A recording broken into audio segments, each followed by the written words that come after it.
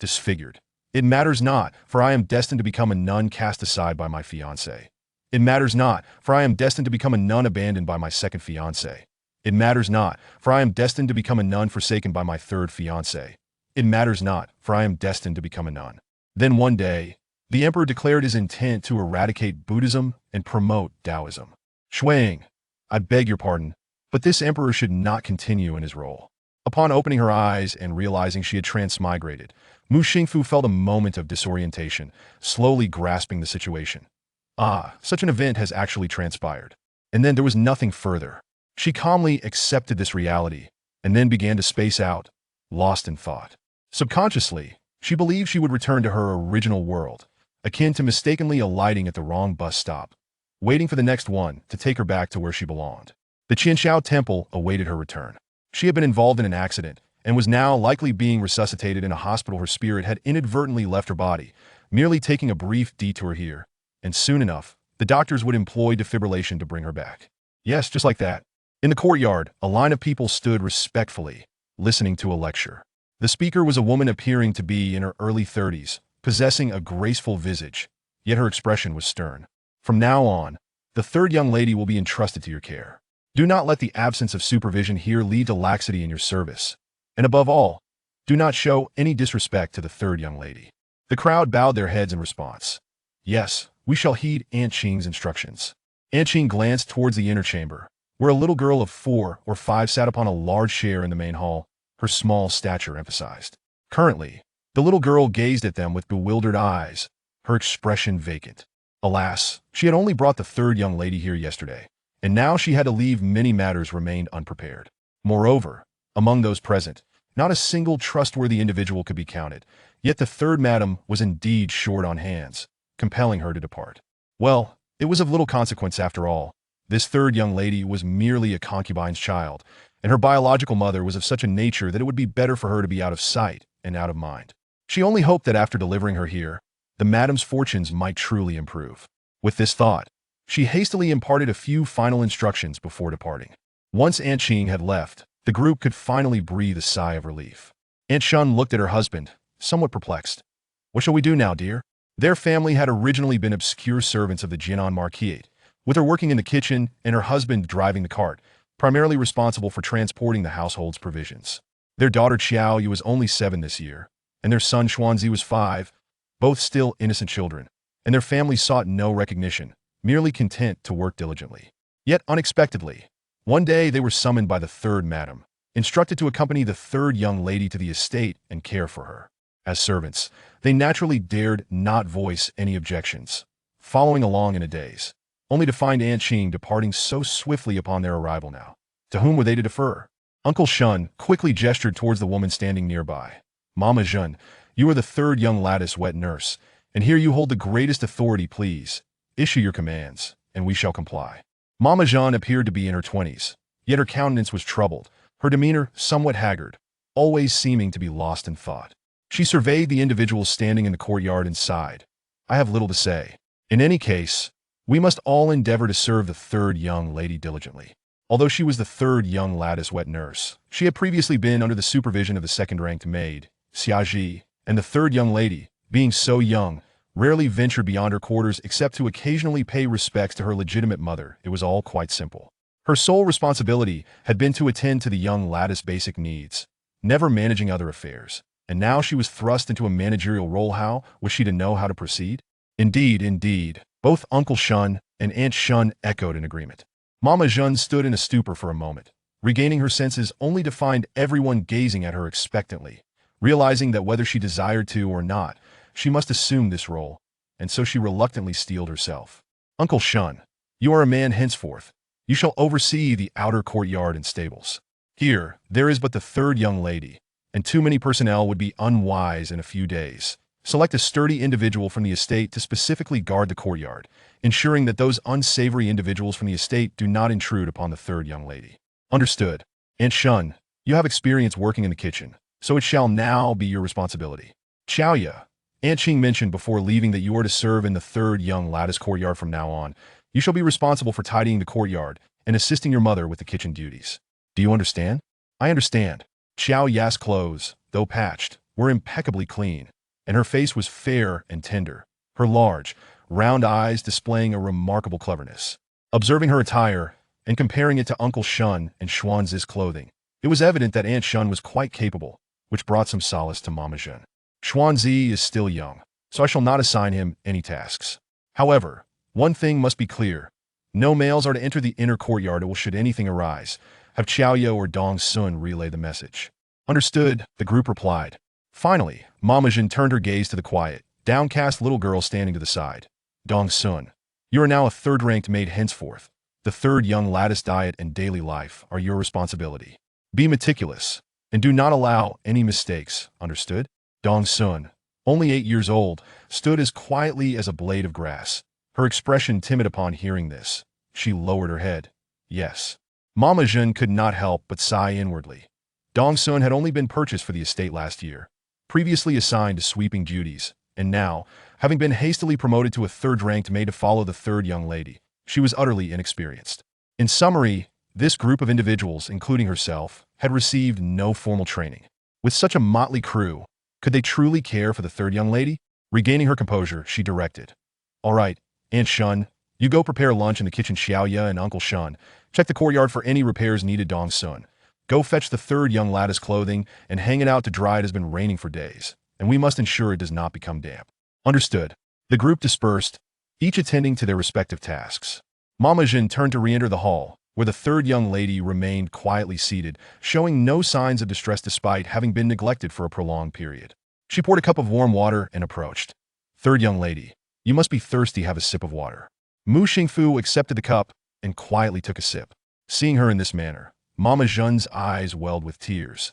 The third young lady had always been quiet and well-behaved, yet now, at 5 years old, she still struggled to articulate her thoughts. The servants had often whispered among themselves, speculating that this third young lady might be somewhat slow-witted. The third young lattice mother had passed away shortly after her birth, and now, due to a fortune-teller's words, her legitimate mother had sent her to this remote little estate. What would become of her in the future? She retrieved a handkerchief to dab at her eyes, offering consolation. Third young lady, I have inquired. The fortune-teller said that once you turn 14, the enmity between you and the third madam will cease. At that time, she will surely bring you back to the Jinan Marquise, and considering the hardships you have endured here, she will also arrange a good marriage for you. As she spoke, she could not help but shed tears. Mu Xingfu wore a blank expression. Observing her own appearance, she appeared no more than 5 or 6 years old. To speak of marriage in her presence at this tender age seemed rather foolish of the wet nurse. This was merely her internal musings. Yet as time passed and their interactions increased, she became increasingly convinced of one truth. This wet nurse was not merely a little foolish. In fact, she was profoundly so. Chapter 2. The Vacation Paradise. She is the third young lady of the Jinan Marquise residence, Xue Ying. Lacking the memories of her predecessor, she initially feigned ignorance, though she had little to draw upon. As she was quite bewildered in this new environment, as days passed, she learned that this third young lady was, in fact, somewhat intellectually challenged. She had never been able to call her mother throughout her life. Realizing she could not possibly expose herself, she felt a sense of relief. Moreover, after several days of observation, she discovered that the young yet somewhat melancholic wet nurse, Mama Zhen, was rather taciturn, spending her days solely engaged in sewing and embroidery, and whenever she mustered the courage to converse, she could hardly manage 3 sentences before shedding tears. Another maid, Dong Sun, merely 8 years of age, was timid and anxiously counted her limited garments and jewelry each day, fearful of making a mistake, leaving no energy to attend to her. In summary, aside from her stupor, it seemed she had little else to occupy her time. However, as she continued to wait, she gradually regained her composure. It appeared that the deity of transmigration had no immediate intention of returning her to her former life. Could it be that the deity was aware that she would renounce worldly ties upon her return, deeming her understanding of the mortal realm insufficient, and thus deliberately sent her here to undergo tribulations? The pursuit of enlightenment in the secular world could lead to sudden awakening, yet it could also take a lifetime of striving without resolution. Contemplating this, she shivered. Her innate understanding was notoriously poor. Could it be that she truly had to spend an entire lifetime in this world before she could return? The prospect of such an extensive journey loomed dauntingly ahead, spanning several decades. If she were indeed to live out her days here, it would be impossible for her to merely drift in a stupor and fulfill her mission. Blinking, she relinquished her commitment to idleness. Looking up, She noticed the weather was quite pleasant. The sky was adorned with clouds, and the sunlight was gentle, perfect for a stroll. She leaped from her bed and made her way outside. In her ears, she could still hear Dong Sun muttering about the pink peach blossom pattern top and the rose-red auspicious skirt. This girl, every 2 hours, had to revisit the wardrobe. Such meticulous dedication was indeed admirable.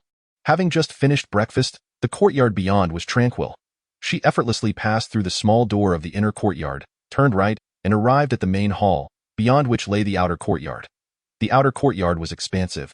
Aside from the central pathway, the two sides were separated by walls. With Uncle Shun's family residing in the courtyard on the right and the courtyard, there was a well, and Aunt Shun was busy washing clothes. Not lifting her gaze, she stepped out of the outer courtyard, and ahead was a flat area of approximately 20 square meters. Beyond that stretched a winding road descending downwards. To the right of the main gate stood a stable constructed of thatch. Uncle Shun was diligently brushing a horse's back, oblivious to the small figure quietly passing behind him. As she moved past the stable, the view suddenly opened up. This courtyard was nestled halfway up a mountain. Following the winding road downwards, a vast gorge lay ahead. In the distance on both sides stood towering mountains, shrouded in morning mist, gently rising to form two low hilltops adorned with fruit trees.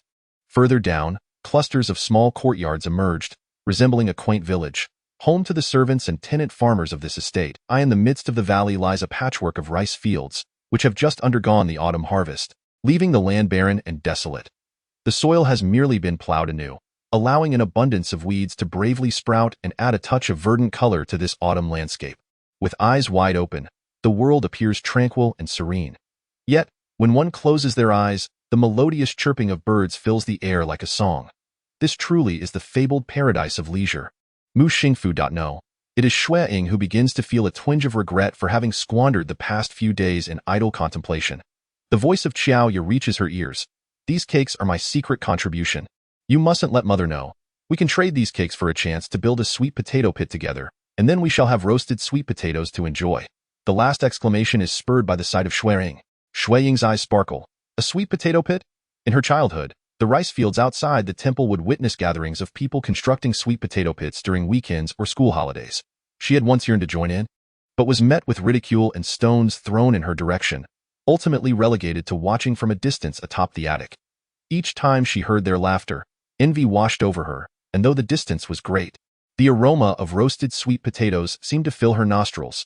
That scent was one that could not be replicated by the kitchen fire. Third miss? Qiao Ye exclaimed in disbelief. Xuanzi stood resolutely in front of Qiao Ye, adopting a righteous demeanor. Do not punish my sister. It was I who suggested building the sweet potato pit, and she only took the cakes secretly because of my idea. Mother said that everything in this house belongs to the third miss. They can only eat until they are full, but cannot take anything outside. You foolish thing.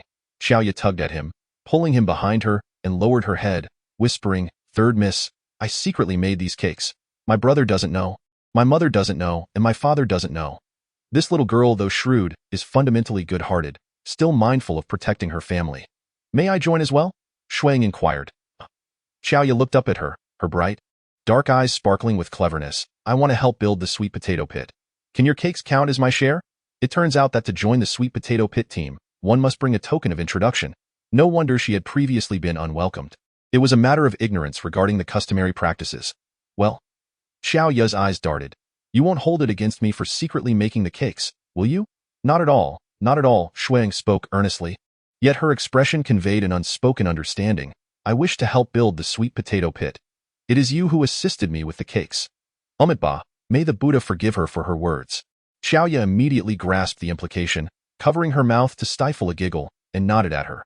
After a moment of contemplation, Xue Ying turned and walked towards the stables. Uncle Shunzi? Uncle Shunzi turned back. Momentarily taken aback upon seeing her, she waved her hand. If Mama Jean comes looking for me, just tell her I want to build the sweet potato pit with Qiao Ye and Xuanzi. It is wise to inform her, lest Mama Jean begins to fret when she cannot find her. Uncle Shunzi's jaw dropped, frozen in place, until the three little ones had descended the mountain and vanished from sight, at which point he regained his composure. Goodness, he exclaimed, slapping his thigh, could it be that I am seeing things? Though honest, he was neither deaf nor blind. The notion that the third miss was a fool who could not speak was hardly news within the Jinin Marquis's residence. So, who was it that had just spoken with him? He stood still for a moment, contemplating, before hastily turning and entering the door. Upon reaching the entrance of the inner courtyard, he suddenly recalled that Mama Jeanne had mentioned that no men were permitted to enter, and thus he had no choice but to turn back and exit. What a surprise! His mother! He found his wife, who was busy hanging up laundry. I just saw the third young lady outside. Aunt Shun paused in astonishment. What? Has the third young lady gone missing? No. She told me that she went to build a sweet potato kiln with Kia and Shunzi, the head of the household. She reached out to touch his forehead. Are you burning up? Is something wrong with your body? Should we see a doctor? I truly saw her. Uncle Shun himself felt incredulous. Why don't you go take a look in the courtyard? Did you really see her? Did she even speak to you? Aunt Shun wiped her hands, momentarily at a loss. Although this situation sounded implausible, the head of the household was never one to speak frivolously. If he truly had seen the third young lady outside, they must verify it. After all, their family was currently tasked with attending to the third young lady, and should anything happen to her, they would not be able to compensate for it. Very well, I will sneak a glance inside. Chapter 3. The sweet potato kiln. Aunt Shun entered the inner courtyard, peering into the room, only to find that the third young lady was not seated by the window as she usually was, lost in thought. This realization startled her. Moving to the adjacent room, she discovered Mama Jeanne intently embroidering. Why on earth is Mama Jeanne not embroidering in front of the young lady? At least she could keep an eye on her. She mused. Mama Jeanne, she called out. Mama Jeanne looked up upon seeing her, setting down her needle and thread. Aunt Shun, what is it? Where is the third young lady? Aunt Shun inquired. Isn't she in the room? Mama Jeanne replied, somewhat perplexed, as she stepped outside towards the main room. Upon entering, she found Xue Ying absent from her bed, which left her momentarily stunned. She asked Dong Sun, who was still counting jewelry. Dong Sun, where is the third young lady? The third young lady? Dong Sun glanced at the bed, equally bewildered. The group stood in silence for several seconds, before Mama Jeanne exclaimed, Oh no, and stumbled forward. Quick, look for her. How could she suddenly vanish? As Mama Jeanne disregarded her image and knelt on the floor searching beneath the table and bed, Dong Sun began rummaging through the wardrobe to see if anyone was hiding below. Aunt Shun furrowed her brow, beginning to grasp a profound realization. Here, she had to stand tall, for if it were solely these two, the third young lady would inevitably encounter trouble. Mama Jeanne, our head of the household, said he saw the third young lady outside. She reminded her. What? Mama Jeanne lifted her tear-streaked face, trembling as she asked, How did the third young lady get out? Why didn't you bring her back? The third young lady stated that she went to build a sweet potato kiln with Kia and Shunzi. At this point, Aunt Shun felt a headache coming on. Kia and Shunzi were utterly irresponsible. How could they take the third young lady along for such mischief? Mama Jeanne was stunned, murmuring, How could this be? The scene Aunt Shun described was beyond her imagination. Noticing that she remained in a trance, seemingly oblivious to her surroundings, Aunt Shunzi felt compelled to speak up once more. Mama Jeanne, shall we venture outside to search? Oh, right, Mama Jeanne exclaimed, rising to her feet, brushing off the dust from her clothes, and wiping her face. Dongxuan, let us hasten to retrieve the third Mississippi. Alas. Dongxuan was equally startled, her already pale complexion paling further. The group made their way to the outer courtyard, accompanied by Uncle Shunzi, who awaited them outside. As they proceeded towards the field's eye in the distance, they spotted a group of children, their voices echoing exuberantly as they energetically constructed a sweet potato pit. Amidst a mass of gray and dark blue attire, a splash of pink stood out conspicuously. Mama Jeanne rubbed her eyes, casting an uncertain glance towards Aunt Shunzi. Look, Aunt Shunzi exclaimed, it truly is the third miss. Mama Jeanne's mouth fell agape as she beheld the petite pink figure immersed among the children, gleefully gathering mud and firewood, under the guidance of Xiaoya and Xuanzi, adding bricks to the sweet potato pit, while occasionally erupting in laughter. Could this be the same third miss who had remained silent for so many years? As Mama Jeanne began to drift off again, Aunt Shunzi quickly pulled her back. Mama Jeanne, shall we go over and take a look? Only then did Mama Jeanne resume her steps. Upon descending the mountain and reaching the field, the frolicking children finally noticed their presence, gradually quieting down. Gazing at them in bewilderment, Xue Ying also spotted them, turning her head and waving, Mama Jeanne, I am helping Xiaoya and the others with the sweet potato pit. I'll be back shortly, though. Dear, Mama Jeanne murmured in response, her voice a mere unconscious whisper, likely only audible to Aunt Shunzi, who supported her. Aunt Shunzi regarded the little girl ahead, equally perplexed. After a moment of dazed contemplation, she recalled, Third miss, be careful not to hurt yourself. It's fine. You all may return. No need to worry. Xue Ying waved once more. Oh, dear, Mama Jin echoed, nodding before turning to head back. This left Aunt Shunzi even more bewildered, glancing at Uncle Shunzi, who remained lost in thought. Staring blankly at the group of children, she quickly kicked him discreetly. Keep watch here. Do not let those wild children harm the third Mississippi-o. Yes, yes, Uncle Shunzi replied. Aunt Shunzi sighed inwardly. Goodness, after all this? It turns out she is the most astute and composed among them. Why did she never display such traits back at the manor? Even more astonishing was the transformation of the third miss. While Aunt Shunzi had never witnessed her demeanor at the manor, she had gleaned enough during the day and a half journey from the manor to the villa to understand that the previous rumors were not mere fabrications. Yet the third miss now bore little resemblance to her former self. Could it be that the aura of this villa was truly so remarkable? Xue Ying returned to the inner courtyard, holding several roasted sweet potatoes wrapped in taro leaves. Noticing the absence of anyone in the main room, she headed towards the nearby duty room. Mama Jean, Dongshuan? Upon entering, she was taken aback by the sight of Mama Jean's red-rimmed eyes.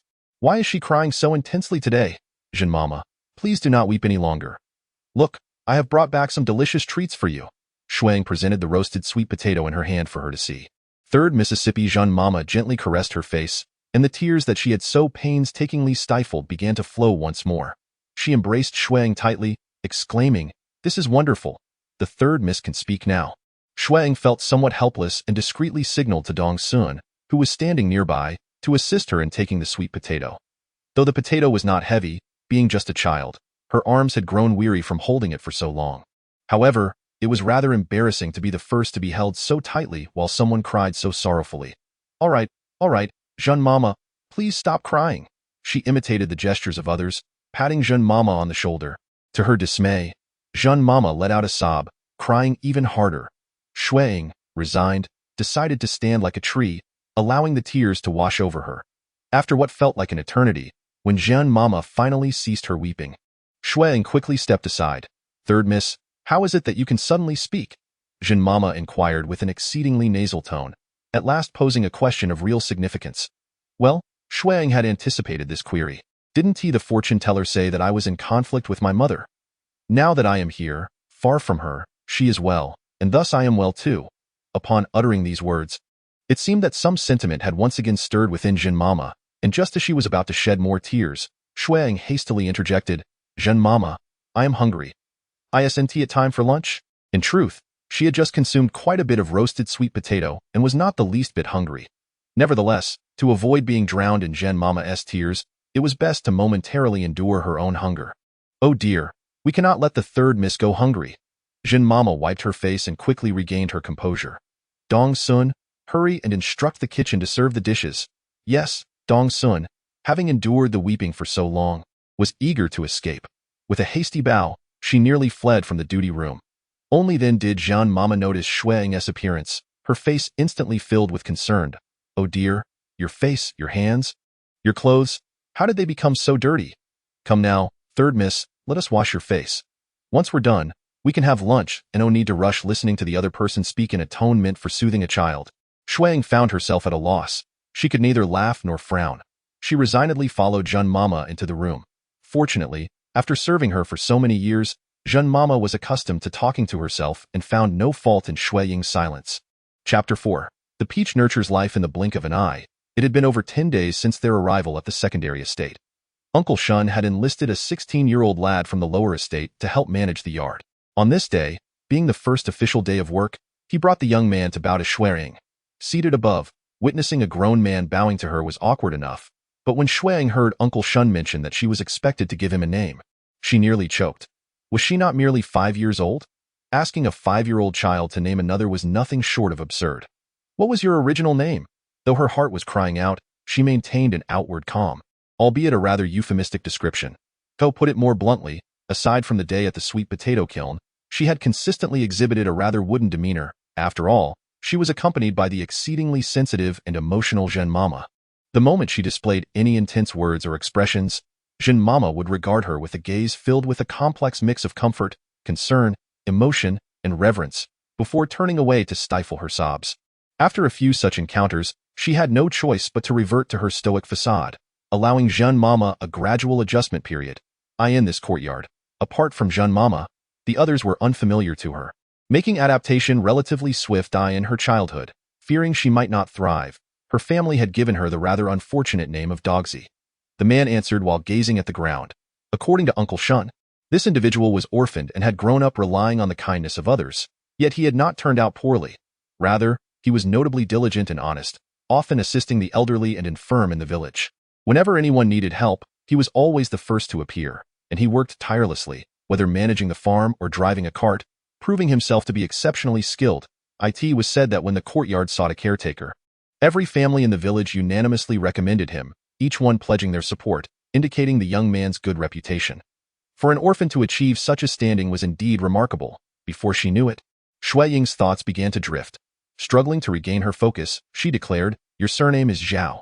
From now on, you shall be called Zhao Hu. If the opportunity arose in the future, perhaps they could assemble a group of names, Zhang Long, Zhao Hu, Wang Chao, and Ma Han, at which point she could transform into a figure of justice, wielding a dog-headed guillotine against corrupt officials." Stop. She had wandered too far. "Thank you, Miss Xie, for the name."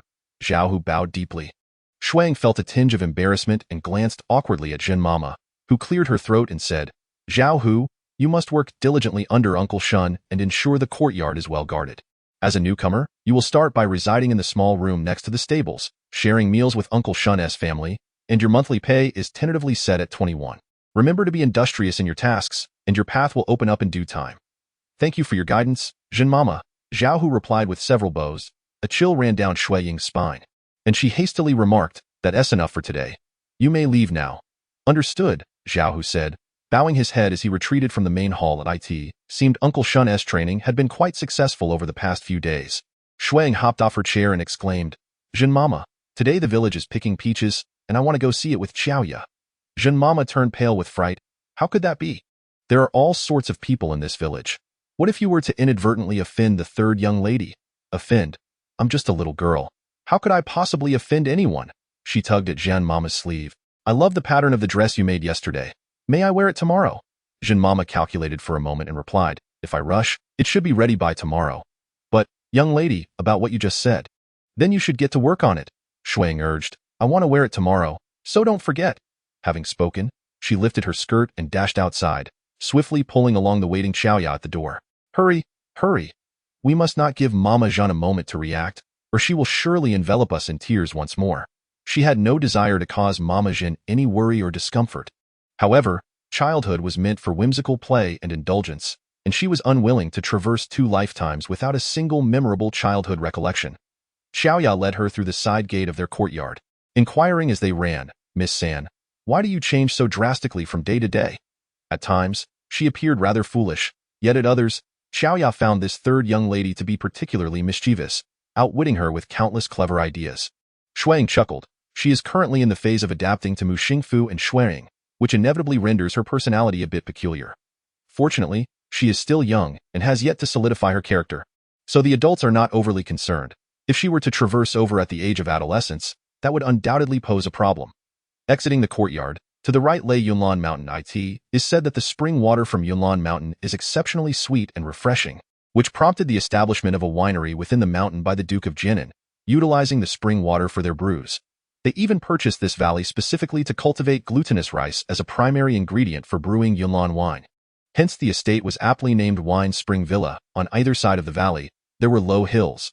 The left was adorned with plum trees, while the right boasted peach trees, likely symbolizing the adage that peach and plum trees speak without words yet form paths of their own. However, such refined notions were beyond Xue Ying's comprehension at present. She merely knew of her fondness for peaches. The peaches ripening in autumn were crisp, lacking the juiciness of honey peaches, yet possessed a unique flavor of their own. Initially, people regarded her with a degree of reserve, for she was the third young lady of the estate.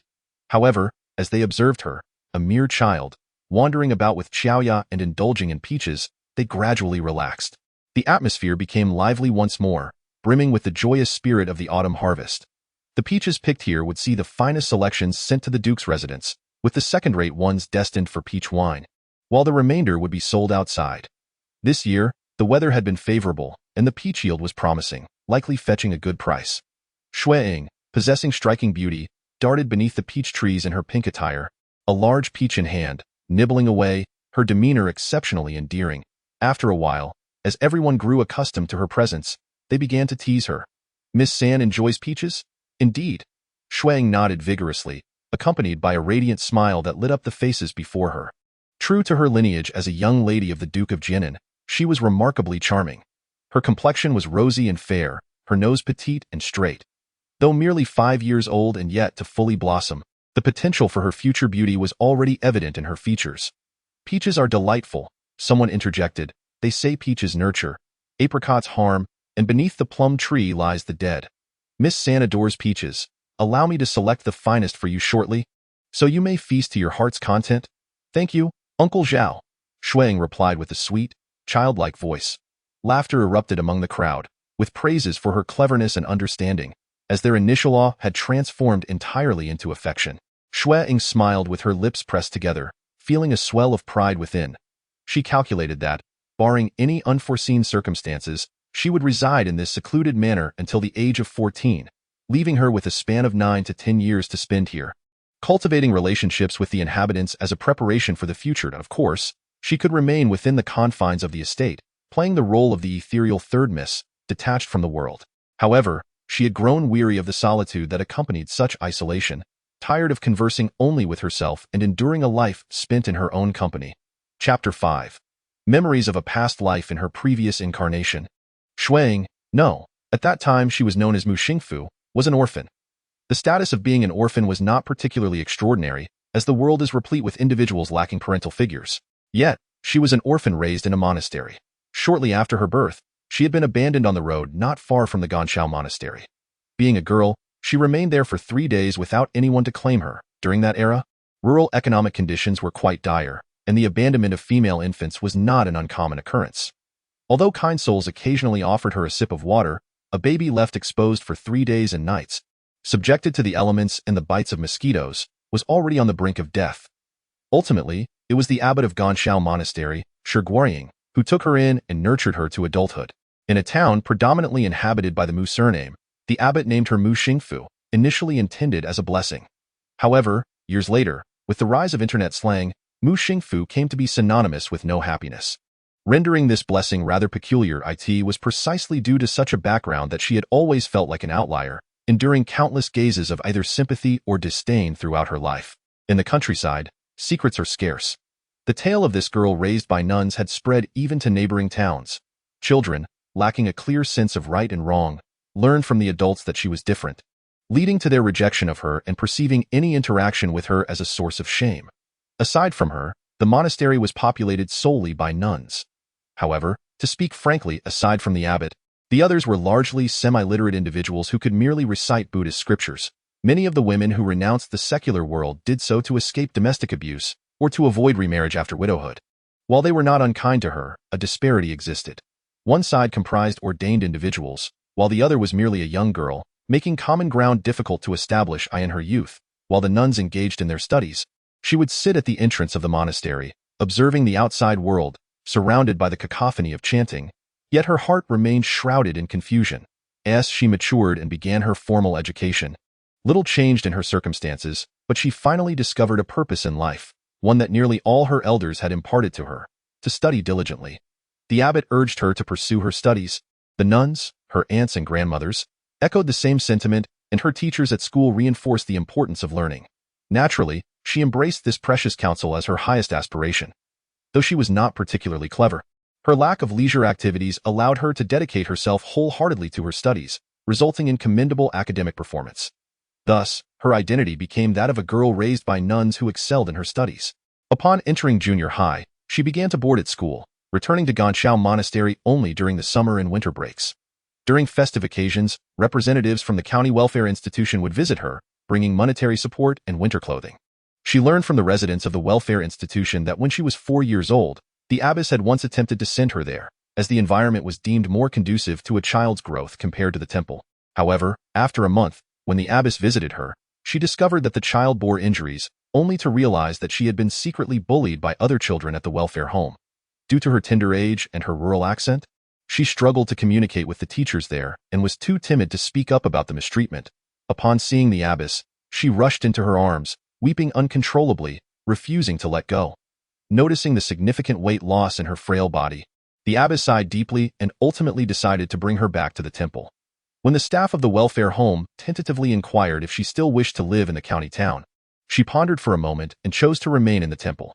Regardless of others' opinions, she had already come to regard Ganshao Temple as her home.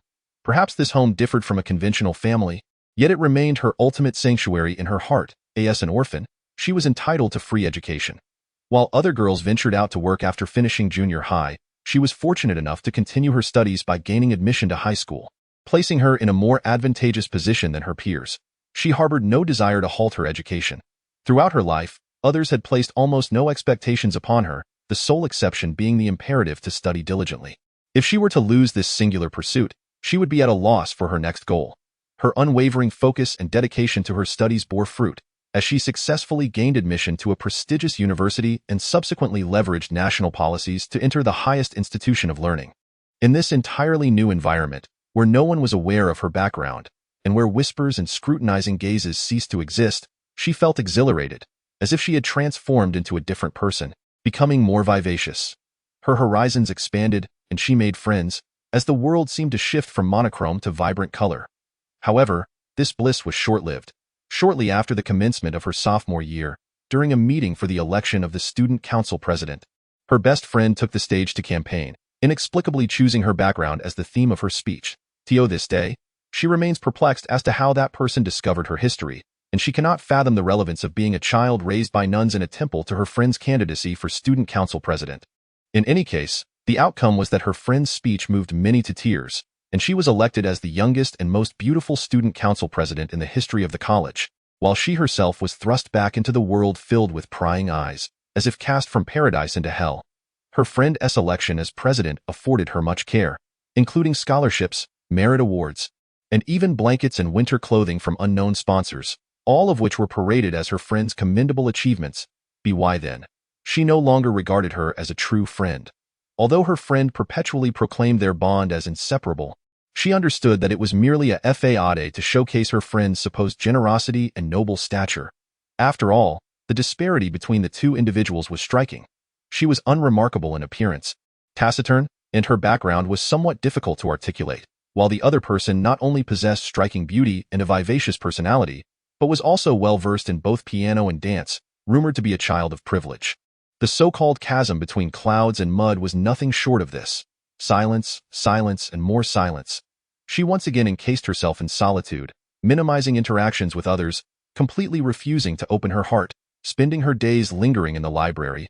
At the very least, the sounds she encountered there were significantly fewer. Furthermore, any scholarships or financial aid she received were promptly donated anonymously, as she had no desire to lay claim to them. Everyone believed she ought to be profoundly grateful to that good friend, yet she found herself utterly incapable of such sentiment. Paradoxically, others regarded her behavior as entirely normal. After all, she was an orphan raised in a convent, and a touch of eccentricity or quirkiness was hardly surprising. In retrospect, she recognized her actions at that time as somewhat willful. Had she merely set aside a modicum of pride and endured the initial awkwardness, she could have cultivated friendships with her classmates and experienced a more fulfilling university life. Yet, at that moment, she was perhaps unaware of the reason for her despondency. It seemed that whatever she did was overshadowed by that person's presence, leading her to appear so defeated. If given another chance, she vowed she would never again cling so foolishly to her pitiable pride, thereby squandering her precious youth. After spending the remaining 3 years of university in silence, she suddenly awoke as graduation approached. Everyone began seeking jobs, preparing for graduate studies, or planning to study abroad. She too had hesitated over whether to pursue further education, for apart from studying, she possessed no other skills. Ultimately, her good friend approached her once more, candidly suggesting that considering her unique background, if she wished to pursue graduate studies, she could intervene on her behalf with the faculty, endeavoring to secure a directed recommendation for her. At that moment, she was consumed by an inexplicable anger and bluntly declared her decision to forego graduate school altogether. Chapter 6. Zhao Zhuangtou. Shortly after uttering those words, she regretted them, yet the opportunity for retraction was denied. Her decision to enter the workforce and repay the nation and society for years of nurturing was swiftly disseminated, solidifying the matter beyond return. Later, another classmate from her dormitory confided in her that there had indeed been a directed recommendation available within the faculty, with the professors divided into 2 factions, torn between her and that good friend. The rationale for selecting her was simple. Her academic performance had consistently been excellent, and moreover, she was someone capable of dedicating herself to scholarly pursuits. Such individuals who enjoyed frequenting the library were becoming increasingly rare that year. Conversely, the reasoning for favoring her friend was equally straightforward. She was a key member of student organizations and maintained a good rapport with the faculty. The eventual outcome was that her voluntary withdrawal paved the way for her friend's success. She recognized her folly, having uttered the wrong words and fallen into a trap set by others. Yet it was too late for redemption, and she could only muster her spirits to begin the job search. However, once she embarked on this path, she soon realized the magnitude of the challenge ahead. For recent graduates like them, in the eyes of corporations, they were merely inexpensive labor. In truth, her expectations were not high. She merely sought to meet her basic needs for food, clothing, and shelter. Upon the completion of her job interview, the responses regarding the salary were either vague and hesitant or starkly disappointing. After deducting expenses for meals, accommodation, various training costs, and uniform fees, the offered salary amounted to a deficit. When she probed a little deeper, the interviewer grew impatient, stating, "You young graduates wish to earn substantial sums right away. It is not that simple. Do not aim too high with little skill. The initial phase is always challenging. Endure for a year or so, and it will improve." Yet, she lacked the luxury to endure such hardships for a year or more. Others had familial support, with some having secured job placements or received startup funds, while the least fortunate among them still possessed savings from pocket money or New Year's gifts. As for her, upon leaving school, she was virtually destitute. Just when despair threatened to engulf her, a letter arrived from the temple, bearing news that the abbot was ill. When she called back, she learned that the abbot had been diagnosed with late-stage gastric cancer. Living day by day, with the abbot hospitalized, the temple descended into chaos. A recent annual audit and venue inspection loomed, leaving everyone bewildered and uncertain of how to proceed. A spark of realization ignited within her. She understood her next objective. She would return to her hometown, renounce her worldly ties, and manage the temple of Ganshao. In the past, whispers had circulated regarding whether the abbot intended to groom her as a successor, hoping that once she became educated, she would return to assume the abbot's role. However, the abbot was wary of such notions, rarely allowing her to engage with temple affairs for fear that she might genuinely consider ordination. She called the hospital to discuss her situation and plans with the abbot. After a prolonged silence, the abbot sighed. "In that case, return." This implied her consent. Overjoyed, she felt as if she might soar, swiftly preparing her belongings. Even when a roommate inquired if she was returning to the nunnery, she felt compelled to clarify, "It's not a nunnery. It's Ganshao Temple." The roommate turned away, muttering, "Aren't monks the only ones who reside in temples? Shouldn't the place for nuns be called a nunnery?" She was too exhausted to explain the distinction between a temple and a nunnery, and after packing, she boarded the bus homeward. However, to her utter disbelief, the bus met with an accident, plunging off a bridge into a river. When she regained consciousness, she found herself transformed into a 5-year-old girl. She wondered about the fate of the abbot and the temple's inhabitants. What would happen if she could not return? A cacophony of voices jolted her from her reverie, and she beheld a tall, composed man of middle age approaching her, bowing respectfully. Zhao Hian pays his respects to the third miss. She glanced at Xiaoya, who promptly offered a discreet prompt. "It's Zhao Zhuangtou." Xue Ying quickly comprehended. This man was the head of the Zhochuan Beeswang. She hurriedly replied, "Please rise. Zhao Zhuangtou, I have come merely to enjoy peaches. You may continue with your affairs, no need to concern yourselves with me." "Yes, third miss," Zhao Zhuangtou replied as he stood. "Zhuangtou, you frightened the third miss. She was smiling so cheerfully just a moment ago." Zhao Senshu exclaimed jovially as he leapt from the tree. Upon hearing Zhao Zhuangtou's words, he couldn't help but glance at Xue Ying, who responded with a sweet smile, raising the half-eaten peach in her hand and exclaiming, "Delicious." Zhao Zhuangtou's stern countenance finally softened, revealing a kind smile as he remarked, "As long as the third miss enjoys it," he added, "I shall have someone select a few fine peaches and send them to your courtyard shortly." "Thank you, Zhao Zhuangtou," Xue Ying replied graciously. "You need not mention it. I have already made arrangements with the third miss." Zhao Senshu clapped Zhao Zhuangtou on the shoulder, affirming, "If the third miss enjoys peaches, let her indulge to her heart's content. Shall we? Indeed. Everyone should be well fed." Upon hearing this childlike proclamation, laughter erupted among the group. Only then did Zhao Zhuangtou fully relax, inquiring, why did the third miss not bring more attendants when she ventured out? Unlike the villagers, he had witnessed the grandeur of those from the manor, and such a reckless departure did not befit a lady of her stature. "I brought many people." Xue Ying surveyed her surroundings and gestured broadly with her hands, exclaiming, "These are all the people I brought along." More uproarious laughter ensued, with someone shouting, "That's right. Who dares to bully the third miss? I, Zhao Qi, will be the first to ensure they face the consequences. Indeed, we are the third miss's bodyguards," another echoed. Observing the hint of pride in Xue Ying's smile, Zhao Zhuangtou understood her sentiment perfectly. However, since the third miss had spoken thus, he could hardly refute her. Merely committing the matter to memory, contemplating reporting it to the higher-ups upon his return to the manor. The third miss residing here must not encounter any mishaps. After indulging in ample food and drink in the peach grove, and having secured the promise of peaches and peach blossom wine to be sent up shortly, Xue Ying departed contentedly from the grove. As she descended the mountain, she found a smooth stone and sat down to rest her weary legs. After all, she was still but a 5-year-old child, exhausted from climbing up and down the hills. "Third miss, allow me to massage your feet," Xiaoya immediately offered, lifting her foot and expertly kneading it, clearly accustomed to the task. "Indeed, when my father and mother are weary, I do the same for them." Despite her young age, Xiaoya possessed considerable strength. Reflecting on how she had previously sneaked into the kitchen to indulge in pancakes, Xue Ying felt a deep admiration. "Though I too grew up in the countryside in my past life, it is rare to find someone as capable as Xiaoya at such a tender age. Even in impoverished rural settings where children often take on adult responsibilities, if you are tired, you should rest as well," Xue Ying suggested. "I am not weary," Xiaoya replied, her eyes sparkling with enthusiasm. "This hill is not high. I can ascend and descend 7 or 8 times in a day without so much as a breath." Xue Ying clicked her tongue, realizing that her current physique was indeed lacking in strength. While it was true that as a young lady of noble birth, she need not run about like Xiaoya, she understood that maintaining her health was essential for a joyful childhood filled with adventures. She silently clenched her fist, resolving to enhance her physical conditioning, determined to avoid becoming akin to Lin Daiyu. Chapter 7. Martial Arts Training, Part 1. Upon returning to the courtyard, Mama Zhan was indeed busily sewing the garments she would wear the following day.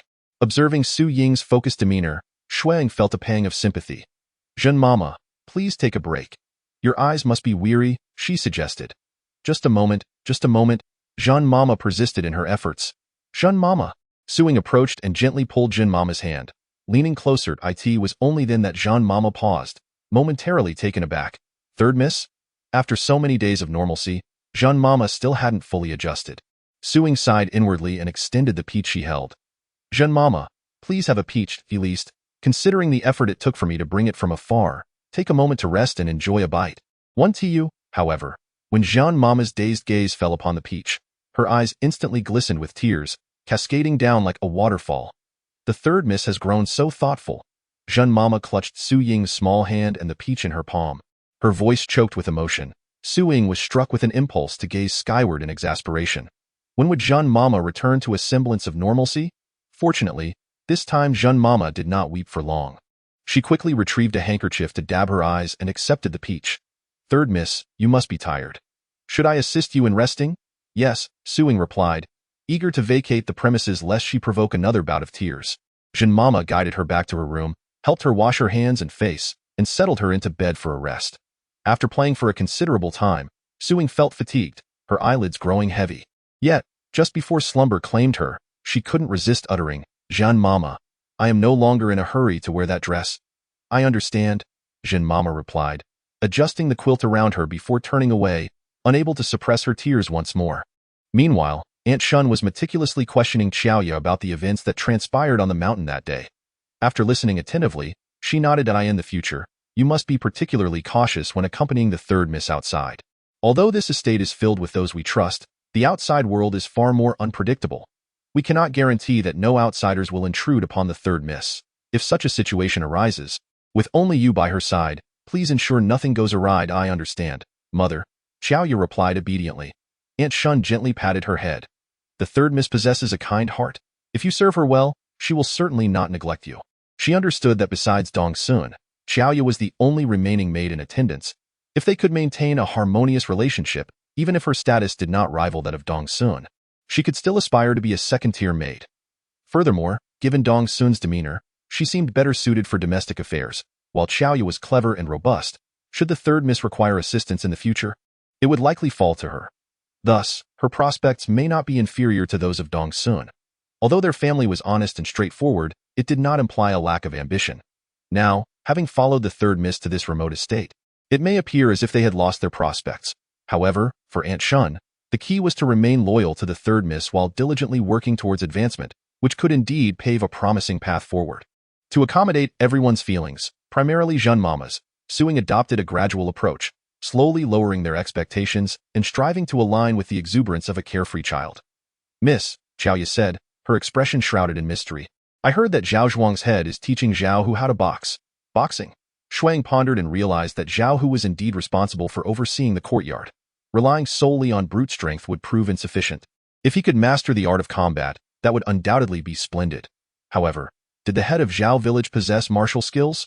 Her eyes instantly sparkled like Xiao Ye's. After some time, she had come to understand that she had traversed into an alternate historical realm. If that were the case, then the legendary feats of leaping eaves and walking walls, as well as the ability to harm others with mere blossoms, might indeed become a tangible reality. Might there be skills like the 18 dragon subduing palms or the 9 manual? I have heard from Zhuan Tu and the others that the head of Zhao village is quite formidable. Xiao Ye's face radiated with admiration and yearning. I, too, long to learn. If the head of Zhao village truly were a master of the martial arts, how could he casually take on disciples? Although Xue Ying comprehended this internally, recalling her aspirations for physical fitness ignited a spark of determination. Shall we implore him together? Absolutely. Xiao Ye initially responded with great enthusiasm, but soon sensed something amiss. Miss, you wouldn't want to learn as well, would you? Let's give it a try. Xue Ying chuckled. If all else fails, learning to assume a horse stance would suffice.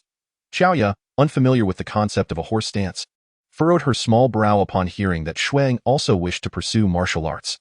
Despite her youth and lively nature, she was not devoid of intellect.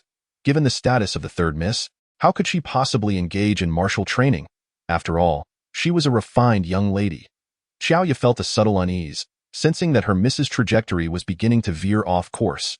Without further ado, Xue Ying seized Xiao Ye's hand and headed to find the head of Zhao village, only to discover that Zhao Hu was not alone. Several robust young men from the village were also present. Watching them execute their punches and stances with such vigor, their shouts resonating like thunder, the two young girls were momentarily awestruck. Even though Xue Ying was from another realm, the spectacle left her a bit dazed. Wow, witnessing this live is an entirely different caliber compared to watching it on television. Zhao Hu soon noticed the two young girls and approached them while the others were engrossed in their training. Third miss? The dust here is quite thick. Perhaps you should play elsewhere. After these days, he had grown accustomed to the sight of the third miss wandering about the village and no longer found it inappropriate, a testament to how successful Xue Ying's plans had been. Xue Ying lifted her small face and inquired, Zhao Hu, are all these individuals trained by you? You are truly impressive. Zhao Hu's stern demeanor softened unconsciously in the presence of the little girl. Thank you for your kind words. Third miss, my skills are but trifling and hardly worthy of mention. Zhao Hu, made Xiao Ye and I learn to punch from you as well? Xue Ying asked straightforwardly. Xiao Ye, standing behind her, nodded vigorously, her eyes brimming with hope as she gazed at Zhao Hu. Zhao Hu was momentarily taken aback, amusement mingling with incredulity. Third miss, learning martial arts for fitness is no easy task. It is dusty and exhausting, not particularly suited for young ladies like yourselves. Even though they were still children, it was hardly appropriate for two young girls to be amidst a group of grown men. Xue Ying pointed with her small hand. But look, there stands a young lady, right in the front row. Zhao Zhuang turned his head and, with a clenched fist by his mouth, cleared his throat. Well, that is my wife. He had grown accustomed to her presence. Entirely oblivious to the fact that she was the exceptional one, Xue Ying's eyes sparkled with excitement. Could your lady teach us? We promise to be very obedient. Even if it is exhausting and painful, we shall not lose our tempers. This, Zhao Zhuang hesitated. Just teach us something simple. If we do not learn it well, then... Xue Ying pondered, realizing that punishing themselves might be a challenge for others, and concluded that if they failed to learn, it would simply be forgotten. Refusing this request was not a difficult task, yet as Zhao Zhuang gazed into the two pairs of bright, sparkling eyes, the words of rejection failed to escape his lips. Chapter 8. Martial Arts Training, Part 2, Please, please. Xue Ying clasped her hands together. If you allow it, we shall then beseech your lady. Zhao Zhuang was momentarily taken aback. Her words implied that not only would she seek his opinion, but she would also consult his wife, ensuring that he would not be left to make a decision alone, thus avoiding discord between them. It was indeed remarkable that this young miss, despite her tender age, could contemplate matters so thoroughly. Even more commendable was her humility as a lady of the marquisate, showing respect for others. Very well, I shall pass this hurdle. I will summon your mother at once. However, whether she grants her consent depends on you." The two young ladies chorused in unison, "Thank you, Zhao Zhuang." True to his word, Zhao Zhuang went to find his wife, Xue Ying. After a brief exchange, Xue Ying turned to look in their direction. Upon noticing her gaze, Xue Ying promptly offered a sweet smile as an act of appeasement. Xue Ying was momentarily dazzled by her smile, and her expression softened instantly. Approaching them, she performed a simple greeting. "Miss San, I have heard from my husband that the two of you wish to learn some martial arts skills from me." Indeed, she was a woman of martial prowess, straightforward in her speech. Xue Ying and Xiaoya nodded eagerly. Cheng Ying surveyed the surroundings. "This place is both dirty and noisy. Why not come to my home for a visit?" Xue Ying, of course, was more than willing. Exiting the training grounds, they soon arrived at Zhao Zhuang's residence. As Cheng Ying offered them tea, Xue Ying expressed her gratitude. "Thank you, madam." "Not at all. Just call me Hian's wife." Although Cheng Ying was nearing 40, she appeared to be no more than 30. Sporting a simple hairstyle typical of a married woman and wearing a practical short garment of coarse fabric, her demeanor was poised and her speech forthright, exuding a rare spirit of a remarkable woman. While Xue Ying appraised her, Cheng Ying discreetly assessed this still somewhat unfamiliar Miss San. Before their arrival, they had received a message from the estate.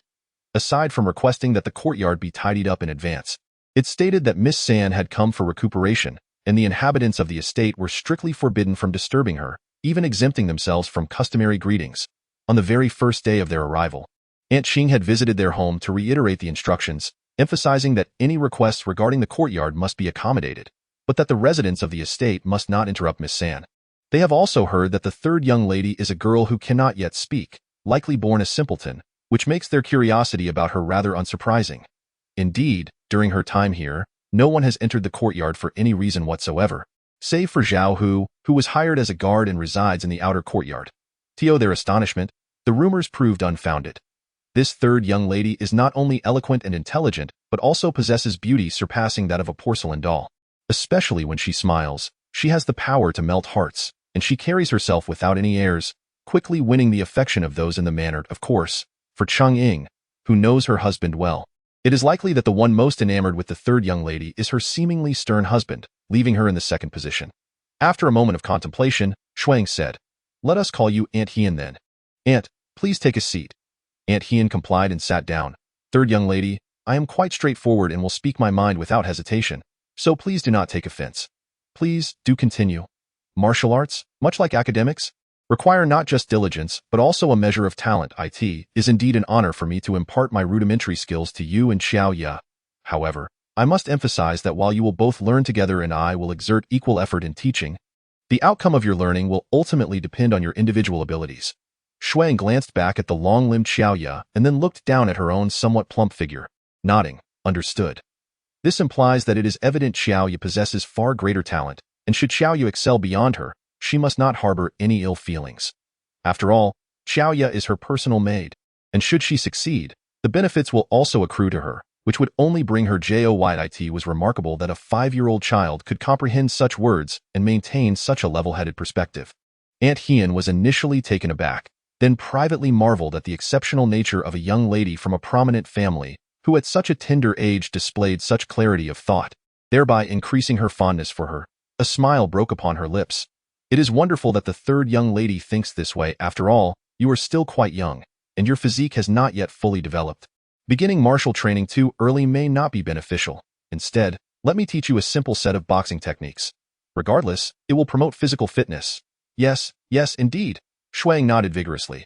Her original intention was merely to strengthen her body. Turning to Xiao Ya, she added, "Xiao Ya, you must diligently learn martial arts from Aunt Hian. My safety henceforth rests upon you. And no problem, third young lady. Xiao Ya will surely excel." Xiao Ya patted her chest confidently. After scheduling their next meeting with Aunt Hian, Xue Ying walked back, her spirits soaring as she skipped along. Indeed, the remoteness of the mountains has its advantages. In this secluded manner, her status is the most exalted, allowing her to pursue whatever she desires without hindrance. In this feudal society, had she remained in the main residence, she could scarcely entertain the thought of practicing martial arts. Of course, a key factor is that the head of Zhao Manor is also quite indulgent towards her. "Xiao Ya, why do I feel that the head of Zhao Manor and Aunt Hian are exceptionally kind to me? It is not merely the formality and respect accorded to a young lady, but rather a sense of affection and pampering. I understand that all too well." Upon learning that martial arts could be practiced, Xiao Yu's face flushed with excitement. She promptly replied that the head of Zhao village had 6 children, all of whom were mischievous little rascals. It was said that both the head of Zhao village and his wife longed for a daughter to the point of desperation, which is why they expressed particular fondness for any girl they encountered. Ah, now it makes sense. Xue Ying, appearing no older than 5 and resembling a fluffy snowball, elicited such tenderness from the head of Zhao village that, aside from an initial moment of shyness, he was gentle with her at all other times, though this gentleness was veiled beneath a serious demeanor. At this thought, Xue Ying felt an overwhelming urge to laugh joyously at the sky. How delightful it is to be genuinely cherished. Although it was indeed a boon of this petite body, her heart brimmed with happiness. Learning martial arts? Undoubtedly, the one to react most strongly would be Mama Jeanne. Upon hearing this news, her face turned pale, and after tremblingly repeating it, tears began to flow. How could this be? Martial arts are arduous. Our third young lady is of such frail constitution. How could she engage in such activities? Mama Jeanne, it is Xiao Yu who wishes to learn some martial skills. I am merely an onlooker. Seeing those tears that cost nothing, Xue Ying softened her tone. This. Mama Jeanne quickly stifled her tears, wiped her face with a handkerchief, and after careful consideration, conceded that it could indeed be beneficial, as Xiao Yu was closely attending to the third young lady and learning some martial arts would aid in her protection. Yes, yes, Xue Ying nodded vigorously. Mama Jeanne patted her head. Third young lady, although our Jinin Marquisate is established through military merit, the current matriarch hails from an old-fashioned noble family that places great emphasis on etiquette and propriety. You must not adopt the ways of those modern women, lest you disrupt the matriarch's traditions. Chapter 9. Learning Martial Arts. 3. What is the distinction between modern and traditional?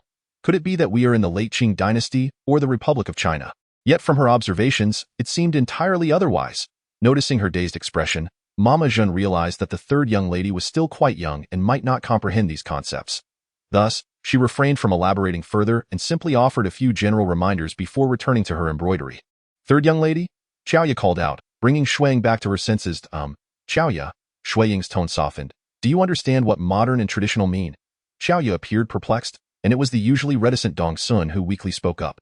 Modern refers to families that adhere to the new regulations of Emperor Shun, while traditional pertains to those following the old customs.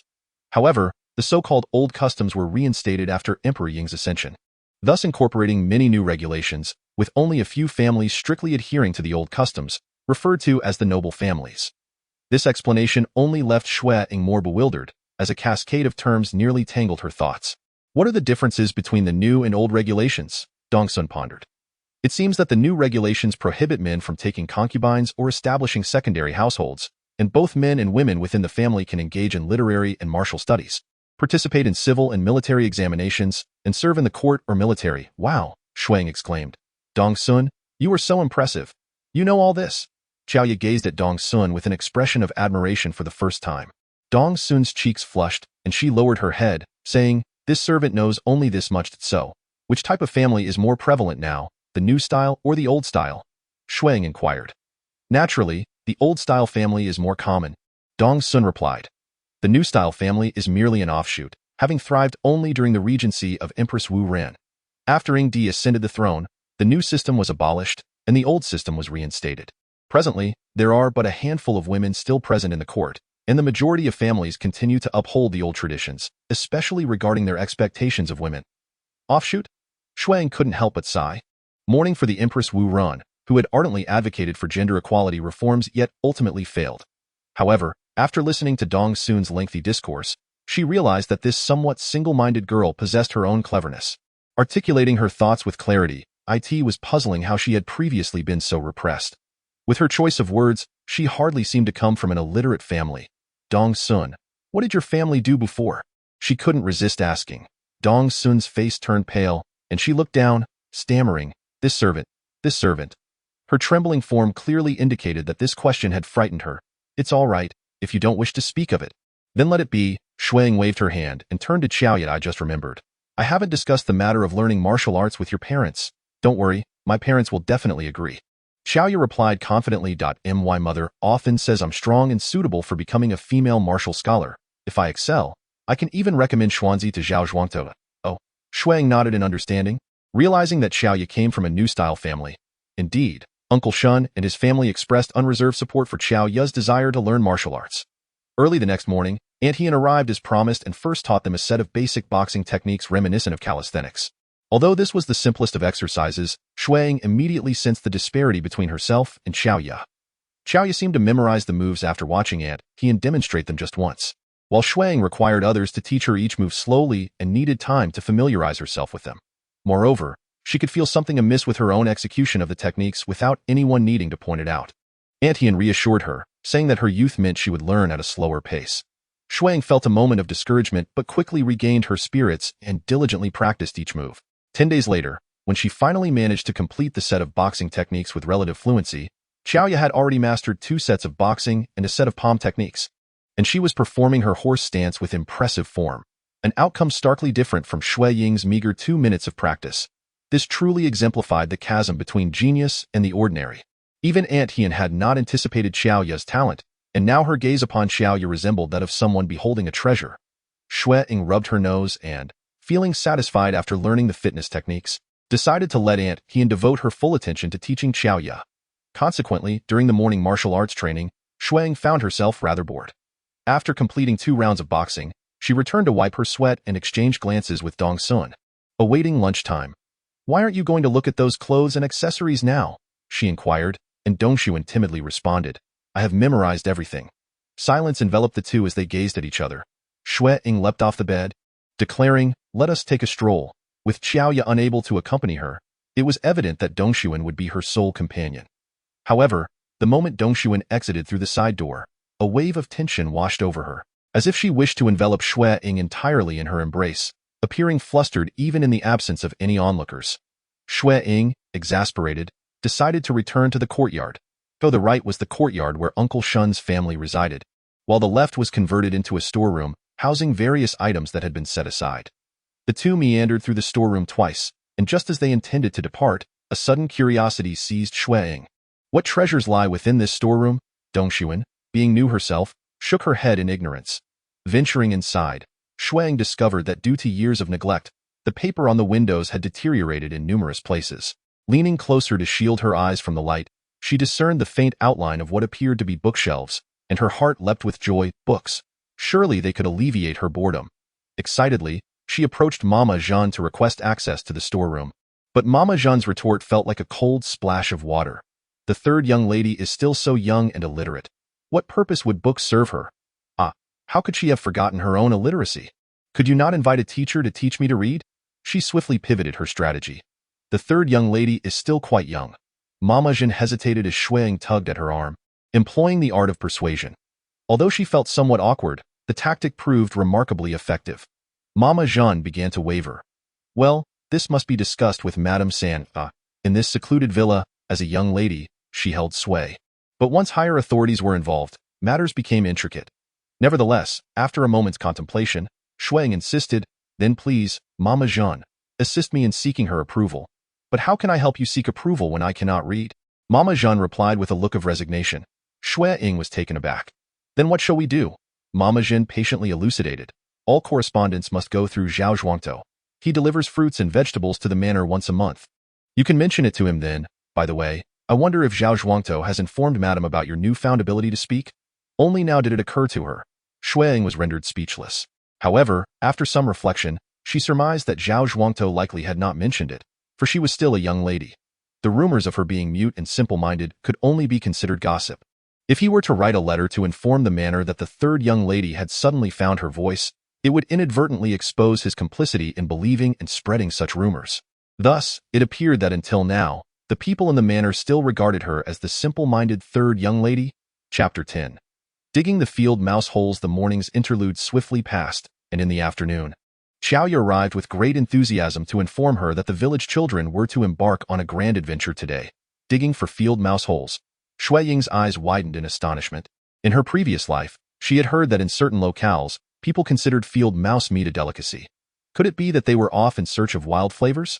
Thus, she took a moment to ponder her own tolerance for field mouse meat, ultimately deciding that while she could join in the fun, she would wait to see the situation at mealtime. It was only after Xiaoya's explanation that she realized the primary purpose of digging for field mice was not to procure their meat, but rather to reclaim the grains pilfered by these rodents.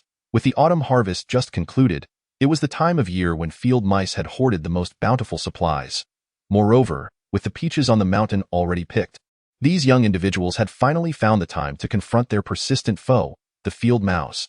Driven by an intense curiosity, she accompanied Xiaoya to the fields, where they soon spotted 3 youths, around 15 or 16 years of age, striding confidently ahead with shovels in hand, followed by a gaggle of village children. Upon noticing Xue Ying's arrival, the young men flushed with embarrassment, then feigned nonchalance as they puffed out their chests. Eager to impress, Xue Ying suppressed a laugh and joined the ranks of the children behind them. With Xiaoya's reminder, she learned that the young man at the front was named Zhao Yunyu. Although he was young, he held a higher status in the village hierarchy than even Zhao Zhuangtou, possessing a sharp intellect yet regrettably lacking in academic ambition, as he aspired to inherit his father's craft in the distillery. Before long, they came to a halt.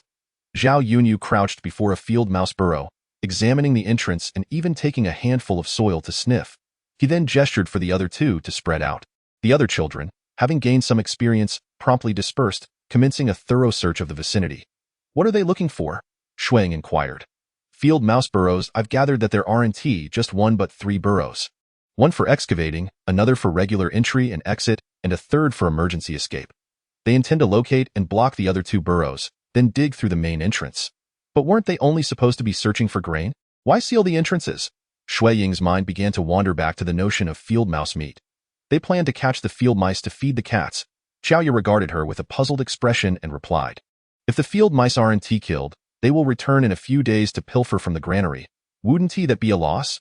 Xue Ying found herself at a loss for words. She was still entrenched in the belief that life was more valuable than grain, failing to recognize the threat posed by the mice. Alas, she thought, in her previous life, she had not truly been a genuine farmer. Before long, with the robust support of the diligent laborers, they swiftly located the remaining 2 burrows. After Zhao Yunyu's confirmation, they stuffed them tightly with clods of earth. The 3 young men returned to the initial burrow and began to excavate with their shovels.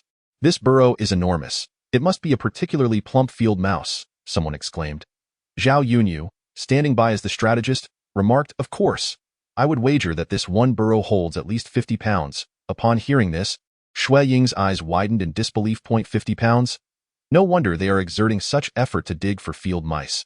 It turns out that the grain consumed by this nest of mice is comparable to that of a child. It is commonly said that field mice are pests. She had not truly grasped this notion until now. Here, in ancient times, agricultural techniques were not yet advanced, and 50 pounds of grain represented no small sum. Indeed, it embodied the toil and sweat of countless individuals. Upon excavation, the labyrinthine passageways beneath became apparent, reminiscent of the intricate tunnels of warfare. Fortunately, these 2 young men were well versed in agricultural labor, their movements deft and efficient. In a short span, they unearthed 2 diverging paths.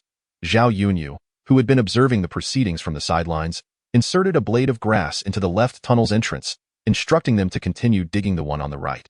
As they reached a bend, Zhao Yunyu called for a moment's pause and approached the opening with confidence, aligning his direction.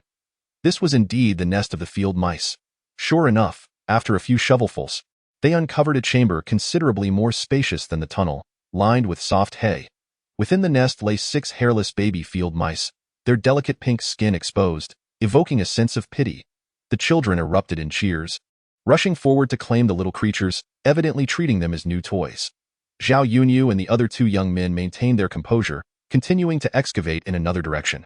This time, Zhao Yunyu was not as leisurely. Gripping his shovel tightly, his bright eyes fixated intently on the opening they had just created. Xiaoya grew increasingly anxious, clutching Xue Ying's sleeve, which in turn made Xue Ying's heart race.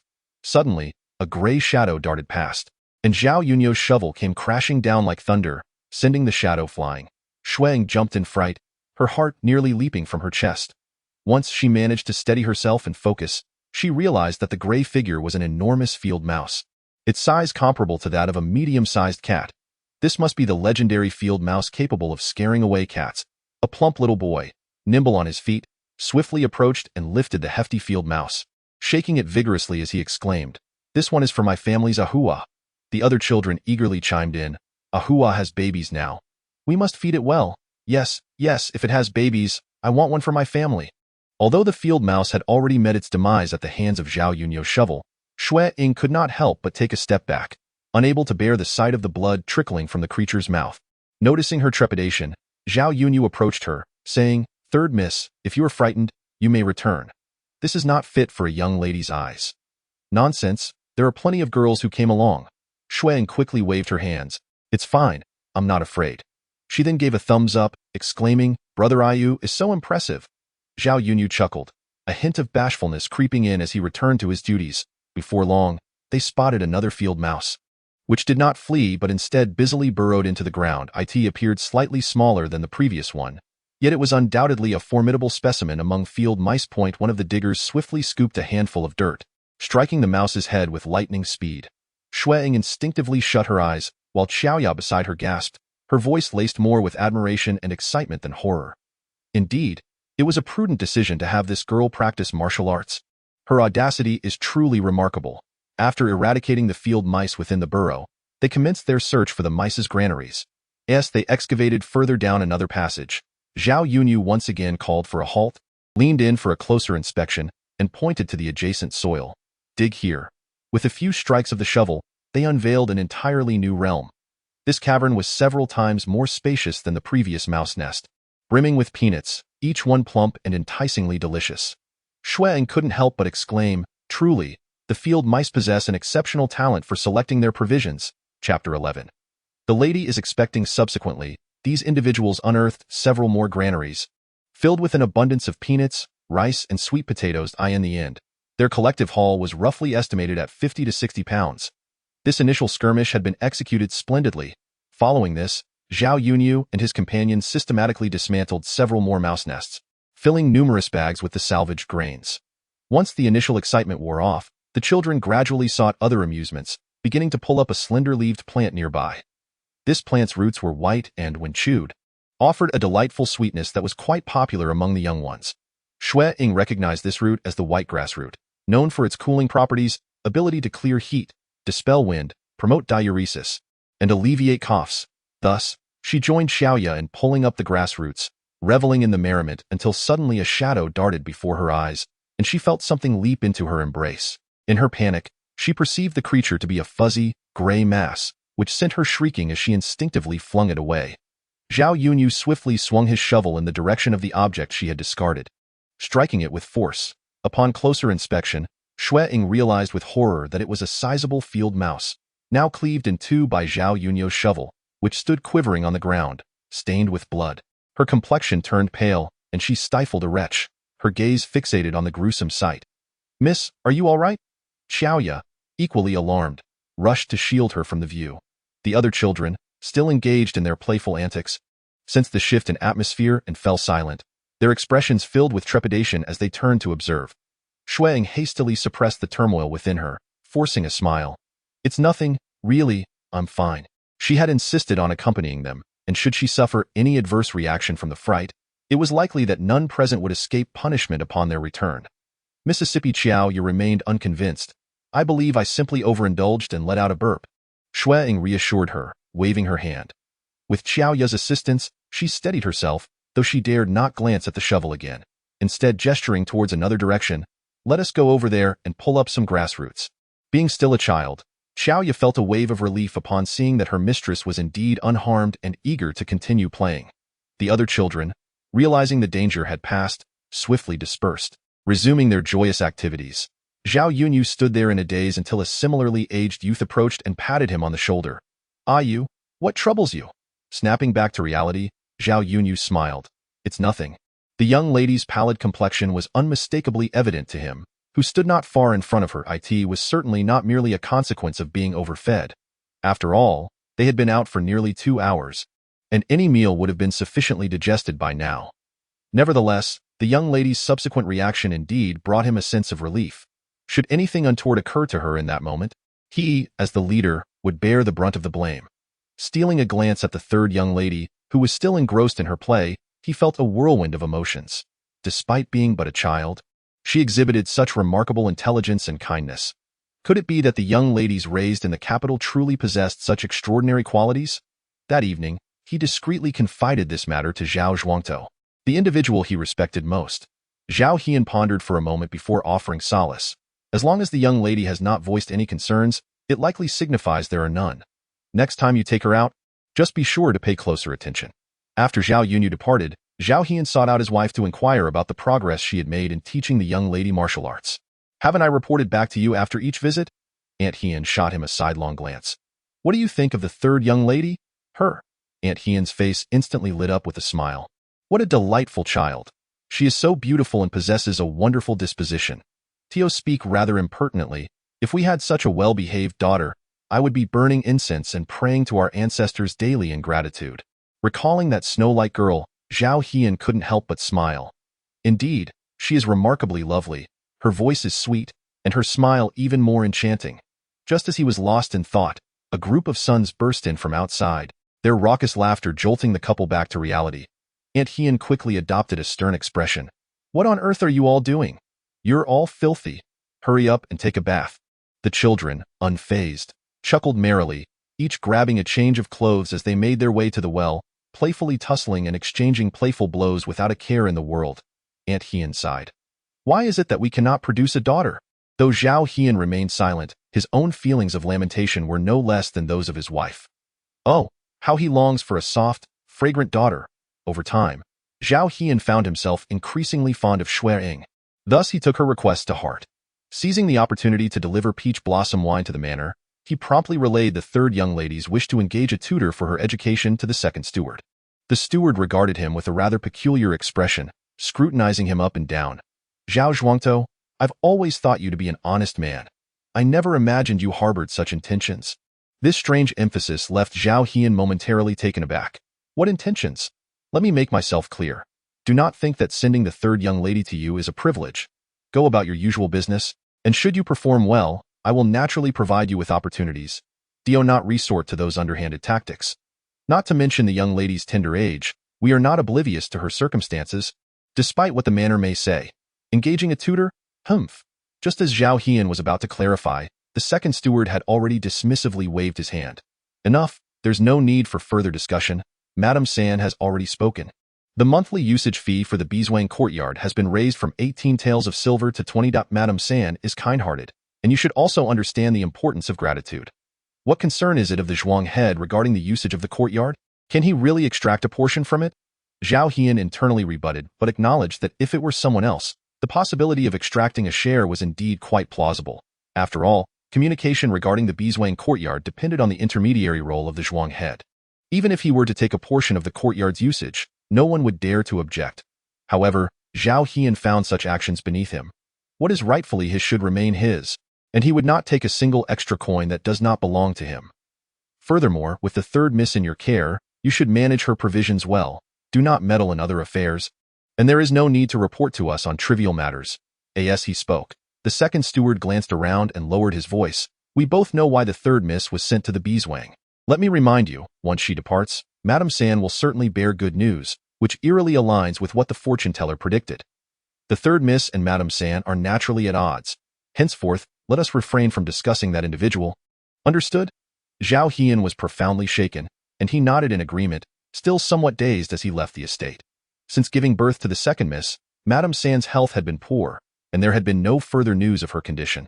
Yet, the instant the so-called contrary third miss was sent away, she immediately conceived. Did this not perfectly validate the fortune teller's words? This revelation cast an even darker shadow on the third miss's future. Thinking of that lovely child, Zhao Hian could not help but feel an increasing sense of pity and silently resolved. Although this household may neglect her, as the Zhuang head, he would ensure her well-being and not allow her to suffer further indignities. Chapter 12.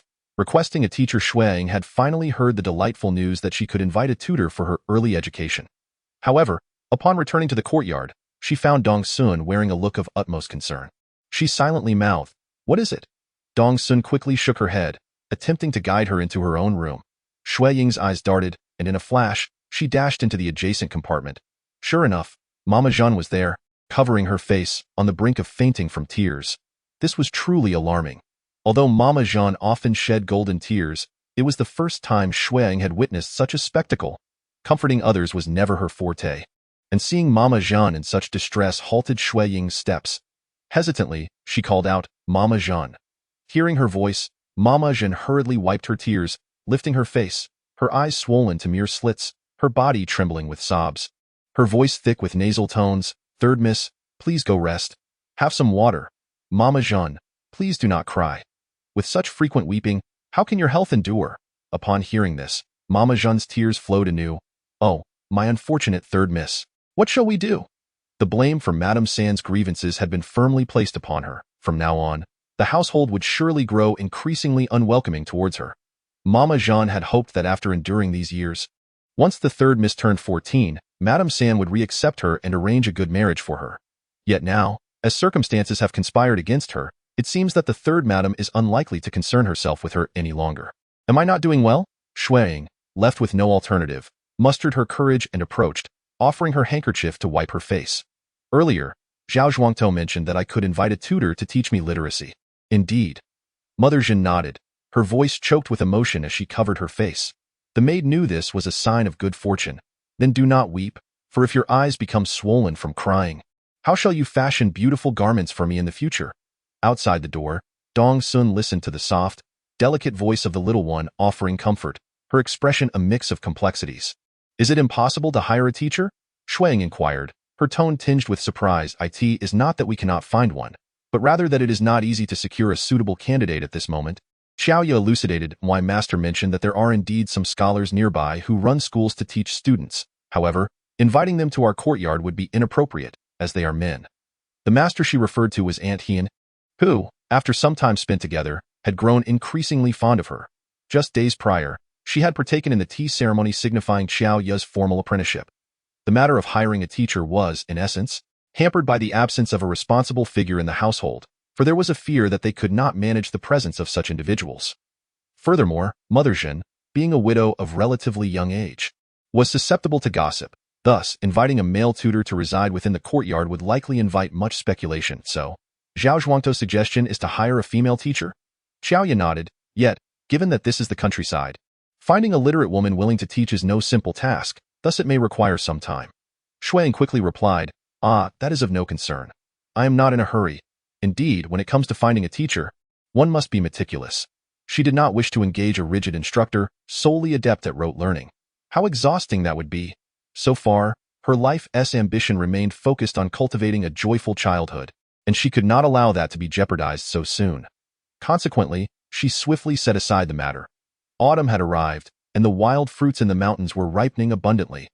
The children from the courtyard discovered a new pastime, frequently venturing into the hills to gather these fruits. Naturally, Xue Ying was not permitted to join them. Such an endeavor would be far too taxing on Mother Jean's patience, but the children never failed to bring her a share of their bounty. Thus, during this time, she reaped a considerable harvest, including wild pears, hawthorns, cherries, and even wild grapes, a veritable cornucopia.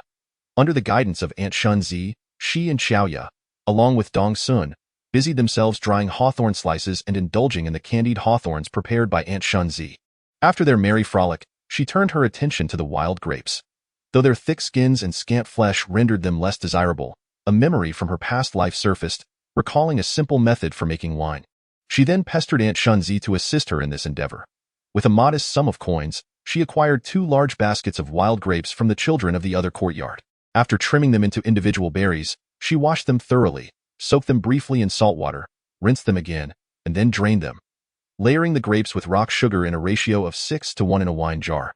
She sealed it up, deeming the task complete. As for Xue Ying's actions, no one found them particularly strange, considering that the primary enterprise of Zhou and Bizwang was winemaking. It is said that Xue Ying has brewed some wine, and the villagers of Zhuangzi have playfully remarked that they shall share 2 cups in the future.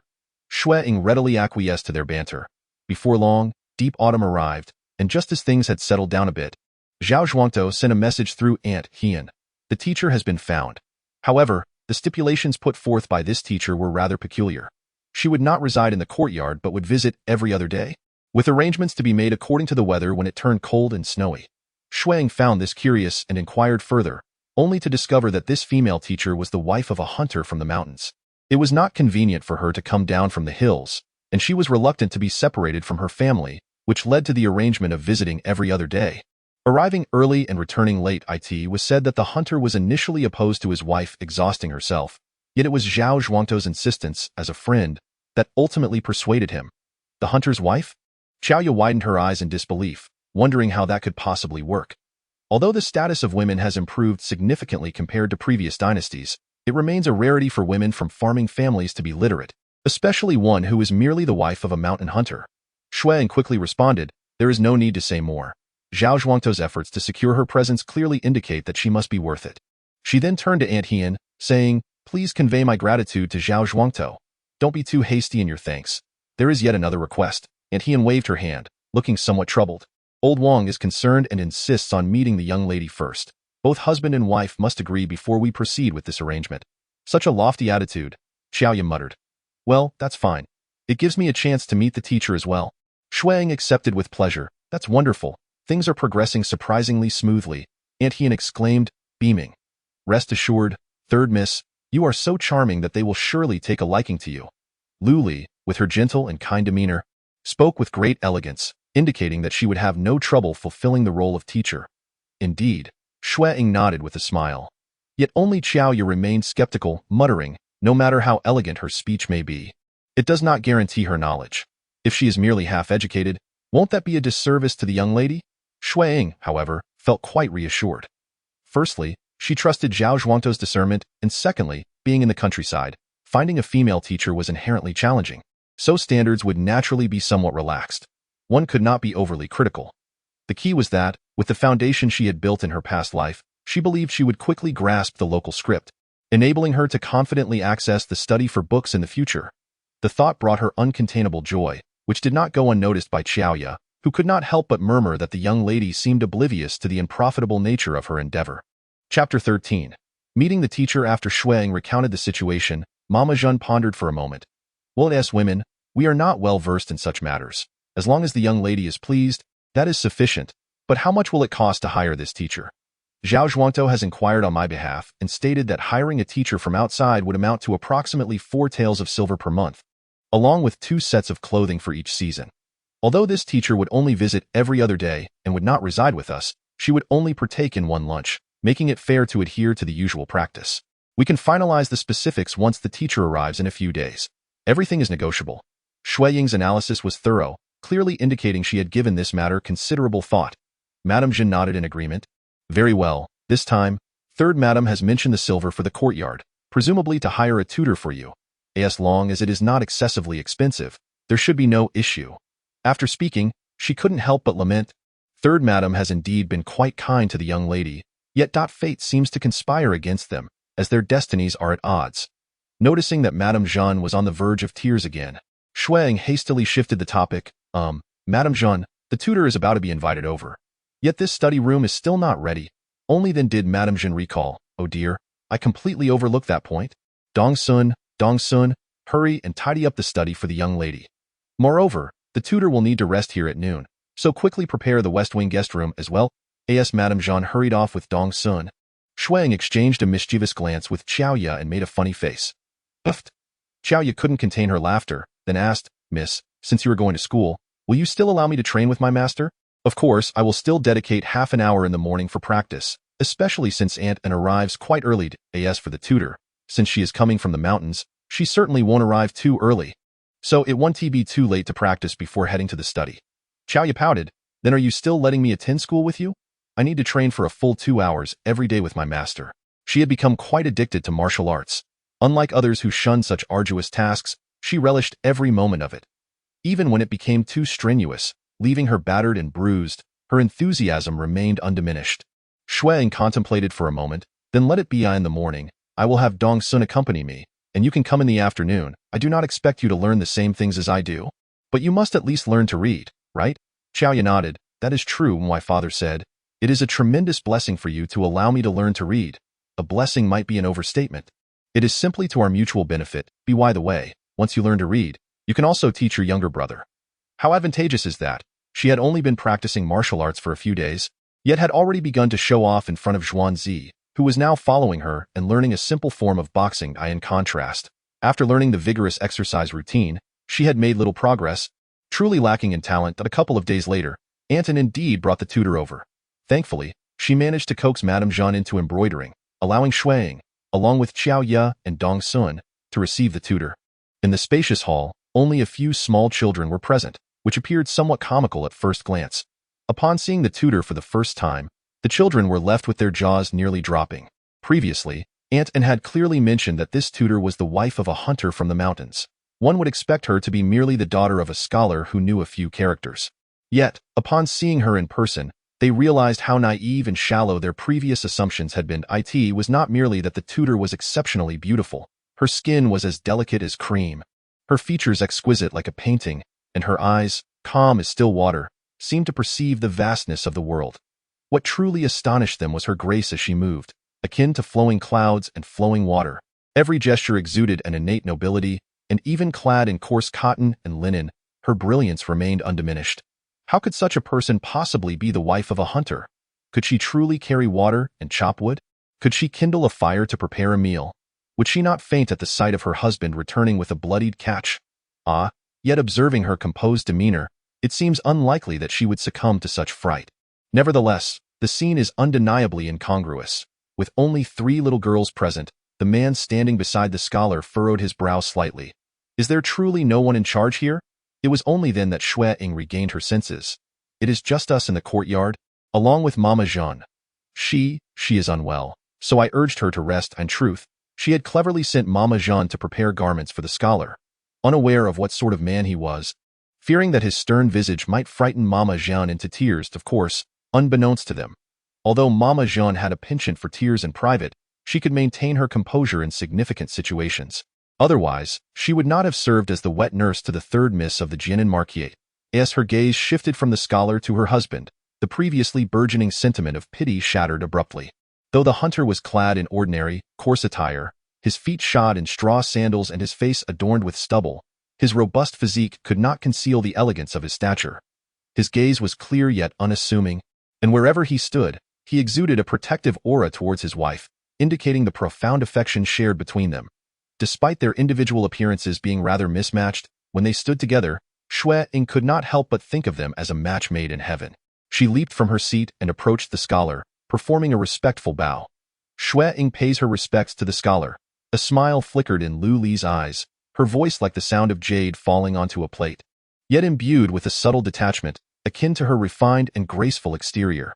This is a greeting reserved for men, Xue Ying felt a wave of embarrassment wash over her. Lu Li turned to her husband. She is a good child. I see no issue with this. Wang Tsang responded succinctly. Then you may stay. I shall return for you at the hour of the dog. Aunt Hien, witnessing the smooth progression of events, wisely took her leave. It was only then that Xue Ying inquired of the scholar. Scholar, I have an unreasonable request. Lu Li's brow bore a serene clarity, devoid of any dissonance, as she gave a slight nod. Please, speak. That I have 2 maidservants. This one is Dong Sun, and this one is Chao Ye. I wish for them to attend the lessons as well, to learn a few characters. Would that be permissible? It is acceptable. Lu Li's response was decisive. Thank you, scholar. This time, Xue Ying finally acted wisely, performing a half-crouch by I am merely a woman from a humble village. There is no need for such formality in the future. Lu Li reflected that this was merely an occasion to teach the young lady a few characters, owing to the favor of Zhao Zhuang's head. If the ceremony of apprenticeship were to be overly solemn, it would be difficult to extricate themselves from it later. In this life, she wished only to remain by her husband's side, peacefully enduring in this secluded countryside, wishing to have no further entanglements with matters from the capital. Indeed, Xue Ying silently stuck out her tongue. This is precisely to my liking. She was truly unacquainted with the formalities of ancient customs, always feeling awkward when attempting to employ them. Stealing a glance at the scholar, she mused. Though he appeared noble and imposing, his temperament seemed quite amiable. It was likely that the image of a pedantic scholar, shaking his head and engrossed in books, would not materialize upon contemplating this. She couldn't help but squint and smile. Xue Ying first led the teacher to the well-prepared study, where the teaching materials included commonly used Enlightenment texts such as Sanzijing and by Jia Xing, specially sought after by Zhao Zhuang too. Lu Li merely glanced at them before raising her gaze toward Xue Ying. What do you wish to learn? Xue Ying was taken aback. After a moment's reflection, she replied, of course, I want to learn to read first. Lu Li pulled out a book from beneath. Then let us begin with the Qianzi one. Today is the first day. The task is not too arduous, allowing you to acclimate. Before Xue Ying could revel in her joy, she heard Lu Li continue, let us aim to learn 80 characters. Xue Ying's face involuntarily twitched. To learn 80 characters on the very first day is hardly a light task. Were it not for my transmigration, I might have considered running into a wall. Chapter 14. The onset of winter, the first day of school, was spent amidst chaos. In the afternoon, after assigning Xue Ying 5 extensive writing tasks, the teacher returned home with her husband. Miss, Xiaoya suddenly knelt before Xue Ying, her face pale with despair. Please spare me. Allow me to avoid studying with the teacher. After half a day of lessons, she had comprehended little and understood even less. Get up at once. Xue Ying pulled her to her feet and, after deliberating, concluded that learning was essential. In that case, when I have time in the future, I shall teach you slowly, so you need not learn alongside me in front of the teacher. Although teacher Luli appeared pleasing to the eye, she was utterly uncompromising in her role, exhibiting a decisiveness and strictness more formidable than any instructor Xue Ying had encountered in her previous life. She glanced up at Dong Sun, who seemed lost in thought, and comforted her. Dong Sun, if it feels too burdensome, you may learn with Xiaoyu alongside me at a more leisurely pace. Dong Sun snapped back to reality and quickly replied, it's not burdensome at all. I am willing to study with the teacher. Xue Ying could scarcely believe her ears. You can grasp what the teacher taught today?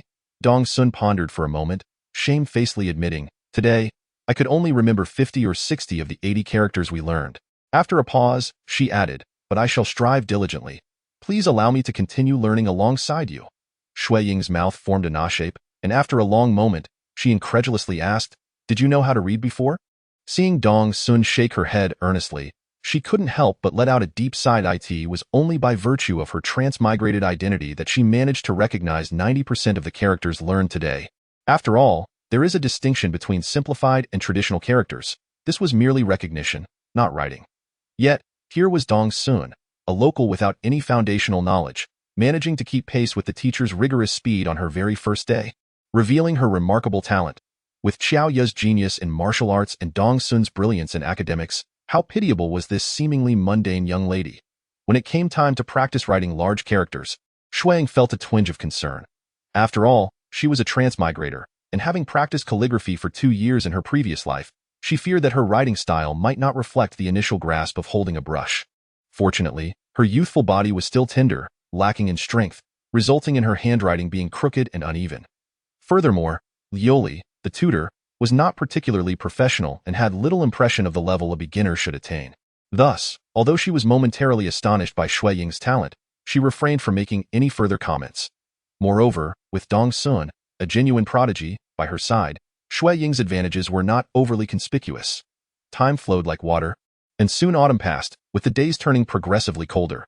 After 3 months of schooling, Xue Ying received a reward from Zhao Zhuangtou, a plethora of illustrated books. She soon discovered that the illustrated stories of ancient times were indeed fascinating, each tale brimming with charm, subtly imparting essential etiquette and moral lessons to children.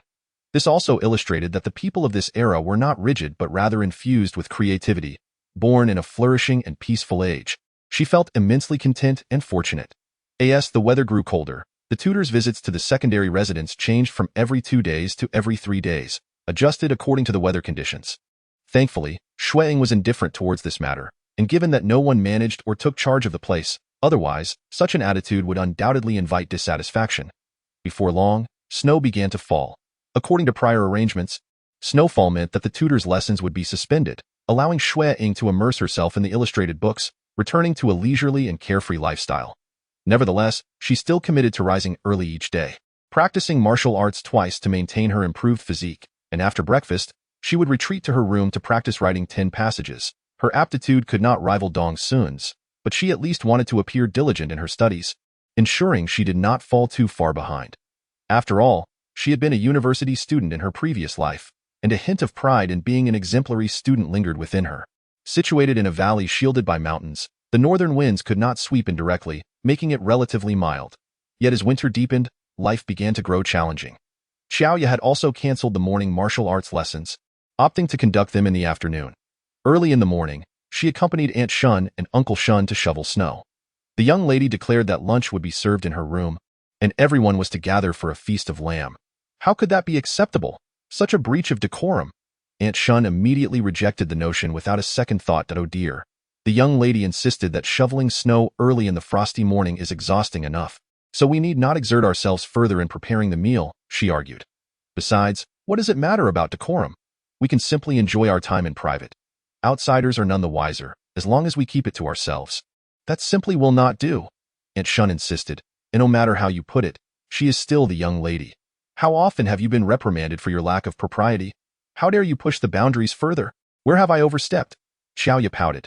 Fine, I shall say nothing more, but the young lady mentioned that if I cannot persuade you, she will speak to you herself. This? Aunt Shun hesitated. Previously, when she reprimanded Xiaoya, although the young lady did not utter a word, the mere sight of her with those glistening eyes would soften her heart, leading her to relent and overlook her daughter's mischief. If the young lady were to plead this time, she surmised she would not be able to withstand it for long. Everyone in the household perceived the young lady's gentle disposition as amiable, yet she alone recognized the stubborn streak within her character. Rather than waiting for the young lady to make her case before eventually conceding, it would be wiser to compromise from the outset. Oh dear. She tapped her daughter's forehead, sighing. This free-range upbringing may appear liberating, but who knows what trials await her in the future. Never mind, you wouldn't understand in any case. No matter how kind the young lady is to you, you must not forget your own place. Do you comprehend? Of course I do. You remind me of it 800 times a day. How could I not know? Xiaoya stuck out her tongue playfully. All right, I shall go and report the good news to the young lady. The room was warmed by the burning coals, and the steaming hot pot added a few extra degrees of coziness amidst the swirling steam. Xue Ying produced the peach blossom wine and peach wine gifted by the villagers, distributing it among the guests. Being fruit wines, they were originally intended for ladies and were not very strong, sweetening the atmosphere, and thus the adults present paid little heed.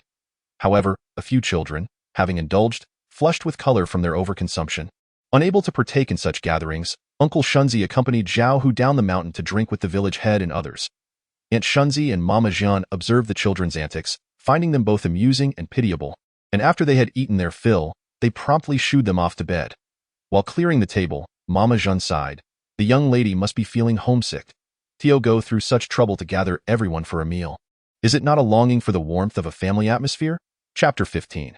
Nesting winter. Although Aunt Shunzi did not entirely concur with this sentiment, they had been at the village for several months now. After the initial period of adjustment, they had gradually become accustomed to life here, yet a sense of loneliness began to creep in. She had a husband and 2 children, and life could continue. But Mama Jean was different. Having lost her husband and children, she spent her days sewing, hardly willing to step outside her door, and the thought of her solitude was chilling. Go be honest, she was uncertain of the young lady's thoughts. Yet a lively meal like today was indeed a splendid choice. At least it could temporarily lift Mama Jean's spirits, which had long been weighed down. With this in mind, her reservations about the young lady's insistence melted away. Though the young lady displayed a certain stubbornness, her heart was inherently kind. Despite her tender age, she consistently thought of others, demonstrating a consideration that surpassed that of the adults around her, as she had articulated. Once the door was closed, the outside world remained oblivious to their way of life. Though such conduct might breach decorum, given the current circumstances, the young lady's return to the Ho residence seemed a distant prospect. Having been abandoned by her kin to this place was already a considerable injustice. Why should they, the servants who accompanied her, not indulge her a little, allowing her moments of joy? As Shunzi's aunt softened her heart, the rules gradually became more lenient, until eventually, both Shunzi's uncle and Zhao Hu joined the dining table. The lively gathering effectively kept the biting chill of winter at bay, though that was a tale for another time. Skiing, Xue Ying, who was lazily draped under her quilt while perusing a picture book, immediately brightened at the mention. Where? Xiaoya pointed in a direction.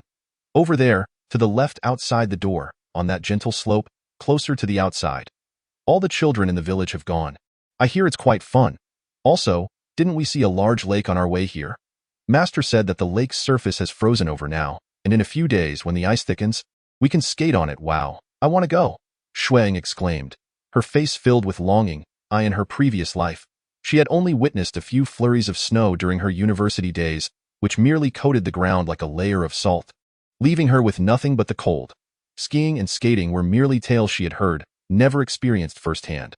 Observing her expression, Xiaoya quickly surmised her thoughts and, without needing an adult's admonition, shattered Xue Ying's dream. You can't go. The room is filled with charcoal, and you're still wrapped in your quilt. What would happen if you went out? Her earlier words were merely to alleviate the young lady's boredom with some fresh news, not to encourage her to wander outside heedlessly. What do you mean? Xue Ying protested. I practice boxing every morning. My body is in great shape. All those children in the village play without issue. Surely I would be fine too. Indeed, her physique had not been ideal before, and although she had spent several months strengthening herself, she still could not compare to Xiaoya and other children raised in the village. However, she did not consider herself as fragile as Lin Daiyu, easily toppled by a gust of wind. The fitness regimen had shown results, Climbing hills and crossing obstacles were now much easier than before. Despite winter's long embrace, she had avoided colds and fevers, indicating some improvement in her overall health.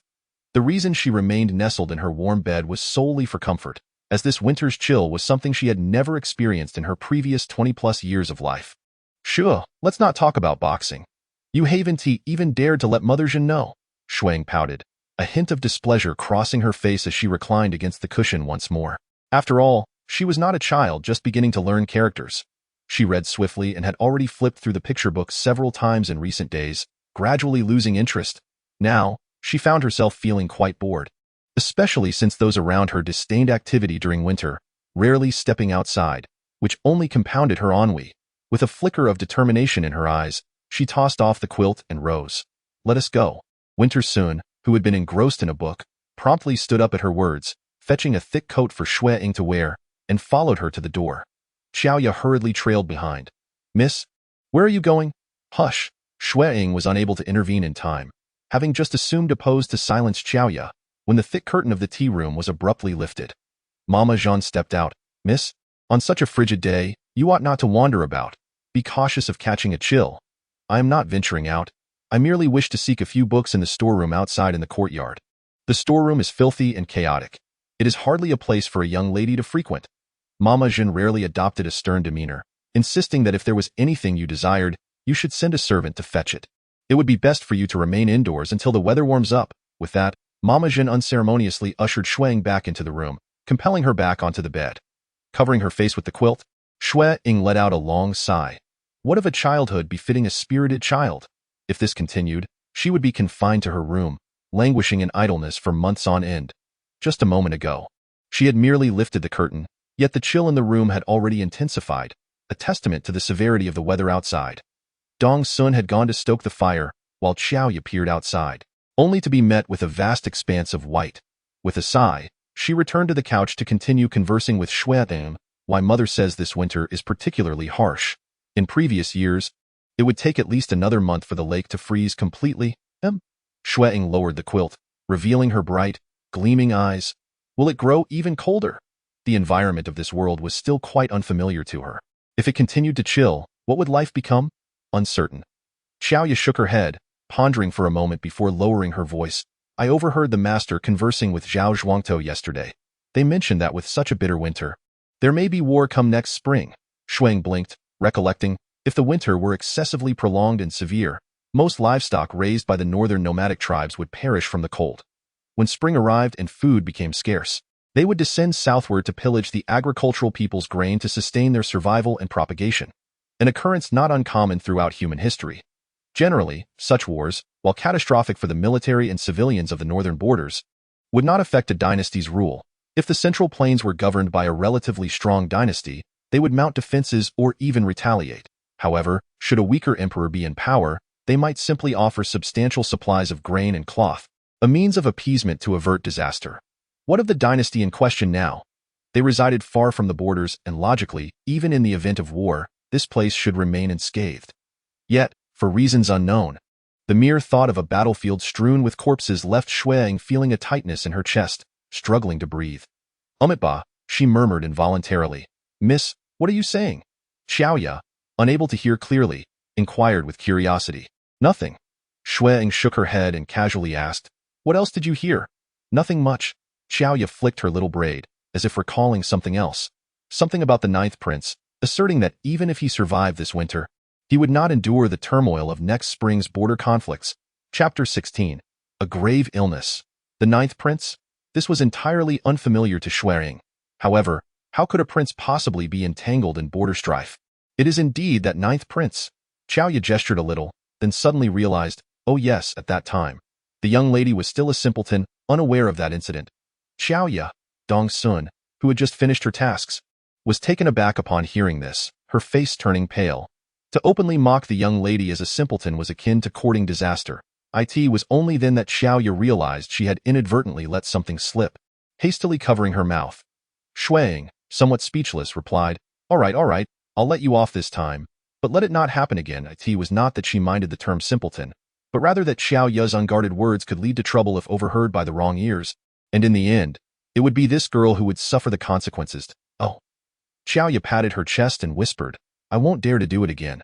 What about the ninth prince? How did that come to be? Xue Ying redirected the conversation. On the day the young lady left the city, everything was well timed, but coincidentally, the ninth prince was also departing, leading to a lockdown at the city gates. As a result, we had to wait for a full 2 hours at the inn beside the gates until the ninth prince had gone far enough before we could exit the city, nearly missing our accommodation for the night. Young lady, don't you remember? Oh, I don't recall Daoism that time. She had not yet traversed through time. Any impression would indeed be a figment of imagination. Strange, was it not said that the ninth prince possessed the aura of a dragon, hence sent to the border to quell the unrest? What did Master and the others say about him? That he would perish? Although Xiaoya was young, she understood that this matter should not be spoken of lightly, thus lowering her voice. Who knows? Royal affairs are the most enigmatic and unpredictable. Though Xue Ying had not watched many palace intrigue dramas in her previous life, it had been a focal topic then, and she had heard a bit about it. The scheming and treachery, the flashing of swords, just the snippets she had heard were enough to give her a headache. Truly understanding it would drive her to madness, let alone being caught in the midst of it. Therefore, upon her arrival in this world, her grandest ambition was merely to live as a carefree child, indulging her whims, never once contemplating leveraging her status as a time traveler to forge a legendary empire. Thus, after absorbing this piece of gossip, her thoughts returned to that courtyard filled with odds and ends. No matter what, she ought to seek an opportunity to uncover the truth. Otherwise, how would she endure the winter ahead? However, plans often falter in the face of change. Before she could put her thoughts into action, she fell ill. Despite her diligent efforts to bolster her constitution, such matters could not be achieved overnight, and relative to others, her health still lagged behind. Moreover, the onset of this illness was ferocious. She first suffered from relentless headaches, soon plunging into a semi-comatose state, her body aflame with fever while perpetually shivering. Mama Zhen and Aunt Shun employed numerous remedies, yet to no avail. The head of Zhao village, in great distress, braved the heavy snow to summon a doctor from outside, but alas, after several doses of medicine, there was no improvement, and her comatose periods grew longer. Initially, she would occasionally mumble incoherently, but later, she lacked even the strength to speak nonsense. Mother Zhen has already cried to the point of being unable to open her eyes, her entire being slumped on the bed, unable to rise. Aunt Shun is bustling about alone, overwhelmed and frazzled, but fortunately, Aunt He has been by her side lending assistance. Otherwise, chaos would surely ensue. The doctor's prescription shows no effect and everyone is at a loss. Aunt He grits her teeth, rises, and addresses the head of Zhao village. Master, I shall make a trip to the temple of gratitude and filial piety. Even if I cannot obtain a talisman for peace, at the very least, I will implore the master for a remedy to help the third miss through this ordeal.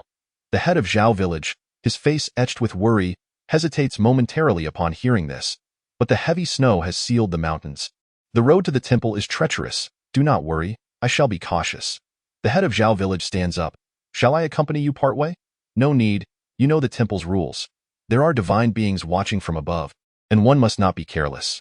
Aunt He tidies her clothes, bids farewell to Aunt Shun, and departs. Watching her retreating figure, Aunt Shun appears somewhat bewildered. Master Zhao, where is she off to? To the temple of gratitude, replies the head of Zhao village. After a moment of contemplation, he sighs deeply. It seems there is no other option. May the Buddha bless the third miss in a haze. Xue Ying traverses familiar yet foreign corridors. The distant sound of Buddhist chants echoing in her ears. Her footsteps grow heavier, and amid her fatigue, a light finally appears before her. The oppressive heaviness enveloping her seems to be whisked away by an invisible force, prompting her to inhale deeply and open her eyes. The room is tranquil, illuminated by the unique light of winter snow filtering through the paper window, bright yet gentle, not blinding. She blinks her slightly dry eyes, steadies her mind, and finally comprehends the scene before her. The room is devoid of adults, save for Dong Sun, who is watching over her. Dong Sun, dozing by the bedside, remains oblivious to her awakening. The delicate pallor of her little face bears the marks of prolonged sleep deprivation, a clear sign of the exhaustion she has suffered in recent days. Xue Ying refrains from disturbing her and waits quietly. After a moment, the door creaks open, and Aunt Shun enters with a steaming bowl of medicinal soup. Upon seeing Xue Ying, her eyes instantly brighten. Miss has awakened? Xue Ying replies, her voice hoarse, clearly indicating that her illness has taken a toll on her throat. Aunt Shun swiftly sets down her belongings and hurries over to adjust Xue Ying's pillow and help her sit up. Feeling her forehead, Aunt Shun realizes that the fever has subsided and cannot help but murmur several prayers of gratitude. Only then does Dong Sun awaken, standing up in a flurry of anxiety. Bowing her head repeatedly in apology. Water, Xue Ying manages to say, touching her parched throat. Dong Sun quickly fetches a cup of water and serves it to her. After drinking, Xue Ying feels a surge of vitality return to her. Noticing Dong Sun's apprehensive expression, she instructs her to go rest, lest her unease persist. She then inquires of Aunt Shun. How is Mother Jin faring? Previously, in a hazy state during her illness, she had sensed that Mother Jin was also unwell, and she remains uncertain of her current condition. It is nothing serious. The doctor says she simply needs to rest. As long as she ceases her weeping, she will gradually recover. Aunt Shun replies with a pained expression. Miss, you have been ill for so long. You have lost quite a bit of weight and must ensure to recuperate properly. I am much improved. Xue Ying herself finds it peculiar. It is often said that illness descends like a mountain and departs like a strand of silk. How is it that she feels as though she has recovered by more than half in an instant? This seems contrary to reason, does it not? Ba, thank heaven and earth. Aunt Hien was indeed correct. The talisman from Ganshao Temple is truly effective. Having worn it for just one night, her ailment has vanished immediately. The name Ganshao Temple struck Xue Ying's ears like a thunderclap. She shivered all over and exclaimed, Ganshao Temple? Ganshao Temple? Is that not the very place where I grew up in my previous life? Chapter 17. 1 month upon entering the room, Xue Ying beheld Xiao Ye sitting on the bed, who immediately rushed over, her voice laced with tears. Mississippi, stop. Xue Ying hastily interrupted Xiao Ye's emotional outburst. Wenjin Mama was already more than enough for her. If Xiao Ye were to cry any further, she might genuinely contemplate jumping off the building. You know very well that my head aches at the sound of crying. I have only just recovered, so please do not bring further misfortune upon me. Oh. Xiao Ye promptly straightened up, suppressing the sorrow etched on her face. How is Dong Sun? When I saw her leave just now, she seemed unwell. It is nothing much. Seeing Xue Ying in good spirits, Xiao Ye quickly set aside her worries from the past few days, returning to her usual lively self. However, she felt guilty for not taking better care of the miss, fearing punishment. She had secretly cried for a while but had fallen asleep halfway through due to exhaustion.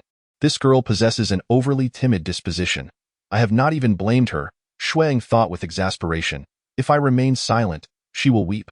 Should I inadvertently scold her one day, she might truly throw herself into a well.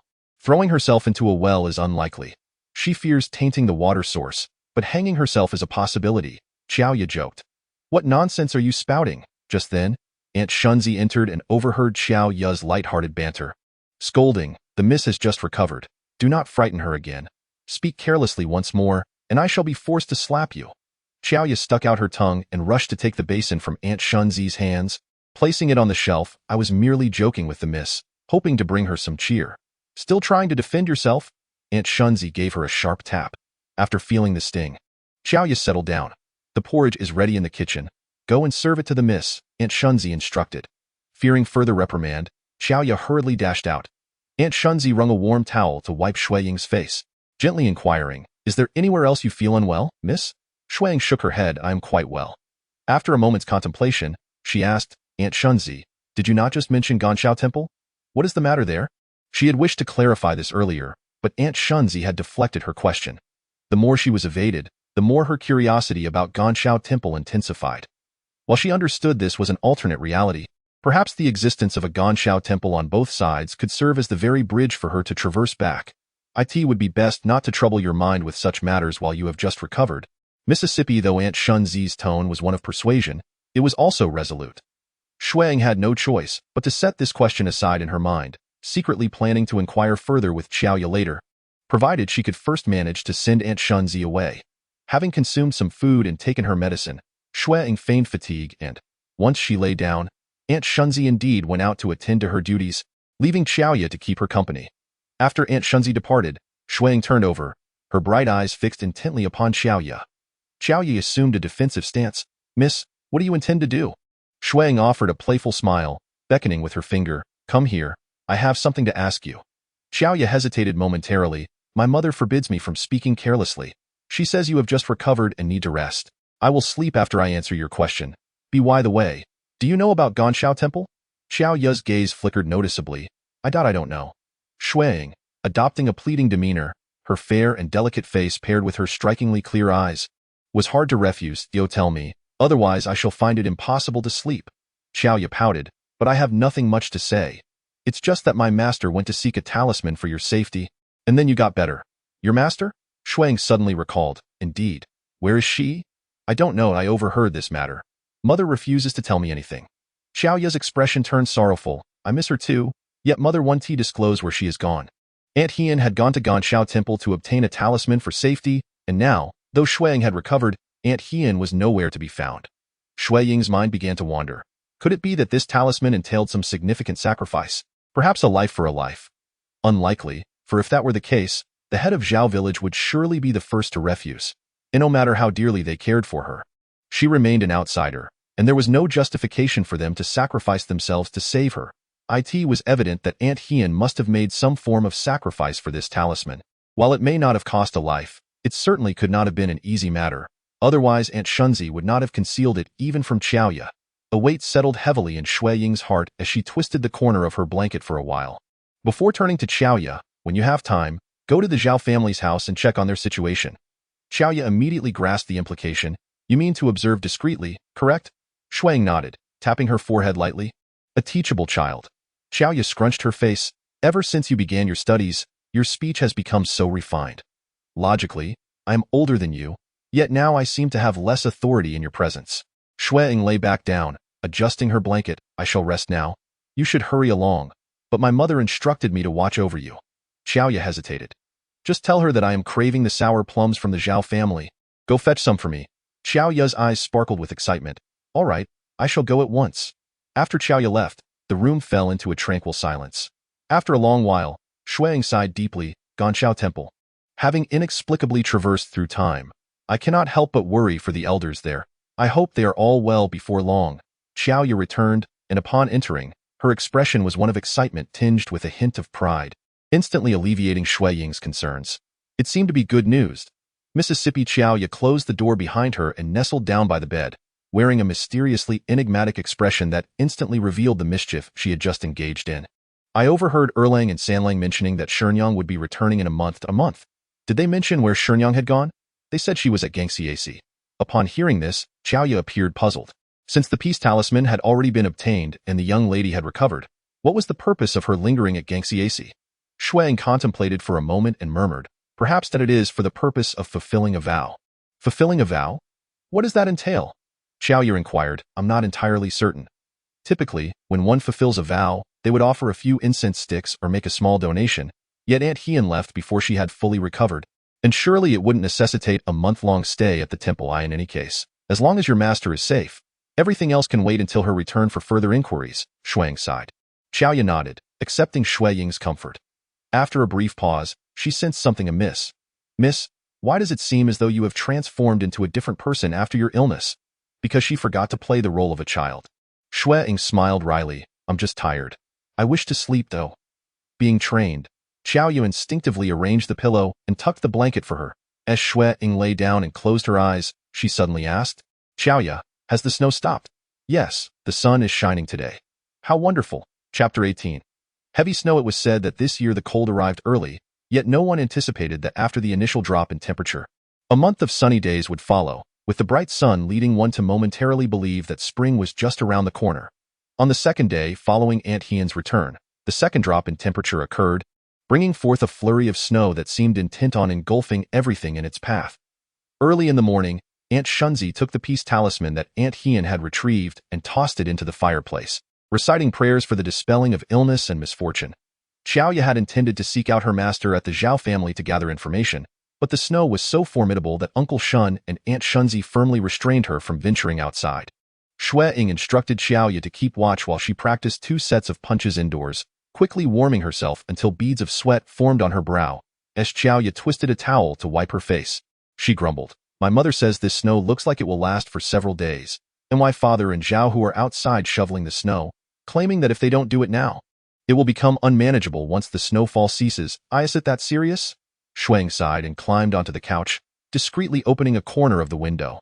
The howling north wind carried with it snowflakes as large as goose feathers, sending a chill through her. She hurriedly shut the window and asked Xiaoya, Is there enough charcoal in the village? Mama Jean has been sewing all day. We must ensure she doesn't freeze. Logically, Her room should be the warmest, but for some reason, Mama Jean prefers to work in the duty room, usually leaving Xiao Ye or Dong Sun to attend to her. Sometimes even Xue Ying herself finds it puzzling whether Mama Jean is diligent or negligent. Let us speak of her diligence. It is simply unreasonable to entrust the young miss to two mere children for supervision. Yet, to claim she is neglectful would not be entirely accurate, for she does show considerable affection towards the third young lady. Whenever any issue arises, her cries resonate louder than anyone else's. Enough is enough. Xiao Ye, with a flick of her braided hair, recalled that just a few days prior, taking advantage of the pleasant weather, Zhao Zhuangtou had assisted in procuring a whole courtyard's worth of firewood and charcoal, why mother remarked that it would last us well into the next year. A prudent measure indeed, for it is better to be prepared than to face misfortune unawares. Xue Ying felt a sense of relief, yet as the howling wind outside filled her ears, an unsettling feeling crept in, as though she had inadvertently forgotten something important. Sitting down, she found herself lost in thought, and as she picked up a children's book with the intention of reading, an exclamation escaped her lips as realization dawned. Ah, isn't the scholar residing in the mountains? In such frigid weather, surely nothing untoward has befallen them. It should be fine, should it not? Xiao Ye pondered for a moment. After all, her husband was a hunter. Having lived in the mountains for so many years, what could possibly go wrong? However, recalling the scholar, who bore no semblance to a typical hunter's wife, Xiao Ye felt a twinge of uncertainty. The scholar appeared delicate and frail, reminiscent of those so-called ladies of high birth, and indeed, it must be quite a challenge to endure in such cold. It was rare for Xiao Ye to employ such cultured terminology, yet Xue Ying, preoccupied with concern for the scholar, failed to acknowledge her cleverness. The two remained in silence for a while, until Xue Ying ultimately conceded. Well, there is no use in our worrying here. Once the weather clears, you might inquire with your master. She is well acquainted with the scholar and may have news. Yes, I shall remember. The heavy snow continued to fall for 3 consecutive days, threatening to submerge the windows. Mother Jin and Dong Sun, along with Xiao Ye, took refuge in Xue Ying's chamber for companionship and to conserve fuel. During the day, Aunt Shun also joined them, engaging in needlework alongside Mother Jin.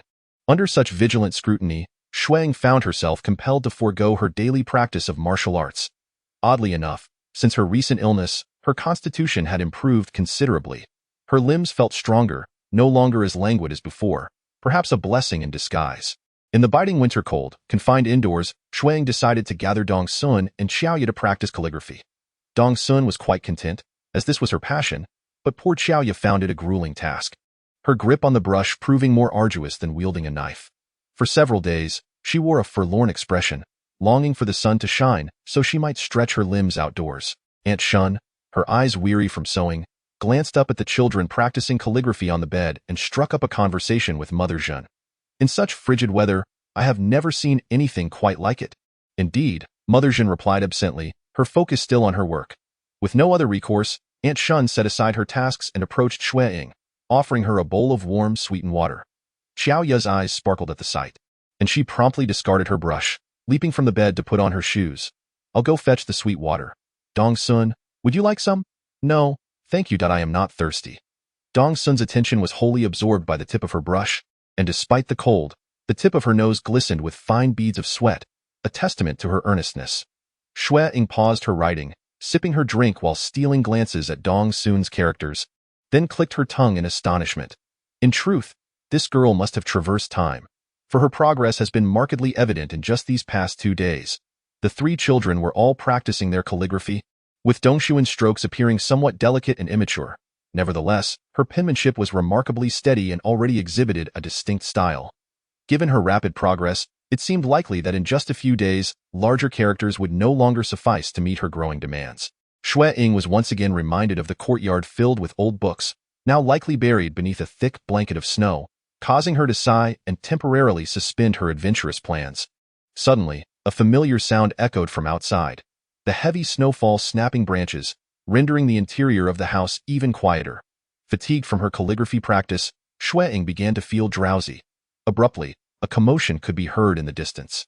Xiao Ye, who had been sipping sweet soup, paused in surprise and anxiously exclaimed to Aunt Shun. That's Zhao Hu's voice. Something has happened in the front yard. Stop. Before Aunt Shun could react, Xue Ying was the first to intervene, calling out to Xiao Ye as she turned to rush outside. If something has truly happened, you won't be able to help. Aunt Shun regained her composure and quickly grasped Xiao Ye's arm. What is going on? I heard a noise but couldn't discern what happened. Dong Xuan and Mama Jean halted their tasks, gazing at Xue Ying and Aunt Shun in confusion. Xue Ying listened intently for a moment and remarked, "It seems someone is attempting to break in." As she spoke, the clamor outside intensified, blending Zhao Hu's and Uncle Shun's voices with those of unfamiliar men. Mama Jean's face turned pale in an instant, her eyes wide with tears streaming down her cheeks as she trembled and asked, "What? What should we do?" Although Aunt Shun was slightly less affected than the others, she too turned pale from the unfamiliarity of the situation. "We must find a place to hide, quickly." "Xue Ying, can you tell where those people are now?" Xue Ying inquired. Xue Ying shrugged off Aunt Shun's grip, opened the door to listen for a moment, then turned back. "They're being held at bay by my father and Zhao Hu at the front door. But it seems they intend to force their way in." Upon hearing this, Dong Xuan and Mama Jean collapsed in despair, unable to even cry. "Get dressed," Xue Ying decisively commanded. "This room is too conspicuous. If they do enter, they will undoubtedly search here first." With that, she swiftly donned a thick fur coat. Aunt Shun and Xue Ying hurriedly dressed as well, assisting the flustered Dong Xuan and Mama Jean into their warm outer garments. Chapter 19. The Robbers. "Where to?" Xue Ying's eyes sparkled with excitement rather than fear at the sudden turn of events. One must admit, this girl possessed remarkable courage. The storeroom. Xue Ying was the first to open the door. The storeroom was not only desolate but also piled high with firewood and charcoal, meaning that even if the intruders entered, they would likely not search there first. What they needed was to buy time until Zhao Zhuangtou and the others noticed something amiss and came to their rescue. But that means going to the front yard. Mama Jean quaked with fear. "We must leave quickly while they have yet to enter." Xue Ying offered little explanation, boldly leading the way. "Support the young lady." Aunt Shun urged Xue Ying forward, while simultaneously pulling Mama Jean and tugging Dong Xuan along. Fortunately, she was accustomed to performing arduous tasks, so dragging two individuals along was not overly taxing for her. Earlier in the morning, Xue Ying and Aunt Shun had already cleared a narrow path through the snow. Although it was now covered with another layer of ice and snow, traversing it posed little difficulty. Xue Ying, well acquainted with the surroundings and possessing keen hearing, attentively listened for any sounds from outside while swiftly guiding everyone towards the storage yard. Just as they entered the yard, Xue Ying suddenly looked up, alarmed. "Oh no, a fight has broken out." The mere thought of Uncle Shun and Zhao Hu being outside sent a jolt of anxiety through Xue Ying's heart. Nevertheless, she endeavored to maintain her composure and instructed Xue Ying, "Quickly, erase our footprints." With a newfound seriousness and less excitement, Xue Ying nodded solemnly, then stepped outside to remove the traces under Aunt Shun's worried gaze. Xue Ying surveyed the storage yard. Aside from the path made by Uncle Shun for the ease of fetching firewood, the rest was buried under a thick layer of snow, causing considerable inconvenience for their movements. "Let's go," she urged, leading the way up the snowdrift, crawling forward until she reached the window buried beneath the snow. She pushed against it, but it did not budge. Though the yard appeared dilapidated, the materials used in its construction had been of excellent quality, rendering the seemingly precarious window sturdier than anticipated. "Miss, allow me," Aunt Shun said, arriving with Dong Sun and Mama Jean. Upon seeing the situation, she hurried forward, kicking the window forcefully several times until it finally opened. Aunt Shun climbed in first, then turned back to help Xue Ying, Dong Sun, and Mama Jean inside one by one. Once the window was opened, some snow cascaded in, but the thick covering outside concealed it from view.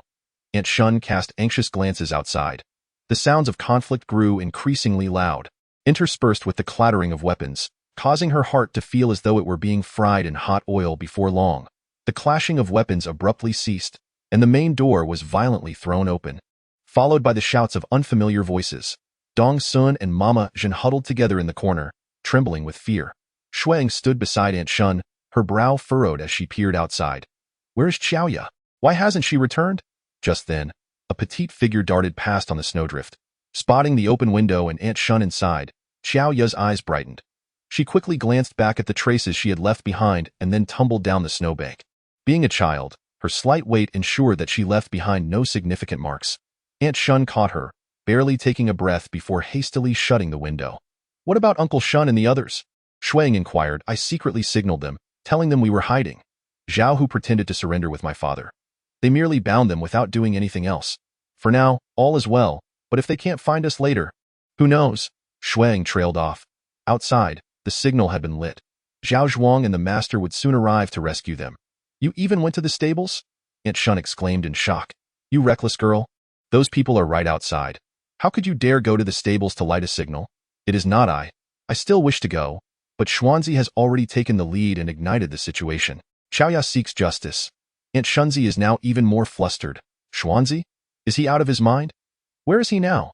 Xue Ying inquires. Why did you not bring him inside? He is hidden away. I could not find him at all. Xiaoya, equally at a loss, remarks, you know as well as I do that Xuanzi's greatest talent lies in playing hide and seek. When he wishes to conceal himself, no one can locate him. Compared to Xiaoya's cleverness and audacity, Xuanzi's disposition could be described as somewhat dull-witted and clumsy, akin to Uncle Shunzi, yet he possesses his own unique skills. His prowess in hide and seek is unmatched within the entire Jiuquan Beeswang. The most sensational incident occurred when he accidentally fell asleep while playing, prompting Zhao Zhuangtou to mobilize the entire estate in search of him for a full 2 hours, until he finally awoke and emerged on his own. Remembering this, Aunt Shunzi's heart eased slightly. Who are those people outside? What do they want? Xue Ying asks. I do not know. Xiaoya scratches her head. They seem to be bandits, around 10 of them. Just then, a voice resounds. Searching everywhere. They cannot escape this courtyard. They must still be within. Everyone's hearts tightened involuntarily, their breaths slowing. Xiaoya, feeling a twinge of fear, clutches Aunt Shunzi's hand tightly. They intend to capture us as hostages. Not far down the mountain lies the village that protects this estate. They surely cannot be unaware that help may arrive from below. Thus capturing those within as hostages is the most prudent course of action. And what about the head of the household and Zhao Hu? Aunt Shunzi suddenly panics. I will go rescue them, Xiaoya exclaims, releasing her grip and rushing towards the window. Oh, not go. Aunt Shunzi quickly restrains her. Now is not the time to add to the chaos. But what about father? Xiaoya pouts, on the verge of tears. Oh, not fret. For now, Uncle Shunzi and Zhao Hu are the only leverage those people have. They will not act rashly. This is hardly a warm room by the stove. After some time spent here, Xue Ying feels as though her entire body is turning numb from the cold. She rubs her arms and trembles incessantly, yet strives to maintain her composure, waiting for Zhao Zhuangtou and the others to arrive to ascertain what these intruders desire.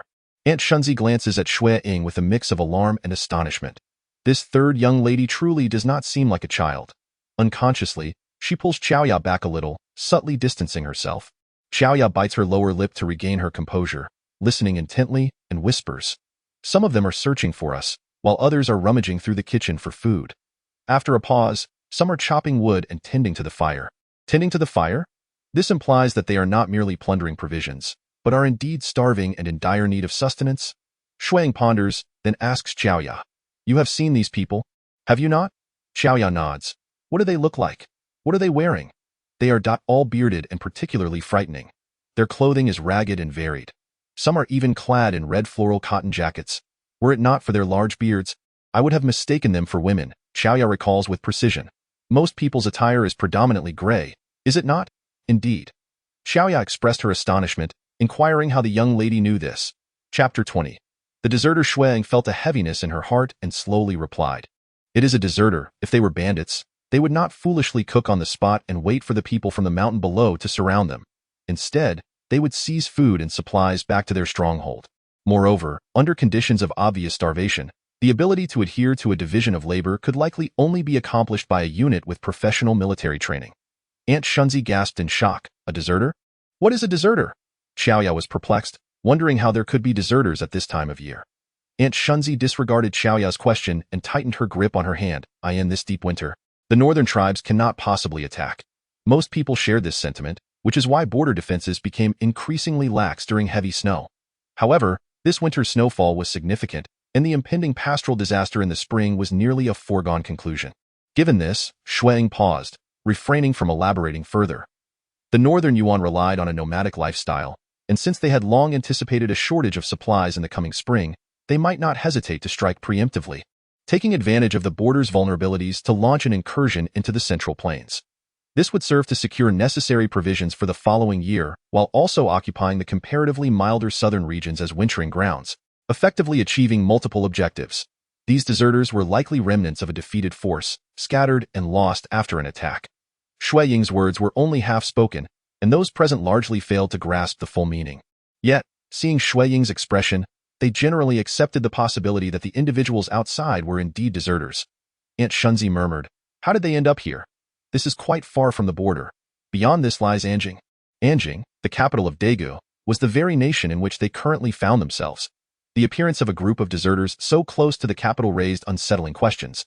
Had the northern Yuan's army truly advanced so near? Yet, why had there been no prior warning?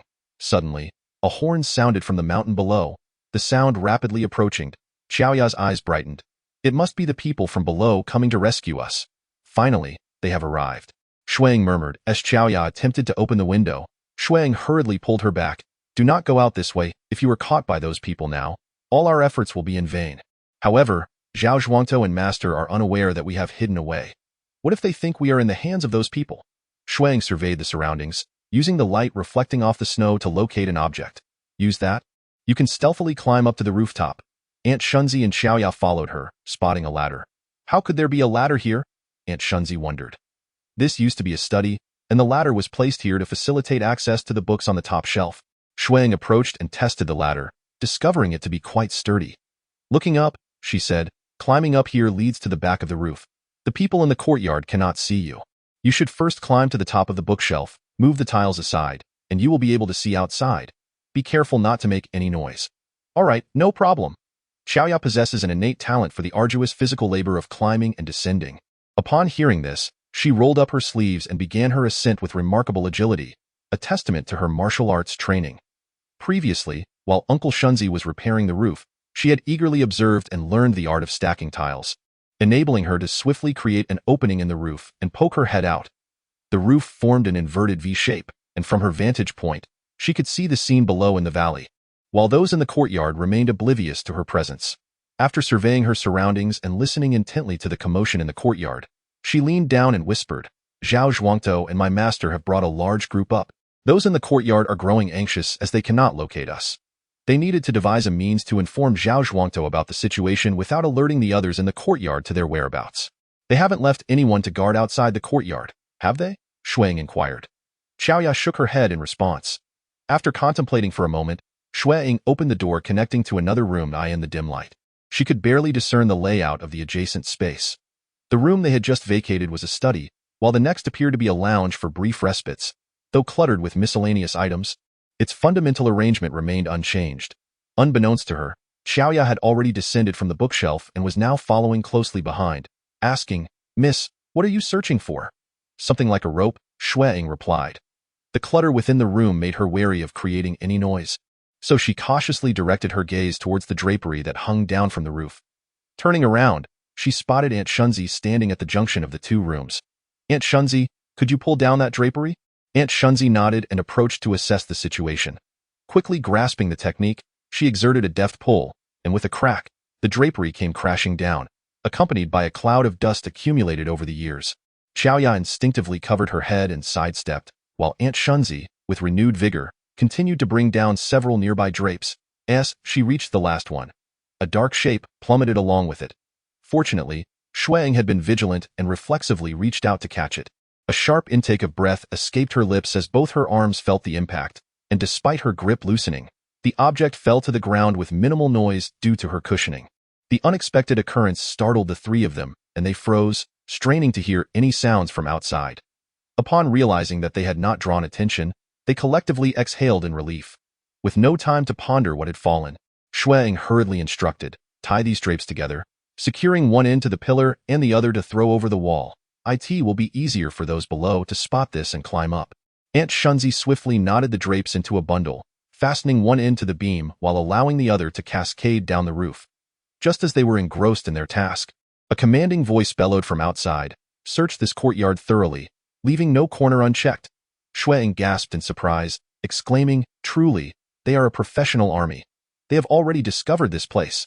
Xiaoya initially flinched in alarm but then dashed forward, determined to guard the entrance. Xue Ying anxiously pulled at her companion, whispering, do not rush. They will not find us here so quickly. Aunt Shun descended from the ladder, her face, which had been striving to maintain a semblance of calm, now revealed a trace of tension as she heard the sounds of the approaching individuals growing ever nearer. Although Xue Ying appeared to be the most composed among them, she had never encountered such circumstances in her 2 lifetimes, and her palms were clammy with sweat.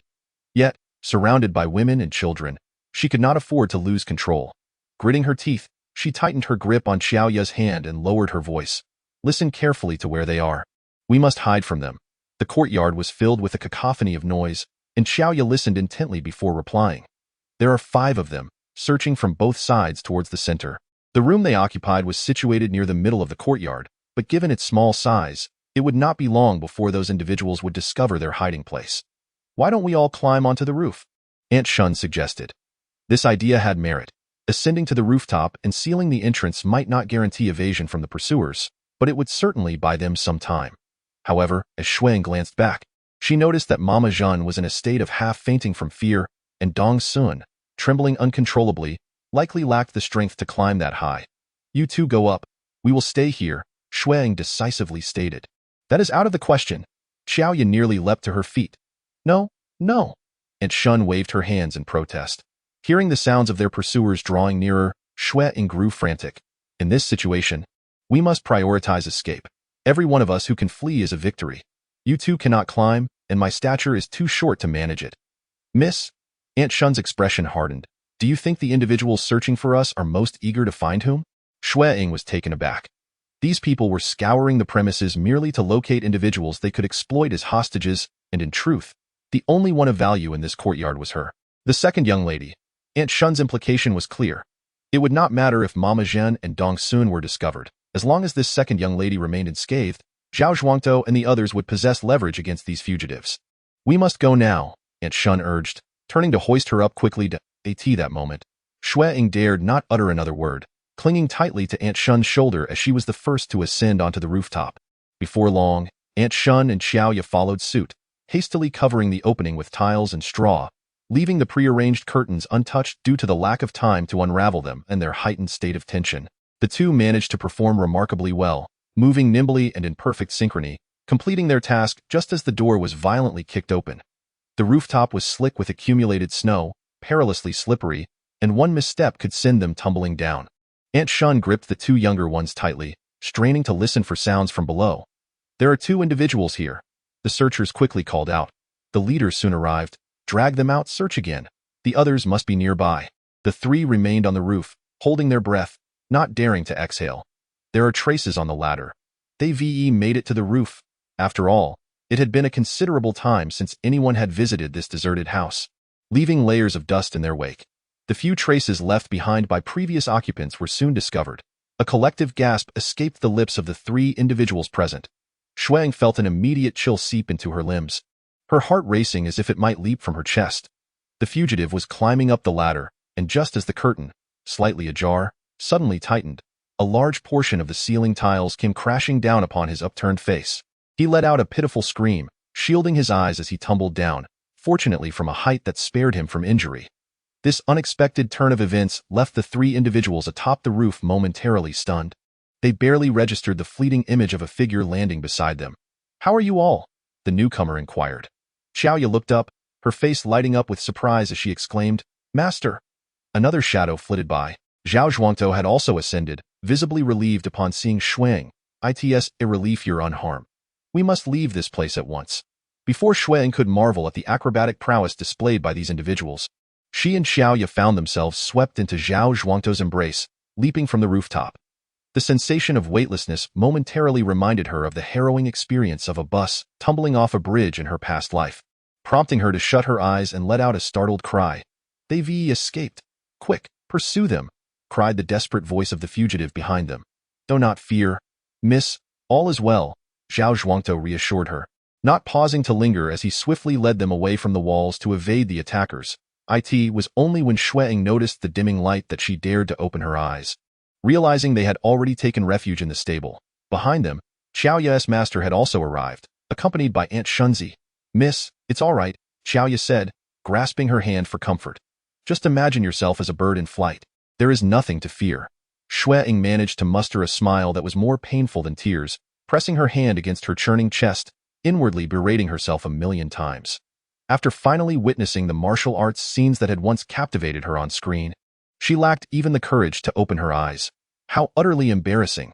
Indeed, she was far from being the extraordinary time traveler she had fancied herself to be, despite her belief in her own composure and calmness. When faced with adversity, she turned out to be an ordinary person, one even less daring than Xiaoya. What transpired? Zhao Zhuangtou inquired of Aunt Shunzi. She recounted the recent events in their entirety. omitting only Xue Ying's deduction that the bandits were fugitives and downplaying the incident involving the curtain as a signal, leaving the impression that it was solely her idea. Xue Ying, keenly aware of these discrepancies, cast a furtive glance at Aunt Shunzi, who seemed engrossed in her narration, offering no response. From Aunt Shunzi's insights, Zhao Zhuangtou quickly surmised that the bandits were indeed a band of stragglers. However, he too found himself perplexed as to how they had arrived in this remote locale. Could it be, Aunt speculated, that they came from the sky path? Zhao Zhuangtou was taken aback, pondering for a moment before nodding. That may be the only possibility. The sky path has been abandoned for so many years that I had nearly forgotten it existed. Aunt Hien remarked, it was only recently that I visited the Ganshao Temple, which reminded me of it. Upon hearing the name Ganshao Temple, Xue Ying involuntarily shivered, her ears perking up, inadvertently drawing Zhao Zhuangtou's attention to her presence. You should first escort the young lady back to our home, where she can take a warm bath and change into dry clothes. In this frigid weather, we wouldn't want her to be startled and then catch a cold. That would be quite unfortunate. As these words left his lips, Xue Ying became acutely aware that, following the recent upheavals, her back had already become damp with perspiration, and now it felt both wet and sticky.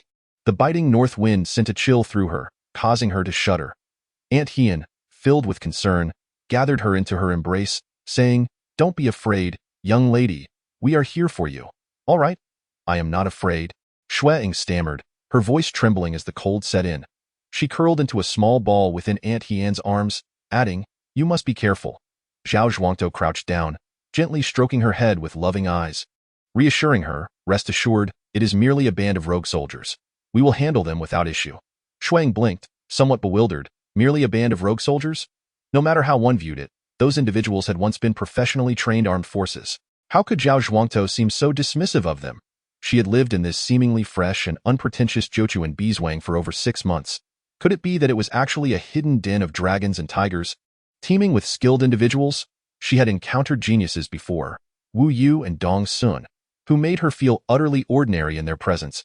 If even the seemingly simple and honest villagers were concealed masters, did that not imply that, in this world, she was a rarity among the mediocre? Others who traversed realms were grand and imposing. Why was her experience so lamentable? All were time travelers, yet the disparity was astonishing. Chapter 22. The sign. When Xue Ying snapped back to reality, she found herself in Zhao Zhuangtou's home, facing a large basin of steaming hot water. Just as Aunt Hien was about to begin removing her clothing, she quickly evaded, exclaiming, "I'll do it myself, I can manage." Aunt Hien, taken aback, was rescued by Qiao Ye's timely intervention. The young lady prefers to bathe alone, aside from Mama Jeanne. But this, Xue Ying insisted, "It's fine, I can handle it." Aunt Hien glanced at the basin, estimating that it wouldn't be deep enough to submerge her, and being accustomed to raising sons, she gave it no further thought. After checking the water temperature and finding it suitable, she stood up, wiped her hands and said, "Very well, call for me if you need anything. I shall prepare some ginger soup." Once Aunt Hien departed, Qiao Ye leaned in and asked, "Young lady, can you manage?" "No problem at all. You should hurry and change your clothes as well. That I'm fine. I haven't even broken a sweat." Qiao Ye replied nonchalantly, her eyes darting around before she lowered her voice. "I want to sneak up the mountain and see what Zhao Zhuangtou and the others are up to." Xue Ying straightened her face, saying, "Oh, if you wish to be expelled from your master's tutelage, then by all means go. The mountain is currently embroiled in conflict. What business does a child have amidst such turmoil? Truly, one ought to know their limits." Qiao Ya retracted her neck, finally realizing her fear, and stuck out her tongue. "I'll go help master, miss. You can wash yourself." With that, she dashed away. Qiao Ya was eager to learn martial arts from Aunt Hien, but upon hearing about the risk of being expelled from the sect, even her immense curiosity could not compel her to act recklessly. Xue Ying, understanding her character, said nothing further and turned to bathe and change her clothes. As she removed her garments, she noticed 2 dark purple bruises on her arms and only then felt the pain. These injuries were caused by a box that fell from the beam when Aunt Sun pulled aside the curtain. She had no idea what was inside that box or who had hidden it there. Had those deserters not discovered it, perhaps she could have retrieved it to see what lay within. After finishing her tasks in the kitchen, Aunt Hien came in with ginger soup and dessert, intending to help her dress. However, upon entering the room, she was taken aback to find Xue Ying had already changed. "These winter garments are quite cumbersome. Even my son at this age could hardly manage to dress himself properly. I didn't expect this delicate young lady to do so remarkably well," she thought. Xue Ying, naturally translucent in her beauty, was even more enchanting wrapped in a bright red cotton coat, making her appear sweet and adorable. Aunt Hien's heart melted as she approached, lifting her and pinching her little nose. You are quite capable, miss, so obedient. Xue Ying was unprepared for such unabashed affection, and caught off guard, she could only display a sweet smile, accepting what she perceived to be a modest compliment. Are you accustomed to this clothing? Is it too coarse? Aunt Hien inquired. The clothes had been borrowed from a family with a little girl in the village. Although they were brand new, they were certainly different from the silks and satin Xue Ying was used to. Aunt Hien had worried that Xue Ying might protest about changing. It's quite good, very warm, Xue Ying replied, her gaze catching a glimpse of Xiaoya's head peeking out from behind the door, and she couldn't help but stifle a laugh. She understood that while the girl was too timid to act impulsively, her heart was still anxious about the events on the mountain. After all, her father was still in the hands of those villains, and her brother was missing. It would indeed be strange if she felt no worry at all. Therefore, she tugged at Aunt Hien's sleeve, her face reflecting concern as she asked, "What is happening on the mountain? Is there any news about Mama Zhen, Dong Sun, Uncle Shun, or Zhao Hu?" Hearing this, Aunt Hien looked toward the mountain direction, contemplating, yet ultimately feeling uneasy. She called Xiaoya in. "You are to stay here and take good care of the miss. Not a step away, understood?" "Understood, master," Xiaoya replied, not daring to harbor any mischievous thoughts in front of Aunt Hien. Aunt Hien gently patted Xue Ying's head. "I'll go take a look and will return shortly. Drink this ginger soup, and if it's too spicy, have some dessert." "All right, I understand," Xue Ying obediently replied. With that, Aunt Hien finally felt at ease to leave. Xiaoya stuck out her tongue and playfully complained to Xue Ying. "Master only likes you now, she doesn't like me anymore." Initially, Aunt Hien had been quite fond of her as a girl, but after becoming her disciple, her demeanor had grown increasingly stern, treating her much like her own sons. "If she were to harbor feelings for you akin to those I possess, and were to impart upon you those 2 sets of martial arts, would you be willing?" Xue Ying remarked nonchalantly, then took a seat at the table, lifting a bowl that was larger than her face. Truly, the Zhao family excels in the art of raising sons. Their provisions are quite rudimentary. Then I shall become her disciple, I suppose. Xiaoya's expression instantly transformed into one of delight, exclaiming, "I learn martial arts swiftly and adeptly." Such self-praise, Xue Ying murmured with a smile, then, with a grimace, she lamented, "This ginger soup is too abundant. Do help me drink some." Before she could finish her sentence, Xiaoya had already dashed out, leaving behind her trailing words, "Miss, I shall be nearby. Call for me if you need anything, this girl." As if ginger soup were poison. Does she really need to be so fearful? Xue Ying scoffed, cradling the large bowl as she continued to drink with a pained expression, when she seemed to discern a faint, elusive emblem at the bottom of the bowl. This emblem, curiously, appeared somewhat familiar. She returned to the basin she had used for bathing, where beneath the clear water, a similar pattern gradually emerged. She lifted her gaze to search around, soon discovering that the symbol appeared on the pillars, corners of the table, and the base of the vase. Some were imprinted during production, while others had been added later with red paint. Judging by the extent of the paint's peeling, it seemed to have been applied quite some time ago. Could this be the family totem of the Zhao clan? Yet, she had never heard of this family marking their possessions so extensively.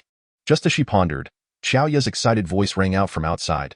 "Miss, the head of the Zhao family has rescued my father and the others. I am going to fetch them. Be careful. The snow is slippery." By the time Xue Ying reached the door, Xiaoya had already run far ahead. Observing the diminutive figure in the snowy expanse, she couldn't help but shake her head. She had clearly promised her master not to stray even a step, yet she had turned and forgotten entirely. Truly, a carefree little girl. While lost in thought, Xiaoya, who had been sprinting towards the village, suddenly halted, turning back to glance at her, biting her finger in distress. After a moment's hesitation, she turned and began to walk back. "Why aren't you going?" Xue Ying inquired. "My master instructed me to take care of you." "I cannot leave until she returns," Xiaoya pouted, casting a glance towards the village, suppressing her reluctance, and quickened her pace back to Xue Ying. "Miss, you should hurry back. The wind will give you a headache." At these words, Xue Ying felt a warmth in her heart. Gazing at the young girl, merely 7 or 8 years of age, she was both moved and in a way. To possess such composure at such a tender age is indeed rare. It was foolish of her to think that the girl would forget her previous promise. She had clearly underestimated her. Looking up, she spied the head of the Zhao family and a group of young men hastening towards them, escorting Uncle Shun's family and Mama Zhen, Winter Sun, who were all gathered in the center. Making their way down the mountain, it appeared that all was well, and thus, she felt reassured as she obediently returned to the warm house with Xiaoya to await their return. Chapter 23. Leverage. Perhaps out of concern for disturbing her, Uncle Shun and his companions chose to visit another household after descending the mountain, bypassing Zhao Zhuangtou. Aunt He, fearing for her well-being, returned to care for her. Upon learning that aside from Uncle Shun and Zhao Hu who had sustained minor abrasions, the others were unharmed, she felt a wave of relief. Following this incident, as the tension in her nerves dissipated, she succumbed to an overwhelming drowsiness, drifting into a prolonged slumber on her bed. When she awoke, she found it was nearly dusk, and the house was enveloped in an eerie silence, devoid of any presence. This was peculiar. Although she may not embody the typical image of a refined young lady, she was still quite young. Ordinarily, even if Mama Jean were to neglect her, Xiaoya and Dong Sun would take turns accompanying her, ensuring she was never left alone. What could have transpired today? She rose from her bed, donned her coat, and as she approached the courtyard, she faintly overheard Aunt He seemingly reprimanding someone. However, as she drew closer, she discovered only Aunt He was present, with merely the corner of a garment flitting past the doorway. Yet, from that fleeting glimpse, she recognized it. What had befallen Xiaoya? This disobedient girl. I have punished her to run 30 laps around the outer wall. Aunt He's previously stern visage transformed into one of profound affection upon seeing her. She approached to caress her face, finding it warm, and noticed her attire was appropriately arranged, which pleased her greatly. In a softened tone, she inquired, "Why did you not call for anyone upon waking? This place is unlike the village. Can you truly adapt to sleeping here? It's quite satisfactory." After all, she was not a delicate lady, nor was she the fragile child her exterior suggested. She was not so easily spoiled. "How are Uncle Shun and the others? May I go see them?" "Do not fret. Your Uncle Shun is tending to Uncle Shun and Zhao Hu. Mama Jean and Dong Sun were frightened and have developed slight fevers. The doctor has advised rest for them." "Fever? That makes sense, given the fright they endured and the prolonged exposure to the cold in that dreary courtyard room. It is not surprising they fell ill. Is it serious?" "Not at all. The doctor has prescribed medication, and they have already fallen asleep. After a good sweat, they shall recover swiftly." Aunt He cradled her as they walked back. "Oh, not be afraid. You shall sleep soundly in our home, and by tomorrow, you will be able to return, all right, Imim?"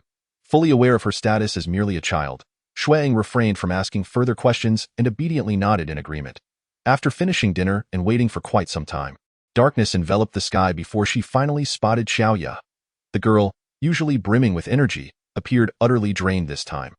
Seeing no one around, Xue Ying beckoned her with a finger. "Come here and tell me what happened." Though Xiaoya approached, she turned her face away, clearly reluctant to meet her gaze. "What is the matter? Did something happen to your parents?" Xue Ying tugged at her sleeve. "What could possibly happen to my parents?" Xiaoya mumbled, her head bowed as she fidgeted with her fingers. "Oh, so you're upset with me?"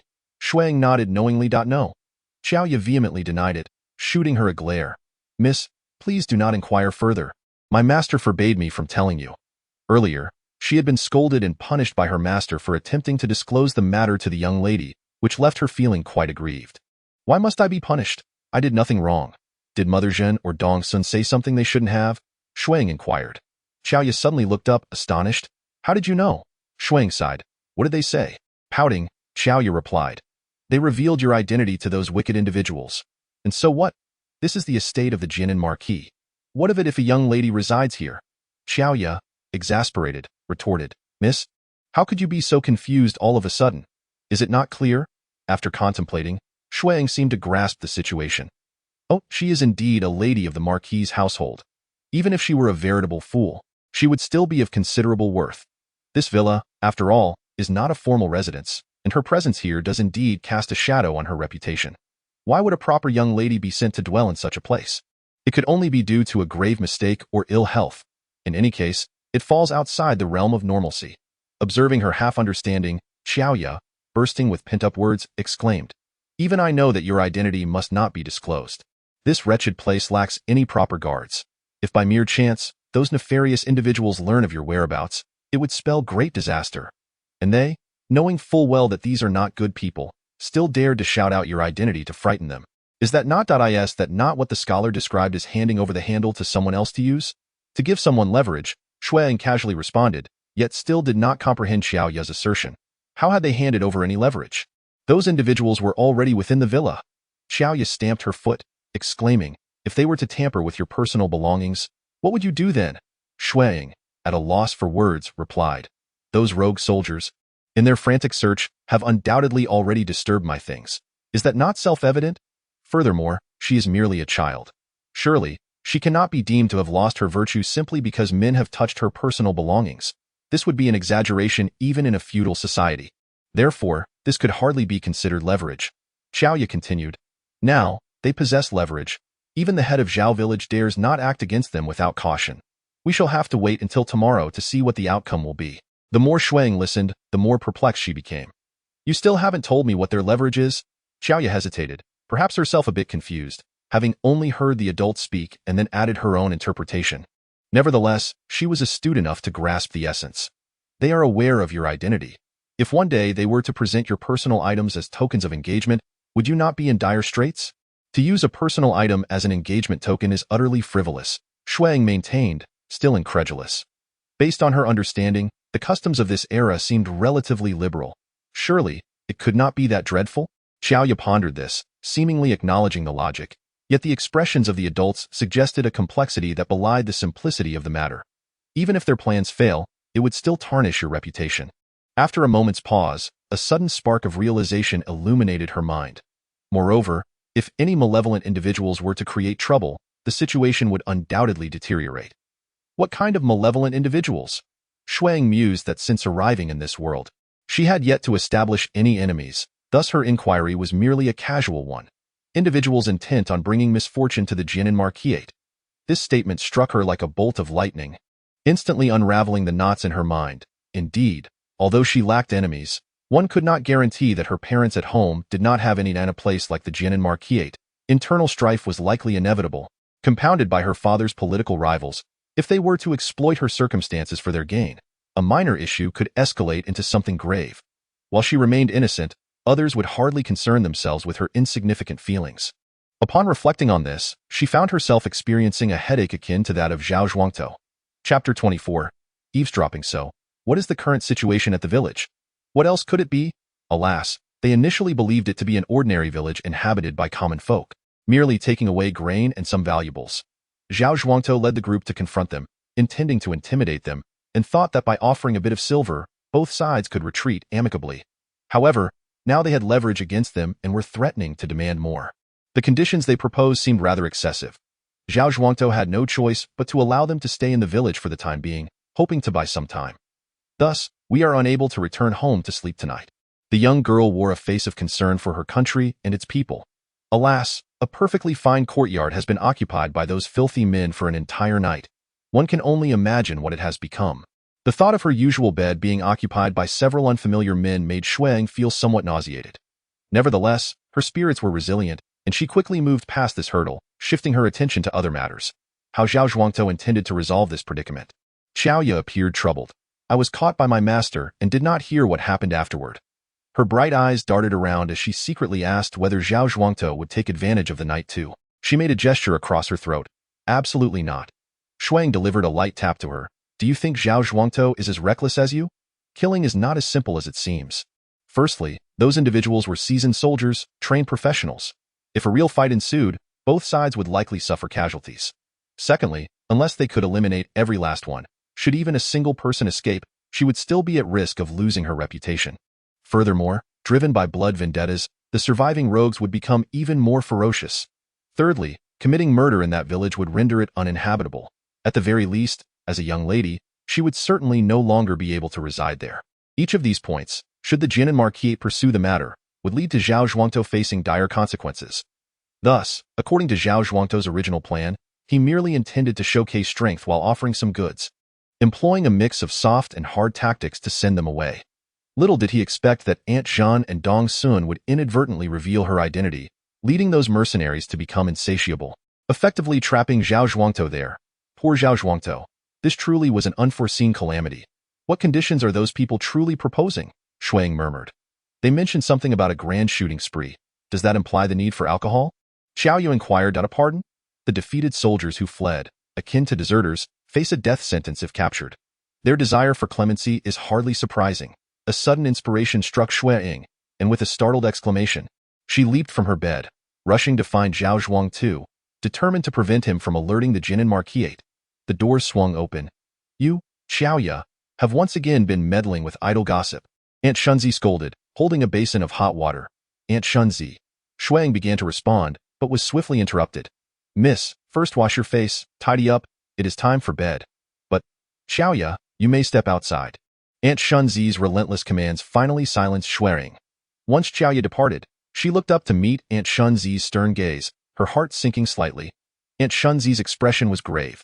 Miss, with such a significant event transpiring, how could it possibly remain concealed? If Zhao Zhuangtu can bear the burden of his guilt and subsequently rectify the situation to earn merit, perhaps he may redeem himself. Conversely, should he choose to conceal the matter and the Jinan Marquis learns of it later, the consequence would be a death sentence. Do you comprehend?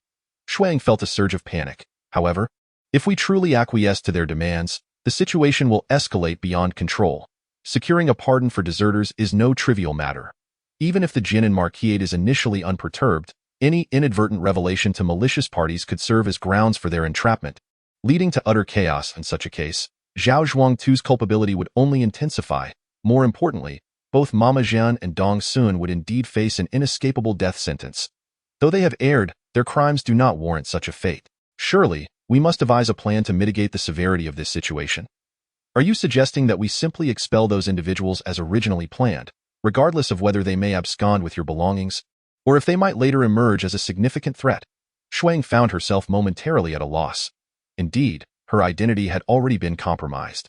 Merely driving them away would merely address the symptoms, not the root cause. Should they ever use her possessions to threaten the Jinan Marquis, the issue would inevitably come to light, exacerbating Zhao Zhuangtu, Mama Jian, and Dong Sun's culpability. What then? She murmured, cradling her head in her hands, overwhelmed by frustration at her own lack of intellect. In that moment, she longed to be the archetypal clever and resourceful heroine of tales, effortlessly navigating through every predicament, able to save whomever she wished. Yet she was not. She was merely the exceedingly ordinary Mu Xingfu. Is there a possibility for further negotiation? Aside from clemency, could they propose alternative conditions? She furrowed her brow. Do my belongings bear any distinctive marks? If not, they may as well take them. At worst, I could later deny ownership. Miss, the items in the residence are all accounted for. If they were to go missing, it would be impossible to conceal. Xue Ying, feeling despondent, lamented that her roommate, who adored time travel novels, only ever spoke of how extraordinary the protagonists were, neglecting to mention the myriad troubles of life in ancient times. Outside, a figure stood by the window, quietly listening to the commotion within. Xiaoya made a circuit outside but could not resist returning. Just as she intended to call out, she was silenced by a mere glance from the other. Inside the room, taking advantage of Xue Ying's moment of distraction, Aunt Shun had already tidied her face and made the bed, standing respectfully to the side. Miss, please rest. Xue Ying had initially wished to continue their previous discussion, but for reasons unbeknownst to her, Aunt Shun's enigmatic gaze compelled her to close her mouth, climb into bed, and cover herself with the quilt, instinctively shutting her eyes. Although she was well aware that sleep would elude her, she felt the need to feign slumber. Upon exiting, she heard Aunt He instructing Xiaoya. Xiaoya, watch over the young miss, and do not wander off, understood? Xiaoya, with her clever eyes darting, obediently replied, Yes, master. Watching Aunt He and Aunt Shun depart, she felt as though curiosity would soon overwhelm her. Why on earth would Master eavesdrop on the conversations between Mother and the young miss? More perplexing was the impression that Mother seemed aware of Master's clandestine listening. It all appeared rife with intrigue. Tugging at her little braid, she pondered while stepping back inside, approaching the bedside only to be startled by Xue Ying's wide-open eyes. Miss, why are you lying in bed awake? Staring like that? Xiaoya, tell me, do you think Zhao Zhuangtu and Mama Jian will encounter any trouble? Xue Ying murmured, No, of course not. Xiaoya replied, her expression one of absolute certainty. Xue Ying looked at her in astonishment. Why do you say that? Just look at how Master is behaving. Besides, what trouble could they possibly face? Xiaoya initially found it perplexing, then recalled that the young miss must be worried about the ruffians in the courtyard. It's nothing to fret over. Master was even in the mood to make me run earlier, so clearly, Zhao Zhuangtu must have already devised a solution. Xue Ying fell silent, and moments later, she could not help but chuckle. She was indeed rather foolish. If the situation were as dire as Aunt Shun had suggested, Aunt He would not have been so amiable throughout the day. A person as forthright and candid as she would certainly exhibit some sign of distress if her husband were truly facing a life-and-death crisis. In fact, judging by Aunt He's demeanor, they seemed to have everything under control regarding this matter.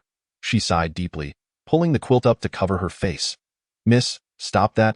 You'll make yourself lightheaded. Xiaoya swiftly pulled the quilt down, her little face taking on a rare seriousness. No more talking. It's time for the young miss to rest. All right. Xue Ying closed her eyes, beginning to grasp the reason behind Aunt Shun's words earlier. It seemed that Aunt Shun had already discerned her unease regarding the unfolding events. After all, a 5-year-old child should not exhibit such behavior in the face of unexpected bandits.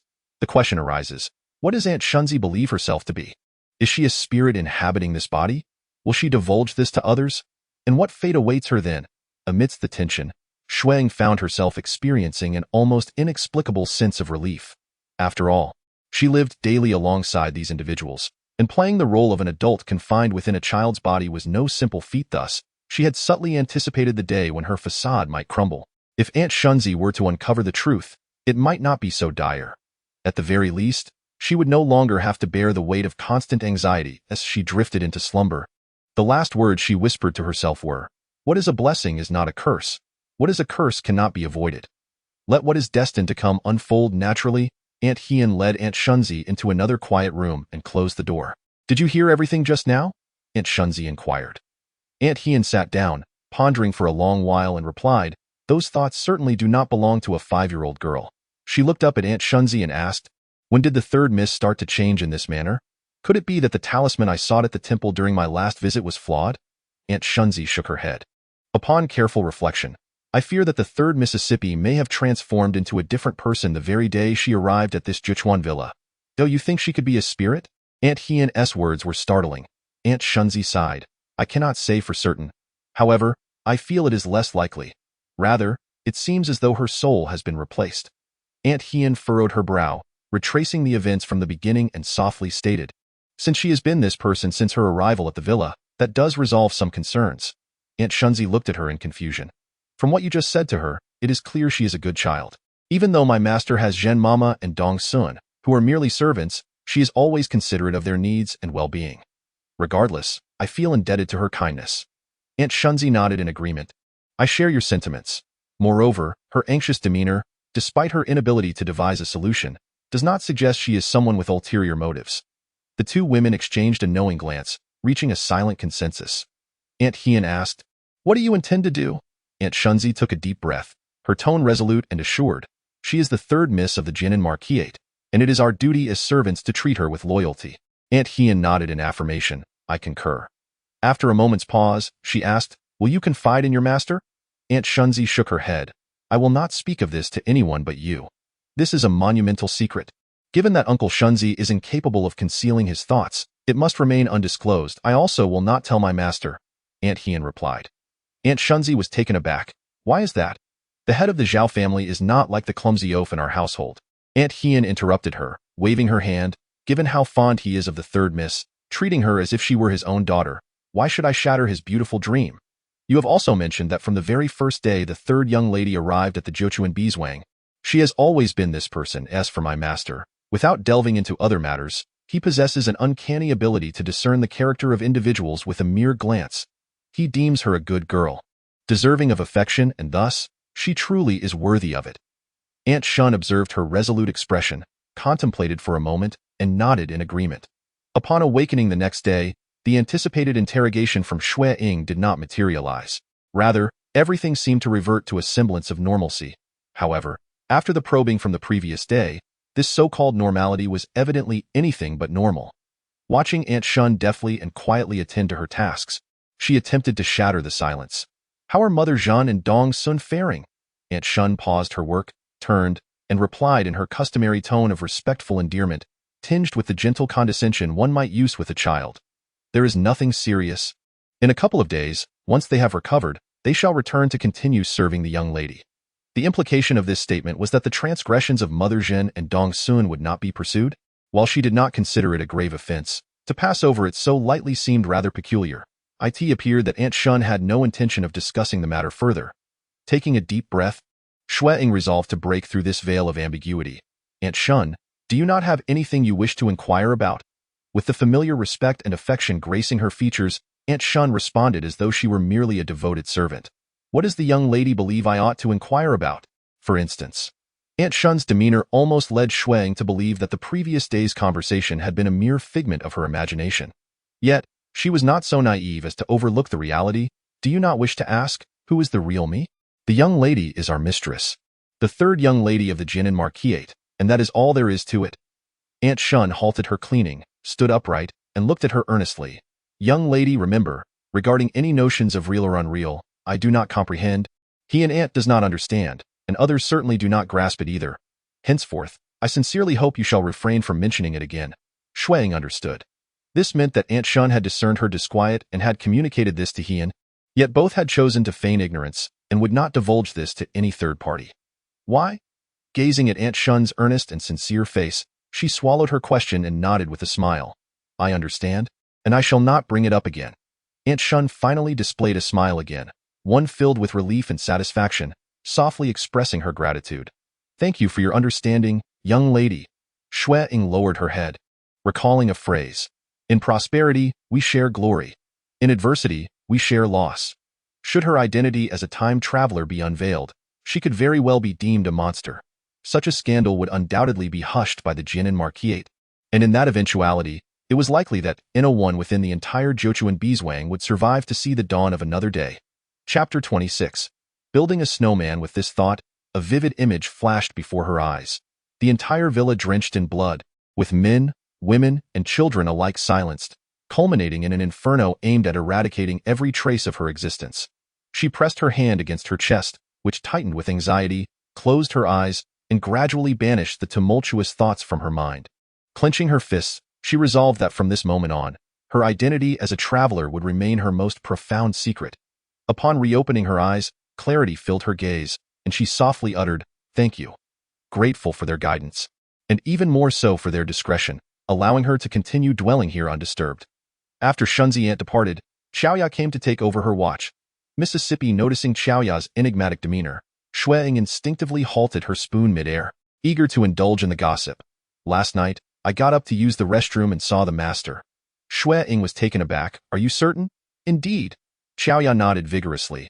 Although it was late at night and he vanished in the blink of an eye, you know my eyesight is impeccable. I couldn't possibly be mistaken. Xue Ying was genuinely astonished by Xiaoya's talent. Xiaoya, munching on her thumbnail in contemplation, mused, what do you think brought the master here? Could it be that the cold weather drove him away from the mountains? Xue Ying pulled her fingers away, resolutely disallowing the development of such a bad habit. Apart from the master, did you see anyone else? It seems her husband was also present, that hunter, Uncle Wang, on this point. Xiaoya remained uncertain. Last night, the master, along with Zhao Zhuangtou and another person, ascended the mountain, but they moved so swiftly that I barely caught a glimpse. You merely went to the restroom, yet encountered so much? Xue Ying found herself at a loss for words. Truly a natural-born gossip. Realizing the implications of her words, she inquired, they went up the mountain. What for? Have they returned? Are they unscathed? Why are you so anxious? What could possibly happen to them? Early this morning, the master dragged me out of bed and made me run 30 laps, followed by 3 sets of martial arts drills before I was allowed to have breakfast. I nearly starved, Xiaoya complained. And what of those in the courtyard? Xiaoya pouted. Speaking of which, it's even stranger I haven't seen Zhao Zhuangtou or his brothers, Zhao Dage and Zhao Urge. All morning I intended to inquire about it, but after being put through so much, I simply ran out of time. Suspect the master deliberately kept me from asking by exhausting me so. Zhao Dage and Zhao Urge are Xiaoya's affectionate terms for the sons of Zhao Zhuangtou. The master has arrived. Surely her husband must have come as well, but what then? What is the current state of those in the courtyard? Why have Zhao Zhuangtou and his 2 sons vanished so early? Xiaoya did not ponder as deeply as Xue Ying and expressed her conviction with certainty. The master is so intentionally secretive with me. Something significant must be happening. Given the splendid weather today, they surely haven't gone ice skating, have they? Xue Ying gazed at her in silence, acutely aware at that moment that Xiaoya, this clever little sprite, was still, at her core, an innocent child. Ice skating. How wonderful it would be to go. Xiaoya exclaimed, her face a portrait of yearning and regret. Indeed, indeed. Xue Ying replied dismissively, lowering her head to continue sipping her porridge. Out of the corner of her eye, she noticed Xiaoya's restless little feet shifting, fully cognizant that the images of everyone joyfully skating in her mind had ignited a deep longing within her. After a brief pause, Xue Ying comforted her, do not worry. Those people in the courtyard have yet to resolve their matters, and they will not venture out to play at this time. Yes, Xiaoya finally comprehended, propping her chin on her hands and sighing wistfully, alas, we cannot go out to play. Xue Ying found herself utterly bewildered. Do you wish for them to go out and play, or do you wish for them to remain inside? I wish for them to take me along. Xiaoya responded with unwavering conviction. Having finished her porridge, Xue Ying shook her head in mild exasperation. Is this truly the demeanor of a child? It is rather fanciful. She sighed, contemplating. It seems I am still too sensible. Perhaps I ought to be a bit more willful in the future. Miss, what are you mumbling about? Xiaoya inquired. Nothing. I've just finished my porridge, Xue Ying replied, stretching lazily and glancing outside, her eyes widening in delight. Has the sun come out? Indeed, the weather is clear. Then, shall we build a snowman? Xue Ying clapped her hands. Children ought to embrace the joys of childhood, leaving the burdensome matters to the adults. Absolutely. Xiaoya expressed her utmost enthusiasm for the idea. I shall go fetch Shuang, Xiao Jiang, Rong Er, and Zhu Yi to join us in play. The two girls exchanged a knowing high five, exulting in their unanimous decision. An hour later, in the lively courtyard of Zhao Zhuang's head family, this group of children had summoned the most impartial judge in the village, Zhao Yunyu, to determine who had crafted the most exquisite snowman. This game was rather fair. During the snowman building, the judge was not permitted to be present, and the participants were required to leave the area during the evaluation, thus maximizing the impartiality of the outcome. Zhao Yunyu swiftly reached a conclusion, and the children rushed out from the room. Dashing towards their creations to count the pebbles left by the judge. 3 pebbles signified the champion. 2 represented the runner-up, while 1 was awarded to the others, and the last place received none. However, the results revealed that 2 snowmen stood before him devoid of any pebbles. Consequently, this group of little ones formed a line in front of Zhao Yunyu, collectively glaring at him. Embarrassed, Zhao Yunyu scratched his head. I did not realize that Pile was also a snowman. I thought it was just a mound that Sanlang had casually built while clearing the snow today. Xue Ying looked heavenward in disbelief. From the very beginning of the competition, she had adamantly insisted that no assistance was needed, only to find that, due to her lack of strength and experience, her snowman had turned out rather grotesque and lopsided. After much effort, her snowman had even collapsed while she was away, ultimately being overlooked by Zhao Yunyu, the judge. Xiaoya, stifling a laugh, reassured her, Miss, you are still quite young, and it is your first attempt. It is no great matter if it does not turn out well. Zhao Yunyu was just beginning to realize that the heap of snow was, in fact, the creation of Xue Ying, which rendered the situation even more awkward. As he grappled with how to extricate himself from this predicament, Xue Ying suddenly doubled over in laughter, clutching her stomach. What are you laughing at, miss? Xiaoya asked, perplexed. It didn't look like this before. Xue Ying gasped between fits of laughter, pointing at the collapsed mound of snow. Now it resembles a rather unappealing pile of excrement. Upon hearing this, everyone finally took notice. Indeed, it did appear strikingly like a vividly rendered pile of dung. The courtyard erupted in hearty laughter, and even the previously mortified Zhao Yunyu couldn't help but chuckle, shaking his head and sighing. Ah, it seems I misjudged. This should rightfully be the most accurate depiction of the day. Well, this is quite the lively scene. Came the voice of Uncle Shunzi from the entrance. Looking up, Zhao and Uncle Shunzi entered together. Although Zhao maintained his usual stern expression, a glimmer of amusement danced in his eyes, clearly having overheard Xue Ying's earlier remark. Chapter 27. Hide and seek. Xue Ying secretly stuck out her tongue. Given her status, it seemed rather unbecoming to utter such crude words. But then again, who cared? The people of this estate indulged her whims. So what was wrong with a touch of capriciousness? Father, where have you been? Xiaoya inquired. We went to the town to purchase some supplies.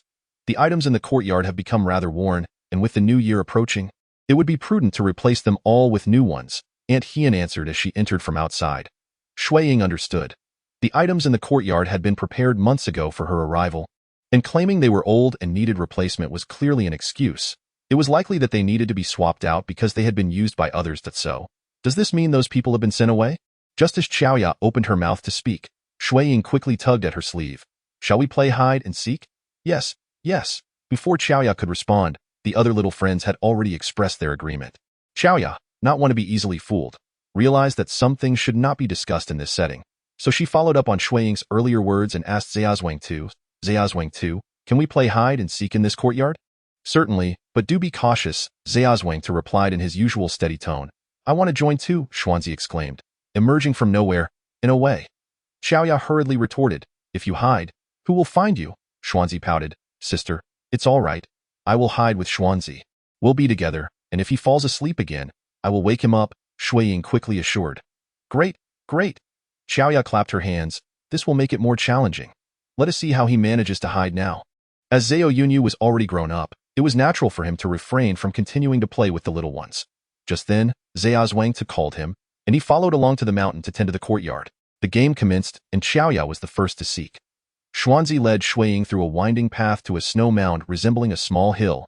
He pulled out a stick and poked it, revealing a small opening. Xue Ying, astonished, asked, "How did you know there was a hole here?" "Sure." The plug inhibited her words, forcing her inside, and then he followed suit, pulling it shut behind them. With a sudden motion, a cascade of snow from above tumbled down, perfectly cloaking the entrance, leaving only a small gap sufficient for air to seep through. Bewildered by his deft maneuvering and the exquisite outcome, Xue Ying was left speechless, while faintly from outside, the voice of Xiaoya could be heard, indicating that she had begun her search. Xue Ying could only suppress her astonishment and quietly crouch in the small corner. After a while, as she pondered whether to continue this childish game, a sudden authoritative voice rang out. "Who is there?" In an instant, the snow in front was swept aside, revealing two seemingly warm children hiding within, causing the person to momentarily freeze in place. The unexpected brightness momentarily blinded Xue Ying, and it took her a while to discern the identity of the newcomer. She hurriedly crawled out of the hole and flusteredly greeted, "Master, Uncle Wang, greetings." Luli blinked in disbelief, struggling to reconcile the sight before her with the image of the obedient, meek student. This wild child, hiding in a snow pile to play hide and seek, seemed rather excessive for a young lady of noble birth. Finally, the plug regained his composure, emerging to shield Xue Ying. "We were just playing with the young lady. Please do not punish her, master." According to conventional wisdom, playful children were to be reprimanded, and having been influenced by Xiaoya's many complaints, the plug was firmly convinced that the master was a stern and unforgiving figure. Now that Xue Ying had been caught in the act of play, surely the master would scold her. Xue Ying felt a pang of embarrassment and reminded the plug, "Plug, the master did not say he would punish me." Suddenly, Wang Tsong, who had been silently observing, seemed to come alive, sizing up the plug several times, lifting him effortlessly to weigh him, then setting him down to scrutinize once more. "What is it?" Luli asked gently. "A fine specimen," Wang Tsong remarked after his assessment. Satisfied, he turned to support her, saying, "It's cold outside. Let us return indoors." "Yes, all right." The two children stared blankly as the affectionate couple departed, their minds in a daze. What had just transpired? One moment they were on edge, the next, all was forgotten. "Ha, gotcha," came Xiaoya's voice from behind, followed by her leaping down from a high snow mound, none other than Xiaoya herself. "That high? Aren't you afraid of falling?" Xue Ying exclaimed, startled. "Not at all," Xiaoya replied nonchalantly, brushing the remaining snow from her hands, brimming with pride. "Ha, you little rascal, I finally caught you." "We weren't even hiding," Xue Ying retorted coolly, pouting. Xiaoya scratched her head in confusion, asking, "Did I just see the master and Uncle Wang?" "Indeed. Your eyesight is remarkable," Xue Ying replied, casting her a sidelong glance. "Want to know what they said to us?" Truly, her innate curiosity was undeniable. Nothing escaped her notice. Xiaoya's eyes lit up with excitement. "What did they say?" "I want to tell you," Xue Ying teased, making a face at her before dashing away. "Ah, miss, do take care and avoid any missteps." Xiaoya, in her haste, hurried to catch up. Left alone, Xuanzi continued in his reverie. After a considerable while, he lowered his gaze to his hands and then surveyed his entire being, finding nothing amiss. Thus, he simply dismissed all thoughts and joined in the frolic. Upon returning indoors, Lioli, supported by Wang Tsong, gracefully seated herself and softly inquired, "What did you mean when you said that child is a promising talent?" "Nothing much," Wang Tsong replied as he poured her a cup of warm tea, placing it in her hands to provide some warmth. "It was merely that when they were buried in the snow, I initially thought there was only one child. Upon reflection, I realized that the little boy was synchronizing his breathing with that of another, which led me to overlook him." Lioli took a delicate sip of her tea and asked, "And what else?" Accustomed to his wife's astute sensitivity, Wang Tsong patiently elaborated.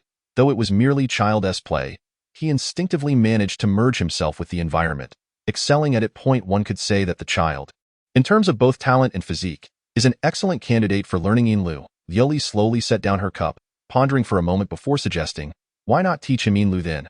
Without waiting for Wang Tsong's response, she continued, "We have been married for a decade, yet I have not been able to bear you a son or daughter. This lifetime, I fear there may be little hope. However, regardless of the circumstances. I will not permit you to take a concubine. If that were the case, the Wang family's treasured legacy would likely vanish. Instead, it would be better for you to take on an apprentice. This would serve to both preserve Lu, alleviate some of your burdens. Chapter 28. Return to tranquility. I have my own plans regarding this matter. There is no need for you to fret. Wang Tsang said, slightly furrowing his brow. Dio refrained from overthinking, or you might end up with a headache again. Liu Li tilted her body, resting her head against his sturdy waist, murmuring, I am not troubled by overthinking. Besides, she looked up at him, her eyes sparkling with a charm beyond her years. I simply enjoy worrying about you. Is that not acceptable? All right, whatever you say is right. Wang Tsang conceded, unable to counter her. Rest assured, I will be attentive. If he truly is a good child, then I shall take him on as an apprentice, which will also serve to lighten your spirits. At that moment, Xuanzi, engaged in a game of chase with his companions, suddenly let out a loud sneeze. Xiaoya rushed over. Are you cold? Not cold. Xuanzi shook his head. Xiaoya touched his hand and found it to be pleasantly warm, so she resumed playing without concern. Witnessing this scene, Xue Ying cast a curious glance in the direction where Wang Tsang and his wife had just departed. She had not forgotten Wang Tsang's previous words. A promising talent. What sort of talent could that be? Could it be that the simple-minded Xuanzi, akin to Uncle Shun, was a hidden genius? She counted on her fingers. Xiaoya, Dongsun, Xuanzi. Why were there so many prodigies around her? As an ordinary person, her identity as a time traveler felt woefully inadequate. Miss, come over here. Xiaoya called out to her. Oh, very well. She immediately cast aside her earlier momentary entanglement and immersed herself once more in the seemingly childish and tedious games that adults often dismiss. In the evening, after dinner, Xue Ying was cradled in Zhao Hian's arms and brought back to the courtyard nestled halfway up the mountain. The harrowing experience they had recently endured felt like a distant memory. The courtyard had returned to its former tranquility, a tranquility that felt almost excessively lonely. Xue Ying yearned to inquire whether she could continue playing with those little friends in the future. But upon glancing at the treacherous mountain path slick with snow and reflecting on her own status, she decided against this notion that might cause discomfort to everyone.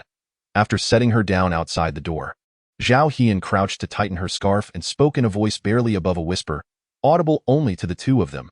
Miss, do not worry. When the skies clear, I shall return to escort you down the mountain to play. Xue Ying was taken aback, gazing at the man before her whose demeanor and countenance exuded solemnity and rigor. Her nose tinged with emotion as she nodded softly, murmuring, Thank you.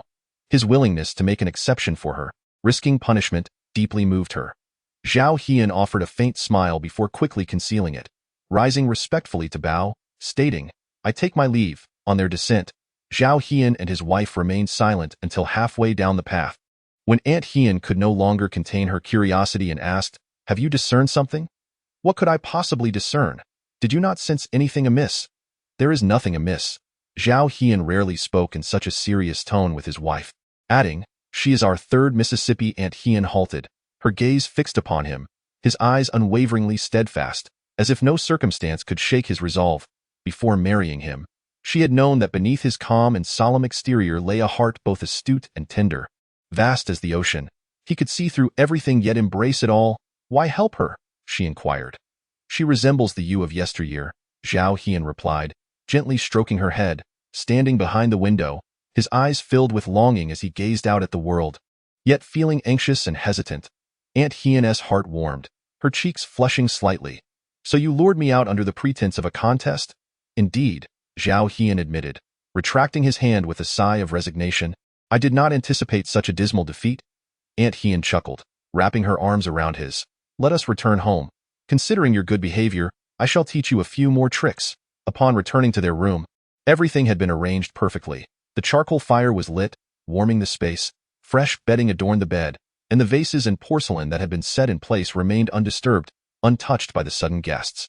Although those individuals had once frightened everyone nearly to death, Xue Ying couldn't help but admire them. Even in the face of hunger and cold, they maintained discipline and obeyed commands, a feat not characteristic of ordinary troops. This only deepened her curiosity. How had Zhao Zhuangtou managed to handle those people so quietly and discreetly? Miss, Xiaoya tugged at her sleeve, pointing towards a shadowy corner of the room. In the dimmest recess, a small figure knelt on the ground. Dongsun? Xue Ying hurried over, attempting to lift the person up, but her feeble strength proved futile. Did you not say that you were unwell? Why are you not resting properly, kneeling here instead? Dong Sun prostrated herself, the sound of her forehead striking the floor sending shivers down Xue Ying's spine. With her head buried low, her expression remained obscured. Miss, Dong Sun knows her mistake. Please, punish me. Enough, enough. Xue Ying turned to call for Xiaoya, urging her to help lift Dong Sun. Reluctantly, Xiaoya complied, pulling her up. What are you pretending to be pitiful for in front of the miss? You know her heart is the softest. Xiaoya, Xue Ying admonished. Xiaoya fell silent. Although Dong Sun had been raised, she kept her head down, tears streaming silently down her cheeks, as if striving to remain unnoticed out of fear of further disdain. Xue Ying offered her a handkerchief. Wipe your face. After a moment's hesitation, Dong Sun tremulously accepted the handkerchief, biting her lip without uttering a word, her tears continuing to flow. Xiaoya pouted. One Jin Mama is already troublesome enough. And now there is another. Xue Ying was at a loss for how to handle Dong Sun. While it was true that she had erred, this was not a matter that a 5-year-old miss could resolve. Furthermore, she considered Dong Sun merely an 8-year-old child who, having been captured by a band of robbers, might understandably blurt out something in a state of fright. What has become of Jin Mama? She inquired. Dong Sun sniffled before replying. Jin Mama has been unconscious for a day. After waking, she has been complaining of a headache. She seems to have forgotten. Forgotten? Forgotten what? Xue Ying asked, astonished, about the robbers entering the house. Dong Sun mumbled. She kept asking if it was because I was ill that I was sent down the mountain to stay. I doubt I didn't dare to say it. It appeared that the shock had been so great that she had simply forgotten the event entirely. This could be considered a form of post-traumatic stress. Xue Ying sighed. For the best, it seems. Let us treat this incident as if it never happened. From now on, it must not be mentioned in her presence. We shall say it was indeed due to her illness, that we feared it might infect me, and thus she was sent down the mountain for a while, though you understand? Dong Sun nodded. Yes. Xiaoya initially pouted in defiance but yielded after receiving a glare from Xue Ying. Understood. Mississippi and knock resounded at the door, and Auntie Shun entered, carrying a basin of water. Miss, wash your face and then rest in bed. I inquired earlier, and Jin Mama's condition has improved considerably. She will return in a couple of days to continue serving you. Xue Ying met her gaze briefly, a silent understanding passing between them, and nodded in agreement. All right, mother. Xiaoya began, but a sharp look from Auntie Shun silenced her. Quickly, she changed the subject. I'll take Dong Sun out to wash her face, and I'll stay with the miss tonight. Go ahead. Their everyday exchanges restored a semblance of tranquility, reminiscent of life before the intrusion of the robbers. Chapter 29. The box the following day. While Auntie Shun busied herself preparing lunch, Xiaoya ventured out for a brief stroll. Upon her return, she mysteriously produced a box and presented it to Xue Ying. This box was entrusted to her by Xue Ying to retrieve from the courtyard, a mysterious container that had fallen and struck Xue Ying on that fateful day. Perhaps the pursuers had overlooked its presence, leaving it behind. Last night, Xue Ying had instructed Xiaoya to take a look whenever she had a moment, and to her surprise, the girl returned with it early that morning. Xiaoya had already given the box a cursory wipe to avoid presenting Xue Ying with something filthy. This allowed Xue Ying to discern its nature more clearly. The box was crafted from sandalwood and secured with a brass lock the size of a thumb. Its exterior exuding an antique charm adorned with a simple symbol, identical to the emblem of the Zhao family head. Xiaoya, noticing this, unconsciously bit her thumb. Isn't this the symbol of Master S family? Xue Ying pulled her hand away. Haven't you inquired about what this is? Xiaoya replied. Of course I asked, but my master refused to disclose anything. Delang, Erlang, and Sanlang all claimed ignorance. She fiddled with the brass lock, her excitement and curiosity bubbling over as she asked, Shall I break it open? Who knows what might be inside? What a pity it would be if I accidentally damaged it. Xue Ying hesitated. After all, this item did not belong to her, and she dared not destroy it recklessly. Xiaoya's eyes sparkled as she clapped her hands. I have an idea. Sanlang can pick locks. I'll ask him for help. Delang, Erlang, and Sanlang were the common names given to the sons of the Zhao family, and everyone was so accustomed to calling them that Xue Ying had yet to learn their proper names. Sanlang can pick locks? She questioned. Did your master teach him? No. It's said that a beggar passed by a few years ago, and after Sanlang shared 2 bowls of rice with him, the old man taught him how to do it. Xiaoya seized the box, declaring her intention. I'm going to find Sanlang. If my mother asks, I'll say I want to see my master. With that, she dashed outside, leaving Xue Ying with no time to offer further caution. All she managed to utter was the most important warning. Be careful, the ground is slippery. Understood, came Xiaoya's distant reply. Xue Ying sighed and shook her head, reassuring herself. Well, the girl isn't foolish. She should know how to adapt to circumstances.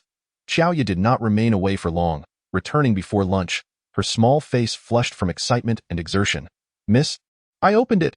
She placed the box before Xue Ying and leaned in to take credit. "Rest assured, I only had Sanlang help with the lock. Neither of us peered inside." "Very clever," Xue Ying remarked, tapping her forehead lightly as she opened the box to reveal its contents. Several books and a terrain map. The books appear to be the work of a single author. Their covers inscribed with the words Strategic Chess Manual, lacking any signature, and divided into 4 volumes. Xue Ying leafed through them casually, finding them incomprehensible due to her unfamiliarity with chess, and upon opening the map, was met with a dizzying array of dots, crosses, and circles that made her head spin. Ah, how disappointing. What are these items? Xiaoya, somewhat disheartened, peered into the box once more, her eyes suddenly brightening. "Miss, look." Xue Ying followed the direction indicated by her companion and discovered a piece of jade nestled in the corner of the box. Upon picking it up, she observed that the jade was approximately the size of 3 fingers, round in shape, gently bulging at both ends, and featuring 4 small square holes in the center, resembling a chubby button. Overall, its appearance was rather unremarkable, yet its color was akin to mutton fat jade, and it felt pleasantly warm to the touch. "This is quite nice. Mississippi, shall I fetch a string to thread it for you?" Xiaoya suggested. "Never mind. This belongs to someone else. Let us put it away," Xue Ying replied. Xiaoya pouted. "This box looks as though it has been collecting dust for centuries. The previous owner has likely forgotten about it. Besides, this courtyard belongs to your family, so doesn't this item count as yours?" Xue Ying found herself at a loss for words, ultimately resorting to her privilege. "I said to put it away. So we shall." "Very well," Xiaoya conceded, placing the box aside, intending to hand it over to Xue Ying once Dong Sun returned. After all, it was Dong Sun who was currently responsible for safeguarding Xue Ying's belongings. Days continued to flow by as serenely as water, and Xue Ying made no effort to inquire into the resolution of the robbery incident. Aunt Shun was correct. She was merely a child and should behave as such. Nevertheless, she did not forget that she had a naturally inquisitive companion in Xiaoya. Indeed, half a month later, Xiaoya eventually managed to piece together the events with remarkable clarity on that day. The courtyard had been overtaken by deserters, who threatened to leverage Xue Ying's reputation to compel the Jinan marquis residents to intercede on their behalf. The village head, Zhao, sought to placate them while hastily summoning the hunter Wang Tsong from the mountains, who happened to be the husband of Master Lu Li. Wang Tsong proved to be exceptionally skilled, managing to silently infiltrate the courtyard at midnight and incapacitate the entire group. Following this, Zhao and Aunt Hian bound the intruders and searched them thoroughly, ensuring that no threatening items remained in their possession, before proceeding to negotiate outside the courtyard. The specifics of the negotiations remain uncertain, but the outcome was that the intruders ultimately departed, and judging by Zhao's and his companion's demeanor, the incident left no lingering threats. Xue Ying felt skeptical about the efficacy of merely searching them to guarantee that no menacing items were taken away. If Zhao and his companions were so confident that the matter had been resolved, it stood to reason that they must have retained some contingency during the negotiations. What could it possibly be? She recalled the emblem that had appeared both at Zhao's residence and within the box in the storeroom. What did that symbol signify? Could it be related to Zhao's resolution of the deserter incident? Miss? Xiaoya waved her hand in front of Xue Ying's eyes, pulling her from her reverie. What is it? Xue Ying regained her focus. "Miss, I have a favor to ask of you," Xiaoya said, her expression a blend of earnestness and playful mischief. "What is it?" "I wish to go ice skating at Half Moon Lake with you and the others." "May I? Ice skating?" Xue Ying recalled that Xiaoya had mentioned this before. Ever since the robbers had departed, the weather had remained splendid, and with the temperatures having dropped significantly, the ice on the lake had thickened enough for skating. Indeed, it was an ideal time for such revelry. For this matter, you must consult Uncle Shun and Aunt Shun. Why ask me? Although she is the little mistress of Xiaoya, it is her parents who should ultimately hold the decisive influence in such matters. For the young lady is the more agreeable party. Xiaoya, with a sense of justified indignation, huffed, "Humph, I am still but a child. My words carry little weight."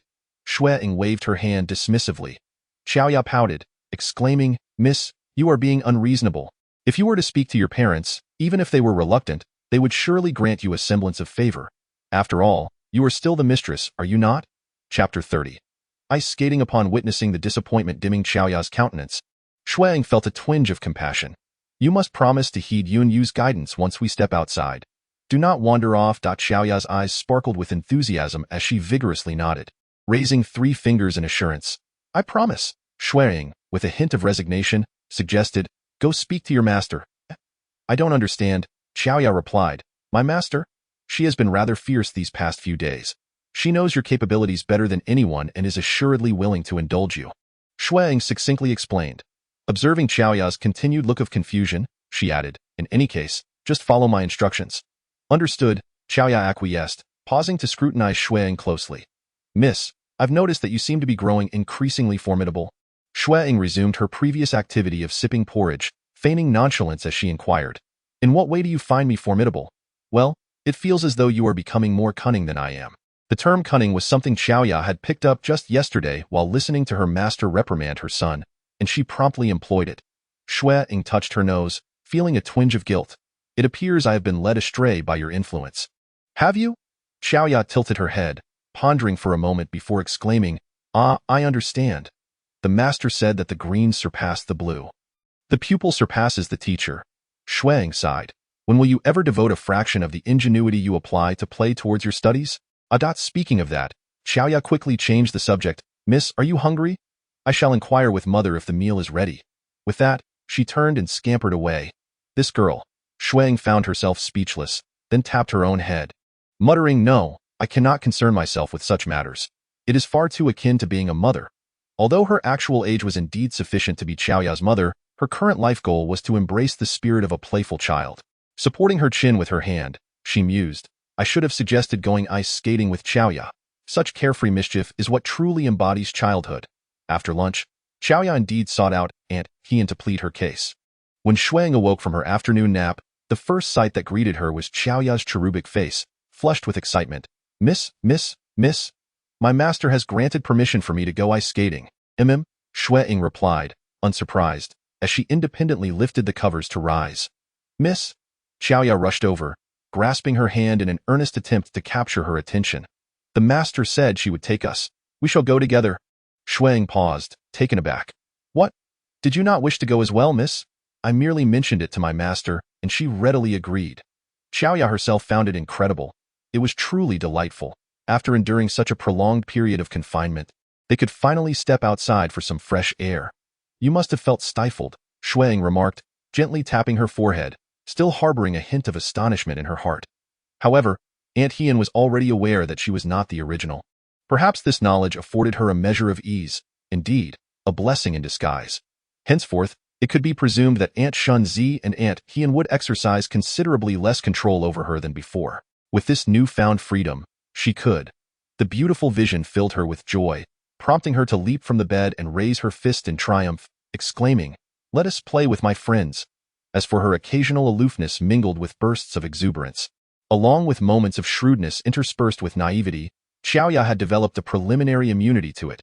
Moreover, being a child, witnessing Xue Ying's excitement, she couldn't help but join in the cheer. The two little ones clasped hands, spinning in circles within the room, their laughter echoing, expressing boundless joy. Outside the door, Aunt Shunzi listened to the commotion with a weary expression, shaking her head with a sigh.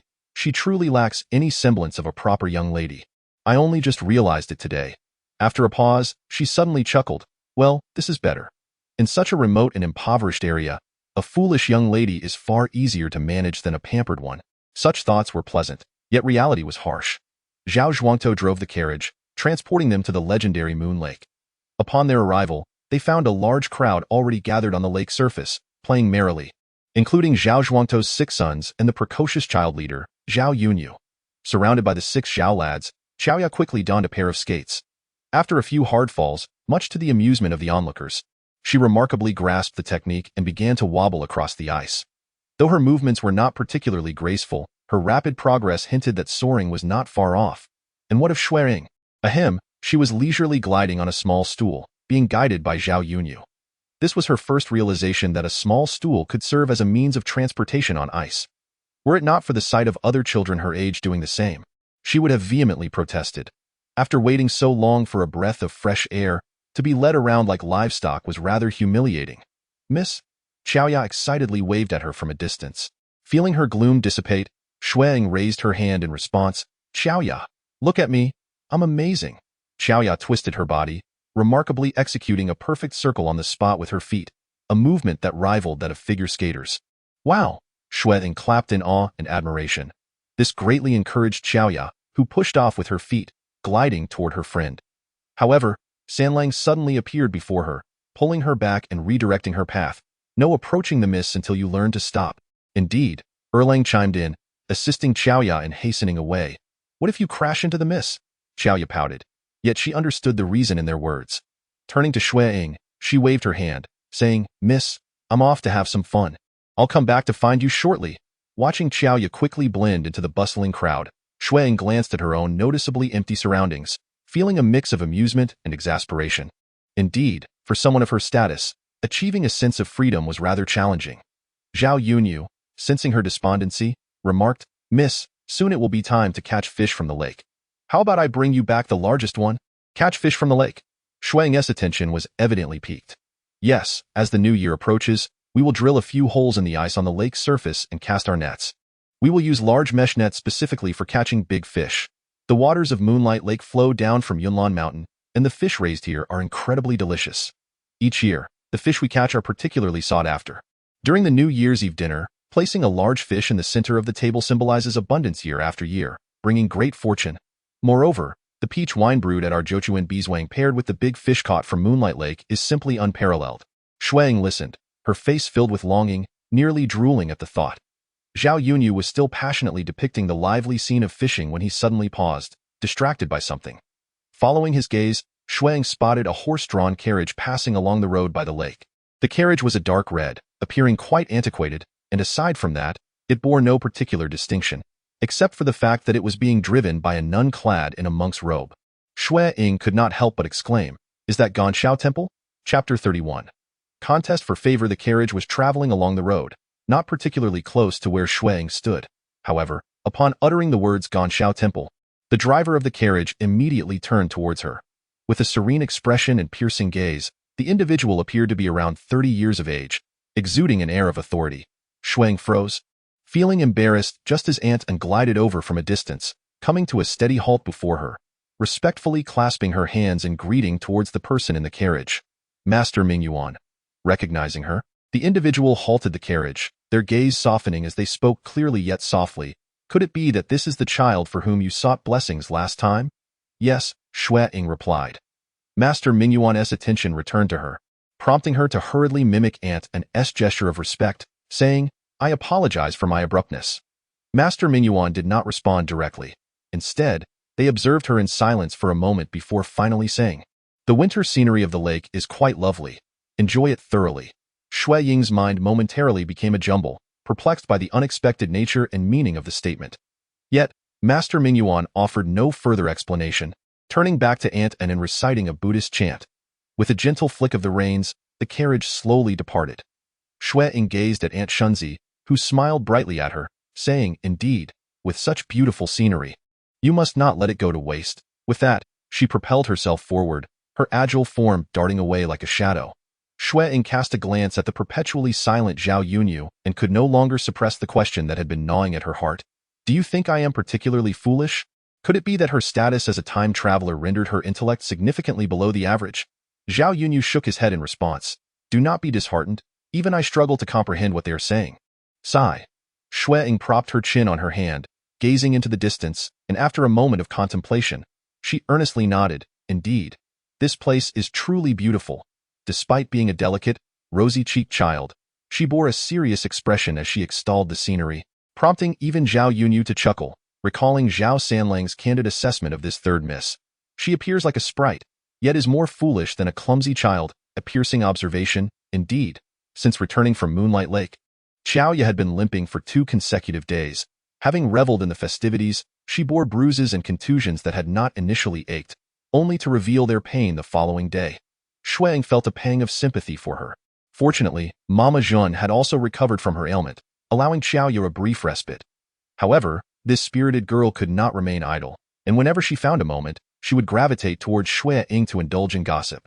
Has your master continued your martial training these past few days? She inquired. Xiaoya's face morphed into a grimace. I would much rather be boxing, do you know? My master somehow procured a remedy for bruises and began to vigorously massage it onto my body. Recalling the agony of that moment, tears welled in Xiaoya's eyes. Oh, my dear mother, it was excruciating. I wished I could simply knock myself unconscious. Yet, instead of sympathizing, My mother aided my master in restraining me, insisting it was to instill a lasting lesson. After all, it was my master who took me ice skating. Why did they both conspire to reprimand me? Observing Xiao Ya's indignant demeanor, Xue Ying could scarcely contain her amusement. Who prompted you to play so recklessly? Even Sanlang and Si Lang could not catch you. At this, rather than feeling shame, Xiao Ya's eyes sparkled with delight.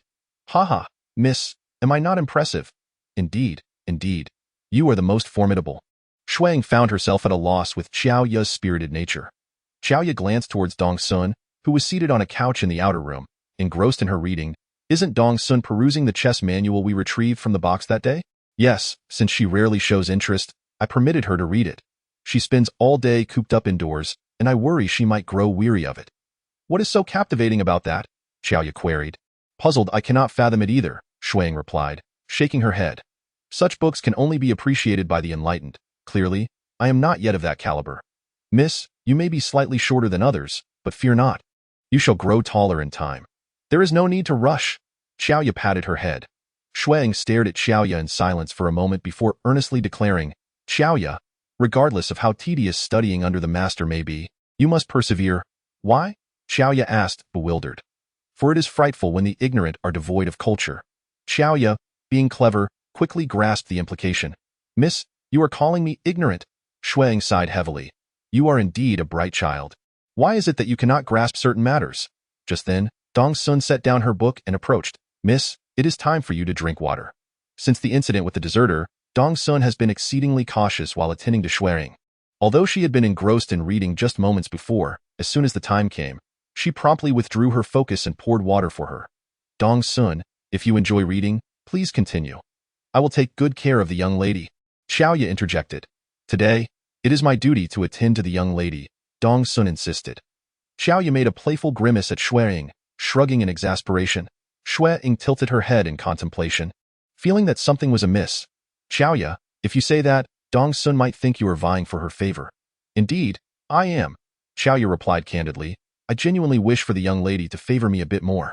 You have completely misunderstood the meaning of vying for favor.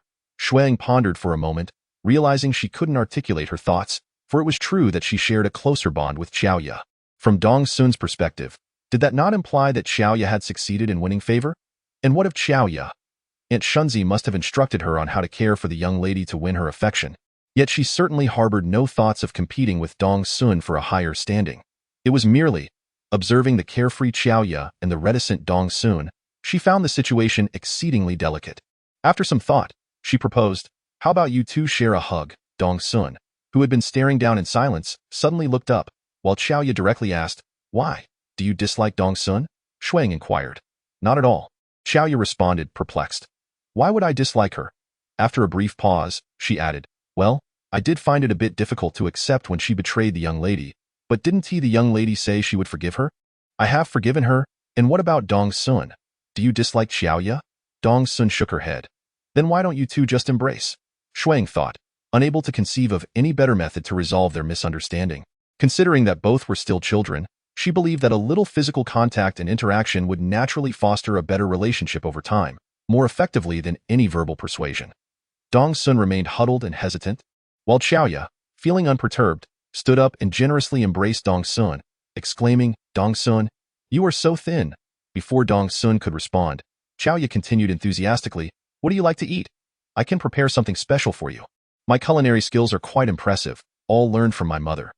The young lady was a bit thin too, but I've been feeding her well lately, and now she is adorably plump, just like a little pig. If you gain a bit more weight and smile more, you will surely be even prettier than the young lady. Xiao Ya.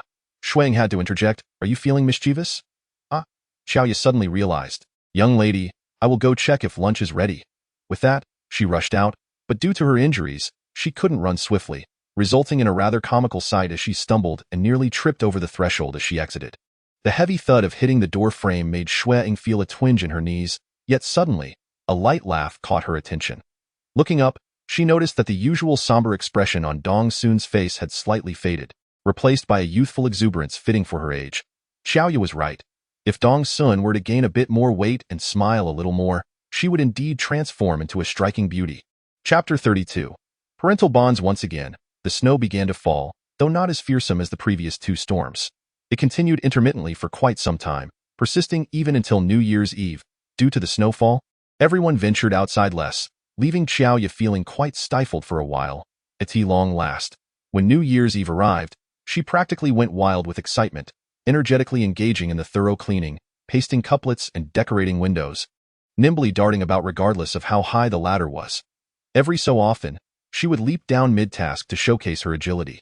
Surprisingly, Uncle Shun and Aunt Shun allowed her to create such a ruckus, entrusting her with all the tasks that required climbing.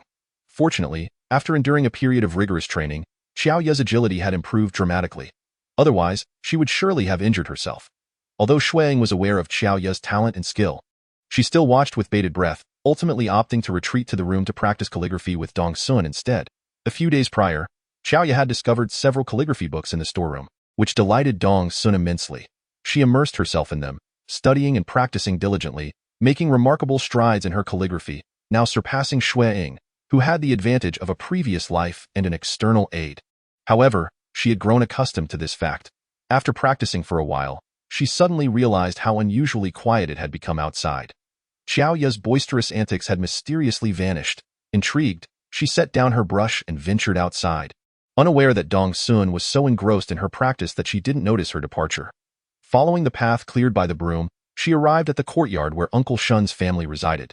Discovering Xiaoya pressing her ear against the window, eavesdropping intently on something, so absorbed was she that she failed to notice Xue Ying's approach. It appeared that the third madam had completely disregarded the third miss. Voices from within the house reached Xue Ying's ears, and she halted in her tracks. Indeed, during the last delivery of New Year's goods to the estate, Zhao Zhuangtou had waited an entire day in Anjing without receiving a single word. Just the day before, he had braved the snow to find an excuse to deliver fresh produce, only to be reprimanded for his efforts, deemed unnecessary. On such a significant occasion, the third madam had not uttered a single word nor provided anything for the third miss. Uncle Shun, as a servant, could not openly criticize his masters, yet he couldn't help but lament, expressing that the third miss was truly pitiable. Aunt Shun sighed. Perhaps it is just that the two of them lack a fateful bond. A lack of fate. Xue Ying felt a pang in her heart. It seemed she had never had a connection with her parents, in this life or the last. In her previous existence, she had been abandoned on the streets while still an infant.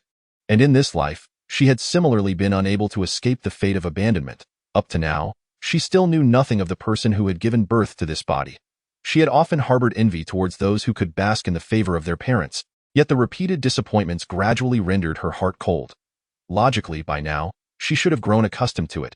However, upon hearing Uncle Shun's words, why did she still feel a pang of sadness? Was it truly so difficult to let go of the wounds inflicted by blood relatives? The two ceased their conversation just as Xiaoya happened to look up, startled by the sight of Xue Ying, exclaiming, "Miss?" This exclamation startled the couple within the room, prompting them to hastily open the door to ascertain the situation. Xue Ying sniffled, blinked back her tears, and forced a smile as she addressed Uncle Shun. "Uncle Shun, when you next encounter Zhao Zhuangtou, could you kindly convey my message? Please tell him not to trouble himself further on my behalf. I am quite content with my current state, truly grateful for what I possess." At this moment, she had already amassed an abundance of happiness. Any lingering greed would surely invite the Buddha's disapproval. Compliance and gratitude were the most invaluable lessons she had gleaned during her time at Ganqiao Temple. She turned to depart, while Aunt Shun quickly signaled to Xiaoya to follow her. Observing Xue Ying's retreating figure, Uncle Shun felt a sense of helplessness and overwhelming guilt. "Alas, during this festive season, I truly am.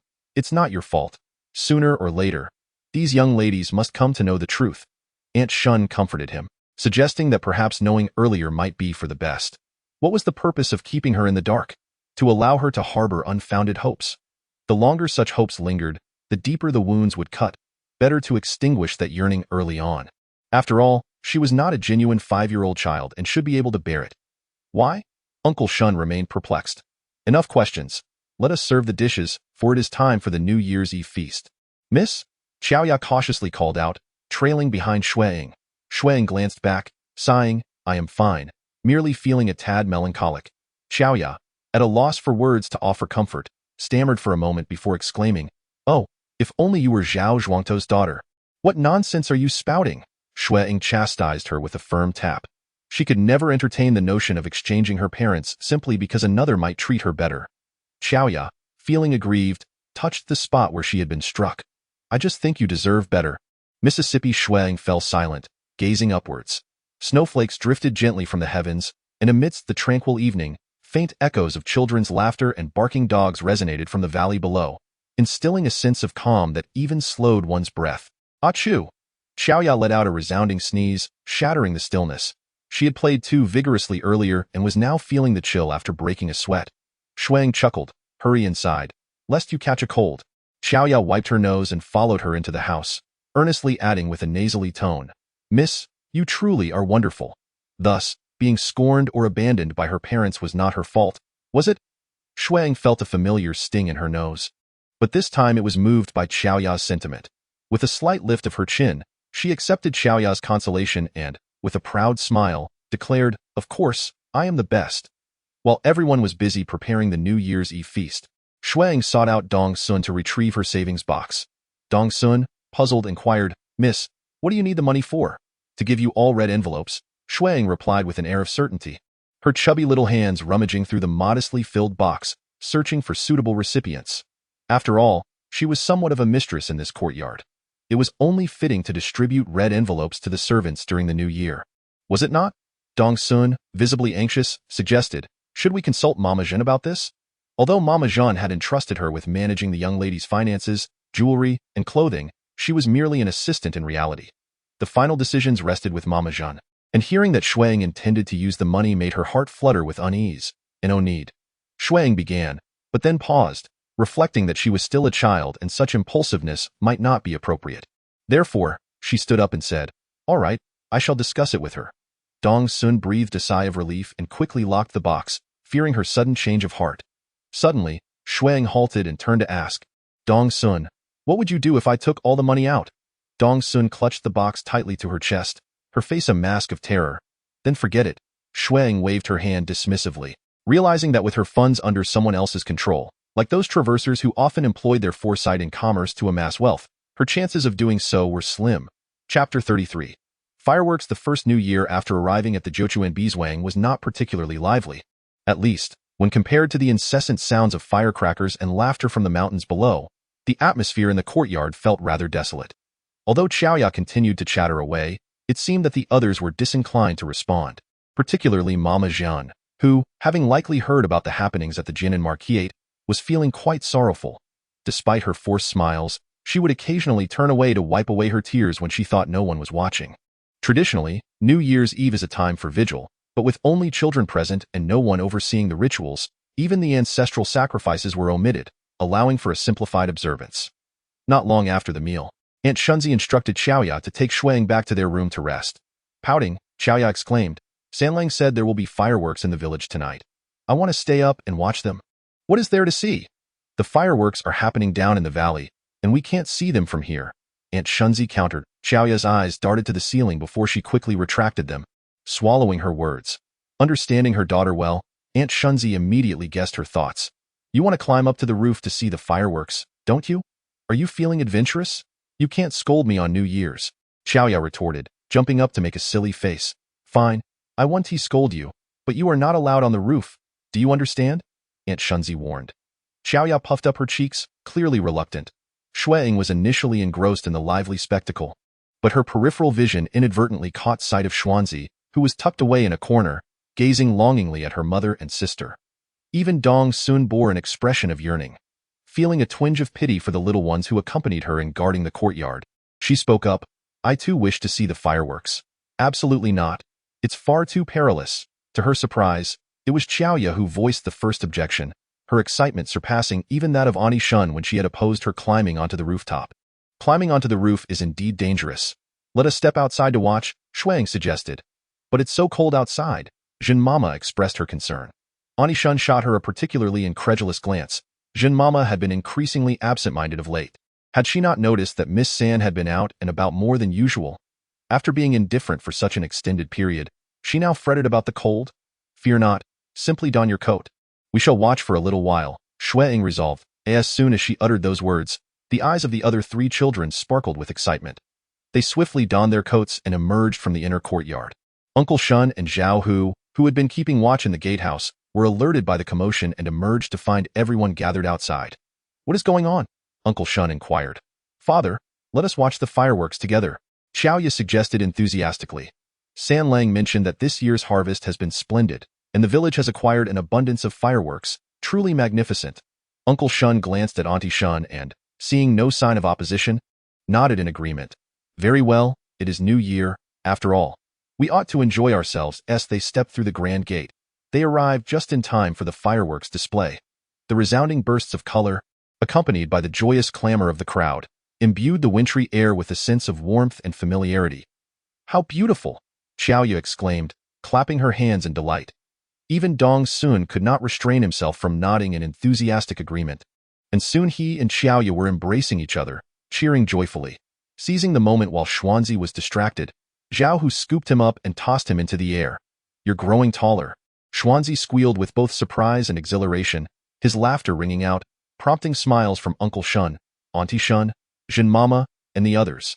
The shimmering glow of the fireworks illuminated the subtle, joyous expressions of the crowd, which was etched into Xue Ying's memory, leading her to exclaim softly, "How wonderful, this joy, so mundane, so simple, so warm." The winter days stretched on, steady yet monotonous, and before they knew it, the time for breaking the ice had arrived. When Xiaoya announced that the peach trees outside had begun to sprout tender buds, Xue Ying found it hard to believe.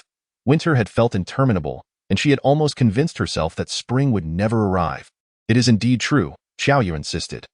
Zhao Zhuangtou also felt this winter has lingered far too long, fearing the peach trees might succumb to the frost. Thus, today he specially brought people to inspect the peach grove.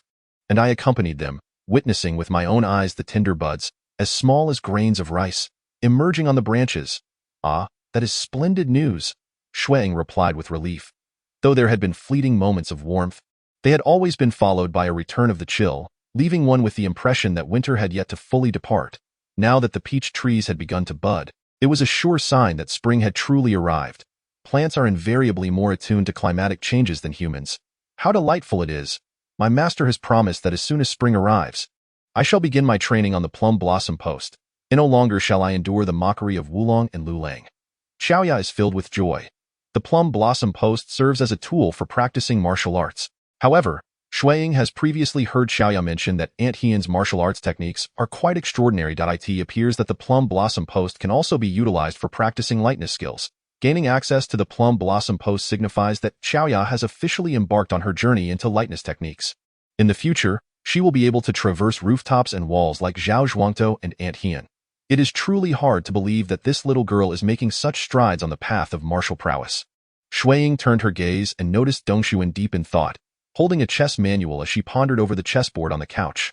Of course, the books in Dongxuan's hands were not the same as those mysterious ones from the box, but rather simpler introductory texts. However, for Xue Ying, who knows nothing of Go, Dongxuan's current understanding is already impressive. Merely by relying on a few books adorned with black dots and circles, she has managed to grasp the fundamentals of playing Go. This is utterly unimaginable for Xue Ying. Alas, while you all have your amusements, I am left feeling quite bored. She rested her chin on her hand and mumbled. After a moment of contemplation, Xiaoya suggested, since the weather has improved, why not have my master teach you swordplay? A few sets of punches and some sword techniques each day would be immensely enjoyable. Do not trouble your master. I am not cut out for martial arts, she thought to herself, fully aware of whether or not it would be appropriate for her to learn new skills. Xue Ying had not forgotten Aunt Hian's earlier words when she first became a disciple. Individual talents differ. Haste makes waste. The purpose of martial arts is for fitness, yet a moment's carelessness can turn it into a double-edged sword. Since she lacks understanding, it is wise to heed the guidance of the experienced Aunt Hian in this matter. Xiaoya pouted. What should we do then? Although the weather has warmed, the melting snow has turned the roads to mud, so you cannot go outside. Xue Ying pondered for a moment. Well, since the weather is warm, there should be fewer firewood and miscellaneous items in the storeroom than before, right? Huh. Xiaoya did not quite grasp the idea. Come, let us go to the study and look for books. If we cannot go outside, surely we can read. Just then, Dongxuan, who had been lost in her own world, seemed to awaken from a dream, jumping down with a face full of excitement and longing. I want to go too. Xiaoya scrunched her little face in protest. Why do we need to read? Reading is so tiring. It's not like we're making you read. Xue Ying playfully tapped her, calling Dongxuan over. Come, let us seek treasures. Before long, Aunt Shunzi spotted 3 little figures sneaking into the storeroom, with the usually gentle and quiet third young lady leading the way. Shaking her head with a sigh, she decided to ignore them, choosing to turn a blind eye as if she had seen nothing at all. Chapter 34. The peach blossom grove. The Jiuquan Beeswang resembles a paradise untouched by the world. From autumn to winter, and from winter to spring, the climate varies, presenting myriad scenes, yet the essence of simplicity and warmth remains unchanged. Ever since the storeroom study became a semi-public playground, Xue Ying's spiritual life has flourished immensely. The study may appear inconspicuous, yet it boasts an extraordinarily rich collection. Without a doubt, it houses an array of classics and historical texts, but surprisingly, there are also numerous works of unofficial history, novels, and illustrated albums. Although for someone like Xue Ying, who has just undergone a process of enlightenment, even novels can seem somewhat challenging, they nonetheless narrate the tales of an entirely new world, which she finds quite captivating. Miss? Xiaoya abruptly snatched the book from her hands. You have already been reading for an entire hour. It is time for a break. Xue Ying, who was engrossed in a particularly exciting passage, felt a wave of disappointment wash over her. Just let me read for a little longer, please? No, Xiaoya insisted. Your eyes will suffer. Displaying an unexpected firmness, unlike her usual lively demeanor, she remained resolute regarding Xue Ying's health. Very well then, Xue Ying conceded reluctantly, stretching her body as she inquired, what is the weather like outside? It is sunny and clear, Xiaoya replied, her eyes lighting up. Did you not mention wanting to see the peach blossoms recently? They are in full bloom now, and they are simply beautiful. Indeed, since the arrival of spring, Xue Ying had longed to venture outside for a breath of fresh air. However, due to some unknown trigger, Mama Jean had fainted upon hearing of Xue Ying's desire to go out, leaving Xue Ying too frightened to bring it up again. It had been quite some time since she last stepped outside. As they conversed, Dongsun quietly entered, lowering her voice. Miss, Mama Jean is asleep. I believe she will not awaken for a while. The weather is lovely today, so let Xiaoya accompany you for a stroll. What a remarkable synchronicity. Just as she and Xiaoya were discussing going out, here was Dongsun, a truly thoughtful little girl.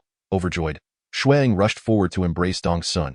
That's wonderful. Don't worry, we will return shortly. Flushed with embarrassment, Dongsun fumbled, it's nothing. Mama Jean is just a bit tired today. I will persuade her not to leave the room. Just be back before lunch. Dongsun, what loyalty! Xiaoya heartily patted Dongsun on the shoulder, and without needing to ask, Xue Ying could guess that this gesture was undoubtedly learned from Sanlang and Xilang. Alas, it seems that Aunt Hian's efforts to nurture a female disciple have only resulted in a girl who resembles her sons more and more. Quite the disappointment for Zhao Zhuang's couple, who desperately desired a daughter. Upon reaching the front courtyard, Xue Ying greeted Aunt Shunzi, assuring her that she was merely stepping out for a walk with Xiaoya and would return before lunch. Aunt Shunzi, now considerably more open-minded, did not protest further and even handed Xiaoya a hot water bag for Xue Ying to drink should she feel thirsty. As they stepped outside, the refreshing breeze invigorated Xue Ying, and the sight that greeted her eyes illuminated her spirit from head to toe. How breathtaking! On the hillside to the right, the peach blossoms were in full bloom. A sea of pink that danced in the spring sunlight like the skirts of a maiden, vibrant and enchanting. Quickly, let us go. In her excitement, she momentarily forgot about Xiaoya, lifting her skirt and rushing down the hill. Startling Xiaoya. Miss, slow down. Be careful not to fall. It's fine. This winter, she has not neglected her exercise. Now, as she runs, her steps are light and nimble, no longer the delicate miss who gasped after merely a few steps. Observing Xue Ying dash forward without a backward glance, Xiaoya stamped her foot in exasperation. Miss, you resemble Xiao Zhang's dog, Ah Huang. Previously, Xue Ying had heard Xiaoya mention that Ah Huang was a mischievous dog from Xiao Zhang's household, known to dash about the entire village the moment its leash was loosened, impossible to contain. Indeed, she now bore a slight resemblance to a runaway pup, but what did it matter? The scenery was splendid, and it was time to revel in it. Xiaoya, come quickly. Let us see if you can catch up with me, she waved her hand. Left with no choice, Xiaoya hurried to follow. Miss, do slow down. Thus, their laughter rang out, heralding the arrival of spring, in the fields and village. The locals had begun preparations for spring sowing, greeting Xue Ying and Xiaoya with warmth. As the weather improved, so too did their spirits. Upon reaching the mountains, the fragrance of peach blossoms mingled with the warmth of the spring sun, enveloping them as they entered the peach grove. It felt as though they had plunged into a sea of flowers, vibrant colors stretching as far as the eye could see, while the clamor below faded into silence. This secluded atmosphere allowed Xue Ying to shed her constraints, frolicking and chasing Xiaoya through the woods until exhaustion set in. Phew! After running for so long, I'm too tired to lift my feet. Just ahead lay a horizontally growing tree trunk, resembling a natural seat. Deciding to rest, she sat upon it, clutching the trunk as she gasped for breath, pleading with the approaching Xiaoya, I can't run anymore. I'm so exhausted. Hmph, serves you right. Xiaoya placed her hands on her hips, her cheeks flushed, though she fared much better than the panting Xue Ying. I told you to slow down, and now you'll be sore tomorrow. Phew, phew. Xue Ying paid no heed, taking deep breaths as she stuck out her tongue at her. Xiaoya, Xiaoya. A child's voice called from a distance. Hey, Xiaoya responded, turning to look in the hazy distance. Xue Ying could only make out a few small figures. However, Xiaoya, with her keen eyesight and hearing, quickly recognized the newcomers. Lu Lang, Xiaojiang, Zhu Yi, she exclaimed excitedly. Waving, what brings you here? We came to see the big peach tree, Lu Lang, the youngest son of Zhao Zhuang too, answered loudly. Why father said that when the big peach tree blooms, we can pick the blossoms to brew wine. The big peach tree? Xiao Ya's eyes sparkled. The big peach tree was the oldest in this grove, remarkably sturdy compared to ordinary peach trees, and it was said to have stood there long before the peach grove was even planted. The reason the residents of Jiuquan Bizhuang cultivated the grove was to keep it company.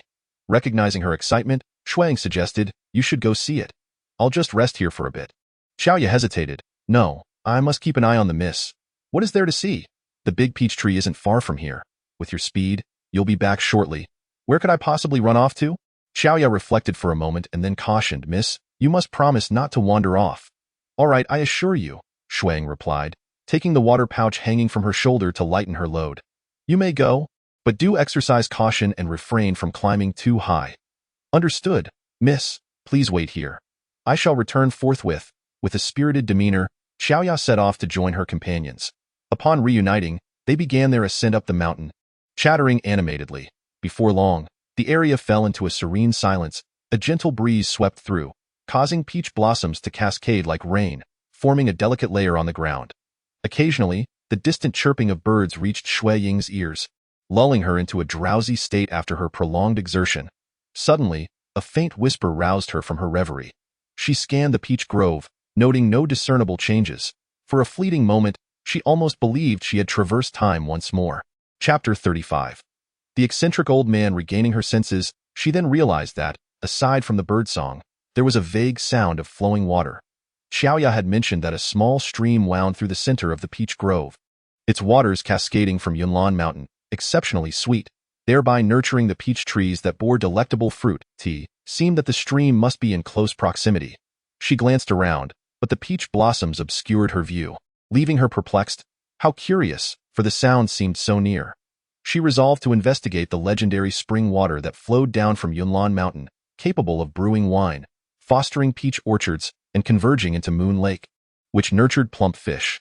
It certainly appeared to be a remarkable resource. She took a sip from her water pouch, reminding herself that she had promised Xiaoya to wait here. Thus, regardless of her curiosity, she would not depart before Xiaoya's return. Water.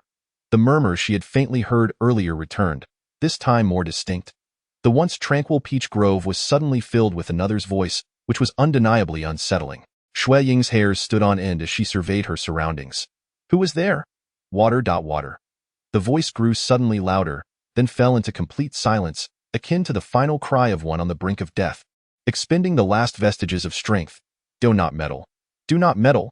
Though she repeatedly admonished herself, Xue Ying ultimately abandoned her original position, following the direction of the sound. Not out of mere curiosity, but compelled by the urgency and yearning infused in the previous cries, a desperate longing for survival that tugged at her heartstrings. After a brief walk, the scene before her made her catch her breath. An elderly man clad in a tattered gray robe lay prostrate on the ground, his right hand straining forward, striving to reach the stream just 10 paces away. However, what struck terror in Xue Ying was not merely the man's unexpected presence, but rather his appearance, which was clearly not that of a normal individual. The gray robe was in tatters and filthy, resembling a rag that had long lost its original form, while his white hair and beard were matted together like dry grass caught in the autumn wind. Even more alarming was that his entire body seemed to have been drained of moisture, leaving only wrinkled skin stretched taut over his bones, with sunken eye sockets that appeared hauntingly cavernous. Water. The old man, with only his fingers able to move, struggled desperately to inch closer to the water source, as if reaching it would grant him the gift of life anew. Xue Ying unconsciously swallowed. only to choke slightly as her distraction broke her focus, bringing her back to reality. Water? Is it water? Instinctively, she searched her belongings for anything useful, and to her delight, she discovered the water pouch still clutched in her hand. Despite her intention to assist, she was unnerved by the old man's appearance, trembling in fear, and could only retreat to a safe distance, cautiously pouring water into his mouth. The old man's mouth gaped wide, eagerly receiving the water she offered, astonishingly swallowing it without the slightest motion. As it flowed directly into his stomach, before long, the water pouch was emptied. Yet the old man showed no significant improvement, only managing to utter with a bit more strength, "Water, water, oh, wait." Xue Ying hastily rose and dashed towards the brook, filling another pouch with water, then continued to feed it to the old man. After several rounds of this, the old man's emaciated skin began to visibly swell, gradually restoring to a semblance of humanity. By the end, he was able to sit up, taking the water pouch from Xue Ying and gulping down the last of its contents, finally exhaling a long sigh. At last, I am alive again. Xue Ying took a cautious step back, warily observing him. She was no fool. The old man's behavior was clearly not that of an ordinary human. Could it be that the world she had traversed into was not merely a fabricated dynasty, but one inhabited by spirits and deities? Was she destined to follow a path of cultivation? Cultivation? The old man glanced at her, scoffing, "Little girl, you lack the aptitude. It would be best not to dream." Xue Ying jumped in surprise. "How do you? Seeing through the hearts of men? If I wished to, I could even discern your past lives and future destinies."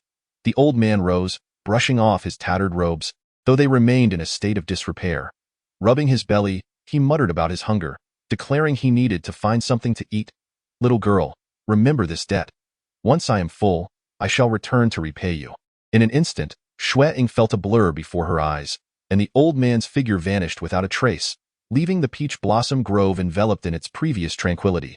She clutched her still racing heart, doubting whether the scene she had just witnessed was merely a daydream. Miss," a voice called out from a distance, belonging to Xiao Ye. "Here I am," she responded hurriedly. "Miss," Xiao Ye panted as she rushed over. "What brings you here?" Xue Ying was at a loss for words, opting instead to change the subject by pointing towards the spring. "Is this the spring water that flows down from Yunlan Mountain?" "Indeed," Xiao Ye replied without further thought. "If you go a little further down, there's a pool with fish in it. Unfortunately, the water is still too cold right now. We can catch fish there once it warms up." At that time, the fish had feasted upon the peach blossoms, leaving the flesh imbued with their fragrant essence, a truly delectable experience. "Oh, it sounds delightful." Xue Ying nodded absent-mindedly. "Miss, the peach trees are in bloom." Lu Lang remarked, "If the weather is fine tomorrow, the people from our village will come to pick the blossoms to brew peach blossom wine. Shall we join them?" "Absolutely. I have tasted last year's peach blossom wine, but I have yet to witness the process of picking the blossoms for brewing. The thought of such merriment fills me with joy, and the unease from my recent fantastical experience gradually dissipates. After all, what has transpired is in the past. It is futile to dwell on it. I shall embrace life with an open heart and live carefree like a child, seeking to reclaim the childhood moments I have missed." The next day, indeed, the people from Zhochuan Bizhuang began their ascent to gather peach blossoms. At this moment, the buds were just beginning to bloom, making them ideal for brewing. Fresh peach blossoms were collected and placed in a jar along with goji berries and white liquor, sealed tightly and stored in a cool cellar, awaiting the unveiling a month later. The process of brewing peach blossom wine is quite simple. However, both the blossoms and the white liquor are sourced from Zhochuan Bizhuang itself, reputed for their unique flavor, and thus, it has been given an exclusive name, Taoxianyang.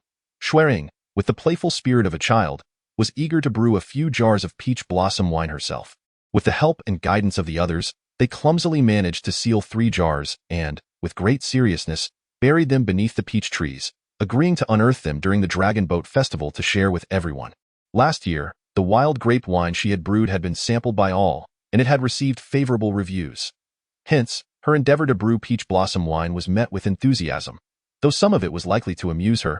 The recognition from her hard work brought Xue Ying immense joy on the 3rd day. After a day spent frolicking in the peach blossom grove and another day of picking blossoms, Xue Ying found herself utterly sore, limping as she walked. Fearing that Mother Zhen might notice something amiss, she was compelled to remain indoors for 2 days to recuperate. Thankfully, being in a child's body allowed for a swift recovery. Although sore for 2 days, by the 3rd morning, she awoke feeling refreshed and invigorated in the morning. Aunt Hien came to teach her a new set of martial arts moves and discussed with her the timing for the teacher's lessons. Xue Ying had many questions she wished to pose to the teacher, and hearing that the weather had warmed, she was thrilled at the prospect of his return to teach. After their afternoon rest, the two ventured back to the peach orchard to play. Recently, Xiaoya had made great strides in her agility on the plum blossom stumps, her movements becoming increasingly graceful, allowing her to leap about the peach trees. At first, Xue Ying was startled, fearful that one misstep might send her tumbling or injure her face, but as she grew accustomed to it, she ceased to worry. "Miss, over there are the crabapple trees. Their blossoms are exquisite. I shall pick some for you to see. Wait for me," Xiaoya exclaimed, her excitement propelling her into the air, disappearing from sight with a few leaps. "I have encountered that begonia," Xue Ying murmured with a sense of helplessness, fully aware that this girl was merely seeking an excuse to distance herself further. Indeed, for the energetic Xiaoya, accompanying her somewhat delicate mistress could be rather stifling. With Xiaoya gone, Xue Ying found herself idly waiting. So she decided to stretch her limbs and practice the boxing techniques that Aunt Hien had taught her that morning. As it was newly learned. Her movements were somewhat unrefined and lacked fluidity, resulting in an intermittent display. Suddenly, a chuckle broke the silence, accompanied by a peanut shell that struck her from an unseen direction. After so many years, she found herself outdone even by a genuine little maid. Startled, Xue Ying looked up to see the peculiar old man who had appeared seemingly out of nowhere, perched on a nearby peach tree, methodically peeling and consuming peanuts. Now, not only did he sport a rosy complexion, but he had also donned a clean robe. Yet his hair and beard remained in disarray, resembling an unremarkable old codger. "Greetings," she ventured, uncertain of how to address him. "Greetings indeed," the old man replied, tossing a peanut kernel high into the air, catching it deftly with his mouth. "Overall, my dear girl, your aptitude for martial arts pales in comparison to that of your maid. Yet you possess your own strengths. Whether you can uncover them, however, rests upon your fortune. Though I am inclined to assist you, I cannot disrupt the natural order. I understand." Xue Ying nodded, acknowledging his words. "However, since you have saved my life, I must repay this debt. Otherwise, the cycle of cause and effect may lead to future troubles." The old man shook his head, already having consumed several more peanuts, and remarked, "These peanuts are indeed superb, plump and full, clearly selected with care." Xue Ying recalled the amusing tale Xiaoya had shared that morning. The bag of peanuts unearthed from a mouse hole had mysteriously vanished, leaving behind only a piece of silver, just enough to purchase that very bag. If the peanuts you are consuming now are from that other bag stored in the warehouse, they were indeed chosen, but not by a human, rather by the mice. She stated candidly. After all, the old man could see through human hearts, and it was better to speak than to harbor unvoiced thoughts. Indeed, those little creatures do have discerning taste. The old man, far from being offended, seemed even more pleased, exclaiming, "My judgment is as good as theirs. We are all fortunate beings. Truly, a sage is a sage, unperturbed by trivialities." Xue Ying mused inwardly. "Are you a deity or a demon?" she inquired.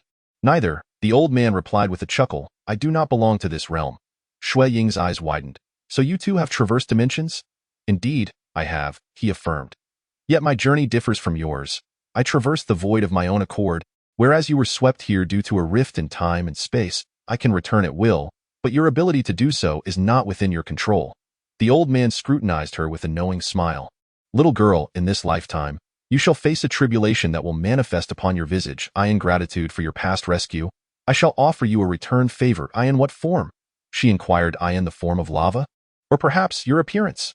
Xue Ying found herself in a state of bewilderment when an object was suddenly tossed her way by the elderly figure, who then vanished into thin air, leaving only his voice echoing through the forest. "This immortal elixir, when consumed by a male, grants immunity to all poisons and fortifies the body. When taken by a female, it preserves youth and leaves no blemish upon the skin. You shall use it to overcome the calamity that awaits you." "What on earth?" Xue Ying looked down to discover that what she had caught in her palm was nothing more than a shriveled peanut, one that appeared underdeveloped, a single kernel at best, likely the lowest quality from the bag of peanuts. Was what the old man said true? Could this truly be an immortal elixir? Or was he merely toying with her out of boredom? Did his words imply that she would face a calamity concerning her beauty, suggesting a risk of disfigurement in her future? Should she consume this peanut-like elixir now or save it for later? Glancing around, she noted the surrounding silence and the absence of anyone to inquire. With a sigh, Xue Ying tucked the peanut away and resumed practicing the martial arts routine she had just learned. "Miss, I'm back." Xiaoyu exclaimed as she hurried over from a distance, her hands adorned with vividly blooming wild hawthorn flowers. The delicate pink hues of the flowers danced harmoniously with those of the peach blossoms. Miss, do you think these hawthorn flowers are edible? Should we perhaps make hawthorn flower cakes or something of the sort? Xiaoyu asked eagerly. Xue Ying couldn't help but chuckle, suspecting that the girl was simply hungry to the point of contemplating eating flowers. Why don't you taste one and see? She teased. Xiaoyu promptly plucked a petal and popped it into her mouth, only to spit it out in disgust. Bitter. Xue Ying took the hawthorn flowers from her hands. Why don't you pick 2 peach blossoms as well? We ought to head back. Didn't T and Shun say she would prepare some snacks for us before we left? They should be ready by now. Absolutely. I am truly hungry, Xiaoyu exclaimed, immediately springing into action. She soon returned with 2 peach blossoms, their branches adorned with numerous buds, ensuring they would not wither too quickly. The 2 girls began their journey back together.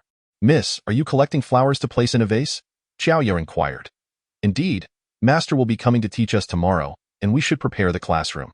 Though the mountain village lacked many treasures, fresh flowers were always abundant, and adorning the classroom would express their warm welcome to their returning teacher. Xiaoyu's expression soured slightly, but tomorrow, Master is supposed to teach me a sword technique. Can I skip the class? No, it's the first day of lessons, Xue Ying insisted. I understand that you find martial training exhausting, but you must be present tomorrow morning. After that, I will only require you to attend half-day classes. All right, fine, Xiaoyu relented, albeit reluctantly. But didn't Tea-Master say she would only teach me? I'm not a proper student, so do I really need to welcome her too? Though that was the case. Winter Sun had always shown dedication in answering their inquiries, indicating her impartiality towards them. Furthermore, a teacher is a teacher for a lifetime. All right, I understand, Xiaoyu interrupted her lengthy explanation, making a silly face. Then I shall tell Master that these flowers were all picked by me, and you had no part in it. Humph. Chapter 37.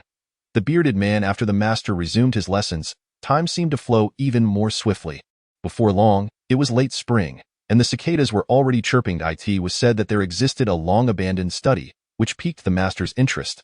He would occasionally wander there, and ultimately, he decided to relocate the classroom to the adjacent lounge beside the study. After a period of tidying up, the study now appeared bright and pristine, exuding an air of elegance and tranquility, far surpassing the makeshift classroom previously set up in the inner courtyard. On this particular day, Xue Ying was engrossed in her reading when Xiaoyu suddenly dashed in from outside, hesitating at the entrance, reluctant to proceed. Ordinarily, she was supposed to train in martial arts with Aunt Hien in the morning and only come for class in the afternoon. Furthermore, due to her apprehension of Master Liuli, she generally would not venture here on her own. Liuli gestured for Xue Ying to continue and approached the door, inquiring, "What is the matter?" Xiaoyu's eyes flickered nervously. Nothing. In her excitement, she had rushed here impulsively, but upon seeing the Master, it felt as though a bucket of cold water had doused her, awakening her to the realization that she had overstepped. "Do you have something to say to your young lady?" Liuli pressed on. She believed her tone was already quite gentle. However, Xiaoyu, inherently timid around her, tensed up and feared. No. Xiaoyu vehemently shook her head.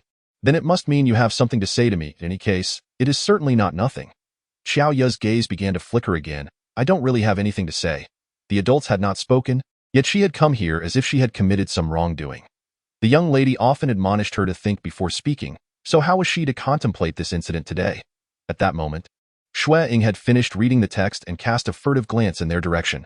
Xiaoyu forced a stiff smile at her. Liuli, not wanting to press further, turned to continue the lesson when suddenly, an idea struck her like a flash of inspiration.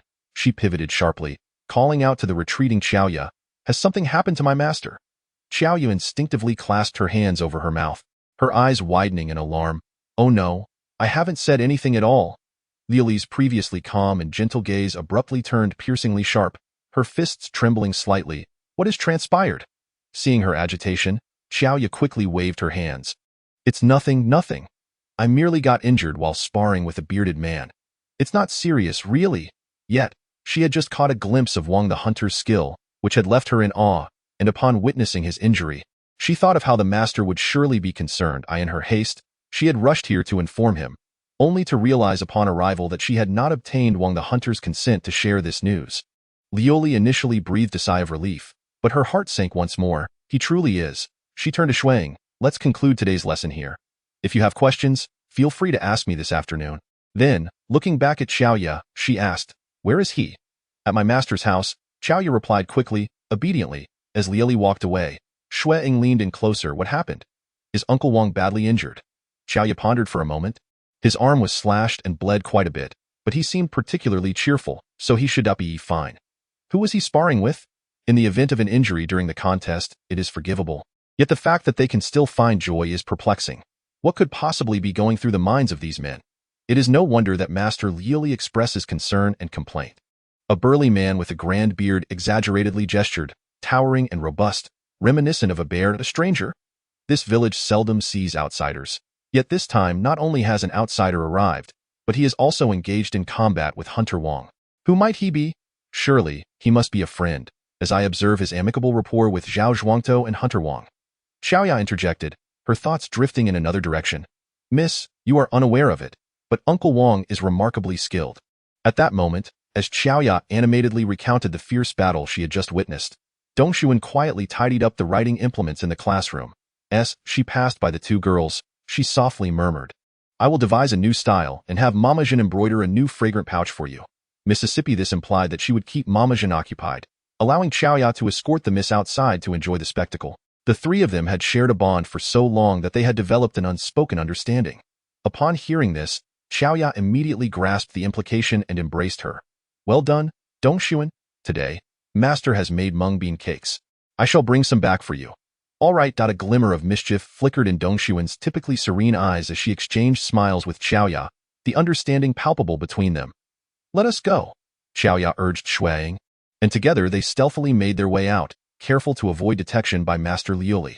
They trailed at a distance and, upon arriving at Zhao Zhuangtou's residence, found the crowd already bidding farewell to the burly man. The two little ones, attempting to remain inconspicuous, could not escape the sharp gazes of the onlookers. Xue Ying, feeling somewhat embarrassed, greeted Zhao Zhuangtou, Aunt Hien, Master, Uncle Wang. The burly man turned his attention towards her, his gaze sweeping across her exquisite attire before settling on her delicately sculpted face, revealing a hint of curiosity. Who is this? Zhao Zhuangtou responded. She is the third young lady of the household, and then addressed Xue Ying with a simple salute. What brings the third young lady here? Xue Ying, feeling shy, managed a sheepish smile, but before she could respond, Xue Ying interjected. We came to see Uncle Wang. While the excuse was plausible, it was evident that the girl spoke with a hint of trepidation, her insincerity unmistakable. Xue Ying, embarrassed, pressed her forehead with her hand and shot a furtive glare at Xue Ying. The playful banter between the children elicited hearty laughter from the burly man. Children, it is only natural to be curious. Even the Zhao family's children are often found eavesdropping on the other side of the wall. With a sudden thud, a group of children tumbled down from the wall, apart from the eldest and second eldest, all of whom were within the confines. Sanlang, the most mischievous, disregarded his bruised bottom and grinned. I knew we couldn't hide anything from Uncle Gu. Eavesdropping is an art. Whatever you glean is a testament to your skill. The burly man jovially patted his shoulder, causing Sanlang to grimace at the unexpectedly forceful gesture. Uncle Gu is too formidable. We heard nothing at all, absolutely nothing. Nevertheless, Sanlang did not forget to give a thumbs up, seeking to curry favor. Himph, a sycophant. Xue Ying made a face at him. While everyone was conversing, Xue Ying's gaze fell upon the standard of the big bearded man's inner garment. After a moment of surprise, she scrutinized his shoes closely. The big bearded man noticed her gaze and grinned. Miss San, you have quite the keen eye. I am flattered, Xue Ying replied, bending her knee in a courteous gesture. I apologize for the intrusion and I hope for your understanding. Xue Ying also followed suit in her apology. I'm very sorry. No matter, the big bearded man responded lightly, turning to pat Zhao Zhuangtou on the shoulder. Rest assured, I will handle this matter thoroughly, leaving no room for future complications. Zhao Zhuangtou nodded with a smile. When it comes to your affairs, I have complete confidence. The big bearded man then turned to Wang Tsong. Thank you, my friend. Had you not shown mercy just now, I might have been the one injured. Wang Tsong rarely displayed a smile. One should treat a friend with fresh eyes after a separation of 3 days. Perhaps the next time we meet, it will be you accommodating me. Ha ha ha, I shall strive for that. The big bearded man laughed heartily, mounted his horse, and with a clasped hand, said, Until we meet again. Until we meet again. Chapter 38. The 4 War Zones Miss. On the way back to the courtyard, Xue Ying waved her hand in front of Xue Ying's eyes. Why are you lost in thought again? It's nothing. Xue Ying replied casually. Recently, as she perused the books in her study, She discovered several volumes documenting contemporary geography and local customs, among which one article mentioned the four major war zones of Daegu: the Northern Frontier War Zone, the Tonga War Zone, the Jinshui War Zone, and the Huanglong War Zone, which defends Anjing. The most formidable of these, occupying the largest area, is the Northern Frontier War Zone, tasked with resisting the Northern Yuan Kingdom. This war zone spans the two major passes of the Eastern Pass and the Central Pass in the northwest, serving not only as a fundamental guarantee for safeguarding Daegu's northern border, but also as the core of ensuring peace in Daegu. The emblem of the Northern Frontier War Zone is a long spear, which is rather abstract and unremarkable in design. Thus it readily lodged itself in her memory. Notably, that unremarkable emblem was embroidered on the boots of the big bearded man. Uncle Gu. Having previously encountered an incident involving deserters, she had taken particular heed of the Daegu military's relevant information, becoming aware of certain specific regulations, such as the uniform production of all soldiers' garments, including inner where it was precisely the standard of Uncle Gu's inner garment that caught her attention, leading her to notice the unassuming emblem on his boots. This indicated that Uncle Gu was indeed a soldier of the Northern Frontier War Zone, and seemingly held a significant position. Reflecting on the deserters who had previously scattered here and caused a stir, it was not difficult to surmise that his visit was likely related to that incident. His assurance to Zhao Zhuangtou that he would handle the matter well and leave no future troubles was likely referring to those deserters, was it not? It seemed Zhao Zhuangtou and Hunter Wang had connections within the military, which explained how they had managed to clean up those deserters initially. With this realization, her heart finally eased a fraction. Minimizing the repercussions of that incident was undoubtedly the best outcome, as she pondered. Xiaoya continued to chatter away, and by the time Xue Ying returned to her senses, the conversation had shifted to matters thousands of miles away. Jui remarked that the weather has been quite pleasant lately and inquired when we might bring out the books for sunning. Sunning the books? What books? She questioned. The ones in the study, of course. It is said that there has always been a tradition in the manner that at the onset of summer, when the skies are clear, one must take those books out to bask in the sun, to prevent them from becoming infested with insects or damp. Oh, that explains why those books have remained unscathed for so many years. Evidently, the manor has been well maintained all along. However, in previous years, the residents of the manor could freely enter and tidy up the yard, but now that she resides within the courtyard, the inhabitants of the manor are not permitted to disturb her at will. It seems this task will fall upon Uncle Shunzi and Zhao Hu. Tomorrow, the master will take a rest, and since we have some leisure time, why not sun the books? She proposed. Excellent, for Xiaoya. As long as it does not involve studying, she is agreeable to anything. Moreover, she ingeniously suggested placing the books on the roof to sunbathe, as it would yield better results. You are just thinking of play. Shuang chuckled derisively. Xiaoya paid no heed to her jesting and cheerfully planned. I shall consult my parents about it. I will take care of the laborious task of going up to the roof, and I will ensure it is done properly. Sistered at a voice called from behind the toot. They turned to see a small head peeking around the bend of the mountain path, soon revealing the rest of the figure. Xiaoya curiously asked, Zhuangzi, when did you come out? I came down long ago. Zhuangzi replied, my father sent me down. For what purpose? I do not know. Zhuangzi still bore his naive demeanor, saying that Uncle Wang asked him to keep out of sight, promising that as long as he remained undetected, he would teach him to play hide and seek in the future. You are already quite skilled. Why would you need further instruction? Xiaoya protested, feeling a sense of embarrassment at losing to her younger brother each time they played hide and seek. But I enjoy it, Zhuangzi replied earnestly. Xiaoya was momentarily at a loss for words, pouting in response. Only Xue Ying understood that this game of hide and seek was far from a simple child's pastime. During their last encounter, Hunter Wang had mentioned that Zhuangzi was a promising candidate, and it seemed he was currently being tested. It appears that Uncle Wang wishes to take Zhuangzi as his apprentice, she mused. Xiaoya had just witnessed the prowess of Hunter Wang and was filled with admiration. Upon hearing Xue Ying's words, her interest was immediately piqued. Is that true? Hunter Wang is indeed formidable. I saw him spar with that bearded man today. Enough, you have already mentioned that.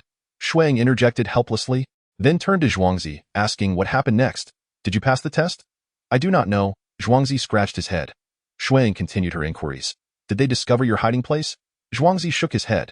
Then that means you passed. Xiaoya exclaimed enthusiastically, applauding. Xue Ying pondered and felt something was amiss. Were you not hiding at Zhao Zhuangtou's house earlier? Did you overhear the conversation between Zhao Zhuangtou, Uncle Wang, and that Uncle Gu? Zhuangzi appeared somewhat disheartened. I only caught a snippet. If I had tried to listen more intently, I might have been discovered. You are already quite impressive. Xiaoya gently patted his shoulder, indicating that today, Sanlang, Sailang, Wulong, and Lulang had all been apprehended, And you are even more formidable than they? Xuanzi broke into a foolish grin. What did you hear? Xue Ying inquired, her curiosity piqued regarding the matter of Uncle Gu with the bushy beard, especially since it pertained to the aftermath of the deserter incident. After a moment's contemplation, Xuanzi replied, It seems they mentioned something about a wine prince, saying that someone got drunk and pushed the wine prince to his demise. The term wine prince sounded somewhat familiar to Xiao Ye. Upon reflection, she suddenly realized, oh, they are referring to the ninth prince, who was dispatched to the border due to his dragon aura. At this point, she hastily lowered her voice. The ninth prince, sent to the border to quell the turmoil, Xue Ying also recalled. For Xiao Ye had previously mentioned that the day they departed from Anjing City for the Zhuchuan Beeswang was precisely when the fabled ninth prince was sent to the frontier. She wondered how old the ninth prince might be. From the fragments of information gleaned from Xiao Ye, she felt a sense of pity for this individual, who had been driven to the borders by his own father under the pretext of quelling chaos, when in reality, it was a death sentence. In comparison, her own abandonment by her mother, who had left her here to fend for herself due to her dementia, did not seem as tragic. What became of the ninth prince later? She asked softly. He died. Xuanzi replied. Died? Xiao Ye exclaimed in astonishment. Then he was reborn, Xuanzi added uncertainly. Xiao Ye was bewildered. What exactly happened? Did he escape death? Xue Ying speculated. Yes, Xuanzi nodded. That's what they said. With a sigh of relief, Xiao Ye clutched her chest and then admonished her younger brother. Xuanzi, you must study diligently from now on, or else you won't even understand what others are saying. Xue Ying found these words oddly familiar. It seemed like something she often told Xiao Ye. This girl had indeed adopted her phrasing. Chapter 41. The joyous birth of a fabled child. During her university days, Mu Xingfu had a roommate who was an avid fan of novels, particularly those revolving around palace intrigues and time travel. She would frequently chatter in Mu Xingfu's ear about how protagonists in these stories wielded extraordinary powers to conquer and unify realms. However, was such simplicity truly feasible in reality? Just because one possessed knowledge that would not be comprehended for centuries, could one truly transcend an entire era, acting with impunity? She dared not harbor such illusions. To her, merely living an ordinary life was already a tremendous blessing from the Buddha. She instructed Dong Sun to put away the 2 books, then stood up and stretched, only to realize that her intense focus on reading had rendered her body somewhat stiff. Noticing that the sun had begun to wane, she ventured outside to join others in retrieving the books that had been laid out to dry. Mama Jian appeared somewhat forlorn, as she had assumed that Xue Ying's assistance that morning was merely a whim, only to find her returning in the afternoon. She couldn't help but mutter a few words. These old books are so dirty, covered in dust. My dear, do be careful not to fall ill. Xue Ying, possessing a gentle disposition, hurriedly reassured her. I'm just playing today. I won't be doing this tomorrow. Mama, do not worry. I won't fall sick. Jen Mama's eyes reddened. The impending tears threatened to spill forth. The third miss is truly a well-behaved child. She mused. It seemed she was about to begin her usual lamentations about how one day, the third madam would come to understand and bring her back to the manor. Xue Ying, however, was not in the mood to hear anything concerning her parents. She quickly cast a glance at Dong Sun, seeking solace, and discreetly slipped away with Xiao Ye, seizing the opportunity to escape. Xiao Ye ascended to the rooftop, joining Uncle Shun to tidy up the books scattered about. Suddenly, she stood up and gazed down the mountain, muttering to herself in mild surprise, it sounds quite lively down there. By this time, dusk was approaching.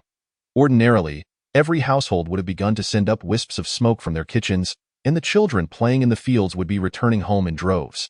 Yet today, the revelry continued unabated, with no parents calling their children. Uncle Shun also peered down, pointing to a distant corner, saying, Look, aren't those figures returning? Following his gaze, Xiao Ye indeed spotted the silhouettes of adults from the village appearing at the foot of the path leading into Yunlan Mountain, seemingly just back from the distillery. The distillery customarily delivered wine to the Ho residents every quarter, and Xiao Ye calculated that today was not the designated day for such deliveries. Why were there so many people ascending the mountain? As she descended from the rooftop, she was engrossed in gossiping with Xue Ying about this peculiar occurrence when Aunt Hian's voice echoed at the doorway. Xiao Ye hurried to open the door, exclaiming, Master, what brings you here? Xue Ying followed closely behind, nodding. Aunt Hian, apologies for the intrusion. Aunt Hian remained cheerful, yet there was an air of hesitation and contemplation in her expression. Just as Xue Ying intended to usher Aunt Hian into the hall, she waved her hand dismissively. No need for that. I have but a message to relay. Earlier today, I received word from the manor that the third madam has given birth to a son, and we are to send over additional wine in preparation for the upcoming celebration. Logically, Those residing at the foot of the mountain should not casually intrude, but after much deliberation, Zhao Zhuangtou ultimately allowed Aunt Hien to come up. Regardless of the circumstances, the third miss ought to be informed of this matter. It was no wonder today was so unusual, with so many people ascending even though it was not a wine delivery day. As Xiaoya pondered this, she suddenly recalled that the third Madame's son meant the third miss now had a younger brother. She glanced at Xue Ying, who maintained a calm demeanor. Ah, this is indeed joyous news. We ought to prepare a gift of wine to celebrate, she remarked, though she found herself at a loss for words. Having gained a brother should, in theory, elicit congratulations from others. Yet, given the current situation, this addition might signify her own greatest misfortune. Her hopes of returning to the Ho residence had become even more elusive. Aunt Shun, who had been quietly listening from the background, noted the silence that had enveloped the group and spoke up, "Third miss, since this is a matter of celebration, why not prepare a token of congratulations for the third madam, to express your filial piety? A gift of congratulations?" Xue Ying regarded Aunt Shun with surprise, then reconsidered. That does make sense. After all, regardless of the challenges I may face, I should extend my welcome and joy to the brother who has fought so hard to enter this world.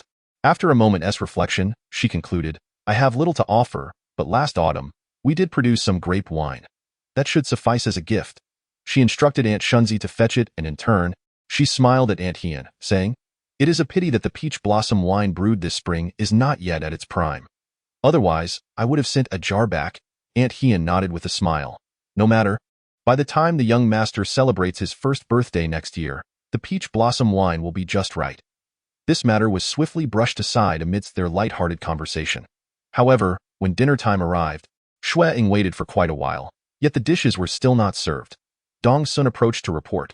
Mama Zhan has learned about the young master's situation and has been crying profusely, clinging to Aunt Shunzi's sleeve. The moment Aunt Shunzi stirs, she resumes her tears, and they seem uncontainable. The young lady hasn't shed a tear. Why is she crying? Xiaoya pouted. Whenever something happens, she always falls apart more severely than the young lady. How can she attend to her or comfort her? Xiaoya, Xue Ying lightly reprimanded. Xiaoya lowered her head in apology. I'm sorry. The evening had grown late, and after a long day, everyone was famished. As the saying goes, a person is like iron, and rice is steel. Regardless of the circumstances, meals must be prepared promptly. Let us prepare the food ourselves, Xue Ying decided. Xiaoya, you can cook as well, can't you? Then today, you shall take charge of the kitchen. But, Xiaoya hesitated, cooking for so many people, I fear I may not manage. She could handle small dishes, yet for a larger fire, at the very least, an assistant to tend the flames was essential. I will tend the fire, and Dong Sun can wash the vegetables, Xue Ying determined. How can that be? Dong Sun exclaimed in shock, her eyes welling with tears. Miss, you are of noble birth. How can you enter the kitchen, let alone tend the fire? Are you hungry? Xue Ying asked. No sooner had the words left her mouth than the stomachs of Dong Sun and Xiaoya rumbled in unison. Today, we've been busy moving and drying books. None of us have had it easy. Stop dawdling, let us hurry. Xue Ying decisively stepped out of the room. Uncle Shunzi, hearing commotion in the kitchen, assumed that the inner courtyard's comforting work had been completed and Aunt Shunzi had come to cook. Just as he was about to assist, he was taken aback to find a room full of children. He slapped his thigh in exasperation, stammering, Young ladies, what are you doing in the kitchen? Father, help us, please. Xiaoya began her work and felt more at ease. Chopping meat while directing, the firewood is a bit scarce. Go chop some, and make it finer. Dong Sun, wash the vegetables in the basket. Young lady, start the fire on the left stove. I will need boiling water shortly. Uncle Shunzi was at a loss. Uncle Shunzi, listen to Xiaoya. Let us eat first. We can discuss the rest later. We are all hungry, Xue Ying stated. With the young lady's command, Uncle Shunzi dared not disobey, mumbling a hesitant, before turning to chop wood. Although it was their first collaboration, their synergy was satisfactory. Amidst the clatter of pots and pans, they ultimately managed to prepare dinner. When they presented the dishes to Aunt Shunzi, she was astonished and inquired who had cooked. Upon learning that Xue Ying had personally stoked the fire for this meal, she could not help but sigh deeply. Both the third young lady and the third lady were good-hearted, and what had transpired was indeed a joyous occasion. Yet, why did it feel so entangled? Chapter 40. The booklet indeed, so tightly wrapped and so carefully concealed. It must contain something extraordinary. Xue Ying opened the booklet, only to find that it was inscribed in a blend of several scripts, utilizing a material reminiscent of pencil lead. The characters were minuscule and densely packed, and after all these years, the handwriting had become indistinct. Nevertheless, within the blurred script, Xue Ying discerned certain elements that felt eerily familiar. Formulas? She blinked. With her capabilities, comprehending everything inscribed therein would likely prove quite challenging, yet grasping the general meaning of these formulas was not insurmountable. She swiftly flipped through a few pages and deduced from the core information gleaned. Gunpowder, mechanical crossbows, gears, and the rudimentary designs of steam engines and internal combustion engines, each an invention capable of transforming the world. Goodness, this time traveler was nothing short of a genius. Observing Xue Ying's astonishment, Xiao Ye cautiously inquired, "Miss, are you unwell?" Xue Ying regained her composure. "It's nothing. Let's put this away for now." Dong Sun took the booklet and carefully placed it in a secure location. Xue Ying remained in a daze for a while, her thoughts still swirling as she attempted to nap.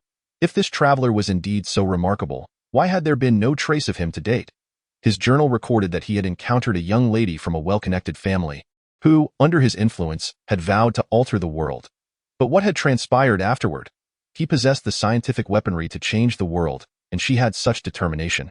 How could it be that together they achieved nothing? Or perhaps, suddenly, she opened her eyes wide and rose to pick up the journal once more. Indeed, this traveler had imparted all he had learned, and under their collaboration, they had successfully created a mechanical crossbow. Yet their actions had drawn the attention of the authorities. During this era, the unauthorized manufacture of weapons was a capital offense punishable by the extermination of one's clan.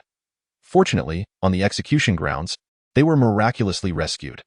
The savior turned out to be a bandit leader from the mountains. Although the journal consistently portrayed him with a tone of disdain, Xue Ying perceived a figure of valor and ambition hidden within the lines. This young mountain king had taken them up into the hills, using his influence to ensure their safety. In the mountains, they enjoyed a period of carefree existence, and it was during this time that the journal began to be penned. However, as the writing progressed, the author's tone gradually shifted, revealing that the mountain king and the young lady were growing increasingly close, while her relationship with the traveler began to wane. From that point onward, the journal's entries became increasingly chaotic, resembling the ramblings of a troubled mind. The narrative suggested that the lady had utilized the weapons they had crafted to assist the mountain king in repelling the government forces sent to subdue them, even pursuing them relentlessly until they had captured several cities. The journal recorded that this band of brigands, now deemed rebels, had reached a stalemate with the authorities after seizing multiple strongholds.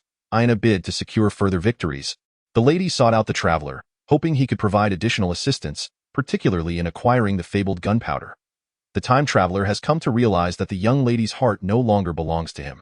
In a state of despair yet unwilling to accept the reality, he demands that she marry him, promising to divulge more information in return. However, unbeknownst to him, his words have been overheard by the mountain bandit king. At that moment, the king, already a formidable warlord, could hardly tolerate a mysterious man coveting his woman. Nevertheless, recognizing the necessity of the knowledge this man possesses regarding weaponry, he resorts to beating the traveler mercilessly before placing him under house arrest, coercing him to inscribe the secrets of gunpowder production. The writing is exceedingly hasty, much of which Xue Ying cannot comprehend, until the final page, which bears but a single line. They are to be wed. Thus concludes the narrative, akin to reading a novel that tantalizingly approaches the heart of the matter only to abruptly cease. As Xue Ying stands in bewilderment, she hears Xiao Ye's voice. "Miss, why are you up? Come and see. It's strange, you weren't asleep." Ah. Xue Ying's thoughts remain adrift. "Bring me that little booklet." "What?" Though perplexed, Xiao Ye promptly fetches it from Dong Sun. Xue Ying hastily flips through it once more. And at last, in the corner of the last page, she spots a line of tiny, hurried script. "To my beloved, Zhongli." Zhongli? That name sounds somewhat familiar. Xue Ying reflects intently and calls for Dong Sun. "Do you recall the name Zhongli?" Dong Sun's expression shifts dramatically, her small face paling with anxiety. "Miss, one must not speak lightly of the Empress Wu Ran." Empress Wu Ran? Xue Ying suddenly remembers. This Empress Wu Ran was a founding empress. But her husband, the founding emperor, passed away prematurely. Consequently, during the reign of her son, Emperor Shun, she held power from behind the curtain for 25 years, vigorously implementing the new policies of Emperor Shun. The most notable feature of these reforms was the elevation of women's status, permitting their participation in governance and the military, and advocating for monogamy. The new policies of Emperor Shun flourished, giving rise to novel family structures like mushrooms after rain, transforming the social landscape entirely. Regrettably, 2 years after the death of Empress Wu Ran, her grandson, Emperor Ying, ascended to the throne and immediately began to restore the old systems. The families that had embraced the reforms alongside Empress Wu Ren gradually fell into decline, becoming non-mainstream, replaced by families that amalgamated both new and old traditions. Under Emperor Ying's patronage, the old families that had never altered their practices during the reign of Emperor Shun became exemplars of the new era. Known as the Rongdian I. In light of these tumultuous changes, Xue Ying can only think, what a mess. After all this upheaval, society has become even more chaotic. Yet, her primary concern is not this, but rather whether Zhongli, having transitioned from the wife of a mountain bandit to a founding empress, owes any of her success to the time traveler. Zhongli mastered the craft of creating mechanical crossbows. What comes next? Did the time traveler provide her with the coveted formula for gunpowder? Xue Ying furrows her brow as she gazes at the little booklet in her hands. The meticulous writing within hardly seems like the work of someone recently spurned and imprisoned. She recalls that the traveler had been busy preparing a surprise for Zhongli, only to find that by the time he regained his senses, Zhongli had already become inseparable from the mountain bandit king. Could it be that this little booklet is indeed that surprise? Fate has played a cruel trick, for Zhongli could have effortlessly acquired the formula for gunpowder and perhaps even other astonishing modern technologies. Yet, just as everything was meticulously prepared, she found herself in another's embrace. Zhongli and her husband have confined this time traveler, but what then? Since this booklet has appeared here rather than being stored within the palace, can she not deduce that Zhongli never obtained it back then? Thus, gunpowder, gears, steam engines, and internal combustion engines never made their presence known in this era. However, what circumstances led to this booklet being hidden atop the roof of this humble abode? What tales transpired in between? Chapter 39. Autobiographical manuscript. The following day, a gentle breeze wafted through the air, and the sunlight was just right. Uncle Shun and Zhao, who were tasked with carrying the books out of the study, while the others meticulously spread them out one by one, using the collected pebbles to weigh them down and prevent them from being carried away by the wind. With many hands working together, the courtyard quickly became adorned with books, the air filled with the mingled scents of aged paper and ink. Xue Ying was gazing around when she heard Xiao Ye's exuberant voice. Let me go up. My master said I must often climb to high places to practice my skills. Your master meant for you to tread upon those few high plum blossom stakes, not to scurry atop the roof. Aunt Shun was not so easily deceived. Xiao Ye, caught in her fib, puffed up her cheeks, looking at Aunt Shun with a face full of grievance and pleading. With no other choice, Aunt Shun noticed Uncle Shun carrying a large stack of books and quickly relinquished her burden. Dear, you go and speak to Xiao Ye. Dad, I want to sun the books on the roof, Xiao Ye boldly declared. All right, Uncle Shun chuckled foolishly. I was just about to ascend the roof. Xiao Ye can lend a hand. Dad, you're so wonderful. Xiao Ye gleefully interlocked her arm with Uncle Shun's, nuzzling against him affectionately. Aunt Shun shook her head in exasperation yet amusement, having lost her temper. The warmth of this family's interactions was plainly evident to Xue Ying, and her gaze caught Winter Seek's envious and forlorn expression. She lowered her head and smiled subtly. Winter Seek was like her mirror. Perhaps, in moments she had not noticed, she too had worn such an expression. Yet, in both past and present, she seemed to lack that fortune. Fortunately, for now, she lived in tranquility and comfort. Perhaps the absence of kin was, in fact, a form of mercy for her, as she still perceived this foreign world through a veil of illusion. Despite conversing, engaging, and frolicking with so many each day, she felt as though she had stepped onto a film set, playing a role in a world where everyone was an actor, diligently and sincerely. Yet deep down, she understood that one day she would extricate herself from this performance and return to her true self. Amidst this bustling mortal realm, she endeavored to immerse herself, to experience life's joys and sorrows, only to seek enlightenment and ultimately turn away, seeking refuge in the ancient light of the Buddha. Miss, this booklet is rather peculiar. Winter Seek's voice jolted her back to reality. Lowering her gaze to the small booklet in Winter Seek's hand, the familiar script elicited a soft exclamation from her. She took it, flipped through its pages, and understood intuitively. This is a semi-autobiographical journal, intermingling simplified characters, Pinyin, English, and Korean. The author is uncertain why she chose to write in such a manner. Yet she is convinced that this author hails from the same place as herself, and it is quite possible that they share the same era. The journal appears to have been seldom perused, yet it is significantly damaged. Various signs suggest it has existed for at least several decades. So, is the author still alive? Miss, can you comprehend this? Dong Sun inquired with curiosity. Not entirely, Xue Ying casually replied. Glancing around, she noted that the task of airing out the books was nearly complete, with only Xiao Ye still exuberantly frolicking on the rooftop.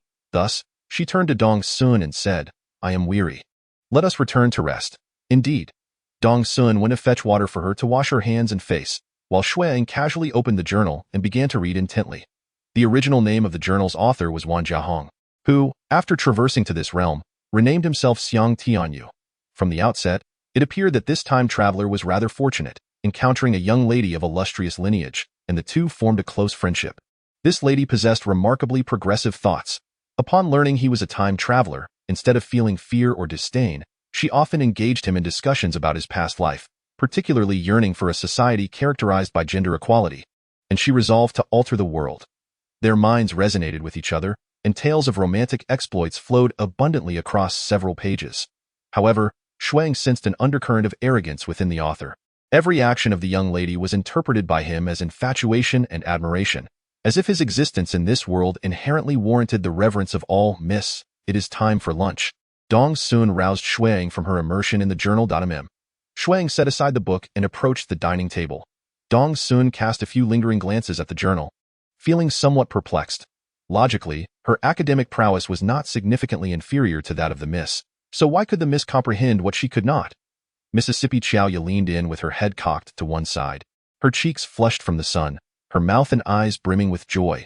With a sudden clap, Aunt Shunzi, unbeknownst to them, had appeared behind her, playfully swatting her bottom and admonishing, Stand properly. Xiaoya quickly straightened up, bowing her head in remorse. Aunt Shunzi set down the food box and arranged the meal. Just as Xue Ying lifted her bowl and chopsticks, intending to serve herself, Aunt Shunzi turned to Xiaoya and instructed, Come here and serve the dishes for the miss. The three children in the room understood that Aunt Shunzi was imposing a creative punishment on Xiaoya, and they collectively fell silent. Obediently complying, it was only after they finished lunch and Aunt Shunzi tidied up and departed that they all simultaneously exhaled with relief, patting their chests. What did you do to make Aunt Shunzi so angry? Xue Ying asked Xiaoya. Xiaoya stuck out her tongue. I merely jumped around on the rooftop a few times and inadvertently stepped into a hold. Just merely? Xue Ying lightly scolded her. Fortunately, you did not fall. Do try to remember this. I understand. I shall be cautious from now on. Xiaoya, aware of her fault, had been particularly obedient in front of Aunt Shunzi, then exclaimed, Miss, enough of that, do you know? I have discovered another treasure. I stumbled upon a hollow spot that surprisingly concealed a hidden layer, and then I discovered this. Xiaoya mysteriously produced a small, flat object wrapped in satin. Upon unwrapping the satin, a palm-sized booklet was revealed. Xue Ying did not hasten to examine what it was. Instead, she pondered aloud. Why does this courtyard seem to harbor treasures everywhere? Should we not take the time to search thoroughly another day? Perhaps we might unearth some gold or the like? Miss, your imagination is rather fanciful, Xiaoya teased. However, it's futile. I have meticulously searched every inch of the rooftop over there, and there is nothing else to be found. Then shall we search the beams? Or perhaps dig a few holes? Xiaoya's eyes suddenly sparkled. Yes, how could I have not thought of that? To the beams I go. Observing her excitement, Xue Ying squinted her eyes and doused her enthusiasm with cold water. You may not proceed until you can assure that your lightness of foot will prevent injury should you leap down from above. Why not? Xiaoya pouted in disappointment.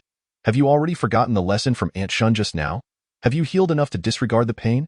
However, Xiaoya initially intended to argue, yet Xue Ying added, If you dare to sneak off, I shall ignore you. Reluctantly, Xiaoya conceded. Fine. Regardless, I learn quickly, and by next year, I shall be able to traverse the beams. Alas, miss, do take a look at what is written here. The characters resemble ants, and they make my eyes ache. Chapter 42.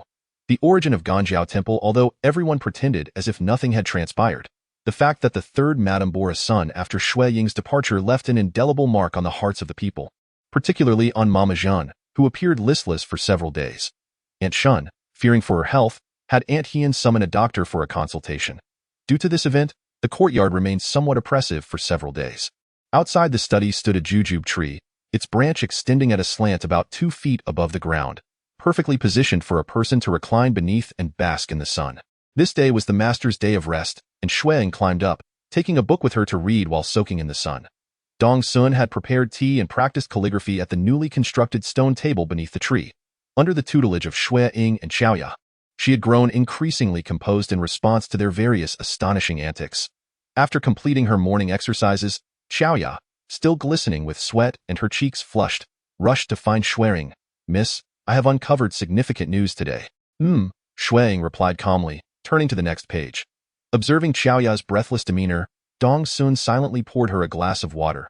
Xiaoya readily accepted it, gulping it down and wiping her mouth with her hand. "It's about Ganjiao Temple." Xue Ying's heart quivered. She paused her actions and looked at Xiaoya. "What have you learned?" "I heard that Ganjiao Temple was not originally called Ganjiao Temple. Later, a filial son, in his quest to pray for his mother's well-being, devoted himself to ascetic practices within the temple for 10 years, moving the Buddha to restore his ailing mother to health.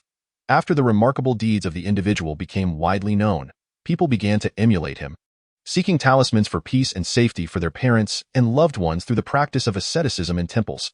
The Buddha, moved by their filial piety, thus renamed the place as Ganjiao Temple. Over time, some began to pray for the well-being of friends as well, and it is said that as long as one's heart is sincere enough, their wishes will invariably be fulfilled. Xue Ying was still digesting this tale when Dong Sun curiously inquired, "Who told you such things?"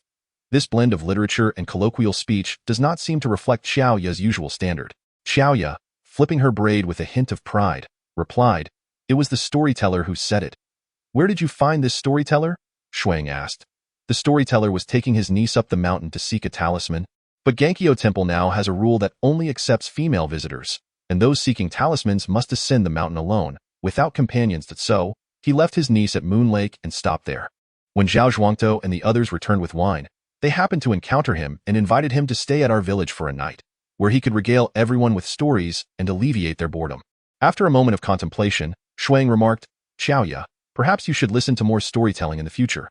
Having studied for so long and still struggling to grasp those formal expressions, it is quite remarkable that after just a brief encounter with the storyteller, "You have begun to speak so eloquently, miss." Xiaoya stamped her foot. "Weren't you always curious about Ganjiao Temple? Why is it that when I finally tell you, you show no reaction at all?" "Reaction?" Xue Ying slowly turned her gaze back to the book. "Let me ponder this carefully. So, Aunt Hien, after seeking a talisman for me last time, was missing for an entire month, during which she went to Ganjiao Temple for ascetic training?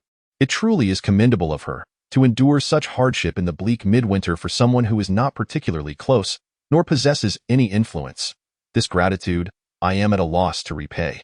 However, Ganjiao Temple does seem rather peculiar. The teachings of Buddhism advocate for the equality of all beings and universal salvation, yet it demands that one undergoes ascetic practice in exchange for the safety of relatives or friends. Even more strangely, the people here seem to have accepted such a value system. Or perhaps, this is indeed another world, where the thoughts and customs of its inhabitants differ fundamentally from those of the world I originally inhabited. Noticing Xue Ying lost in thought, Xiaoya felt compelled to chatter with Dong Sun. "I have heard that Ganjiao Temple once enjoyed an exceptionally thriving incense trade, but over time, the regulations have become increasingly strict, and they hardly entertain outside visitors anymore, resulting in a gradual decline in the number of devotees. Nowadays, very few young people even know of this place. It is not unusual for a Buddhist sanctuary to be somewhat desolate." Dong Sun remarked softly. "Who says so? The Buddha can thrive in merriment as well. After all, when the devotees are happy, the Buddha is happy too, isn't he?" Suddenly, Xue Ying interjected, "Xiaoya, do you know what rules one must follow to enter Ganjiao Temple?" After pondering for a moment, Xiaoya replied, "The storyteller mentioned that Ganjiao Temple currently only accepts female disciples, and one must ascend the mountain alone, traversing the path of gratitude, prostrating every 10 steps or so. Ultimately, it depends on whether the master of the temple is willing to accept you. The regulations within the temple have become exceedingly stringent. It may take 3 to 5 years before an external disciple is accepted. Sigh. My lady, did my master not bestow upon you a talisman for safety last time? It seems that my master is indeed quite formidable." Xue Ying closed the book in her hands, rolled it gently against her chest, and murmured, "I truly wish to see it. My lady, do not harbor such thoughts. Those who seek a talisman at Ganjiao Temple must journey alone." "How could you manage that?" Xiaoya interjected bluntly, shattering her reverie. "Who knows?" Xue Ying smiled enigmatically, patiently waiting, for there would surely be an opportunity. This was a sentiment imparted by the abbot of Ganjiao Temple in her previous life, and she held it steadfastly in her heart. Over a month later, at the residence of Duke Jinan, the weather had gradually shifted into the sweltering summer, with the chorus of cicadas resonating outside, creating a lively atmosphere. Yet within this oppressive chamber, an inexplicable chill reminiscent of winter enveloped the air. "Are the children well today?" A hoarse voice resonated. The speaker was a young woman reclining on the bed, her complexion waxen, lips tinged with blue, an unmistakable sign of serious illness. Nevertheless, her striking beauty still managed to captivate.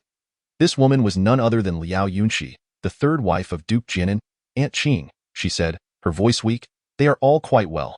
The second young lady received praise in the study today. It seems she outperformed several young masters in matching couplets, and her poetry shone brightly, even causing Master Li, the most accomplished poet, to feel inadequate. The young master did not cry or fuss. He drank milk this morning, played for a while, and then fell asleep again. Liao Yunxi's lips curled into a slight smile. Then I shall rest easy. Alas, as a mother, I cannot care for them as I ought. I feel I have failed them.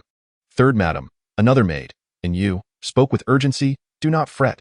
You will recover, for the second young lady and the young master are waiting for you. I too wish to regain my health, but lately, I feel increasingly powerless. Liao Yunxi gently closed her eyes. Do you think it is because I have erred in some way, and the heavens are punishing me? Third madam, Aunt Qing said, suppressing her tears, her voice trembling slightly. You will be fine. You will surely recover. Let us not speak such foolishness, Liao Yunxi replied with a faint sigh. Such comforting words are of little use. Third madam, and you knelt beside the bed. You have always been one who does not easily concede defeat. This time, please do not give up. Your husband has gone in search of a renowned physician. He will surely find a remedy for you. Alas, Liao Yunxi sighed more deeply at this thought. Why not spend this time with me instead? That is what I least appreciate about him. Aunt Qing lowered her head and spoke softly. Your husband fears that if he remains by your side, you may seize the chance to impart final words, choosing to depart alone. He prefers to keep his distance, allowing you to hold on to hope until he returns. Chapter 43. The Maitreya Buddha pendant Liao Yunxi, upon hearing these words, fell into a long silence before finally letting out a deep sigh and conceding, Very well, I shall continue to wait for him. If he does not return, I shall hold my breath indefinitely. Upon hearing this, the two maidservants felt considerably reassured. Anu rose to her feet and said, Third madam, in a little while, the second miss will come to pay her respects. Allow me to fetch some water for you to wash your face. Very well, before long, the second miss, Xue Yao, arrived. Though merely a 6-year-old child, she was exquisitely beautiful, her delicate features gleaming with a charming radiance, already hinting at her future as a stunning beauty. With great enthusiasm, she recounted her various experiences from the classroom that day, her lively manner and witty expressions infusing much vigor into the otherwise somber room. Tio composed poetry on the theme of wine? Liao Yunxi was amused. Laughing heartily, this Master Zhong is becoming increasingly absurd. Which of you children has truly tasted the flavor of intoxication, and how could you possibly write poetry on it? Xue Yao lifted her finely sculpted chin and huffed. I heard that yesterday, they savored the peach blossom wine from our Jinan Marquis residence, and they were left wanting for more. Liao Yunxi's expression momentarily faltered before she quickly regained her composure and continued to engage in cheerful conversation with her daughter. However, once Xue Yao departed, she found herself lost in thought for a prolonged period. When Lin Momo brought her a medicinal soup to drink, she saw her in a daze. Recalling Xue Yao's words from earlier, the perceptive Lin Momo gently grasped her hand, her face, lined with age, radiating warmth and affection. Miss, are you thinking of that child from the Zhuchuan Beeswang? Lin Momo had been Liao Yunxi's wet nurse, having watched her grow from a young girl. Even though Liao Yunxi had been married for many years, she still instinctively referred to her as Miss in private, rather than Madam. Momo, should I not bring her back? Liao Yunxi pondered aloud. The fortune teller once said that their fates clashed, and that I must send the child away to ensure her safety. Yet now that she has grown this way, perhaps it would be better to bring her back before my time comes. After all, she is of the bloodline of the Jinan Marquis. Leaving her in such a desolate place cannot be a long-term solution.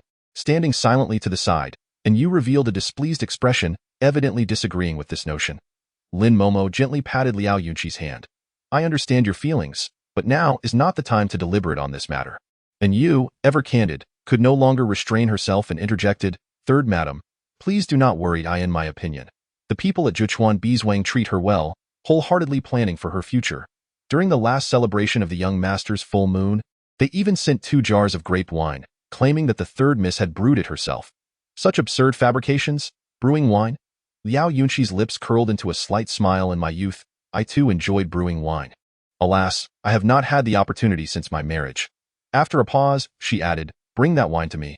Ever since Yaoer was born, I have not tasted wine, and I find myself quite nostalgic for it.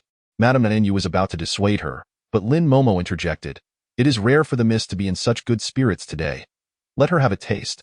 Aunt Qing quietly stepped out, fetching a small pot and gracefully serving its contents in an exquisite luminous cup to Liao Yunqi.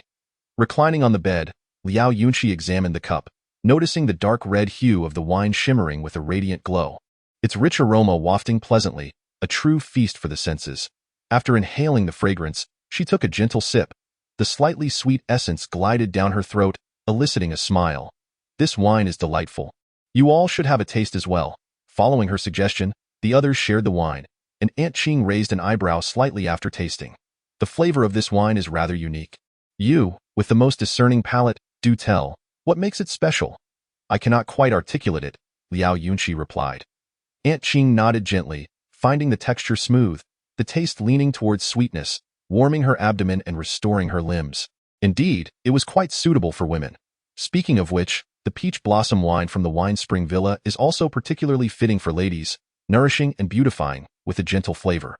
After such lengthy discourse, Liao Yunqi began to feel fatigued, pausing for a moment before stating, "Please take out that yellow-skinned, white-seated Hatian jade Mithraea pendant and send it to the Wine Spring Villa. And you blurted out, "Isn't that the birthday gift you prepared for the second young lady? Yaoer has plenty at home. It is of no concern." Liao Yunqi replied softly, "That child has endured a harsh winter in desolation. It has not been easy for her. As her mother, I cannot neglect her. Gifting her a jade pendant is only fitting. Your kindness will surely be rewarded." Lin Mama intoned a Buddhist blessing. With that, and you had no further objections, though she still felt a twinge of indignation. Upon receiving the jade pendant, Xue Ying was quite astonished. "I thought I had been forgotten, especially since there was no word during the new year, and now, unexpectedly, a gift arrives? Moreover, judging by the material and design of the pendant, it was undoubtedly a treasure. What has transpired?" she inquired. Aunt Hien replied. "The messenger said nothing at all, however. This girl carries the Mithraea Buddha for blessings. Presenting the Mithraea pendant is likely a wish for your happiness and freedom." "Happiness and freedom?" Xue Ying mused, caressing the pendant, thoroughly enchanted by its texture. This gift was truly splendid, though regrettably, she feared she could not express her gratitude in person. As long as the third young lady has that intention, it suffices, Aunt Hien sighed. "You seem to have more to say, Aunt Hien?" Aunt Hien hesitated before stating, "I am straightforward, so I shall speak plainly. Third miss, according to our family's inquiries, it seems the third madam may be in dire straits." This revelation sent a jolt through Xue Ying, nearly causing her to drop the pendant, her voice quivering. "What?" Her palpable anxiety took Aunt Hien by surprise. Clutching her heart, which had suddenly lost its rhythm, Xue Ying felt as if fine needles were piercing her fingers, inflicting pain and unease. Was this a physical reaction from Xue Ying? Could it be the power of blood ties? Wasn't it said that once I left, she would recover? Why, then, had things taken a turn for the worse? Hian's aunt responded. "It is said that she suffered greatly during the birth of the young master, yet the specifics remain unclear to me." Subsequently, Hian's aunt uttered something that Xue Ying could no longer discern, as her mind wandered, preoccupied with an elusive concern. Despite having never laid eyes on that mother, could it be that she still harbored feelings? Observing that Xue Ying had barely touched her dinner, Xiaoya felt a pang of sympathy. "Miss, you must eat a few more bites. What will happen if you fall ill again?" Dong Sun, wearing an unusually worried expression, began to persuade her. "Miss, please eat just a little more." The last time Xue Ying fell gravely ill, she nearly succumbed to death, leaving a significant shadow in her heart. "I am fine," Xue Ying replied weakly. "I am in good health now and not so easily brought down." Xiaoya puffed up her cheeks. "Humph, you say that, but if you fall ill again, will I have to send my master to Ganshao Temple to pray for a peace talisman for you?" At the mention of Ganshao Temple, Xue Ying's ears perked up as if pricked by a needle. She abruptly stood up. "Xiaoya, I must go to Ganshao Temple to pray for a peace talisman for my mother. Patience and waiting will eventually yield opportunities, and now the moment had finally arrived." Chapter 44. The road to Ganshao. Naturally, Xue Ying's intention faced opposition from everyone. Logically, as a daughter wishing to pray for her mother's well-being, her desire was not unreasonable. However, the hardships of temple life are arduous, and even adults find them difficult to endure, let alone a mere 6-year-old child. Yet Xue Ying's resolve was unwavering. In the end, she even resorted to a hunger strike, remaining steadfast despite Mother Zhen's tearful pleas. Her protest did not last long, as Mother Zhen, worn out from crying, had no choice but to relent and insisted on accompanying Xue Ying at this juncture. Mother Zhen was unaware of the temple's regulations, And Aunt Shunzi and Xiaoya, fearing further distress, decided to conceal the truth from her, suggesting that the experienced Heian accompany them instead on the pretense of Mother Zhan's poor health. Heian, knowing Xue Ying's background, recognized her determination to visit Ganshao Temple and understood there must be a reason. Thus she agreed to concoct a benevolent lie with Aunt Shunzi to soothe Mother Zhan. After all, Mother Zhan had never ventured beyond the confines of home. Whether she accompanied them to Ganshao Temple or not, she would remain oblivious. Originally, Xue Ying thought she would have to go to Ganshao Temple alone, but Heian informed her that first-time visitors could be guided by someone, though subsequent visits required solitary travel.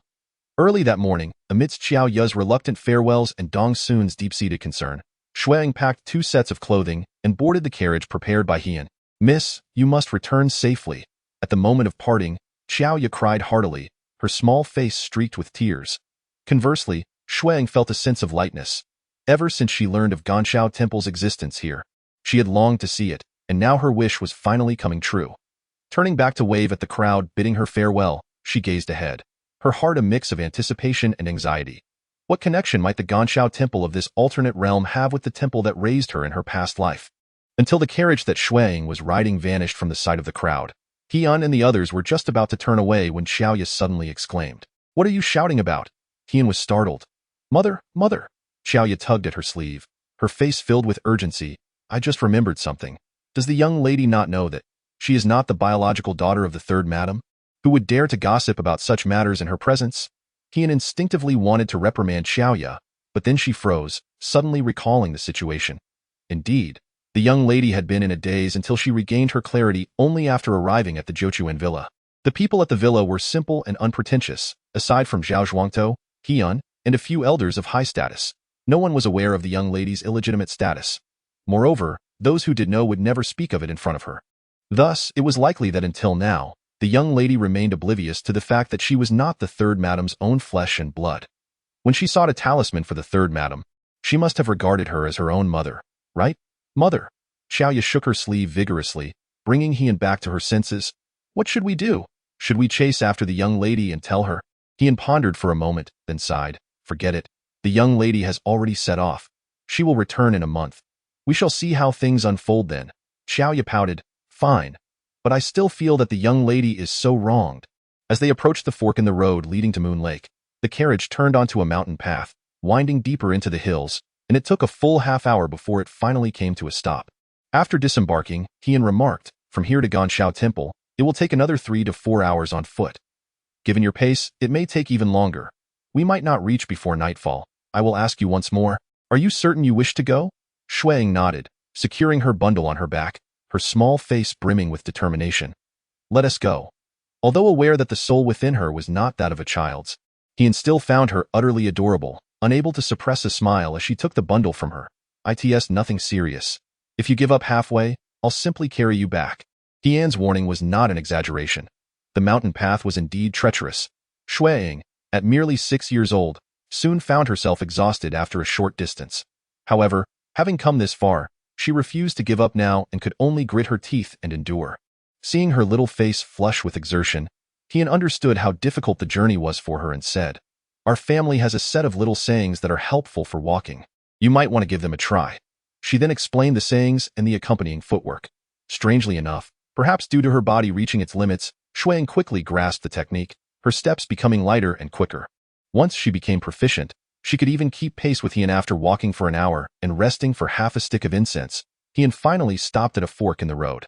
Pulling out a water pouch and signaling for Xue Ying to take a break, as one ventures further, one encounters the revered Ganshao Road, a path of which you may have already heard. It is customary to prostrate oneself every 10 steps as a demonstration of sincere filial piety. Many who have traversed this road bear the scars of their journey. Some even emerge with flesh torn and bones exposed. "Are you certain you wish to proceed?" Xue Ying wiped the sweat from her brow and smiled, stating, "Having come this far, how could I possibly turn back now?" "That remains to be seen," Heian replied, glancing at the narrow path to the right. The most notable feature of Ganshao Road is its constricted width and the abundance of sharp stones, with sheer cliffs looming perilously beside it. It is no surprise that the majority of those heading to Ganshao Temple abandoned their journey at this juncture. Following her gaze, Xue Ying beheld a narrow path, approximately 1 meter wide, winding ahead. To her left loomed a rocky cliff, while to her right gaped a precipice. The ground was strewn with small, jagged stones, making the trek appear exceedingly arduous. He gestured towards the broader path ahead, saying, "I do not seek to visit Ganshao Temple for divination. I can take this route instead. Ganshao Road offers no forks, so you need not fear losing your way. I shall await you at the end. Do take care on your journey." Xue Ying nodded, acknowledging her words. He inquired, "Will you not ask why I do not accompany you on this segment of the journey?" Xue Ying smiled and replied, "I have come to seek a divination. I must endure some trials, mustn't I?" He nodded in agreement, stating, "You have always been a person of understanding." After parting ways, Xue Ying took a deep breath and stepped onto the inhospitable Ganshao Road. The sharp stones beneath her feet proved relentless, and kneeling only exacerbated the suffering of her knees and palms. Being petite, her small strides rendered this stretch of road even more challenging for her. This path, seemingly hewn from the very cliffs, twisted and turned, its end obscured from view, varying in width to the point where at its narrowest, it barely allowed passage. With the slightest misstep, one could plummet into the abyss below, while the scattered sharp stones only heightened the peril of the journey. Half an hour later, Xue Ying's palms and knees burned with pain. Her skin scraped raw, grit and small stones embedded in her flesh, mingling with the sweat that flowed in stinging rivulets. The continuous act of prostration left her dizzy and weak-kneed, causing her to collapse several times along the way, sharp stones piercing her knees and jolting her awake with a start, cold sweat streaming down her face. What was even more terrifying was the realization, upon awakening, that she was perilously close to the edge of the cliff. Looking down, the depths were unfathomable, the steep drop resembling the gaping maw of a beast, exuding an aura of menace as if it would consume her whole in the blink of an eye, leaving no trace behind. Despite the seemingly short distance, she found herself trudging on until the sun dipped low in the sky. When she finally caught sight of Hien awaiting her at the end, she felt as though she had crossed into another realm. Chapter 45. Entering the temple, what Hien beheld was a child, covered in dust and appearing utterly disheveled, making her way up the rugged mountain path with earnest prostrations every 10 steps.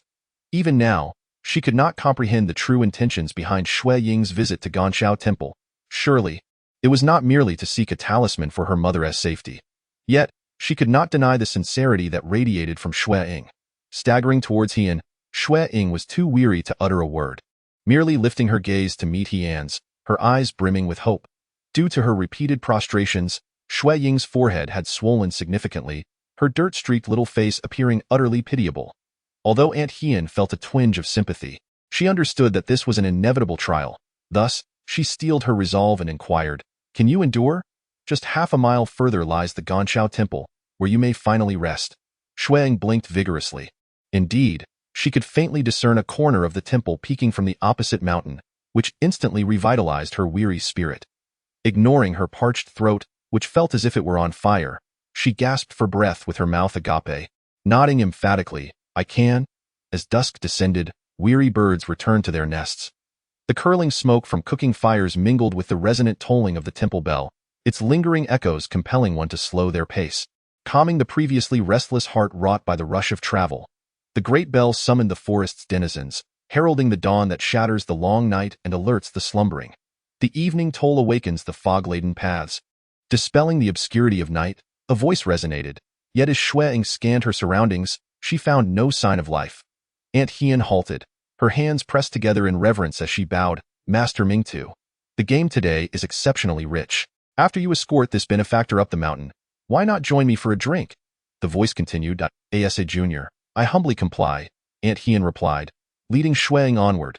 After traversing approximately half a mile, they glimpsed the vermilion temple gate at the end of the stone path, where a nun clad in a gray robe awaited them in silence.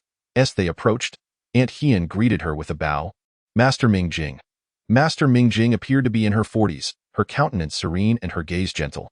She greeted the two with a Buddhist salutation and stated, "Master Mingli has already been apprised of this little benefactor's intentions." She continued, "The red talisman from Ganshao Temple can assist in fulfilling her request, yet its efficacy lasts but a year. Moreover, this little benefactor must remain here to cultivate for 6 months. 6 months? Aunt Hien had previously secured a talisman that saved her life with only a month of cultivation, so Xue Ying had assumed she would similarly require just a month to return. The news of 6 months took her by surprise. However, she recalled that Aunt Hien had brought back a yellow talisman for her. It seemed that the talismans from Ganshao Temple were indeed graded by color, with varying requirements for those who sought them. Moreover, Master Mingjing had just mentioned. Its efficacy lasts only a year. What happens after that? She inquired. Master Mingjing regarded her kindly, replying, you may seek again. However, whether you can obtain it depends on your fortune. Despite her gentle demeanor, Xue Ying sensed a hint of pride emanating from Ganshao Temple, justifiably so, if their talismans were truly as potent as claimed. Aunt Hien had not anticipated that this request for a talisman would necessitate 6 months of cultivation. Considering that Xue Ying was still but a child, she hesitated and looked at her. Miss, will you stay? 6 months. Moreover, a year later, she must return once more, if fortune smiles upon her, and the Temple of Ganshao bestows upon her another talisman of safety. She shall be compelled to remain for an additional 6 months. This signifies that, throughout the remainder of her life, she will spend half of her time within these mountain temple walls. She could not help but lift her gaze. The 3 characters of Ganshao Temple appeared particularly solemn against the gray, overcast sky. The mountains were heavy with humidity, the sun had just set, yet a slight chill began to permeate the air. The distant calls of birds further accentuated the eerie stillness. I felt as though she had returned to a past life. The clamor and vibrancy belonged to others, while she could only embrace the profound silence that enveloped her. Such is fate. Even if she traversed into another realm of existence, she could not evade it. I will stay, she declared. Umitba. Master Mingjing uttered no further words, producing a folded, thumb-sized, dark red talisman, which he handed to Xue Ying. This talisman shall ensure your mother's well-being for a year. Take good care of it. Xue Ying accepted it with gratitude, saying, thank you. She then turned to Aunt Hien. Aunt Hien, please convey this talisman to my mother. Aunt Hien took the talisman and murmured, have you thought this through? 6 months is quite a stretch. Moreover, it is evident from Master Mingjing's words that this matter may very well continue indefinitely. Xue Ying smiled, fear not, I shall take good care of myself. Aunt Hien refrained from further comment and handed the bundle to Xue Ying, saying, take care. She then addressed Master Mingjing, I shall take my leave now. Umitba, as night approaches, may you tread carefully. Aunt Hien. Xue Ying observed her with concern. The darkness will soon descend. Traversing the mountain path alone is perilous. Oh, not worry. I shall first seek out Master Ming Tu and descend at dawn. Aunt Hien gently patted her shoulder before turning to depart. After watching Aunt Hien leave, Xue Ying turned and entered the temple alongside Master Mingjing. The heavy wooden door creaked shut with a resounding thud, seemingly sealing away the trivialities of the mundane world. The atmosphere grew increasingly tranquil. Master Mingjing led her to a guest room, saying, it is late. You should rest for now. After tomorrow's morning lessons, the abbot will arrange your future training. Thank you, Master Mingjing. He chanted a Buddhist invocation and withdrew, leaving Xue Ying to enter the room. Utilizing the scant remaining light, she could barely discern the sparse furnishings. A hard wooden bed against the wall, covered with a straw mat and a thin quilt. By the window stood a table, upon which lay an empty pinholder. Apart from that, there was nothing else. Despite her mental preparation, the stark emptiness of the room elicited a sigh from her lips. The sound of mosquitoes buzzing nearby made her anxious about the possibility of more entering the room. She set down her bundle and approached the window to close it, only to discover that, due to prolonged disuse, the paper had several holes. Closing the window rendered the room even darker. After a long day of traversing the mountain paths, she was utterly fatigued. Though her stomach rumbled with hunger, she quickly succumbed to slumber upon climbing into beyond a haze of drowsiness. She heard a knock at the door, rubbed her eyes, and mustered the energy to respond. Come in. A figure pushed open the door, with one person in front wielding an oil lamp and another behind carrying a basin of water. Their voices were crisp and gentle. Little benefactor, we understand you are weary, yet you bear wounds that must be meticulously cleansed. Otherwise, they may fester by tomorrow. Thank you, esteemed masters, Xue Ying replied hastily, attempting to rise from her bed. However, only now did she feel the fiery pain in her palms and knees upon movement, causing her to involuntarily draw a sharp breath. Do not move. The master with the basin set it down and approached for a closer look. Bathed in the glow of the oil lamp, Xue Ying then discerned that both masters were remarkably young, appearing to be no more than teenagers. The master carrying the basin was quite talkative, while the one holding the lamp remained silent. What are your names? She inquired. The master with the basin responded with a bright smile. I am Ming Xian, and she is Ming Si. Little benefactor, do you fear being alone today? Xue Ying shook her head. I am not afraid. After all, she had often lived alone before. It is no wonder that Master Mingli was willing to take you under her wing. You are truly a good child, praised Ming Xian, first glancing at Xue Ying's palm, which was a gruesome sight that startled her, before lifting her pant leg to inspect her knee. The mixture of blood, flesh, and dirt clung to her trousers, and the agony of tearing it away made Xue Ying's eyes sparkle with stars, yet she gritted her teeth in silence. How could the injuries be so severe?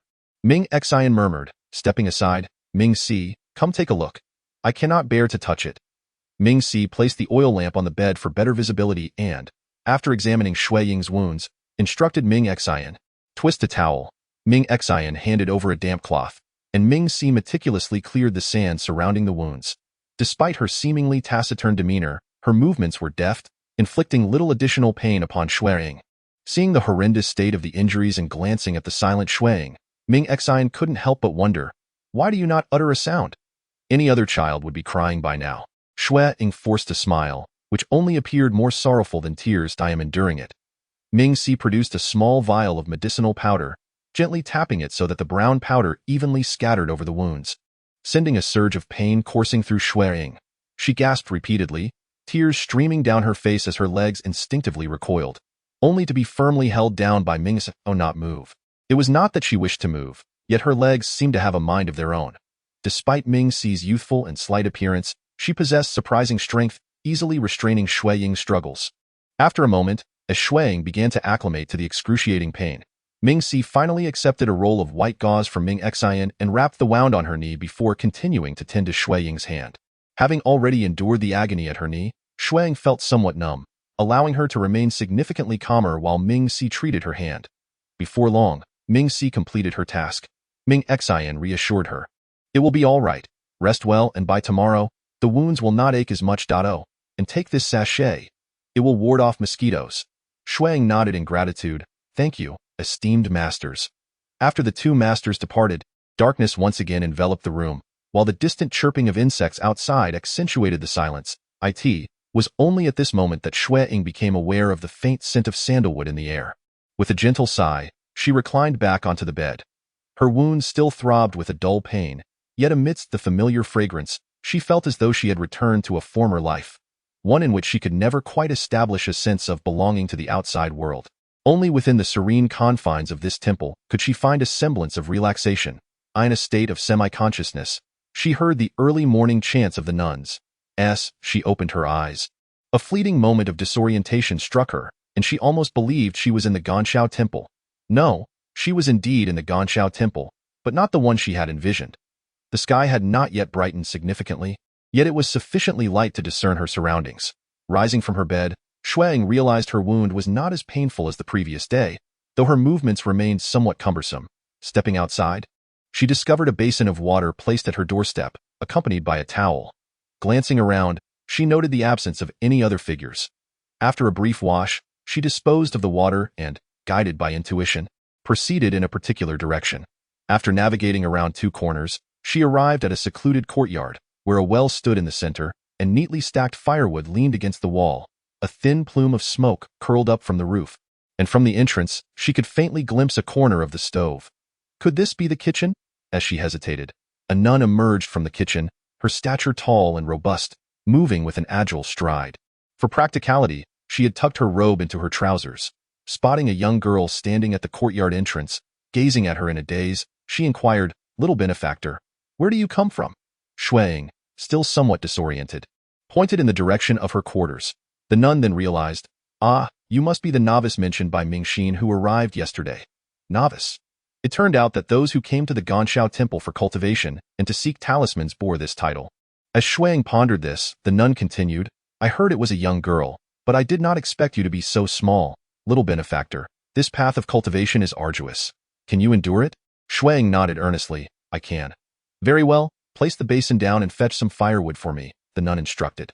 Following her command, Xue Ying gathered a few pieces of chopped wood from the corner and brought them into the kitchen. From the outside, it appeared quite modest, but upon entering, she discovered it to be quite spacious, with 7 or 8 stove openings against the wall and a large table in the center laden with various fruits and vegetables. "I am Mingjue, the steward of this temple," she introduced herself. "Every morning, while others are engaged in their early prayers, you shall come here to tend the fire for me, understood?" "Yes," Xue Ying replied. Observing that one of the stoves was on the verge of extinguishing, she stepped forward to add 2 pieces of firewood and adjusted them to stoke the flames further. The firewood felt rough against her hands, and the place where she had scraped her skin yesterday throbbed faintly. She opened her palm to inspect it but said nothing. Seeing her dutifulness, Mingjue was quite pleased. This Ganshao temple is extensive. Do not wander aimlessly, lest you lose your way. After the morning prayers, the abbot will assign you your cultivation tasks. The beginning may be quite challenging, but it will become easier once you acclimate. Understood, Xue Ying acknowledged. Observing your attire, Mingjue cast a few discerning glances. You do not appear to be the child of a destitute family. However, your character is quite commendable, obedient and intelligent. Though you speak little it is no wonder that you have caught Mingtu's attention. Mingtu? Xue Ying recalled that after passing through the Ganshao Road yesterday, she had heard the voice of a Master Mingtu, though she had not seen his visage. From what Master Mingjue implied, it seems that her admission to Ganshao Temple was contingent upon an assessment by Master Mingtu. After imparting a few words of advice, Master Mingjue refrained from further discussion, focusing intently on preparing the vegetarian meal. Although the kitchen was not bustling with many people, Master Mingjue moved with agility, creating a steamy atmosphere. Xue Ying busied herself with stoking the fire, leaving her little time to contemplate anything else. And soon enough, time slipped away. Master Mingjue arranged the prepared dishes on the large table just as the morning prayers concluded. Upon striking the cloud board, the congregation gathered to receive their meals. Individuals formed an orderly queue, each bearing a bowl as they received their portions. Despite the numerous attendees, the atmosphere was serene and organized. The only sounds were the occasional clinking of soup ladles against the large serving bowls. Nonetheless, Xue Ying's presence sparked curiosity among some. As outsiders were a rarity in Ganshao Temple, let alone such a young child, it was only now that Xue Ying realized her stomach was pressed against her back, and she was ravenously hungry. Having gone nearly a day without sustenance and expending much energy, she felt weak and her vision blurred. Master Mingjue handed her a bowl of vegetarian fare along with 2 substantial steamed buns, asking, "Is this enough for you?" Xue Ying nodded. "Can you finish it?" She nodded again. "Then you may join them over there in the dining hall." Grateful, Xue Ying followed the nuns who had collected their meals, turning left and soon arriving at a spacious and well-lit hall. Inside, rows of cushions were neatly arranged, and those who had received their meals sat in sequence, quietly eating. Xue Ying joined them, experiencing her first meal without a table. However, driven by hunger, she paid little mind to the lack of formality, consuming her food and buns with a fervor that left her slightly overindulged.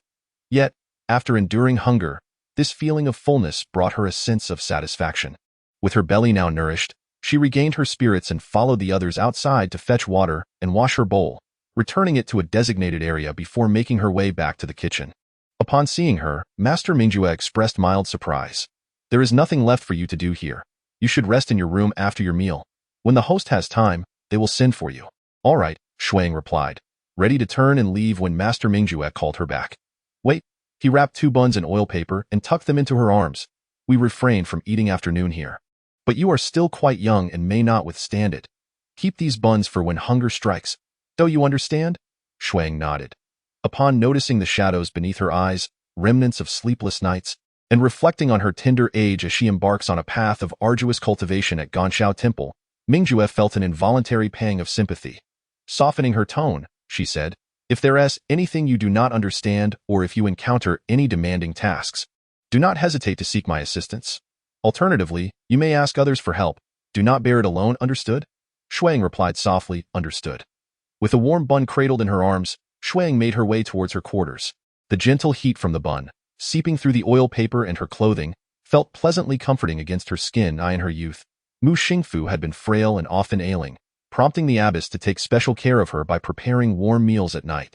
Concerned for her nutrition, the abbess even took her to the town to beg for meat gruel, an unusual act for a nun, especially one of her stature, which elicited considerable gossip at the time. Later, a devotee entrusted a milking goat to Ganshao Temple for care, ostensibly as an offering, but truly to ensure that Mu Xingfu could benefit from its milk. It is likely that the abbess had interceded on her behalf. In those days, Xue Ying often felt lonely, devoid of friends and affection, yet in retrospect, she realized that she had not lived in vain, despite her name meaning happiness. After resting for a while in her room, Mingxin came to summon her at first. Upon hearing the sounds of morning prayers, she assumed the Buddhist hall was nearby, only to discover that Mingxin led her up a steep path, taking nearly the time it would take to burn a stick of incense before they finally entered the main hall. Inside the treasure hall, a congregation awaited, and after entering, Mingxin bowed to the figure at the center, announcing, "Abbess, The benefactor Xue has been brought. Afterward, she took her place beside Ming Jing, who had greeted Xue Ying at the entrance. The abbess appeared to be in her 50s, her demeanor exuding authority without anger, causing Xue Ying to momentarily avert her gaze. Approaching, she pressed her palms together in a respectful greeting. Abbess, from this day forth, your practice in Ganshao Temple begins, and Mingtu shall be your guiding master.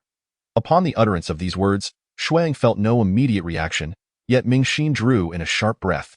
Although the treasure hall was spacious, it was enveloped in silence, rendering her voice distinctly audible, aware of her own lapse. Mingxin quickly lowered her head in acknowledgement of her breach of decorum. As Xue Ying pondered the implications of this announcement, the abbess continued, from now on, during morning prayers, you will assist Mingjue in preparing offerings in the kitchen. After the morning meal, you will join Mingxi and Mingxin in sweeping the hall. At the hour of the snake, you shall engage in self-study of scriptures. At noon, partake in the meal. The afternoon is yours to allocate as you wish. At the hour of the dog, you shall practice quiet meditation.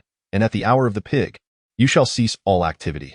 Mingtu does not frequently reside within the temple, so should you have any inquiries, feel free to seek others for answers, but do refrain from wandering about the temple indiscriminately. Understood, she replied. The abbess then addressed another, Mingyuan, please provide her with 2 sets of practice robes and help her familiarize herself with the temple surroundings. Yes, abbess, Mingyuan responded. As the assembly dispersed, only Xue Ying and Master Mingyuan remained in the treasure hall. This Master Mingyuan was indeed the same individual she had encountered by the Moonlight Lake, his gaze sharp and demeanor serious. Though young, he was the steward of Ganshao Temple, overseeing all economic affairs. Follow me, he instructed. Master Mingyuan guided Xue Ying towards the storeroom, offering a brief introduction to the surrounding environment. Though his demeanor was not particularly warm, his straightforward language quickly provided Xue Ying with a general understanding of the entire Ganshao Temple. This path led to the back mountain, a forbidden area where ordinary individuals were not permitted to venture. If you encounter a grove of plum blossoms ahead, remember to keep your distance and depart swiftly. Do you understand? Yes, I understand. Should you find yourself lost, remain still and do not wander. If you are not found by the hour of the dog, we shall send someone to search for you. This secluded mountain temple occasionally harbored venomous insects and snakes, so it is imperative to carry the insect-repelling sachet at all times without discarding it. Upon reaching the storeroom's entrance, they were greeted by individuals holding 2 sets of practice robes and soap pods. Mingyuan handed the items to Xue Ying, instructing, take care of these garments yourself and wash them. The bathing area is to the left of your dwelling. According to regulations, practitioners are required to transcribe 10 sutras daily. However, given your youth, you are temporarily exempt. Should you require writing materials, you may collect them from the sutra repository. Yes, thank you, Master Mingyuan. Nodding, Master Mingyuan addressed the waiting monks and nuns. Take her back to the study hall. Yes, master. The young nun led Xue Ying back to her quarters, casting curious glances in her direction, seemingly perplexed. This reminded Xue Ying of the earlier moment when the abbot mentioned that her guiding master was Master Mingtu. Several young nuns standing behind the 8 great attendants had displayed similar expressions of confusion. She recalled that day when passing by the mountain, the elusive Master Mingtu had invited Aunt Hien to partake in wild delicacies and wine. Indeed, it seemed she had unwittingly aligned herself with an unconventional faction within the Buddhist community. After a long trek through the mountains, fatigue enveloped her, prompting her to don the practice robes and seek a brief respite. No sooner had she changed than Ming Si entered with medicine, silently administering the treatment before departing. Lying in bed, Xue Ying felt an overwhelming ache throughout her body and soon fell into a deep slumber, only to awaken later that evening due to hunger. Consuming the steamed bun left for her by Master Mingjue brought her some relief. She had anticipated that the days of practice would not be easy, and indeed, on this first day, her body was already struggling to cope. Fortunately, she possessed the spirit of one in their 20s. Otherwise, a 6-year-old child would have surely succumbed to the strain. The following day, as per the abbot's instructions, she rose early to assist in the kitchen. Upon her arrival, Master Mingjue did not inquire further but continued to assign her tasks within her capacity. While she was occupied, a commotion outside caught her attention. Turning around, she saw Mingxin entering with a heavy load of water, panting heavily after unloading it, clearly indicating that it was no easy feat. Noticing Xue Ying's curious gaze, Mingxin stuck out her tongue and said, I lost my composure before the abbot yesterday, and master punished me by making me fetch water, I see. Judging from her position in the Bao Hall the previous day, it was clear that Mingxin's master was Master Mingjing, who had encountered her at the entrance and escorted her inside. Master Mingjing served as the temple's steward, managing all matters concerning the reception of monks and lay people. By the way, I encountered Master Mingtu on my way down the mountain. She mentioned for you to visit her in the afternoon. The path leading down to Lingyuan Pool is hardly suitable for children, is it? What would happen if one were to accidentally fall? Master Mingjue furrowed his brow. Mingxin, with an innocent expression, replied, I don't know. In any case, it was what Master Mingtu said. Very well, it became apparent to Xue Ying that she had indeed followed a rather unreliable instructor this time. Chapter 48. Demonstration of footwork following the direction pointed out by Mingxin. Xue Ying exited the temple and soon located the route to Lingyuan Pool. Upon arrival, she comprehended why Master Mingjue admonished that this path was unsuitable for children. It was a slope exceeding 70 degrees. Although it had been paved with large stones, the steepness rendered the steps perilously high, some towering over half her body. She had heard that Mingxin had fetched water from the bottom of this path today, which explained her exhaustion.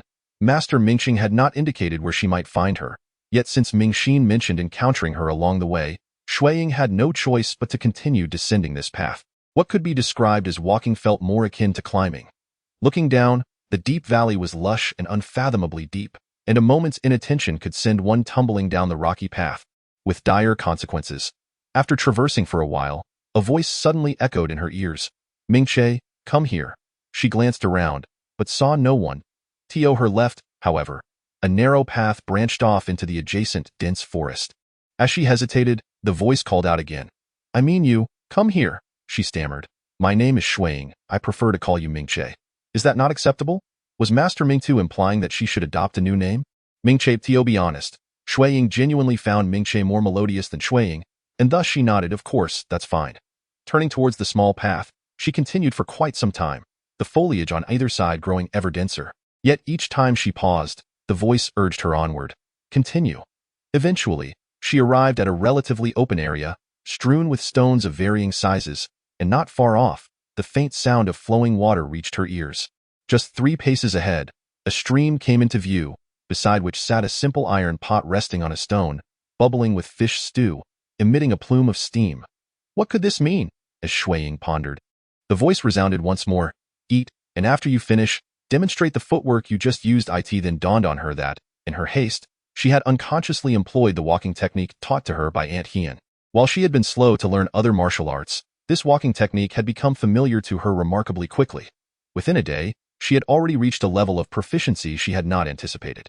After dutifully consuming the fish stew, she followed the instructions and demonstrated the footwork, yet Master Mingtu never made an appearance. Unbeknownst to her, an entire afternoon had slipped away. When Master Mingtu instructed her to return to the temple, he fell silent thereafter. As the evening bell tolled softly, Xue Ying toiled her way back up the mountain path to Ganxiu Temple. By the time she reached the temple gate, her legs trembled, and she could scarcely stand. Mingxin happened to be at the entrance and, upon seeing her, inquired with curiosity, What happened to you?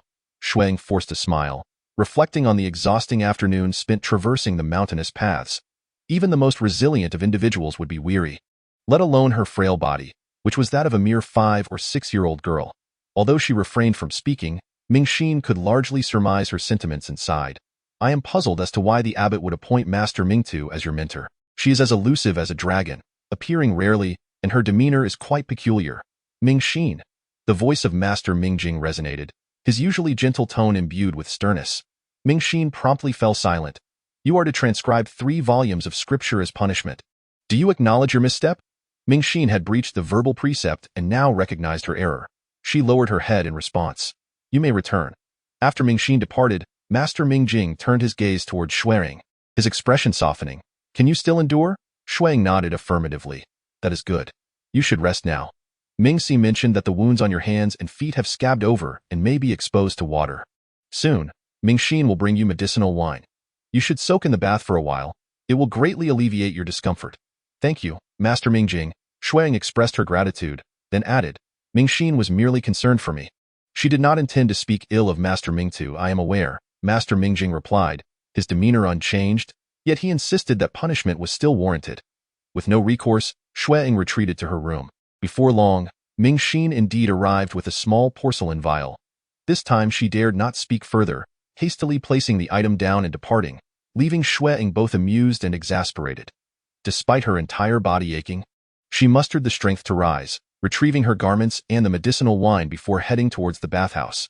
Upon arrival, She finally comprehended why Master Mingyuan had not mentioned when hot water would be available. The bathhouse was, in fact, constructed around a natural hot spring. Within the courtyard lay an array of steaming pools, both open-air and shaded by pavilions, some encircled within the bathhouse and partitioned by screens, truly catering to every conceivable need. Earlier, when Master Mingyuan had briefly introduced her to the layout of the Ganxiao Temple, she had discerned that it was not only expansive but also remarkably picturesque. The architectural design of the temple harmonized beautifully with the surrounding mountains and waters, and had it not preserved a significant amount of its ancient charm, the atmosphere would have exuded a serene and benevolent aura, resembling more a breathtaking royal garden than a temple.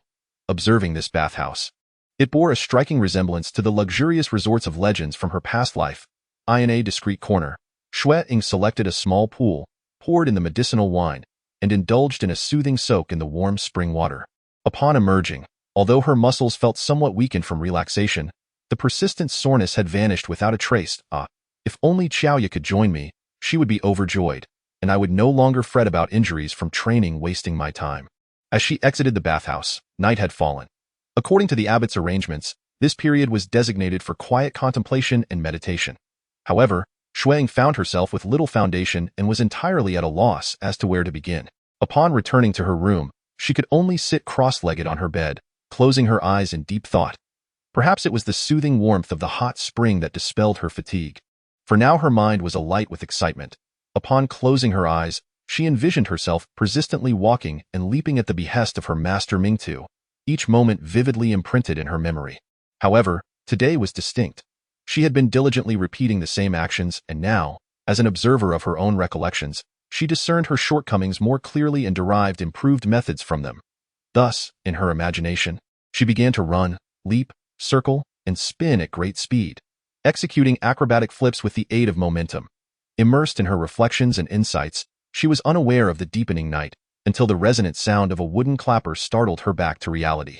She felt a heat coursing through her body and, upon wiping her brow, discovered beads of sweat forming on her forehead, while her heartbeat mirrored the state of exhaustion following vigorous exercise. Merely simulating in her mind had manifested so palpably in her body. Taking several deep breaths, she listened intently. From afar, faint noises broke the stillness of the night, but soon fell silent again. The monks in the temple had already succumbed to slumber. As her heartbeat gradually steadied, drowsiness enveloped her, and she lay down, swiftly drifting into the realm of dreams. Chapter 49. Catching bugs before dawn had fully graced the sky, she ventured into the kitchen, discovering that the fire was already ablaze. Water boiling, yet Master Mingjue was nowhere to be seen as she stood in the courtyard, lost in thought. A colossal shadow suddenly leapt over the wall, startling her into retreat. Stepping back onto a small stone, her foot slipped and she fell heavily. Mingche? Why are you here so early? Master Mingjue tossed a bundle of firewood, thrice his own size, effortlessly into the corner, where it landed with steady precision, not even swaying.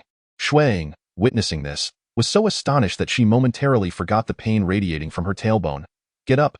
Mingjue easily lifted her. Next time. There's no need to arrive this early. Just come after the morning bell tolls. Oh, Xue Ying, regaining her senses, watched as Master Mingjue picked up several large logs, effortlessly crushing them into neat pieces with a mere squeeze before turning and placing them in her arms. Go. Tend to the fire. Is Master Mingjue truly capable of chopping wood like this? Xue Ying swallowed hard, bewildered, unsure whether she felt astonishment, admiration, or trepidation. The world around her seemed to take on a more fantastical, surreal quality. After traversing this realm for so long, she had presumed she was immersed in a pastoral narrative. The couple from Zhao village had already left her in awe with their extraordinary skills, but witnessing Master Mingjue's prowess made her ponder. Could this truly be a martial arts world? Though she was taken aback, she dutifully set about her tasks. Master Mingjue retrieved the dough he had prepared earlier, kneading it anew, and began shaping buns. Out of the corner of his eye, he noticed Xue Ying huddled by the stove, adding firewood, her demeanor not particularly clever or astute, yet her delicate features and gentle, obedient nature rendered her quite endearing. You weren't secretly crying after being troubled by Mingtu yesterday, were you? Xue Ying, surprised that he broached such a topic, replied, not at all. After a brief pause, I felt it necessary to add that after soaking in medicinal wine at the bathhouse, I was quite well. Moreover, under the guidance of Master Mingtu, I made significant progress yesterday. From your words, It seems you not only hold no grudge against Mingtu, but are also subtly speaking well of her in my presence. Master Mingjue suddenly broke into a grin, exclaiming, "You little girl. It appears you are not as dull as you seem." This remark sounded like a compliment, didn't it? Xue Ying glanced at Master Mingjue, who had already turned away, his hands moving swiftly. In the blink of an eye, a batch of steamed buns had taken shape. With a flourish of his arms, he brought over the steamer and placed it atop the boiling pot. After that, Master Mingjue fell silent, efficiently preparing the vegetarian meal just as he had done the day before. Having learned from yesterday's experience, Xue Ying was able to keep pace with the rhythm. Once the meal was ready, he rang the bell, serving the food to Xue Ying as he had done the previous day, and inquired, "You will be sweeping the floor with Mingxin and Mingxi shortly. One to you?" Xue Ying nodded. "After sweeping, you shall accompany me to the vegetable garden to water the plants. However, isn't this the time for reciting scriptures and self-cultivation?" Master Mingjue, perceiving her confusion, replied, "There are plenty of opportunities to recite scriptures. There's no need to rush." With that, he gently squeezed Xue Ying's shoulder, frowning, "You are still so small, barely this much." Xue Ying looked innocent. Her body was not yet 6 years old. How much could she grow? "Eat more. You need to be strong enough to help me with my tasks." Master Mingjue stood up and waved his hand, "Go and eat." Xue Ying, holding her bowl, felt somewhat embarrassed by his words and nodded helplessly. Yes, life, being a path of cultivation, was destined to be far from easy. After their meal, Mingxin and Mingxi took Xue Ying to do some cleaning. Noticing her tender age, they assigned her only a small task, twisting a small towel to wipe the tables and chairs. "Are you still adjusting well to living here?" Mingxin asked her. "It's quite good. I thought you might cry," Mingxin said, wrinkling her nose slightly. "When I first arrived at Ganshao Temple, I cried for over a month before I could adapt." To be honest, Xue Ying was somewhat curious. Both Mingxin and Mingxi appeared quite young, no more than 20, and were quite handsome. Why had they chosen to ordain? However, curiosity aside, she had always refrained from prying into others' affairs. In her past life, due to her background, she was often pressured by those who were excessively inquisitive, wishing she could just vanish into the ground point. One should not impose on others what one does not desire for oneself.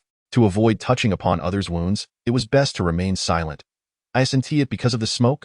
Mingxi looked up. "What about the smoke?" Mingxin exclaimed. "Oh, no wonder you never comfort me. You didn't realize I was crying?" Mingxi did not respond, merely conceding. "But didn't you cry with me for quite some time?" Mingxin slapped her forehead in sudden realization. "Were you affected by the smoke from the fire?" Mingxi nodded succinctly. "Oh dear, what a situation this is. How will you manage when you descend the mountain for training?" Mingxin exclaimed in exasperation. "What if you mistakenly confuse a funeral with a grand performance?" Xue Ying listened to the conversation between the two, unable to suppress a chuckle. Stealing a glance at Mingxi, she noticed that although Mingxi remained silent and her hands continued their diligent task, she was intently focused on Ming Xian's words. These two truly were a pair of lively spirits. Still laughing, Ming Xian approached and playfully tapped her forehead, much like Mingxi, another carefree soul. Once the cleaning was completed, Xue Ying heeded her master Mingju's instructions and accompanied her to water the vegetable garden. In the garden, there were 2 pairs of wooden buckets. The larger pair towered over her, while the smaller one appeared slightly more manageable, yet still beyond the capacity of a child her age. Confused, Xue Ying looked towards Master Mingju, who with a swift motion, hoisted the large bucket onto her shoulder. "I will fetch the water. You catch the vegetable pests." "Understood," Xue Ying replied, but by the time she finished her sentence, Master Mingju had already hurried down the mountain. Kneeling beside a patch of vegetables, Xue Ying pondered whether to feign a sense of fear or disgust towards the pests, as she was, after all, merely a 6-year-old girl, and a young lady of the Ho residence. At that it seemed somewhat implausible to directly grasp the insects without any psychological acclimatization. It was quite the challenge for her acting skills to masquerade as a child despite being a woman in her 20s. Yet, all her thoughts dissipated upon spotting a greenish-blue worm, and before her mind could catch up, her hand instinctively reached out to pluck it from the plant and toss it aside. Her childhood. The people at the monastery often took her to the garden to catch pests. Growing up in a temple, this was a rare childhood pastime, and unbeknownst to her, it had become a reflex. Upon seeing a worm, she would act without hesitation.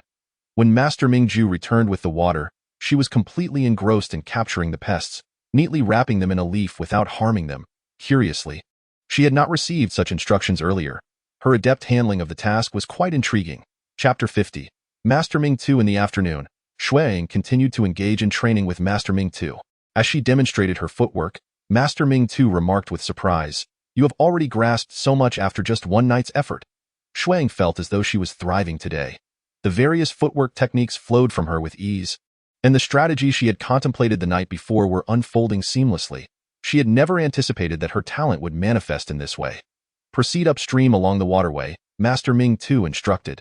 Yes, Xue Ying was just about to take a step when a small stone, unexpectedly shot from an unknown direction, struck her heel. Hurry, or it might pierce your leg. Why goodness, how did Master Ming too manage to threaten her with such nonchalance? Although Xue Ying suffered no real injury, the veiled threat in Master Ming too's casual tone sent a chill down her spine. Without delay, she gathered her resolve and sprinted up the waterway with all her might. However, this path is, after all, a mountain trail, strewn with stones and overgrown with weeds. Merely walking slowly is already quite a challenge, let alone running the entire way.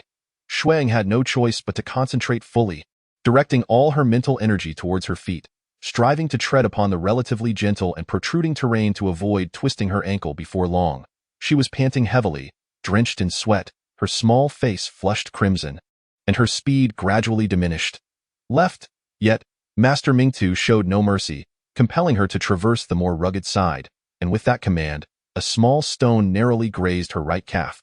Xue Ying hastily dodged to the left, leaping onto several large stones. Just as she settled onto a slightly smoother surface, Master Ming Tu called out again. Right? There lay a small pool of water, its surface quite expansive, making it evident that a single leap would be impractical. In that fleeting moment of hesitation, a small stone struck her calf with a dull thud. Hiss! Without a moment to lose, she sprang from the left to the right, fortunate that the water was not deep, merely soaking her ankles. However, this meant her shoes were now thoroughly wet. Continue. Master Ming Tu seemed to be reveling in this exercise, incessantly urging her onward. Xue Ying had no choice but to press on. Yet, given that this was a mountain path, the consequence of running was that her stamina soon waned. During one leap, her strength faltered, and as her foot landed on the edge of a stone, she lost her balance and tumbled downward. This was it. Her front teeth would surely be sacrificed.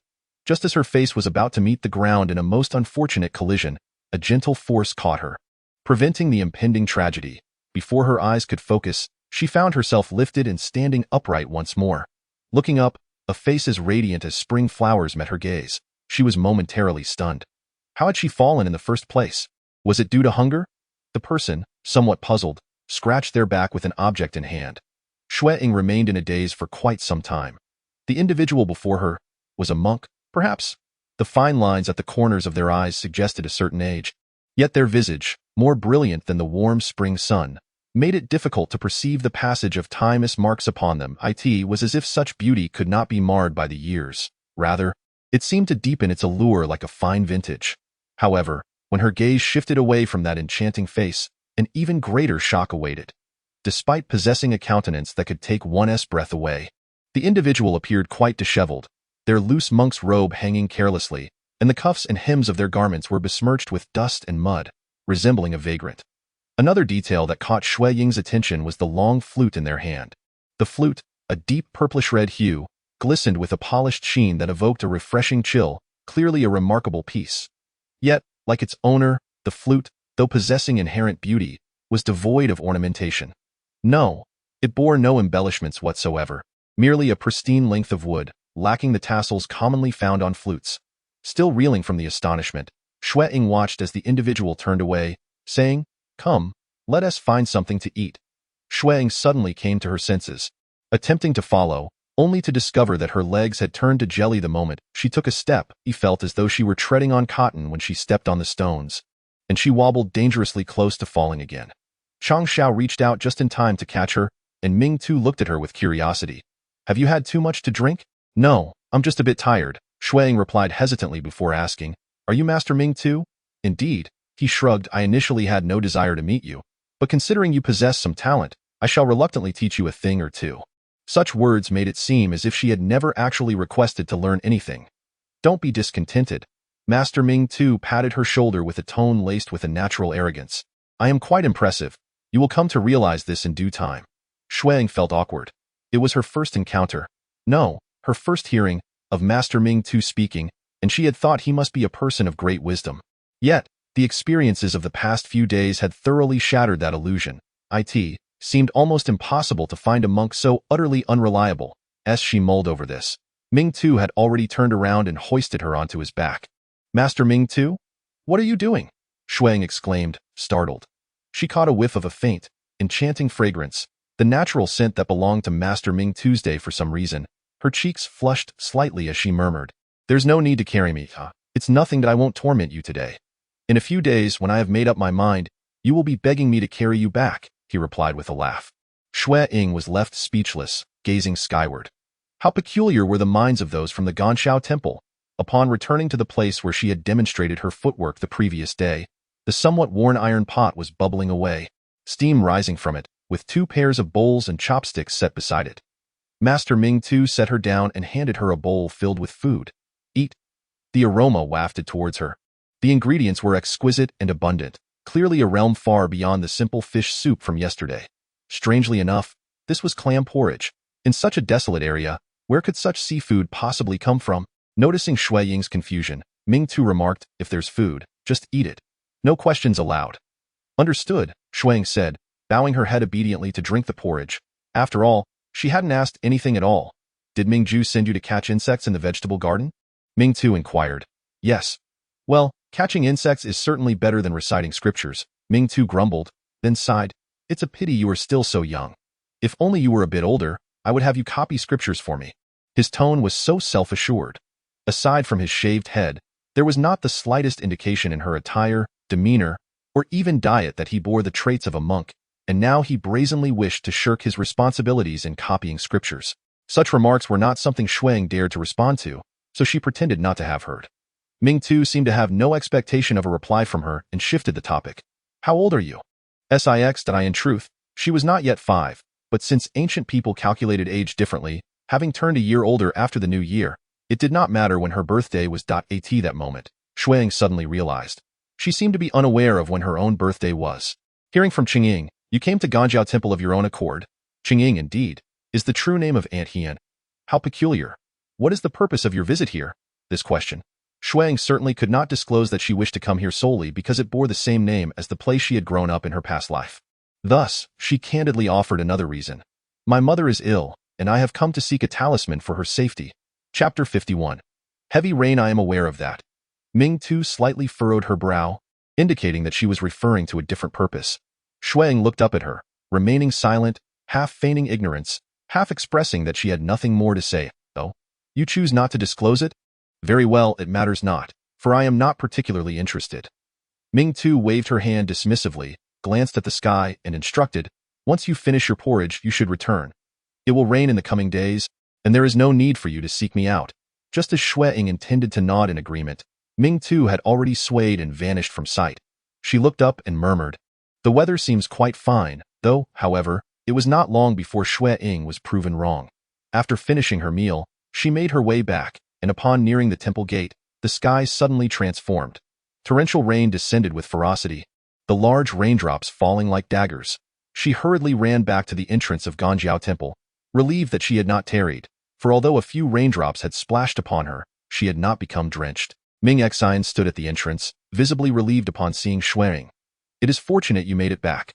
Rain in these mountains can be quite treacherous, and one must be cautious to avoid mishaps."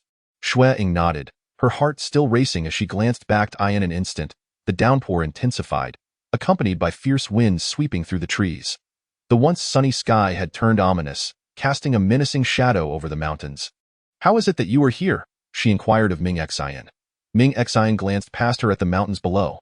"The fortune teller said someone would come today, so I was instructed to wait here." Xue Ying instinctively followed her gaze, but the heavy rain obscured her view, rendering everything hazy. Merely 10 meters away, all became indistinct. "Are you wet? You should go to the bathhouse for a while, lest you catch a chill." Ming Xine patted her on the head. Just as Xue Ying was about to nod in agreement, Ming Xine's attention was suddenly drawn elsewhere, exclaiming softly.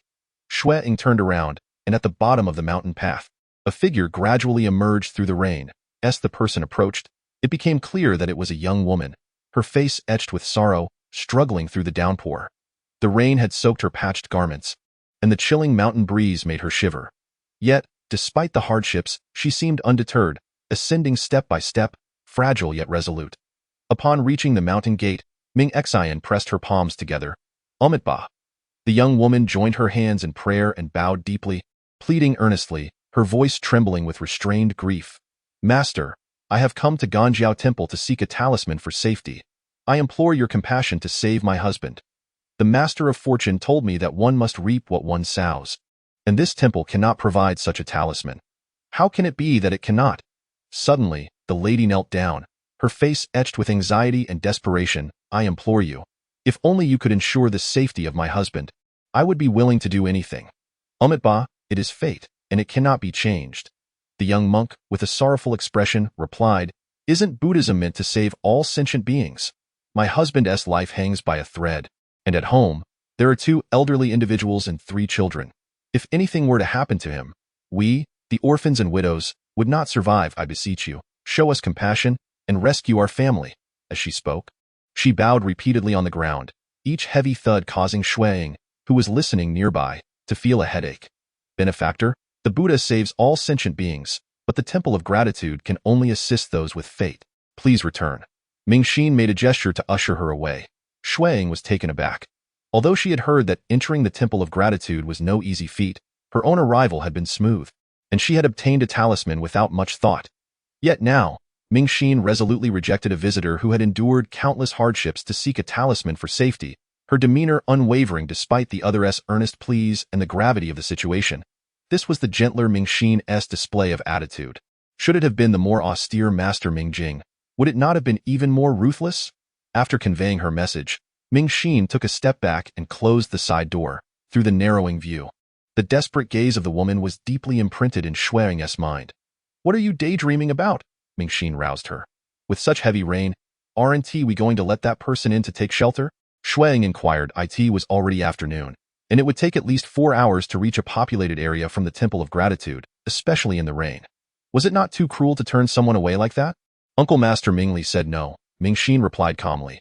You are new here and do not understand certain matters, but one thing you must remember is that Uncle Master Mingli's words must be adhered to at all costs. Oh, Xue Ying responded absently. She had encountered quite a few people during her stay, yet this did not include the esteemed Master Mingli of the Temple of Gratitude.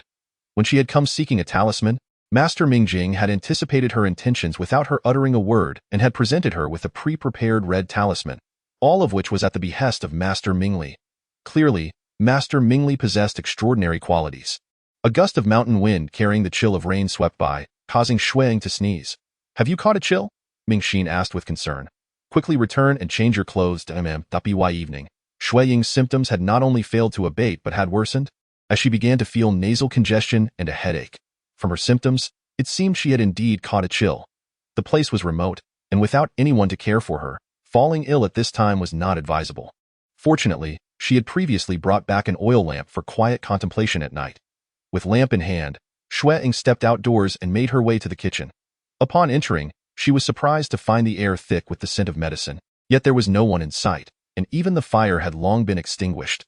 Xue Ying retrieved a small stove from the corner, relying on her memory, and set about kindling a fire to boil some water. She then sought out a few pieces of old ginger to slice, only to discover that the chopping board was too high for her to reach. Rubbing her somewhat heavy head, she dragged over a small stool, which she usually used while sitting to tend the fire, and cautiously stood upon it, secretly praying that she would not stumble or lose her balance and injure her fingers. The kitchen knife was quite heavy, and she struggled to cut in the dim light when a voice called from the doorway, "What are you doing here?" Startled, Xue Ying dropped the knife with a clatter, her body swaying slightly, but thankfully she did not fall. Looking up, she saw Master Mingju had entered the room. "What are you slicing ginger for?" he inquired. "I wanted to make some ginger soup," she replied. Master Mingju paused, reaching out to touch her forehead. "You do seem to have a slight fever. Why didn't you ask someone else for assistance? It's merely a matter of boiling some soup, quite simple with that." He lifted her down and took the knife, deftly slicing the ginger into shreds while saying, "Though you came to Ganxiao Temple for cultivation, there is no need to tread so cautiously. The temple does not easily accept newcomers, but once accepted, you are one of us, do you understand?" Yes. As the water began to boil, Master Mingju added the ginger shreds to the small pot, muttering, "Neither of us has been particularly easy to manage. Just as one trouble settles, another arises." Remembering the medicinal scent she had caught earlier, Xue Ying asked, "Is Master Ming too unwell?" With a sigh, Master Mingju replied, in a manner of speaking. Whenever it rains, the pain becomes unbearable, and this time, she might not be able to rise from bed for several days. Xue Ying recalled the half-hearted master whose conduct and appearance could be deemed unconventional, and a sense of worry crept in. Noticing her frown, Master Mingju patted her shoulder. Rest assured, she is fine. She was just contemplating how to trouble you further. You should focus on your own concerns for now. Xue Ying felt somewhat embarrassed. Chapter 52. The safety charm in Anjing City, at the residence of the Jinan Marquis. In just 2 days, it would be the birthday of the second young lady, Xue Yao, and the atmosphere within the household was somewhat peculiar. Ordinarily, such an occasion would be unremarkable, yet the second young lady was exceptionally gifted and charmingly lovely. Despite her tender age of merely 6, she had already gained recognition as a remarkable young talent within Anjing City. Hence, a modest birthday celebration had managed to attract the attention of the favored 11th prince and the young master of the Zhangguogong residence. Both had long been proclaiming their intentions to present Xue Yao with the most unforgettable birthday gift, even risking ridicule for vying for her favor. It was clear that Xue Yao's birthday celebration could not be anything less than splendid. Nevertheless, the true reason behind the subtly tense atmosphere in the Jinan Marquis residence was the recent condition of the second young lady's birth mother, the third madam, Liao Yunqi, which appeared to be quite dire. While the household members feigned joy as they prepared for the second young lady's birthday, they inwardly hoped that the third madam would manage to endure these next few days. Otherwise, the celebration might disrupt the 11th prince and the young master of the Zhangguogong residence, potentially alarming the old Zhangguogong and the emperor, making the situation exceedingly difficult to rectify. When Liao Yunqi awoke, the sunlight was exquisite, streaming through the window panes and enveloping the room in a gentle warmth. She stared vacantly outside for a while before suddenly saying, "Help me outside to bask in the sun." Yu was taken aback. "Madam?" Even Aunt Qing felt a pang of unease in her heart. She exchanged a glance with the nearby maid, signaling her to fetch Granny Lin, then leaned down and whispered softly, "Very well. I shall have a chaise longue set up beneath that camphor tree for you to enjoy the sunshine. What do you think? Good." The others carefully settled Liao Yunqi, and just then, Granny Lin arrived. Upon seeing Liao Yunqi's complexion, even the typically composed Granny Lin paused momentarily. You felt a surge of panic and anxiously looked toward Granny Lin. Could Liao Yunqi's condition be a fleeting glimpse of recovery? Granny Lin sighed and inquired, "Miss, what would you like to eat today? I'm not hungry yet." "How are the children?" Liao Yunqi's foremost concern remained this question. "They are all well. When I came to greet you this morning, you were still asleep, so I let them leave first. They'll return for lunch shortly, Daoism." Liao Yunqi slightly lowered her gaze, murmuring, "Why hasn't he returned yet?" The he she referred to was clear to everyone, leaving them momentarily at a loss for words. Liao Yunqi pouted slightly. "With Yao's birthday approaching, no matter how reluctant he is to see me, he should at least come back to see his daughter." She raised her gaze to the others. "If he returns, you mustn't keep it from me." "Who could possibly keep it from you?" Aunt Qing draped a light blanket over her. "We all heed your words above all." Just then, a young maid from the half-moon gate discreetly beckoned to Aunt Qing, her face etched with urgency. Liao Yunqi caught a glimpse from the corner of her eye and huffed softly. "See? You claim there's nothing to hide from me." Aunt Qing, left with no choice, called the young maid over with a hint of irritation and asked directly, "What is it?" "The people from Zhochuan Bizwang have brought the peach blossom wine for the second young lady's birthday banquet. But that lady from the estate insists on seeing you." "See me?" Aunt Qing furrowed her brow. "What does she wish to see me for?" She said. The young maid lowered her head, stammering. Liao Yunqi shot a teasing glance at Aunt Qing and said to the young maid, "Just say it plainly." The young maid had no choice but to respond. She said the third young lady requested a safety talisman for the third madam and wishes for you to pass it on. "Are they not done yet?" And you interjected, exasperated. "At a time like this, they are still trying to curry favor with the madam. If they're making excuses, they could at least choose something more appropriate." "And you?" Granny Lin interrupted her. "That is quite rude, and no matter how one views it, the third young lady is still our mistress. How can a mere maid like you speak out of turn?" Liao Yunqi, however, had not pondered it deeply, merely curious. "Isn't Xue Ying at Zhochuan Bizwang? Where did she go to request a safety talisman?" The young maid strained to recall. That lady said she obtained it from some temple of filial piety. Temple of filial piety? Aunt Qing suddenly stood up, her face filled with shock. Temple of filial piety? Liao Yunqi tilted her head in thought, finding the name somewhat familiar, as if she had heard it somewhere before. Lin Mama was the first to react, saying to Aunt Qing, "You may go." "Yes," Aunt Qing replied, bowing to Liao Yunqi before departing with the young maid. Liao Yunqi then inquired of Lin Mama, "Where is the Ganshao temple? I can't seem to recall. Lin Mama lowered her voice and reminded her. Princess Yunyang it was only then that Liao Yunqi suddenly realized, covering her mouth in astonishment. Are you saying that? The rest of her sentence remained unspoken, yet in Yu, who had been somewhat bewildered, finally comprehended, her eyes widening. Is it that Ganshao temple? Upon further reflection, she felt an even greater surge of anger. What was the matter with these servants? Could such grandiose claims be made so casually? If disaster were to befall them, could they bear the consequences? Enough, Lin Mama admonished, pausing for a moment before continuing slowly. They may not be lying after all. How could they not be lying? What kind of person is the third miss? And what sort of place is the Ganshao temple? Can one simply request a talisman for peace from Ganshao temple? And you resolutely refuse to believe it. If the talisman could indeed be obtained from Ganshao temple, why would the master venture so far from home in search of a remedy for his wife? Neither Liao Yunqi nor Lin Mama spoke further. Although they suspected it was likely a fabrication, it still represented a glimmer of hope, did it not? Shortly thereafter, Aunt Qing returned in a flurry, her expression more anxious than ever. What is it? Liao Yunqi asked. Aunt Qing handed over the talisman she had received from Aunt Hian, her hands trembling slightly. They say this is the talisman the third miss requested for the madam. Is it truly from Ganshao temple? Liao Yunqi questioned. Aunt Qing bowed her head, tears welling in her eyes. The head of Zhao village claims that the third miss has entered Ganshao temple. And you gasped in disbelief. Umitba. Lin Mama clasped her hands together, exclaiming, I told you. The miss treats that child with kindness. She will surely be rewarded with good fortune. Liao Yunqi took the talisman, still somewhat dazed. Madam? Aunt Qing called out when Liao Yunqi remained silent. I feel a bit fatigued and wish to rest for a while. The three exchanged glances, and it was Lin Mama who spoke first. Very well. You may rest. I shall call you when it's time for lunch. More than an hour later, Xue Yao asked, How is Mother's health? I was unable to pay my respects this morning, and I am quite concerned. The madam is doing well. The third miss is truly filial, and you praised. If the third madam knew how much the miss cares for her, she would surely be delighted. Young Master Xue Ying, though still a child and unable to speak, seemed to understand their conversation, suddenly breaking into a beaming smile, his eyes sparkling, and clapping his hands vigorously. The young master is so well behaved. And you couldn't help but smile as well.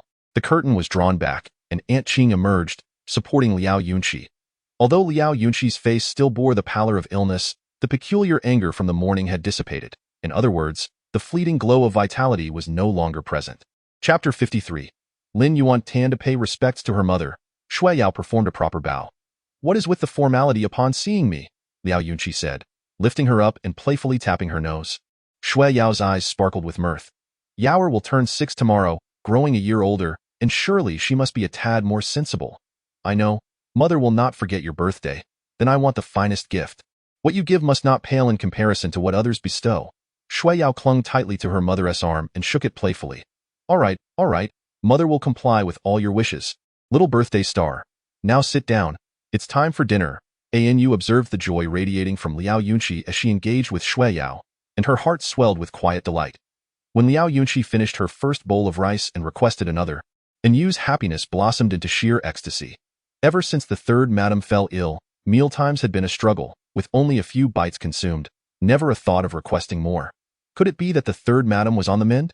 She glanced at Aunt Qing with disbelief, who, noticing the same, wiped the tears from her eyes and nodded reassuringly. Indeed, the third madam was improving. Whether it was due to the talisman or some other reason, it was undeniably splendid news. During lunch, Liao Yunqi gently tapped her finger on the table, her habitual gesture when lost in thought. After a moment, she summoned Aunt Qing. Please send someone to fetch Jiajun. Just tell him I am well. Aunt Qing was taken aback. Do not feign ignorance. Yaoer's birthday will surely bring him back. He is merely avoiding me, hiding away. But, the young master, Aunt Qing sighed, he means well. Well-meaning or not, this family is on the brink of disintegration, and he chooses to vanish without a trace. Liao Yunqi waved her hand dismissively. Let us not dwell on it. Just bring him back. Understood. After Aunt Qing departed, Liao Yunqi retrieved the talisman she had kept close to her heart, staring at it vacantly for a long while. Anu inquired, Madam, does this talisman truly hold any power? Who knows? Regardless, I feel invigorated now, filled with hope. This ailment, even without a physician, I am certain will mend. Liao Yunqi clasped the talisman tightly, reflecting on Ganshao Temple, a place capable of influencing the fate of a nation. How did Xue Ying manage to gain entry? Shall I find someone to inquire? And you asked. Liao Yunqi shook her head, her expression grave. Your approach lacks subtlety. Better let Qinger handle this. Remember, this matter must remain confidential. The affairs of Ganshao Temple are not common knowledge. We are well aware of that. Being able to obtain this talisman is a blessing from the Buddha and my own fortune. We must not provoke any trouble. Understood, and you replied. The days spent in Ganshao Temple followed a strict routine. Mornings in the kitchen helping, sweeping alongside Mingxin and Mingxi, afternoons under the tutelage of Master Mingtu, and evenings in quiet meditation, swiftly passing by. Of course, this routine also implied a certain monotony. Occasionally, in the stillness of the night, Xue Ying would reminisce about the days spent frolicking with Qiao Ye and the others. Though only a month had passed since her arrival at Ganshao Temple, it felt as though several years had elapsed, and the existential void of her previous life once again tightened its grip on her. Was she brought into this world merely to endure this cultivation? Indeed, if she cannot endure even this degree of solitude, what confidence would she possess upon her return to shave her head and embrace a monastic life, shouldering the responsibilities of Ganshao Temple? Contemplating this, Xue Ying rallied her spirits once more. Taking advantage of her free time, she washed her robes of cultivation and tidied her room before stepping out to attend the daily gathering with Master Mingtu. The weather grew increasingly warm, yet the dense forests and verdant mountains surrounding Ganshao Temple rendered the shaded path quite bearable, though after a prolonged period, one could not escape the drenching sweat and a slight dizziness from the heat. At long last, she arrived at the base of the gorge, where the Linyuan pool lay ahead. The sound of the waterfall already caressing her ears, a refreshing breeze greeted her, invigorating her senses, prompting a loud and unexpected sneeze. Mingche, is that you? Come here. The voice of Master Mingtu resonated from ahead. Xue Ying navigated around a boulder towering 2 stories high, and her surroundings opened up to a breathtaking vista. Encircled by emerald mountains, a cascade of white water tumbled down from the heights, splashing as it fell, shrouded in a misty veil that, under the sun's embrace, revealed a splendid rainbow. Beneath the waterfall lay a pool of crystalline water. Even from a distance, its refreshing essence was palpable, instantly dispelling the oppressive heat of summer.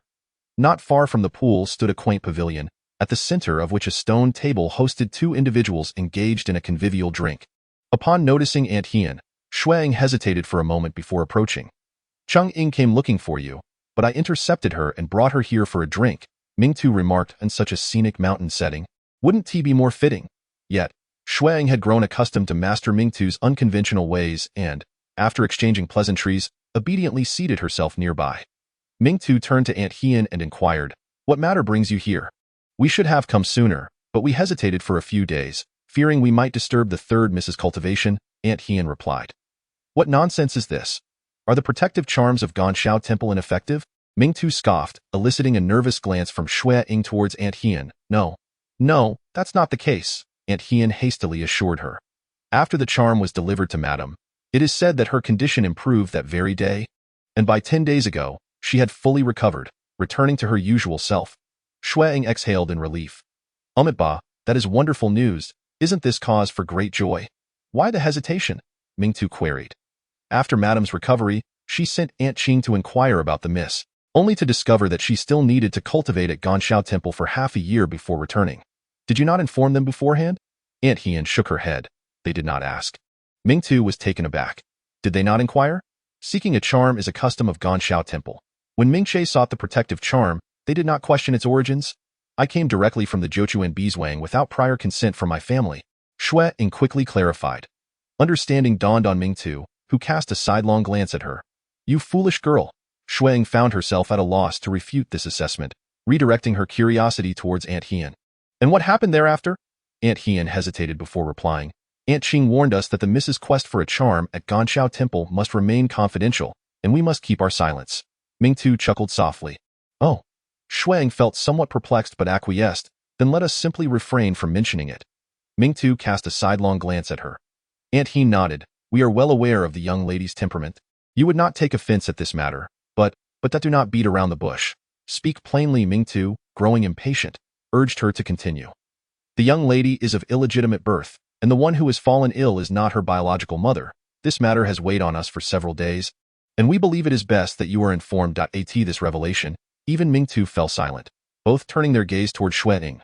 Confused, Xue Ying took a moment to process before asking, Then, what of my biological mother? She has already passed away. The realization struck her. So the one who is ill is my legitimate mother. Only then did Xue Ying comprehend what Aunt Heen had meant by disturbing one's cultivation. Knowing this truth, could she still remain unfettered in this cold and dreary temple of filial piety? All for the sake of saving a woman who bore no blood relation to her, and who had callously abandoned her at the Jochuan villa, indifferent to her fate. Chapter 54. Practicing calligraphy, you mean to say you were unaware of your own illegitimacy? Mingtu queried incredulously. How have you managed until now? I thought I was somewhat oblivious, Xue Ying admitted, feeling a bit foolish. And you remain none the wiser, Mingtu muttered. What do you intend to do now? Aunt Heen inquired that if I am here, I may as well find peace in it. They say saving a life is worth more than building a pagoda of 7 stories. Just because she is not my biological mother, I cannot simply stand by and watch her succumb to illness. I am not so cold-hearted. Yet another question lingered. Aunt Heen, unsurprised by her decision, shifted the topic. When Master Ming Jing entrusted you with the safety talisman, he mentioned that it would only protect Madame San for a year. What then, after that year? Xue Ying instinctively glanced at Master Mingtu, who raised an eyebrow in curiosity. Truth be told, although Master Mingtu was no longer young, he occasionally exhibited the playful demeanor of a child. Sometimes more willful than rebellious. If necessary, I shall return, she replied. If I do not, would that not make me an indirect murderer? Master Mingtu chuckled. And what of the years to come? After next year, and the year after, and the year after that? What if, by some mischance, this becomes a lifelong burden? Xue Ying had considered this as well, yet she thought, let it be a test from the Buddha. I had intended to renounce the world. She swallowed the remainder of her sentence. Before her journey into this realm, she had indeed aspired to become a monk. To her surprise, Master Mingtu did not press further but merely pouted, redirecting the conversation. Since Cheng Ying has arrived, let her witness the fruits of my recent training. Turning to Aunt Heen, she added, I have reorganized the footwork I imparted to her. The little girl has learned quite well. As Xue Ying practiced her footwork, even Aunt Heen was taken aback. I had not anticipated she possessed such talent. With time, even if she cannot scale walls, at the very least, she will find it much easier to escape danger. Upon hearing such praise, Xue Ying momentarily found herself at a loss for how to respond. Is her talent merely that of a deserter? It seems rather undignified, does it not? Master Mingtu chuckled heartily. Well, if I can teach a disciple skilled in the art of retreat in my lifetime, it would fulfill a wish of mine. As he spoke, he flicked a small stone with his fingertip, narrowly missing Xue Ying's earlobe. Now, continue without pause. Xue Ying understood that Master Mingtu's lessons were no trifling matter. Thus, she exerted herself to practice the new footwork. When her strength waned and she collapsed to the ground, she lifted her head only to find Aunt Heen had already departed. Master Mingtu strolled over leisurely, tapping her forehead with the end of his flute. Ming Che, upon your return, dedicate yourself to the practice of calligraphy. Huh? How did we shift to this topic?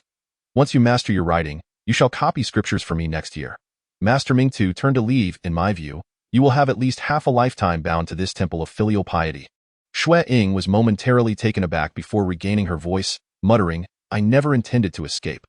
Although she recognized that Master Mingtu's insistence on practicing calligraphy was likely no jest, she was still taken aback upon returning to her room to find the writing materials neatly arranged on the table. How could Master Mingtu always be so full of surprises? Ming Xian came to find her and, upon seeing the items on the table, realized, Master Mingtu truly tasked you with copying scriptures. It's merely practice. I doubt I will be asked to copy scriptures until my writing improves, Xue Ying explained. That's about right. As long as she has that intention, it suffices. Ming Xian looked at her with deep sympathy. Master Mingtu is your mentor. You must heed her words. The act of copying scriptures is a profoundly serious undertaking, generally requiring at least a ritual cleansing, changing of clothes, washing of hands, burning of incense, and a calm mind, among other steps. Moreover, one must maintain composure to avoid falling into obsession during the process. According to the rules of the Temple of Filial Piety, a disciple must practice for no less than a year before undertaking such a task. Xue Ying was far too young, lacking both the cultivation and composure necessary. Entrusting her with the copying of scriptures seemed exceedingly perilous. The thought of her doing so under the guise of her master made Ming Xian break into a cold sweat. Yet, Xue Ying felt surprisingly relaxed. Though Master Mingtu could be somewhat capricious and eccentric, overall she treated her well, leaving no room for grievance. As for the copying of scriptures, it appeared that Master Mingtu would not truly place such a burden upon her. So there was little need for her to worry excessively. I'll have Ming Si bring you a lamp. Make sure not to skimp on the oil when writing at night, you're still young. Take care not to strain your eyes, understand? Xue Ying nodded. I understand. After a pause, she inquired curiously, how did you know Master Mingtu wanted me to practice writing? This news had only just reached her. The gossip within the temple of filial piety spread rather rapidly, did it not? Master Mingchu, who delivered your items earlier, informed me. Since you didn't visit the scripture repository, it was naturally a request from Master Mingtu. Ming Exine patted her shoulder. You should rest now. I must attend to my own matters. All right. Xue Ying felt her muscles beginning to ache, glancing at the heap of materials on the table before deciding to take a bath first, resolving to address the writing afterward. Upon returning from a soothing bath, she opened the items sent by thee and discovered several large characters within, clearly intended for her to practice calligraphy. The script was slender and elongated, exuding an air of elegance, with a touch of arrogance and nonchalance amidst its noble demeanor.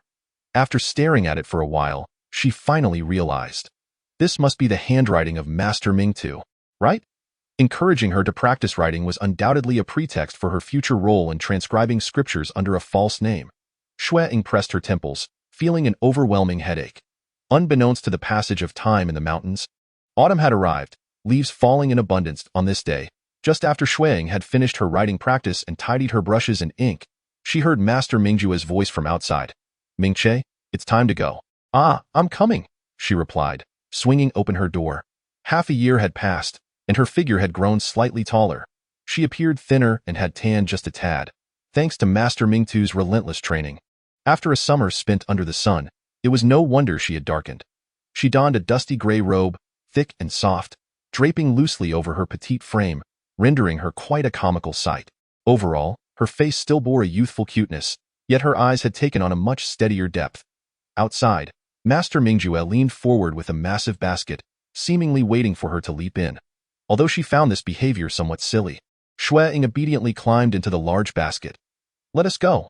Master Mingjue hoisted the basket onto his back, transforming it into an enormous pack. Fortunately, his tall stature made the arrangement appear less absurd. Thus, he carried her over the courtyard wall and into the depths of the mountains. Chapter 55. The lone wolf. At first, there was nothing amiss, but as they ventured further along the secluded path, various birds, insects, and small creatures began to appear. The broadleaf trees had shed their leaves, yet some slender-leaved plants still clung to a hint of green, though it seemed their time was also drawing near. Master Mingtu walked with vigor, and after half an hour, they reached an impassable area. With a swift motion, he unsheathed a large machete and cleared a new path. Lower your head, he instructed. Xue Ying retracted her curious gaze and obediently nestled back into the basket. After about the time it takes to burn an incense stick, Master Mingtu finally halted, his arms sweeping outward as the basket landed securely on the ground. First, we will gather herbs. Once we're done, I will take you to forage for wild fruits. All right. Xue Ying retrieved her own small hoe from the basket and began to dig for a type of herb with golden veins, following Master Mingjue's instructions. This herb had long, slender leaves, and its root was a round, bulbous mass, somewhat resembling a daffodil. Master Mingjue referred to this herb as princess disease, but Xue Ying insisted it was merely a fabrication of his imagination. Regardless of its name, it was remarkably effective in alleviating Master Mingtu's severe pains on rainy days, which is why Xue Ying had eagerly volunteered to accompany Master Mingjue in gathering herbs long ago. However, this herb was quite rare, and this patch was the last place known to Master Mingjue where it grew. Any further collection would have to wait until spring of the following year. After counting briefly, Xue Ying noted that only 7 or 8 plants of princess disease had sprouted in this area, and their condition was not particularly robust. As she diligently dug into the earth, Master Mingjue had already leapt up into the trees, his figure flitting gracefully among the woods like a startled swan. He was in search of the nest of a gray-feathered bird, whose eggs were reputedly used as medicinal ingredients by Master Mingtu for healing. It was said that such birds frequented areas afflicted by princess disease. Nature is indeed wondrous. Although these two species are seemingly unrelated, they coexist in the same region, and even more astonishingly, these two elements can be combined to cure a peculiar ailment. Upon finishing her collection of herbs, Master Mingtu returned, his expression one of dejection as he mumbled, "The weather has turned cold. The birds are no longer laying eggs." However, he soon brightened, exclaiming, "Come, let me take you to gather some fruits." In this dense forest, Master Mingtu moved with remarkable ease, and before long, he led Xue Ying to a grove filled with fruit-laden trees. High above, yellow wild fruits hung, resembling the shape of a peepa, though the fruits were only the size of a thumb. They exuded a delightful fragrance, and once peeled, revealed sweet and succulent flesh. After circling several times in the treetops, Master Mingtu finally gathered a handful, distributing half to Xue Ying and keeping the other half for himself. These fruits are indeed delicious, but they only ripen for a few days before spoiling. Moreover, they attract birds and insects, making it a challenge to find a few good ones. Xue Ying carefully peeled one and savored it, the lingering pleasure on her palate prompting her to gaze eagerly at Master Mingtu. "What is it?" he asked. "Why not gather a few more to share with everyone?" she suggested. Master Mingtu scratched his head. "But there are only so few. If we share them, you won't have enough to eat. I will eat steamed buns," Xue Ying replied. Retrieving 2 portions of dried provisions from her pocket, "I can share one with you." "No need. I have provisions as well," Master Mingjue responded, conceding, "All right then, I shall gather more to share with everyone. However, if you end up with nothing to eat, you mustn't cry." Xue Ying shook her head resolutely, declaring, "I won't cry." Indeed, he had never witnessed her tears. Master Mingjue murmured, leaping back up to search for more fruits. The forest was filled only with the occasional chirping of birds, otherwise enveloped in silence. Xue Ying carried a sachet of fragrance, alleviating her concerns about poisonous insects or snakes. Finding herself bored after a while, she began to look around. Outside, the grass lay dry and the leaves had fallen. Yet within this deep mountain, remnants of greenery subtly peeked through the withered foliage.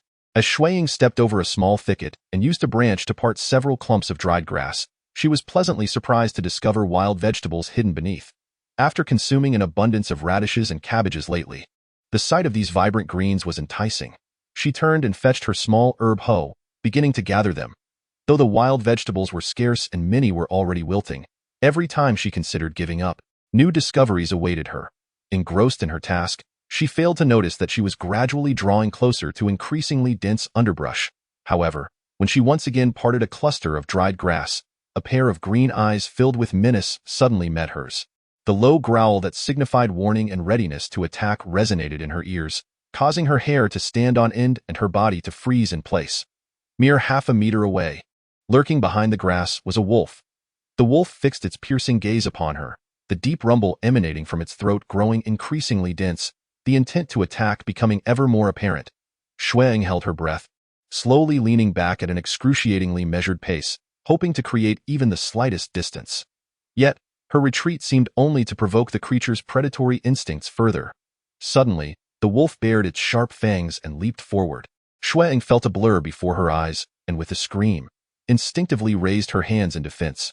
Howling, she did not encounter the anticipated agonizing pain but instead heard a mournful cry from the beast. Upon reopening her eyes, she saw that the wolf was now firmly grasped by Master Mingju. "It is merely a pup. The medicinal hoe in your hands is more than sufficient to deal with it," Master Mingjue remarked with remarkable composure. Xue Ying exhaled in relief, collapsing onto the ground, her chest tightening painfully from the rapid beating of her heart. "I was somewhat frightened." "Being frightened makes it all the more imperative to learn self-preservation," Master Mingjue replied, squatting down and bringing the still struggling wolf closer to her. "Being foolishly dazed will only hasten your demise." The wolf let out a howl, nearly snapping at her head. Xue Ying jumped in alarm, almost toppling backward. She barely suppressed the scream that threatened to escape her throat, hastily rolling away in a flustered attempt to evade the creature. "Master Mingjue, still afraid?" Master Mingjue observed as another surge of aggression approached. "And at such a tender age, you already comprehend the fear of wolves. What kind of reasoning is that? Does youth exempt one from fear?"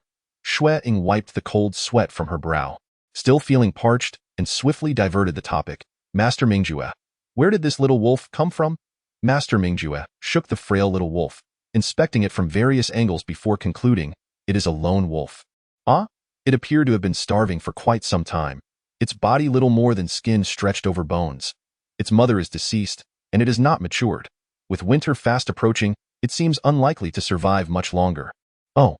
Although Master Mingjue referred to it as a small wolf, to Xue Ying, it seemed capable of biting off half of her hand. So even though it was subdued by Master Mingjue, she still dared not approach.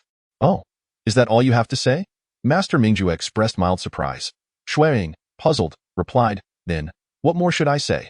Chapter 56. To stay or to leave. Master Mingjue shook the little creature once more, reiterating, "This is a lone wolf, without a mother, on the brink of starvation." Xue Ying nodded, signaling her understanding. Having been told twice, how could she not comprehend?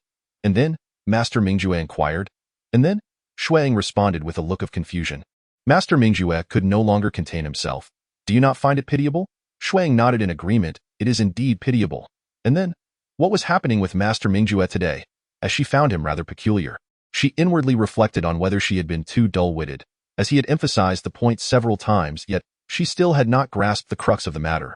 She glanced at Master Mingjue's hopeful face, then at the little wolf, which had been struggling and was now growing increasingly weak and feeble. Hesitantly, she spoke, "Do you want me to cut flesh to feed it?" This left Master Mingjue momentarily stunned. "It hasn't come to that, so do you wish for me to adopt it?" "Indeed." Master Mingjue nodded earnestly. If Xue Ying could not discern her intentions now, she would truly be at her wit's end. "I will not adopt it," Xue Ying declared resolutely. Master Mingjue paused, inquired, "Is it because Ganyao Temple is a place of Buddhist teachings, where no meat is consumed?" Xue Ying shook her head. "If I wish to keep it, even if Ganyao Temple had no meat, Master Mingtong would surely have some, or at the very least, it could be sent back to the Zhochuan Beeswang." "Then why?"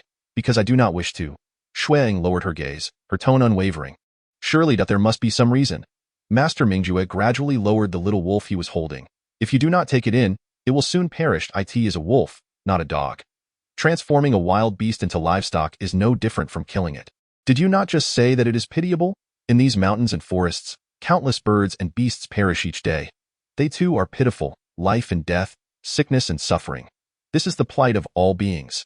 When this wolf consumes a wild rabbit to satiate its hunger, I cannot prevent it. Likewise, when nature decides to cull the weak among them, I cannot intervene. Which is more pitiable, the rabbit that is consumed or the wolf that is on the brink of starvation?" Xue Ying pondered seriously for a moment, then replied, "Both are pitiable. The rabbit that is consumed and the one that escapes. The wolf that is about to starve and the one that is well fed. Each is deserving of sympathy." A silence fell between them. Master Mingjue flung the little wolf away, and it let out a soft whimper before turning and fleeing in disarray. Master Mingli said, "If you adopt this wolf today, you may return home and shall not need to come again. As for your mother, she will no longer require a talisman for safety. However, if you do not adopt this wolf, then you must continue your training at Ganyao Temple next year to seek another talisman for your mother." Xue Ying looked up in surprise. The wolf had indeed been a solitary creature, and its appearance was purely coincidental, not a premeditated arrangement. She had thought that Master Mingjue was merely acting on a whim, testing her slightly. Now it seemed that the all-knowing Master Mingli had foreseen the events of the day. Master Mingjue asked, "Do you know why this is?" Xue Ying shook her head. "I do not know." "Neither can I comprehend," Master Mingjue replied, shaking his head in perplexity. "What does it signify whether you choose to adopt that wolf or not?" Xue Ying did not respond but was reminded of a story she had read in a comic book about a queen from the Yunming Kingdom. According to legend, the queen of Yunming Kingdom was originally the daughter of a humble woodcutter named Su Lan. One day, she rescued a lone wolf, orphaned and bereft of its parents, and raised it with care. In gratitude, the wolf became the king of wolves and remained by her side. Later, the Wolf King assisted Su Lan in saving a prince who was being pursued by rebel forces. The prince, smitten at first sight, took Su Lan as his wife. Together, Su Lan and the prince, accompanied by the wolf pack, vanquished the rebels. The prince ascended to the throne and became emperor, while Su Lan was crowned queen. The Wolf King was honored as the national beast, and Su Lan established a magnificent palace for him to reside in. Setting aside the implausibility of a wolf raised by humans becoming a king or two, seemingly defenseless individuals defeating an entire army with the help of wolves, the conclusion itself left Xue Ying feeling exasperated. Building a splendid palace for a wolf as a gesture of gratitude. It seemed more like an act of vengeance. Yet, what was the true intention behind Master Ming Li's test? It appeared as though adopting the wolf could instantly resolve her mother's illness, freeing her from the burdens of asceticism. But why did she have an unsettling premonition that it was not a fortuitous turn of events? Meanwhile, sitting atop the walls of Ganshao Temple, Ming Tu exhibited signs of agitation, tapping her heels against the stone and swinging her long flute restlessly. Master Ming Yuan approached and paused nearby, inquiring, "What do you believe Ming Che would choose?" Ming Tu remained silent, her thoughts swirling until she irritably scratched her scalp, exclaiming, "My head itches. You should shave it for me." It had only been 2 days since her last shave. Ming Yuan cast a cool glance her way, implying that she too harbored uncertainties. Ming Tu gazed in the direction of Ming Ju and Xue Ying, reflecting in silence before speaking, "Little junior sister. I have been in Ganshao Temple for 32 years, yet even now, I am unsure if these years have been worthwhile." Ming Yuan furrowed her brow slightly, and after a long pause, sighed, To put it eloquently, I am safeguarding the nation's fortunes and ensuring peace for the world. Yet, in reality, Ming Tu looked skyward, a smirk of derision flickering across her lips. In truth, I am merely a pawn in the schemes of certain individuals. Even pawns can possess a sense of contentment or discontent, clarity or confusion, Ming Yuan consoled. Who can say which I am? Ming Tu leaped down, pondering. This Ganshao temple was far from the serene paradise the child envisioned. If she leaves, I shall be disappointed. If she stays, I fear she will be disillusioned. Do you care for her? Ming Yuan queried. Ming Tu contemplated for a long while before retorting, Do you think I care for myself? She is not you. Ming Yuan asserted with conviction. Ming Tu raised an eyebrow in confusion. Perhaps you see in her the reflection of your younger self. However, whether past or present, you are plagued with resentment, while she approached with utmost sincerity from the very beginning. You harbor animosity toward Ganshao Temple, but she does not. That is precisely why I fear she will be disappointed, Ming Tu replied. Ganshao Temple saved her mother's life and has not broken its promise. Why would she feel disillusioned? Her only desire was her mother's safety. Ming Yuan interjected, aside from that, she did not beseech the Buddha for anything else. Even if she harbored ulterior motives within her heart, as long as they did not manifest as a request, disappointment would not ensue. Ming Tu was momentarily bewildered, finding herself momentarily frozen in place. Ming Yuan gently patted her shoulder. This Ganshao temple may indeed not be the tranquil sanctuary far removed from worldly affairs. Yet, in truth, you are the only one who seems to mind this aspect. Why? Ming Tu inquired, her voice somewhat dry. Because you alone possess genuine feelings for Ganshao Temple. Ming Tu stood in a daze for a long while before self-deprecatingly chuckling. Ultimately, I am not a qualified monk. I lack the ability to be as open-minded as you all. Chapter 57. The returned Ming Tu, the master, stood by the window of Xue Ying's guest room, leaning in to examine it meticulously from top to bottom, even curiously extending her finger to taste it, mimicking a gesture as if to pierce the paper covering the window. Just then, Xue Ying returned and, upon witnessing this, exclaimed, Master Ming Tu. This window had originally possessed a hole. It was not bothersome during the summer, but as the weather gradually turned cooler, the cold wind seeped into the room at night, making her sleep restless. She had no choice but to request window paper and paste from the temple, taking 2 days to finally reapply a layer. Being young and petite, she could barely reach the top layer even with a table, needing to add a chair to accomplish the task. The process of pasting window paper was nothing short of nerve-wracking, and just as she had finally managed to secure it, if Master Ming Tu were to poke a hole, wouldn't she have to start all over again? Ming Tu, seemingly unfazed, withdrew her hand and innocently explained, I merely thought your window was quite unsightly and wanted to see if it was sturdy enough. Xue Ying was at a loss for words regarding her character and could only helplessly change the subject. Is there something you need from me? Ming Tu glanced behind her. Where is Mingjue? She mentioned she had matters to discuss with the abbot and left. Ming Tu rubbed her nose, feeling unusually awkward, glancing around for quite some time before finally finding another excuse. Well, I just came to check on how your calligraphy practice is progressing. To review your work? How rare indeed. Xue Ying opened the door and produced her usual practice results. Upon seeing such a substantial collection, Ming Tu was quite surprised. You have written so much? Flipping through casually, she nodded in approval. Not bad, though a bit too restrained. You must not cease practicing your calligraphy and follow the exercises I provided, understand? Yes. Ming Tu released the materials, finding herself at a loss for conversation once more. The two fell into a prolonged silence until Ming Tu could no longer contain herself. Chang'ing mentioned you possess quite a cheerful disposition. At the Jochuan Beeswang, you often frolicked with those children. Yet you seem so wooden in my presence. Then, does Master Ming Tu wish to play hide and seek with me? Ming Tu's face instantly stiffened. Or perhaps play eagle catches the chick? Housekeeping? Tossing sandbags? The more Xue Ying suggested, the more Ming Tu's expression fell, ultimately giving in and waving her hand. All right, I understand. This Ganshao temple is indeed not a place for children to frolic. Xue Ying began to tidy up the items that Ming Tu had scattered. Do you wish to leave? Ming Tu suddenly asked dummy. Xue Ying contemplated for a moment, resigning herself to the flow of circumstances. Upon her arrival in this new realm, she harbored a desire to transform into a carefree child. Yet it soon became evident that such aspirations were ephemeral. The amusements of childhood inevitably reach a point of tedium, and after frolicking, she too requires a respite. However, the tranquility she yearns for is not akin to her current existence at the Temple of Compassion, where she has been immersed in rigorous practice for half a year. Despite her maturity and composure, There are times when she finds this lifestyle exceedingly monotonous. Yet, being an adult, she cannot afford to approach matters with the reckless abandon of youth. Her training is a sacrifice made for the well-being and health of another, and reason assures her that this exchange is indeed a worthwhile one. Thus, she refrains from lamenting her present circumstances. "You are indeed unlike me," Ming Tu murmured, wandering outside with a distracted air. "At my age, I still cannot seem to let go. What is amiss today?" Both Master Ming Tu and Master Ming Ju appear rather peculiar. Xue Ying gazed at Ming Tu's retreating figure, feeling utterly bewildered. "Tomorrow, you shall descend the mountain," Master Ming Ju announced, leaving Xue Ying momentarily speechless. After all, winter was approaching, and in the blink of an eye, half a year had elapsed. Having engaged in such a monotonous routine for so long, she had lost track of time. Coincidentally, Ming Yuan would be descending the mountain for supplies the following day. She could simply ride in the cart. Furthermore, Ming Tu expressed that she wished to forego any farewells today and tomorrow. Just remember to return next year. The word return sent a tremor through Xue Ying's heart. When she first graduated from school and found herself without a place to go, the head monk had said the same. Neither the temple of compassion in her past life, nor the current one could be considered warm or joyful havens. Yet, perhaps only these two places would ever utter the phrase "remember to return" to her. "Should I inform the head monk?" she inquired. "No need," Ming Ju replied, preoccupied with his tasks, not even looking up.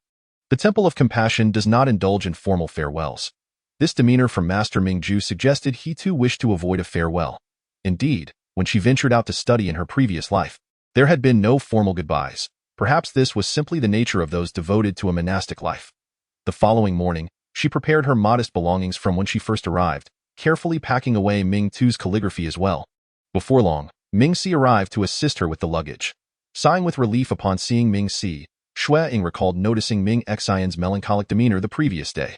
Had it been Ming Xian visiting today, she would have been at a loss for how to comfort her. As they placed her belongings onto the cart, Ming Si finally spoke. "Ming Xian has been assigned by Master Ming Jing to fetch water. After fetching it, she'll feel better." Xue Ying was taken aback. To console someone through physical labor is quite an unconventional method. Yet, perhaps it was effective. After a strenuous task of hauling water, any feelings of sadness would likely dissipate. Master Ming Yuan maintained his usual icy demeanor. Once she boarded the cart, he flicked the reins, and the old horse, familiar with the path, took off on its own, requiring no further guidance from Master Ming Yuan. Silence enveloped the journey until they arrived at Moon Lake, where a throng of people awaited their arrival. Upon spotting the carriage, the most exuberant was Xiaoya, whose exuberant shouts echoed from afar. "They're here! They're here! Miss! Miss!" Although Aunt Shunzi attempted to rein her in with a gentle pull, her face betrayed a mix of anxiety and anticipation, her neck craning to catch a glimpse. Uncle Shunzi remained taciturn, his hands incessantly rubbing together, his gaze fixed intently on the approaching carriage. The Zhao couple exhibited a more composed demeanor, yet upon closer observation, it was evident that they too were captivated by the carriage. Their eyes unblinking, as Xue Ying disembarked from the carriage, she bid a proper farewell to Master Mingyuan. And no sooner had Master Mingyuan's carriage departed than Xiaoya, unable to contain herself, rushed forward to embrace Xue Ying, simultaneously jumping, crying, and exclaiming, "Miss, oh miss, you've finally returned. Why were you gone for so long? You didn't even send me a word. When Master mentioned you would be at Ganshao Temple for half a year, I nearly lost my wits. You didn't even write to me, woo-woo. I thought about you every day, worried for you. I couldn't even enjoy my meals." All right, Xue Ying said, her neck being squeezed, feeling quite helpless. Fortunately, Aunt Shunzi quickly intervened, pulling Xiaoya away, allowing Xue Ying a moment to breathe. Yet, as Xiaoya scrutinized her from head to toe, she immediately began to wail again. "Miss, how have you lost so much weight? Was there no meat to eat at Ganshao Temple? Woo-woo, how pitiful. I knew it. How could it take so long just to fetch a talisman for safety, without even a break in between?" "Enough of your chatter," Aunt Shunzi interrupted, her expression filled with concern as she gazed at Xue Ying. "Miss must be famished. Let us return home quickly. I've prepared some food for you to nibble on. Whatever you crave. Just tell me, and I shall make it for you." "All right," Xue Ying nodded repeatedly, feeling warmth in her heart as she saw the faces around her filled with worry and joy. Approaching, she exchanged greetings with Zhao Zhuangtou and he and Aunt, their faces reflecting a sense of relief. "It is good to have you back safe. Mississippi, you two have worked hard," Xue Ying replied. "There is much to discuss. I shall share everything upon our return." The last time he and Aunt visited her at Ganshao Temple, Xue Ying sensed there were matters left unspoken. Yet since she chose to remain silent, Xue Ying refrained from pressing further. After their meal, during a lull while waiting for he and Aunt, Xue Ying inquired of Xiaoya, "Have there been any noteworthy events of late?" "Noteworthy events? Oh, plenty. It's been 6 months since we last saw each other. And Xiaoya has grown taller, her movements more agile and robust. It seems he and Aunt S training has borne fruit. For instance, just last month, Delang Gu engaged to be married. Delang?" Xue Ying recalled the string of young men from Zhao Zhuangtou's family, struggling to remember Delang's visage. How could he have gotten engaged so soon? Is it too soon? Delang is already 18? However, Master said that while the engagement is set, the actual marriage must wait until he turns 20. To whom has he become engaged? That is rather peculiar. Xiaoya approached, her round, glistening eyes seemingly brighter than before. Recently, Zhao Zhuangtou had taken Dalong and Erlang out, claiming to be attending to matters in Zhaocheng. Upon their return, he announced that Dalong had become betrothed to someone from that very place. As for the nature of the family, they divulged nothing.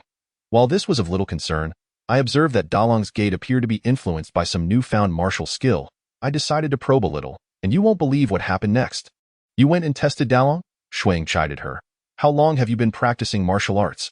What if you accidentally hurt yourself?" Xiaoya rubbed her forehead where she had been struck. "Miss, my mother has already lectured me so much that my ears are practically calloused. There's no need for you to reiterate." And then Dalong confided in me that it was the martial arts his future bride had taught him, and he intends to master them. Only then can he marry. The techniques he has recently acquired, though I have only glimpsed a fraction, are clearly quite sophisticated. "Miss, do you think Dalong's in-laws could belong to a family of martial artists?" "A family of martial artists?" Xue Ying pondered seriously. Could it be possible? Although Zhao Zhuangtou holds a respectable position, he is ultimately a servant of the Marquis's household. If the family were indeed of martial lineage, why would they deign to consider Dalong? Indeed. Xiaoya scratched her head, having lingered here for so long. "I am nearly forgetting that we are of the Marquis's household." Xue Ying tapped her forehead. "Such sentiments are fine to voice in my presence, but do ensure no outsiders over here." "I understand." Xiaoya pouted. "I am not foolish. You say that every time," Dongshuan remarked as she entered with steaming tea, "Aunt Shun has scolded you countless times, yet you remain unchanged." "Oh, dear Dongshuan, we are all family. What's wrong with a little chatter?" Xiaoya cooed. In contrast to Xiaoya, Dongshuan had undergone a remarkable transformation. The once slender girl had gained some flesh, her skin now fair and delicate, her features beautifully soft. Her timid demeanor had been enriched by an air of scholarly grace, presenting a lovely stature that did not squander her innate beauty. "Miss, this is the floral tea that Zhao Zhuangtou specifically brought back for you. Do give it a try."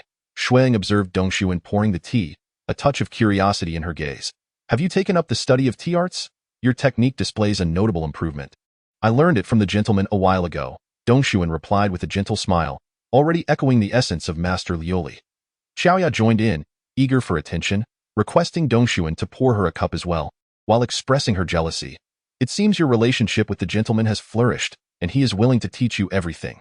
"Indeed," Dongshuan replied, standing there vivaciously. "He even asked me to ensure you complete your assignments." At the mention of this, Xiaoya instantly wilted, retreating with her tea to a corner, adopting a demeanor that suggested she dared not provoke Dongshuan. Xue Ying could not help but chuckle. "Having been away for half a year, both your literary and martial studies have languished. How fortuitous! You two shall serve as my tutors. Dongshuan will teach me to read and write, while Xiaoya will instruct me in martial arts and strengthen my physique. Together, you shall provide me with supplementary lessons. Miss, you have just returned. Why not indulge in a few days of leisure? Xiaoya suggests that the weather is about to turn cold, and soon there will be many days when one cannot venture outside. Given that the weather is still pleasant, it would be wise to take a breath of fresh air while one can indeed." Dong Sun surprisingly concurs with Xiaoya's sentiment. After all, Miss has endured so much hardship. It would be prudent to rest for a few days before concerning herself with academic matters. Xue Ying smiled with her eyes narrowed, praising, "You two are becoming increasingly thoughtful." Just then, Aunt Hien arrived at the door. "Miss, Aunt Hien from the He family has come." "Oh, very well." Xue Ying rose and made her way to the hall. As she stepped outside, she noticed in the adjacent tea room that Mama Jean was focused on sewing. During her absence, Mama Jean had not paused for a moment, crafting numerous garments. However, upon Xue Ying's return, Mama Jean realized that she appeared somewhat thinner than she had anticipated, hastily retrieving the completed garments to make alterations. Hardly stopping for a meal, Xue Ying found it peculiar that Mama Jean seemed even more reticent and anxious than before. In the living room, Xiaoya and Dong Sun had been excused under various pretexts, leaving only Aunt Hian, Aunt Shunzi, and Xue Ying. In fact, after Aunt Qing's last visit, the third master had also come. Finally, Aunt Hian voiced the words that had remained unspoken during their previous encounter. Xue Ying momentarily froze before comprehending that the third master referred to her father. He has come. What did he say? Surely, what Aunt Hian refrained from disclosing could not have been favorable. Aunt Hian did not respond directly, instead glancing at Aunt Shunzi. Aunt Shunzi nodded and produced a small box. The third master instructed us to deliver this to the miss. Upon opening the box, Xue Ying found a neatly stacked bundle of silver notes. Counting them, she found 5,000 taels per note, totaling 6 notes. 30,000 taels? What could be the purpose of such an extravagant sum? Aunt Shunzi lowered her gaze. The third master said this is a reward. Xue Ying held the notes, momentarily speechless. What is the current situation? A father compensating his daughter to compel her to assist, at least in name, her own mother? What sort of man is this father of this body? What kind of place is the Jinan Marquisate that it has produced such a third master? If it were not for the rather grim expressions on Aunt Hian and Aunt Shunzi's faces, Xue Ying might have thought this was a peculiar custom unique to this alternate era. What else did he say? Xue Ying's throat inexplicably felt parched. The third master also mentioned that this was merely this year's compensation.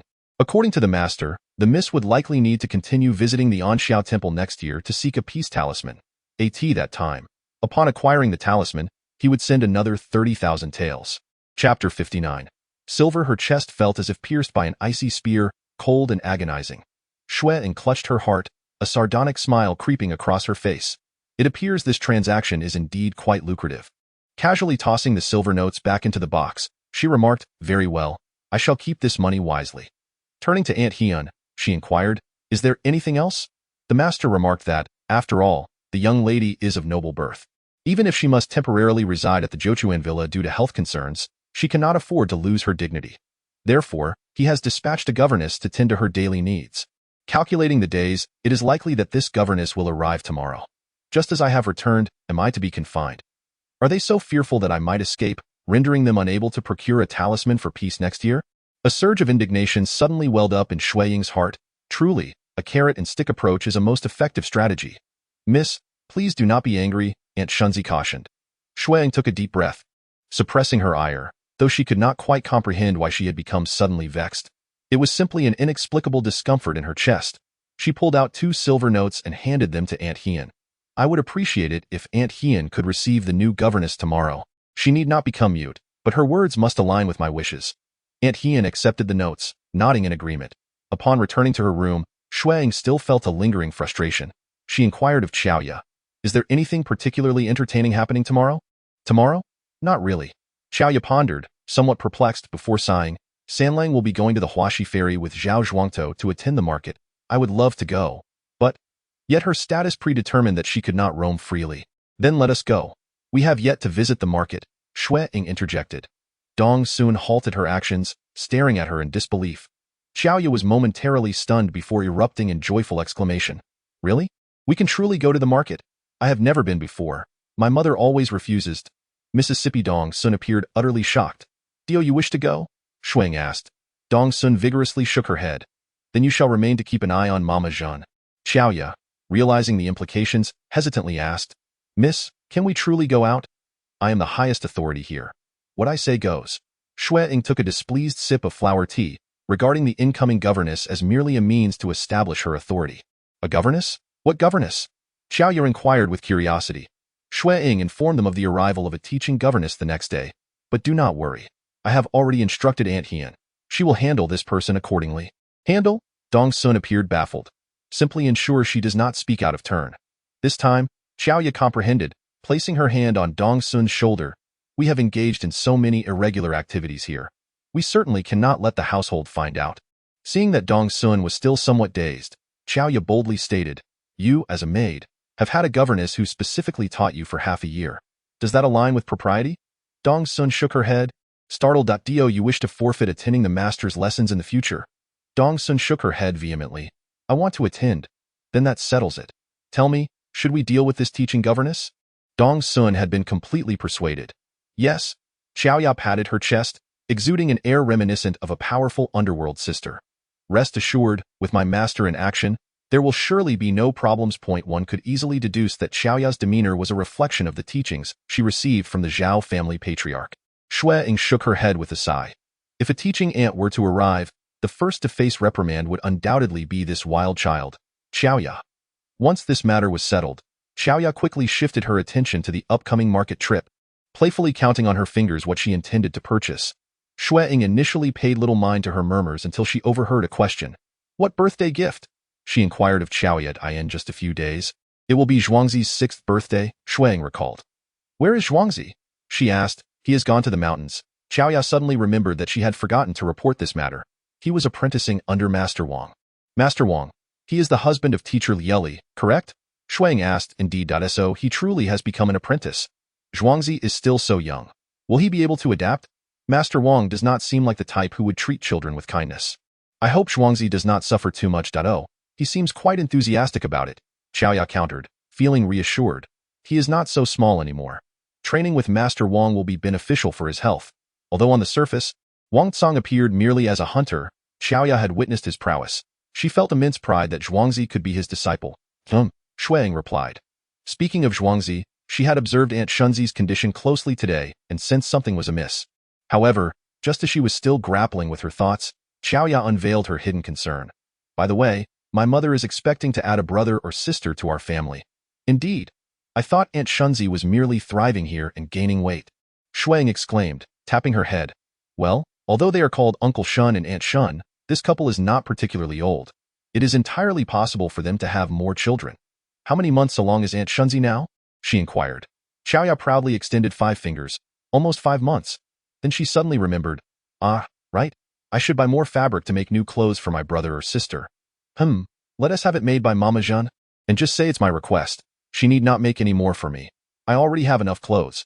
Xue Ying agreed, saying, your mother is pregnant, so you should help her out more.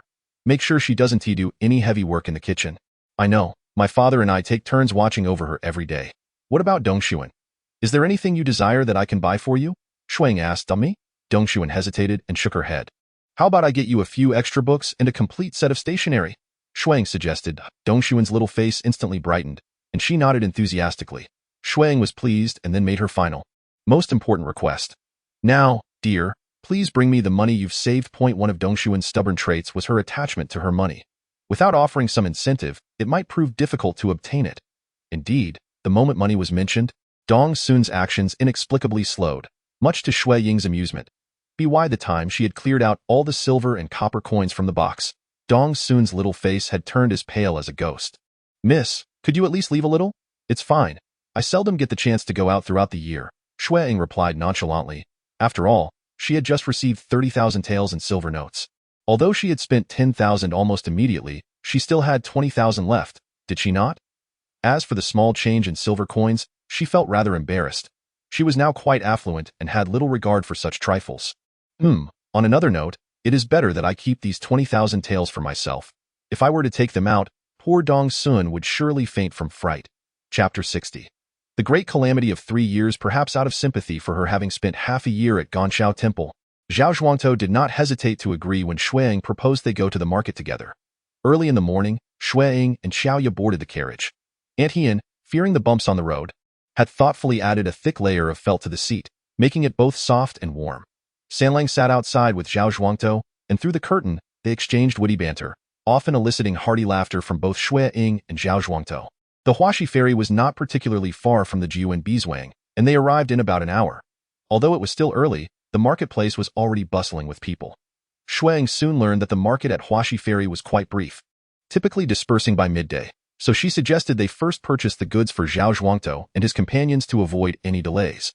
Understanding Xue Ying's temperament, Zhao Zhuangtou did not refuse and led Sanlang into the heart of the market, quickly gathering the items they had planned to buy according to their list. Xiao Ye and Xue Ying obediently waited inside the carriage, though obediently was relative. While they remained in the carriage, Xiao Ye kept peeking through the curtain, utterly fascinated by the liveliness and splendor of the market. Haven't you ever been out in Anjing before? Xue Ying inquired. Xiao Ye shook her head.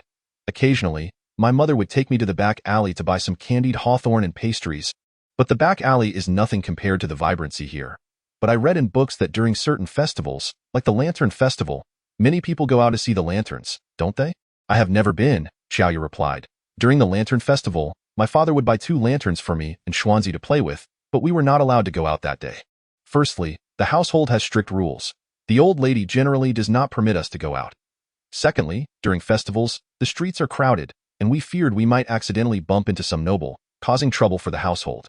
The implication of her words revealed that the situation within the Jinan Marquisate in Anjing was quite dire, necessitating such stringent restrictions on the servants, and the reasoning was merely to avoid offending the nobility. Such an attitude from a Marquisate indicated a certain internal frailty. However, what the Marquisate was like at present held little significance for her, as she had no opportunities to dwell there at tea that moment. Zhao Zhuangtou and Sanlang had completed their purchases and pulled back the curtain of the carriage, asking, "Miss, where would you like to go shopping next?"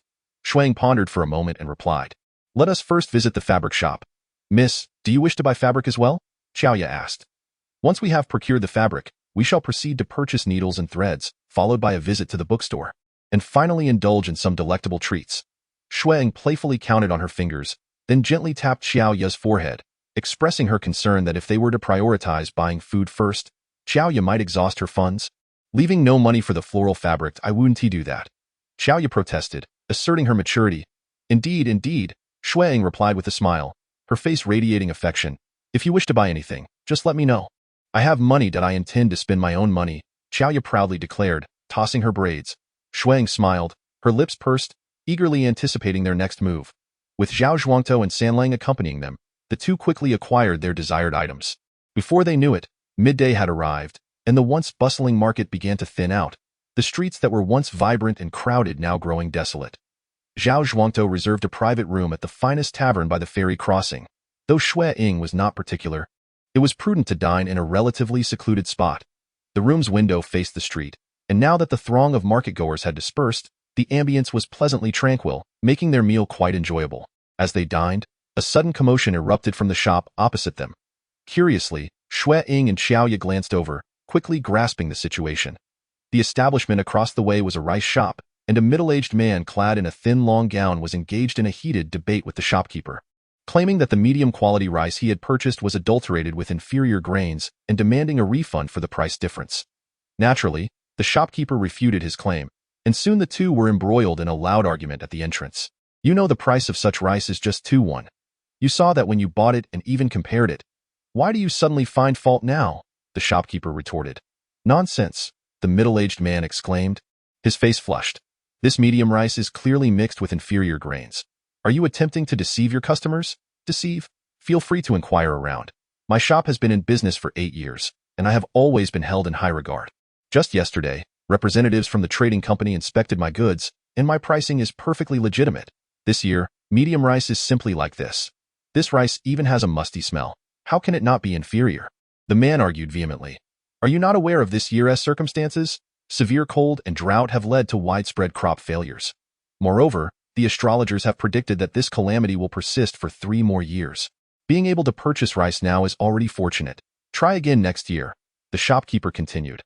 "Merchants are not foolish. At this point, who would not stock up?" he added. "We are already quite reasonable. Our cost of rice is high, and we mix in some inferior grains to maintain a smaller profit margin, unlike the Xie family rice shop on the street, which sells inferior rice as medium quality outright. Is the harvest really that poor this year?" Xue Ying inquired of Zhao Zhuangtou. He nodded in response. "This year is actually not too bad. Although there has been a reduction in yield, we can still manage. However, as you heard, the astrologers say that this disaster will last for 3 years, and we have only just begun this year. Alas, the next 2 years will be challenging." "Astrologers say this? Which astrologer?" "The ones who observe celestial phenomena. Most of them share this sentiment," Zhao Zhuangtou patiently explained, "and the official records corroborate it as well.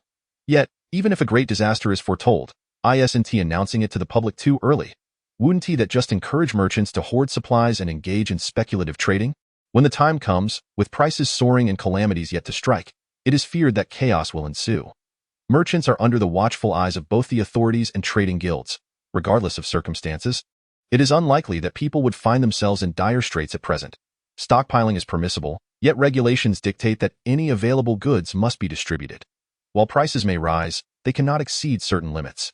Furthermore, the government's announcement of impending disasters serves to prepare the populace in advance. It is far wiser to tighten one's belt now than to face a future devoid of provisions. However, who can say with absolute certainty that these 3 years will indeed be years of disaster? What if the forecasts are erroneous? Such occurrences are indeed rare. The head of Zhao village finds this matter somewhat amusing, as the official chronicle is crafted by the nation's most esteemed diviners. Surely, errors are improbable. Ah, it is indeed an era of fantasy, where weather predictions surpass even those of a future world equipped with supercomputers. How utterly unscientific. But, do we have enough rice in store? Surely, we shall not go hungry, inquired Xiao Ya.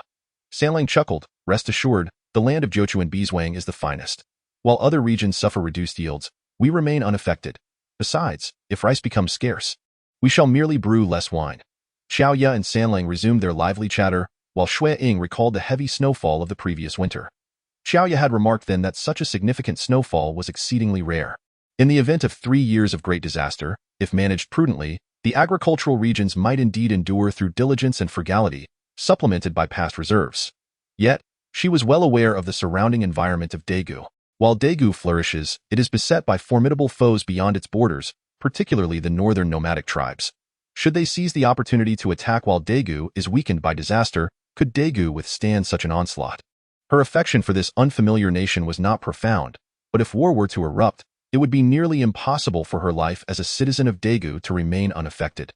Could her carefree childhood truly persist? Chapter 61. The Mute Mother, Part 1. After finishing their lunch, they took advantage of the sparse crowd to leisurely stroll through the entire marketplace once more, acquiring numerous trinkets, and only departed in the afternoon. Still reluctant to leave, as they passed the ferry terminal, Xiao Ya curiously lifted the curtain to gaze at the bustling boats at the dock. The head of Zhao village, likely aware of her curiosity, deliberately slowed the carriage so she could indulge her fascination.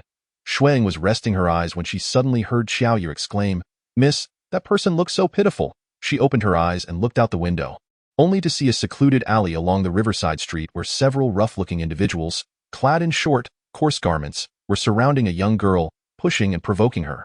The girl, appearing to be merely 13 or 14 years old, wore a tattered gray-brown outfit, disheveled and dirty, her face smeared with grime. The ruffians were pulling at her roughly, leaving her no escape, as she opened her mouth in a silent plea, but only emitted faint, muffled sounds. She was revealed to be a mute. Xue Ying felt as though her blood had frozen instantly. Her entire face went numb, yet her heartbeat quickened violently, conjuring a long-forgotten image in her mind. On the desolate street, refuse lay strewn about, swept by the wind in a chaotic flurry. In the very center of the thoroughfare lay the lifeless form of a young girl, her body marred with bruises, grotesquely contorted, cold, and filthy. Xiao Ya turned back, startled by the ghastly pallor of her face. "Miss, what has happened to you?" She grasped the girl's hand, only to find it as frigid as ice. Yet, Xue Ying suddenly jerked away, nervously pulling aside the curtain that Xiao Ya had just released, her gaze fixed intently on the unfolding scene outside. The besieged young girl, having nowhere left to retreat, suddenly let out a harrowing scream and collapsed to her knees, desperately bowing her head towards her assailants, the sheer humility and despair palpable in her actions. "Yeah, mother." Xue Ying whispered a name. "Zhao Zhuangtou." Xiao Ya, now thoroughly alarmed by her expression, hastily called for help. When Zhao Zhuangtou lifted the curtain of the carriage and beheld Xue Ying's face, he too was momentarily taken aback. Xue Ying continued to stare outside, tears cascading down her cheeks like rain, her lips devoid of color, trembling and convulsing, struggling to scream, yet only managing a faint murmur. "Save her. Please save her. Miss," Zhao Zhuangtou called out. Xue Ying abruptly regained her focus, her eyes sharp and resolute. "Zhao Zhuangtou, save her." Though her plea consisted of but a single sentence, Zhao Zhuangtou hesitated not at all. "Yes." He turned to Sanlang and instructed, "Take the ladies home swiftly and await my return." "Understood." Sanlang deftly maneuvered the carriage into a side alley, evading the prying eyes of the crowd, and in that fleeting moment, Zhao Zhuangtou vanished from the vehicle. Mississippi Xiao Ya clutched Xue Ying's hand tightly. "Are you all right? Do you feel unwell?" Xue Ying continued to tremble, the chill pervading her body, and she numbly shook her head. "Do you know that girl from earlier?" Xiao Ya inquired. Xue Ying shook her head once more. "It's all right now. It's all over." Xiao Ya wiped the tears from her face, only to discover that her body was chillingly cold. She swiftly embraced her, gently patting her back in a comforting manner. "Do not worry. Zhao Zhuangtou will surely rescue that girl. She will be all right." Xue Ying remained silent, her eyes hollow, as her memories uncontrollably replayed the images she had longed to forget. She abruptly closed her eyes, clutching Xiao Ya tightly. That was not Ye Mother. Ye Mother was already dead. She could not save Yamother. She was merely a bystander to Yamother's tragedy, cold, selfish, and cruel, watching as Yamother was tormented and ravaged, ultimately wilting away. Yamother was dead, yet she became an eternal nightmare for her. By the time they returned to the Jochuan Beeswang, dusk was approaching. Sanlang drove the carriage into their courtyard and swiftly went to fetch Aunt Hien. By the time Aunt Hien arrived, Xue Ying had improved significantly, though her demeanor remained feeble and her complexion pale, at the very least. The pathological trembling had ceased, leaving only the weariness that followed an emotional upheaval. "Miss, how are you feeling?" Aunt Hien asked. "That I am fine," Xue Ying replied weakly. "Has Zhao Zhuangtou returned yet?" "Not yet." "Miss, shall I take you to have some hot soup?" Xue Ying nodded. Aunt Hien observed that she remained in a state of distraction, so she simply embraced her and carried her into the house. Soon, she procured a bowl of warm rice soup and fed it to Xue Ying. After consuming the soup, Xue Ying finally regained a semblance of vitality.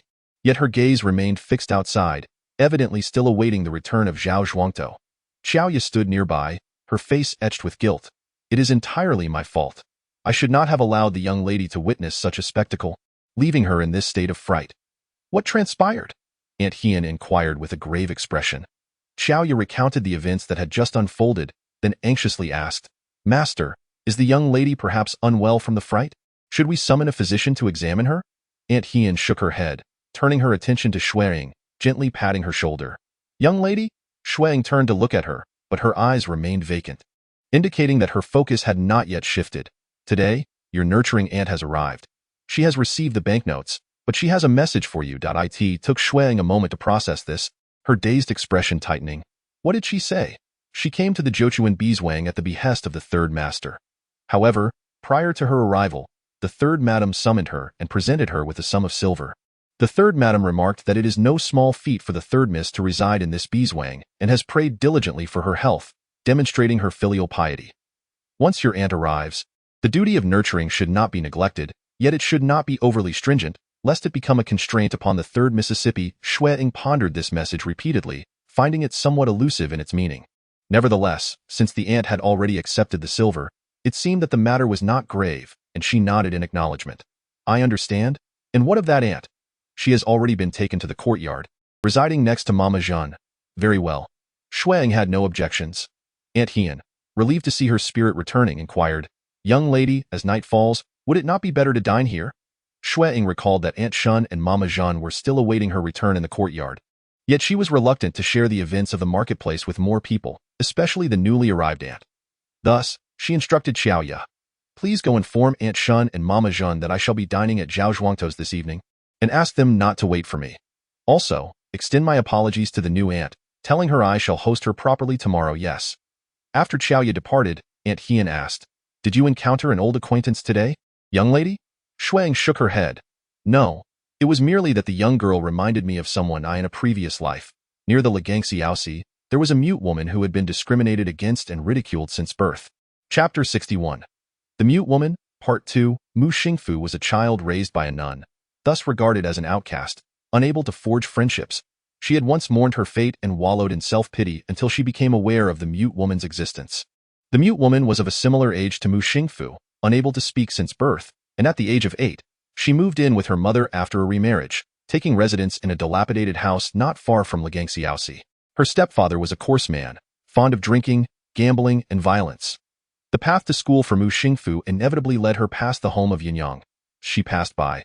Mu Xingfu noticed the envious gaze of Yanyang, who, unable to speak and burdened by her gender, had a stepfather who would never consider sending her to school. Yanyang's envy awakened in Mu Xingfu a poignant awareness of her own fortune for the first time. Frequently, as she walked by, Mu Xingfu would hear the curses and beatings inflicted by Yanyang's stepfather, the girl's helpless and despairing cries striking a chord of deep compassion within her. Often, she would cover her ears and hastily flee the scene. And for a time, she even began to refuse attending school, fearful of hearing such distressing sounds again. However, as time passed, she gradually grew accustomed to it. Or perhaps, numbed by it in the summer, she would see Yanyang stumbling under the scorching sun, her lips chapped and her skin darkened in winter. She observed Yanyang barefoot, clad in tattered garments, washing clothes by the river. Each morning on her way to school, Mu Xingfu would catch sight of Yanyang descending from the mountains with a large bundle of firewood on her back. In the evenings, she would witness Yanyang scavenging for discarded vegetable scraps or leftovers, ravenously shoving the putrid food into her mouth. Time and again, she saw Yanyang bearing wounds, bruised and limping as she walked. While Mu Xingfu became gradually desensitized to it all, she remained ever fearful of her stepfather's roars. Encountering scenes of his abuse left her hastily retreating to a corner of the Ganshao temple, covering her ears for an extended period, too terrified to emerge. If Mu Xingfu's misfortune lay merely in being unwelcome and often subjected to pointed fingers, Yanyang's plight was far graver. Her physical shortcomings, her disreputable mother, and her cruel stepfather rendered her a mere plaything for the neighborhood children. The local youngsters would often chase her in packs, hurling insults, mockery, and stones, sometimes even snatching away the meager leftovers she had painstakingly gathered, scattering them carelessly across the street. Yanyang was powerless to resist. She could only endure silently, meticulously collecting the remnants after the children had departed. Those scraps were intended for feeding pigs, yet Mu Xingfu understood that at times Yanyang would also consume them to stave off hunger. On the first day of middle school, burdened with her bedding, Mu Xingfu set out to register. Boarding was available, and she would only return to Ganshao Temple on weekends. While waiting for her transport at the station, she spotted Yanyang emerging from a shadowy corner, panic-stricken, her mouth agape as she desperately attempted to shout. Yet only a garbled rasp escaped her lips. Before she could take many steps, she was seized by a group of ruffians known to Mu Xingfu, thugs who loitered around the gambling den, often assaulting those unable to pay their debts. They would sometimes storm into homes, searching for cash, vandalizing furniture, and creating chaos as they dragged Yanyang away. They unleashed a torrent of punches and kicks upon her, accompanied by vile curses. Terrified, Mu Xingfu recoiled several steps, standing motionless. It was not only she who witnessed this. A circle of onlookers had gathered, yet all maintained a peculiar silence, their eyes fixed on the brutal scene. Yanyang, evading blows, bowed and pleaded with the assailants, but her entreaties fell on deaf ears. Ultimately, with a heart-wrenching scream, she broke free, kneeling before the crowd, bowing her head repeatedly to the ground, the sound of her forehead striking the earth causing Mu Xingfu to feel lightheaded. Yanyang was crying out for help, but still, everyone remained silent. The ruffians swiftly captured the mute girl, who initially struggled for a brief moment. However, after enduring a brutal beating, she ultimately let her arms fall limply at her sides. Her gaze shifting from a state of despair and panic to one of dull hopelessness, Mu Xingfu dared not witness the manner in which they took the mute girl away. Even during the girl's prostration, she had covered her ears and closed her eyes, pretending to be in a different place, seeing nothing and hearing nothing. That was the last time Mu Xingfu laid eyes on the mute girl. A week later, upon returning from her holiday, she found no trace of the girl either on the streets or in that dilapidated house, and she was at a loss as to whom to inquire. It was only after more than a month that she inadvertently learned of the mute girl's demise. On the morning of the third day following her abduction, someone discovered her lifeless body in the street. Her entire form was marred, with scarcely a spot untouched by wounds. Her limbs were broken at the joints, resembling a discarded plaything, carelessly left behind. From that day forth, Mu Xingfu began to suffer nightly nightmares. As a passive observer, she felt a deep loathing for herself. She often recalled the desperate scene of the mute girl bowing before the crowd, pleading for help. If only she had summoned a modicum of bravery to stand up at that moment, even to utter a futile word of justice on behalf of the mute girl, it would have been better than merely watching her be taken away. Yet, she did nothing. Given another chance, during those long days, she would have secretly brought food to the starving mute girl, shared her clothes and shoes with that unfortunate child, or even taught her a few characters, if only her name, but ultimately, she did nothing. Like the other children, she had kept her distance from the mute girl, avoiding her with trepidation, turning a deaf ear and blind eye to all the injustices and misfortunes that befell her. The nightmares concerning the mute girl plagued her nightly, causing her to wither away, until she finally fell gravely ill. The abbot inquired about her plight, sought out an old garment belonging to the mute girl, and constructed a modest grave for her outside the compassionate filial temple. He performed a simple ritual alongside the temple's monks, reciting the rebirth incantation for that unfortunate child. The abbot assured her that the mute girl had transcended to the land of bliss, free from all worldly suffering. The abbot's words of solace allowed Mu Xingfu to finally release the burden she had carried in her heart. She recovered from her illness, and the nightmares ceased. Yet, the guilt she felt for the mute girl remained deeply embedded within her, akin to a thorn that could not be extracted, surfacing at unpredictable moments to inflict pain. It was precisely the mute girl's death that led Mu Xinhui to a subtle realization. That weak compassion is, in essence, indistinguishable from cruelty. The sky had fully darkened, and the food laid out on the table had grown cold. Yet Xue Ying had not taken a single bite, no matter how much Xiao Ya urged her. She simply could not bring herself to eat. Who was that girl surrounded at the ferry dock? Would Zhao Zhuangtou manage to rescue her? If Zhao Zhuangtou failed to bring her back, a shiver ran down Xue Ying's spine. And she dared not consider further. She had already missed one opportunity. If she missed another, no amount of rebirth incantations would free her from her nightmares. Miss, it has grown cold. Put on a shawl. Xiao Ya brought her a shawl to drape over her shoulders. Xue Ying initially exhibited no reaction, yet a rustling sound from outside the door caught her attention. Quick-witted Xiao Ya, upon hearing it, had just turned her head when Xue Ying dashed out. Chapter 62. Aunt's son. A black cloak enveloped the figure completely, stealthily brought into the inner courtyard under the cover of night by Zhao Zhuangtou. De Lang, Erlang, and San Lang had already been dispatched by Aunt He and to ascertain whether anyone had followed, while Si Lang, Wu Lang, and Lu Lang were assigned to keep watch. The house, apart from Xue Ying and Xiao Ya, held no other children. Once inside, the door was shut, and the cloak was lowered from her head, revealing a small face still marked by confusion and fear. Do not be afraid.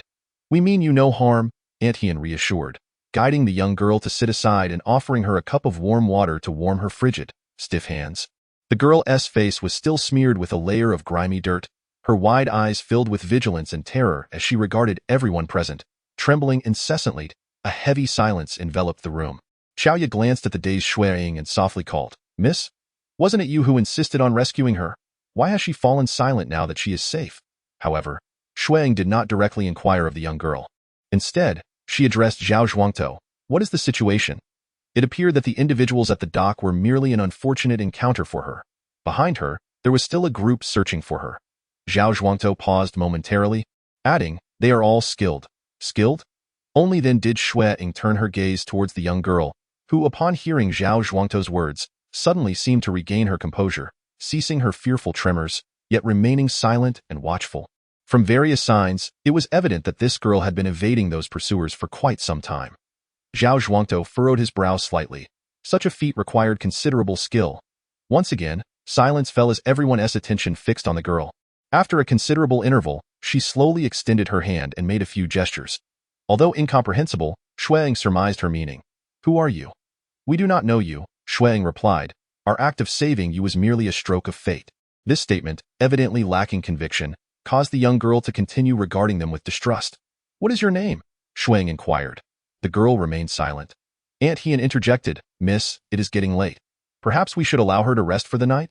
We can inquire further tomorrow. Xue Ying looked at the young girl, who still glared defiantly, unwilling to relax, but her eyes were filled with bloodshot veins, clearly exhausted to the brink. It was understandable. After fleeing from a group of professional pursuers and nearly being abducted at the dock, enduring such trials and still holding on was nothing short of miraculous. She nodded. Then I shall trouble you both to take care of her. Your words are too kind, Miss, Zhao Zhuangtou and his wife replied in unison. Xue Ying approached, and Xiao Ya, anxious, reached out to grasp her arm, only to be halted by Aunt Hien's cautionary glance. Gazing into the girl's eyes, Xue Ying earnestly assured her, We will not harm you. Please rest well tonight. I will return to see you tomorrow. The night had fully descended, and on their way up the mountain, it was Aunt Hien who guided them back with a lantern in hand. Despite Xue Ying's claims of lacking appetite, Aunt Shun still prepared bird's nest congee for her. She had scarcely touched her dinner, and it would be unwise to forego sustenance any longer. How is the new aunt faring? Xue Ying inquired. She has been settled in.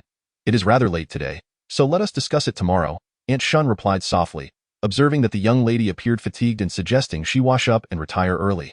Xue Ying conceded, for at that moment, she realized her exhaustion had rendered her lightheaded and her vision blurred. While they conversed, a voice emerged from outside the door. I have heard the young lady has returned. May I inquire if it is convenient for me to pay my respects? Winter Sun, who stood guard at the threshold, responded. Please wait a moment, Aunt Sun. I shall ask the young lady. Xue Ying rubbed her aching temples and thought. Very well, it seems I must indeed meet this newly arrived governess. Xiao Yu expressed her discontent. Is it not too late for the young lady to have a proper rest? I am at fault. Given that aunt's recent arrival, it would be remiss of me as her host not to at least greet her, Xue Ying replied. raising her gaze to Winter Sun. Let her in, I shall take my leave then, Aunt Shun stated. Ordinarily, her responsibilities lay solely in the kitchen, and it was inappropriate for her to be present at this hour. Xue Ying nodded. You have worked hard. Please return to rest. I shall leave the matter here to Xiao Ye and Winter Sun. Understood. Winter Sun then stepped out to invite Aunt Sun in, and although Xiao Ye harbored some dissatisfaction, she dutifully offered a cup of hot tea. Aunt Sun, true to her role as a governess, entered with impeccable decorum and eloquence, leaving no room for criticism, and Xue Ying, too fatigued to scrutinize, addressed Aunt Sun after her greetings. Since you are here, please feel at ease. Do not hesitate to express any needs you may have, and I shall do my utmost to accommodate. Furthermore, as you were sent by my father as a governess, you are akin to a teacher, and I will extend to you the respect you deserve. However, since you have accepted the silver note, I hope you will adhere to our agreement, for after all, business is business, and I shall not be lenient with those who go back on their word. Xiao Ye's eyes widened in surprise, and she whispered to Winter Sun, What silver note? Winter Sun shook her head, equally bewildered. Aunt Sun paused, seemingly taken aback by the extent of Xue Ying's discourse, but quickly regained her composure. Responding with a smile, Indeed, I understand the rules of business. Having accepted the young lady's silver note, I have the means to fulfill my obligations. That is reassuring. Xue Ying replied, I prefer to avoid superfluous formalities. So let us forego the morning and evening salutations to as for the schedule of lessons. We shall finalize it after I confer with teacher Luli tomorrow. It is getting late, and you must be weary from your journey. Please retire early. What of the third madam's remarks? Aunt Hien has already conveyed them to me. Xue Ying tapped her forehead, noticing a few spots clouding her vision. She shook her head to clear her thoughts and continued, To be frank, I did not quite grasp her intent, but I sensed her goodwill. Regardless, I hope we can enjoy a harmonious relationship moving forward. Thank you, third miss, for your understanding, Aunt Sun replied, rising and bowing slightly before taking her leave. As she lifted her head, preparing to depart, her gaze fell upon Xue Ying's countenance, causing her to pause. With concern, she inquired, Is the third miss unwell? I am fine. Thank you for your concern, Aunt, Xue Ying replied. She intended to wave her hand dismissively, yet the sudden encroachment of darkness caused her to collapse abruptly. Miss, Xiao Ye hurriedly caught her, but in her fluster, she lost her balance and fell to the ground alongside her. Dong Sun had never witnessed such a scene and stood there in shock. Aunt Sun, seasoned in the ways of the world, quickly regained her composure, striding forward to carry Xue Ying into the inner chamber and lay her upon the bed, placing 3 fingers upon Xue Ying's wrist to take her pulse. Xiao Ye and Dong Sun followed closely behind, initially frantic, before Xiao Ye suddenly exclaimed, I shall fetch Zhao Zhuang too? No need. Aunt Sun called out to her. The miss is not seriously harmed. It appears she was merely overstimulated today and has not eaten for a while, leading to her faintness. What shall we do now? Xiao Ye asked. Let her sleep for a bit. By tomorrow, she should be well enough, Aunt Sun replied, releasing her grip and observing Xue Ying's pale, gaunt visage, a flicker of doubt passing through her eyes. Chapter 63. Admonition. When Xue Ying awoke, it was already midday of the following day. The 2 maidens were in a state of anxious flurry, barely able to contain themselves. Upon seeing her awake, they rushed over, showering her with inquiries of concern, leaving her momentarily bewildered. Enough, she interjected, halting their incessant chatter. How long have I been asleep? It is already noon, Xiao Ye responded. You must be hungry, I shall fetch some porridge.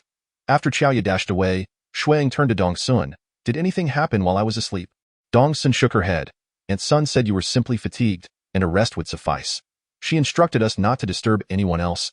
Even Mama Jean is unaware of your fainting. Did you really heed everything Aunt Sun said?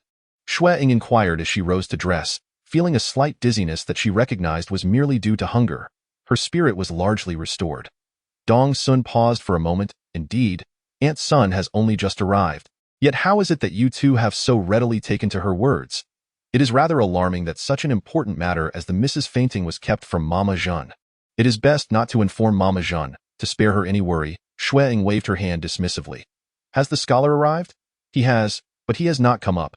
He is speaking with Aunt He at Zhao Zhuangtu's residence, Dong Sun replied. Zhao Hu conveyed the scholar's message, stating that the miss had just returned from Ganshao Temple and must be weary, thus should rest for the day. Conversing with Aunt He at Zhao Zhuangtu's house? That sounds somewhat peculiar, Xue Ying mused.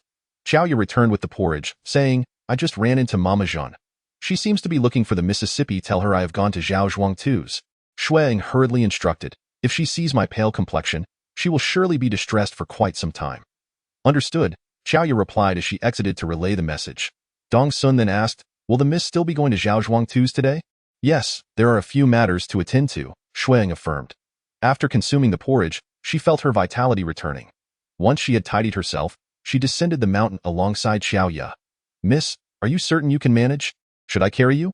Xiaoya still expressed reluctance. I am perfectly well now, Xue Ying reassured her. Xue Ying found the situation amusing. In fact, after yesterday's events, she felt a considerable lightness in her heart.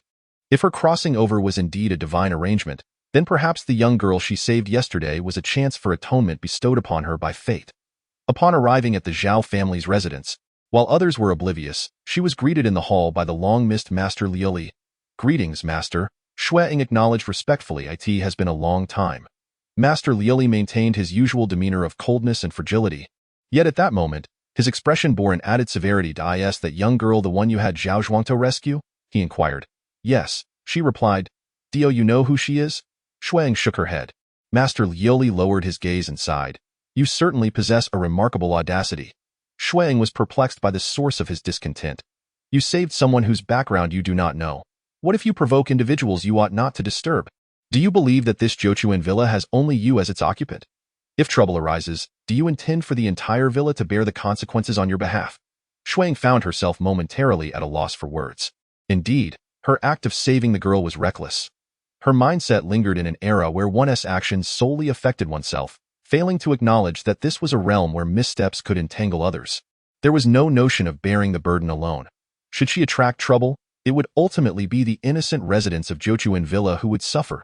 I am sorry, she murmured, lowering her head in contrition. What do you wish to apologize for? I am not a resident of Jochuan Villa. Whatever you have done, it does not implicate me. However, Master Liuli was not easily appeased. Xue Ying understood that if her actions had merely inconvenienced him, he might not have been so upset. His reluctance to forgive her misstep stemmed from the potential repercussions on those he held dear, specifically, the Zhao family. Xiaoya, feeling indignant on Xue Ying's behalf, dared not act out before Master Liuli and could only sulk, supporting Xue Ying with a defiant expression. Enough, cease your admonishment, Aunt Hien interjected as she entered, quickly grasping the tension in the air. While it was the young lady who initiated the rescue, I am the head of the household. If saving the girl was indeed a mistake, then my failures are greater. I neither dissuaded the young lady nor handled the situation properly outside, instead bringing her back here. This is not Zhao Zhuangtu's fault. Xue Ying continued to keep her head bowed, her tone somber. It was my recklessness. After a pause, she raised her head, meeting Master Liuli's gaze with determination. However, I do not regret it. If I were to hesitate and allow someone to perish due to excessive concern, that would truly be a source of regret. To her surprise, Master Liuli did not immediately scold her. Instead, he regarded her thoughtfully before letting out a soft hum. Fortunately, you saved her. Otherwise, you shall no longer call me master. Xue Ying, momentarily stunned, was met with Aunt Hien's laughter as she addressed Master Liuli. Ultimately, you do support her decision to save the girl, do you not? Master Liuli sipped his tea, a hint of a smile gracing his lips. Knowing to let Zhao Zhuangtu take action instead of making a grand show of bringing her back is not entirely foolish.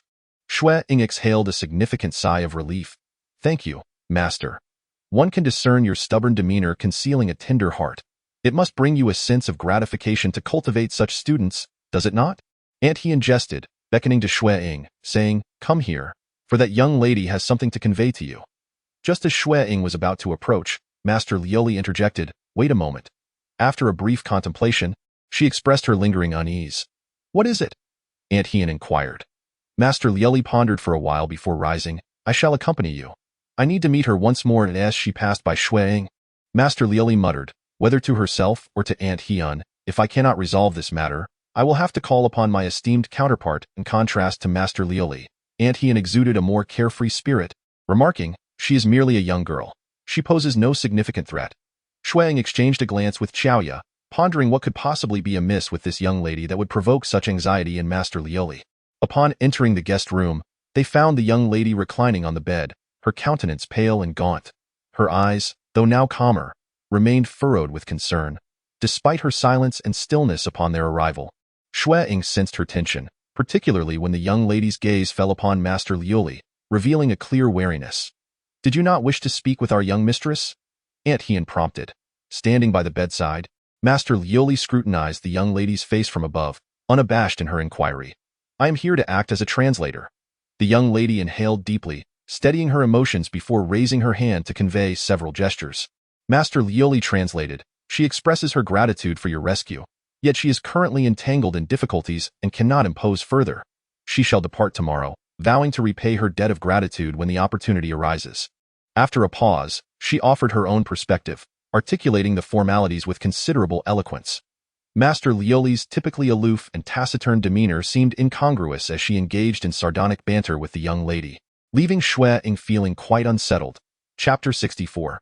Pregnancy. After the young lady finished her gestures, an air of silence enveloped the room. Xue Ying earnestly contemplated a dilemma. When faced with a stranger who insists on handling her own affairs, is it not impolite to intrude? Noticing Xue Ying's prolonged silence, Master Lioli directed her gaze towards her. Xue Ying felt compelled to inquire, do you possess someone or somewhere to turn to? We could arrange for someone to escort you. The young lady offered no reply, suggesting a lack of options. Xue Ying pressed on, if you encounter a situation akin to yesterday's, do you believe you can extricate yourself? The world presents formidable dangers for a solitary girl of merely 10 years. Beyond the relentless pursuers at her heels, she must navigate a myriad of individuals along her journey, including ruffians reminiscent of those encountered at the ferry. The young lady trembled, her fists clenched, her pallid visage losing even more color. You wish to flee, yet remain oblivious to your destination. In such circumstances, why not consider this place as your terminus? If nothing else, it could serve as a temporary refuge, allowing you to recuperate before seeking alternative paths. What do you think? The young lady raised her gaze to Xue Ying and executed a simple gesture. The Yuli master translated, why save me? Perhaps it is fate. Xue Ying clasped her hands together and uttered, Amitabha. This young girl was granted a chance of redemption by the Buddha to eradicate the long-hidden demons of her heart. Xiao Ya wore a dismal expression and reminded, Miss, this is not Ganqiao Temple. She certainly did not wish for the young lady to adopt the demeanor of a nun due to prolonged exposure to Ganqiao Temple. The mere mention of Ganqiao Temple caused the girl to tremble noticeably, her eyes wide with astonishment, confusion, and reverence as she gazed at Xue Ying. The Yoli master instantly sensed her transformation, his gaze sharpening. You know of Ganqiao Temple? The girl looked at Lieli master with trepidation. Her hand pressed against her heart, her eyes reflecting unease and awe. Lieli master narrowed his eyes slightly. The reputation of Ganqiao Temple has become a distant memory to all but the elderly of the nearby counties. You are not from around here. Could it be that you hail from Anjing City? The girl's eyes widened in shock. In Anjing City, few were aware of Ganqiao Temple, and those who knew its secrets were either of royal lineage or from the 3 dukes and 3 marquises. Which family do you belong to? Upon uttering these words, even the relaxed he and aunt involuntarily tensed her body, warily eyeing the girl. The girl flinched, her gaze evasive as she shook her head. The Yoli master would not let her off so easily. He boldly rolled up her right sleeve, finding nothing amiss. You are not a slave, and your demeanor certainly does not belong to a lady of high birth. Examining your palm, it appears you are merely a maid tasked with cleaning. The girl abruptly withdrew her hand, her expression one of shock as she stared at Lieli master. Xue Ying was equally taken aback. If she was not a household servant, then she must have been purchased. The families of the 3 dukes and 3 marquises would not acquire a maid with physical deficiencies. Lieli master's gaze sliced through the girl as he scrutinized her closely. Did you come from the residence of a certain prince? The girl let out a short, sharp scream, instinctively covering her head in an effort to escape. Lieli, he and aunt called out, urging the master to refrain from further inquiries. Should she indeed be from a prince's residence, the prince's guards would soon be on her trail. Such a situation would not be trivial, especially within the domain of the Jin and Marquis. The Yoli master turned to Xue Ying. Shall we still save her? Before Xue Ying could respond, the girl suddenly covered her mouth and retched several times, ultimately vomiting painfully. What is wrong with you? He and aunt hurried over to support her, but the girl had already closed her eyes and fainted. Xue Ying nudged Xiao Ya. Go fetch a doctor. He and aunt added, send Sanlang. The doctor is in town, quite a distance away. Xiao Ya recalled, that aunt's son has medical skills. Should we summon her?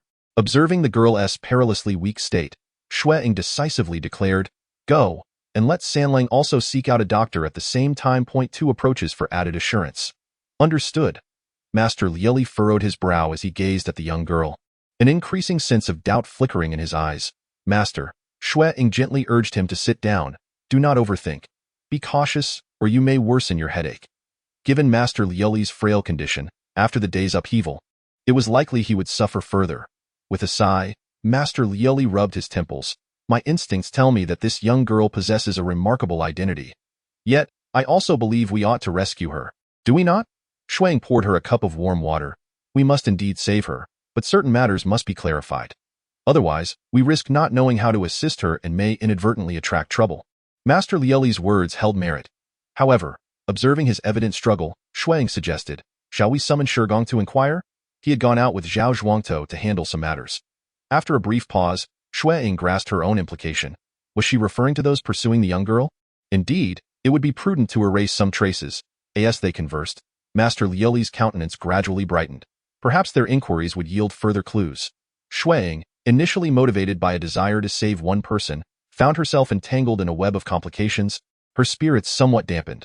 Not long after, Xiaoya returned with Aunt Sun, who, without questioning, promptly took the young girl's pulse upon Xue Ying's instruction. A moment later, she exhibited surprise and scrutinized the girl's face closely. "What is it?" Xue Ying inquired. "Please wait." Aunt Sun extracted a silver needle and pricked the girl's fingers several times. The girl, once on the brink of death, exhaled a long sigh, her complexion finally easing. She is severely fatigued, with both qi and blood deficiencies, which caused her to faint from emotional distress. Aunt Sun placed the girl's hand back under the covers and stood respectfully. However, her condition is extremely weak. If not properly cared for, the fetus within her womb may be in jeopardy. What? The revelation struck Xue Ying like a bolt from the blue, prompting her to step forward, her expression urgent. "You mean, she is pregnant?" "Yes, she is nearly 5 months along." Both Aunt Hien and Master Liuli frowned in unison. "But she is so young. How could?" Xue Ying glanced at the youthful face on the bed. Still struggling to accept this reality, "Miss," Aunt Hien quickly interjected, "regardless, let us wait until she awakens to discuss this." Though Aunt Sun had accepted payment, they were still unfamiliar with one another's backgrounds. It would be wise to keep the young girl's origins confidential for the time being. Aunt Sun immediately understood the implication, saying, "I shall prepare a prescription to calm her and nourish the fetus." With that, she exited, leaving space for the remaining individuals. In the royal residence, a runaway girl, carrying a child, was pursued by a relentless group of guards. Master Liuli inhaled deeply, his gaze icy. This unfolding drama was becoming increasingly thrilling.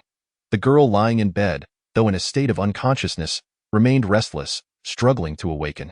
Xue Ying gazed upon her face, which was suffused with an air of helplessness, as her blood felt simultaneously frozen and boiling, sending sharp pangs throughout her body. At last, she turned to Xiaoya and instructed, "Please summon Aunt Shunzi downstairs." Chapter 65. The aftermath. Ultimately, the physician summoned from outside merely took Aunt Shunzi's pulse, after which Sanlang returned from escorting the doctor, bearing a considerable quantity of prenatal medicine. Under the pretense of Aunt Shunzi procuring the medicine would undoubtedly raise no suspicions. In the evening, Zhao Zhuangtou and Hunter Wang returned, and a group congregated in the parlor to deliberate. Zhao Zhuangtou remarked, "While we were clearing the traces, another batch of individuals arrived, seeking this young lady's whereabouts. The first group was shrouded in secrecy, but the latter is comprised of the guards from the Ping Wang's estate." "Ping Wang?" Xue Ying murmured. "Who might that be?" Ping Wang is the 5th prince, whose frail health and lack of favor with the emperor led to his being conferred a title and granted the Ping Wang mansion upon reaching adulthood. The emperor seldom summoned him, and he maintained a very reclusive lifestyle, remaining remarkably low-key. Zhao Zhuangtou elucidated. Master Liuli inquired, "And who were the initial pursuers of this young lady? Do we have any leads?" Zhao Zhuangtou did not respond, instead casting a glance at Wang Tsang. Wang Tsang's expression remained stern as he stated, "We suspect they are hidden guards employed by Ping Wang. Prince, whether frail or lacking imperial favor, does not preclude the existence of certain ambitions. The presence of hidden guards is not particularly astonishing." "What is the identity of this young lady?" Master Liuli asked. Wang Tsang shook his head. "The time is too brief. We have yet to uncover any information."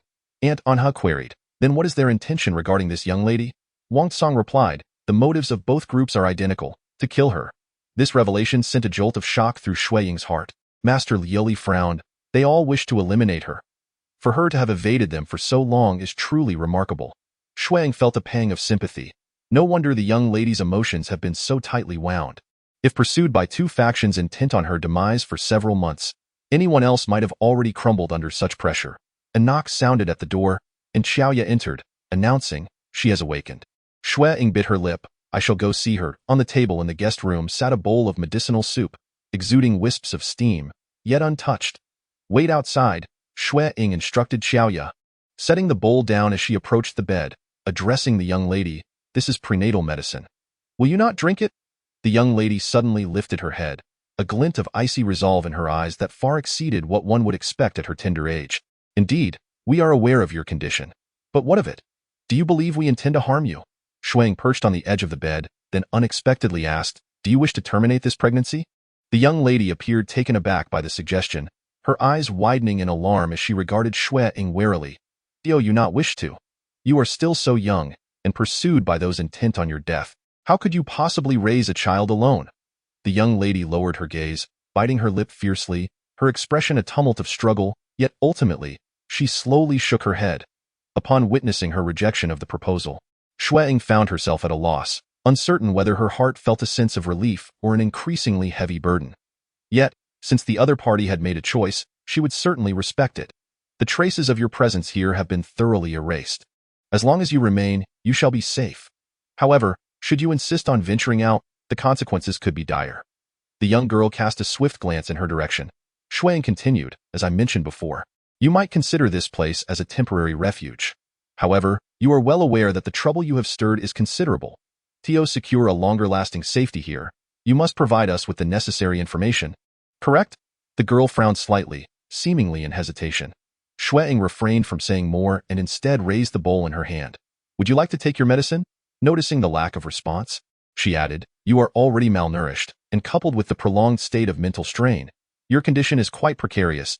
If you wish to safeguard her, it would be prudent to obediently consume the medicine." The girl could not help but look at her. After a long moment, she pointed at Xue Ying and then traced a few characters on the quilt. "Ganshao Temple. Ganshao Temple? Are you inquiring about my connection to Ganshao Temple?" Xue Ying asked. The girl nodded. "Well, my mother is gravely ill, and I went to Ganshao Temple to seek a talisman for peace. As per the requirements, I must practice there for half a year each year," Xue Ying replied candidly. The girl furrowed her brows slightly, contemplated for a moment, and finally reached out to take the bowl of medicine, downing it in one gulp. Regardless of her reasons, the fact that she was willing to drink the medicine brought Xue Ying a sense of relief. "So, what is your decision? Will you stay here?" The girl nodded and gestured towards the outside. "Do you wish to summon the master for a translation? Are you no longer afraid of her?" The girl's expression was exceedingly complex. After a moment of inner turmoil, she wrote 2 characters, "Face it, and no matter how fearful, one must confront the situation." Xue Ying understood and sighed. "You truly do not resemble a young girl at all." The girl bit her lower lip, offering no response to this remark. "What is your name?" Xue Ying inquired. The girl hesitated for a moment before writing on the quilt, "Shishi." This was unlikely to be her true name. Yet Xue Ying did not mind. The past is the past. It seemed this young girl was resolute in severing ties with her former self. "Shishi, I am Xue Ying. I look forward to your guidance henceforth." Later, the information Shishi disclosed aligned closely with what they had uncovered through inquiries. However, she was reluctant to elaborate beyond that. Nevertheless, this confirmed that she had not spoken falsely. Furthermore, she insisted on creating a false impression of her own death, as only then would those pursuing her likely cease their relentless chase. Upon exiting the Zhao family residence, Xue Ying shared her thoughts with Aunt Hien. "You wish to bring her into the courtyard to reside?"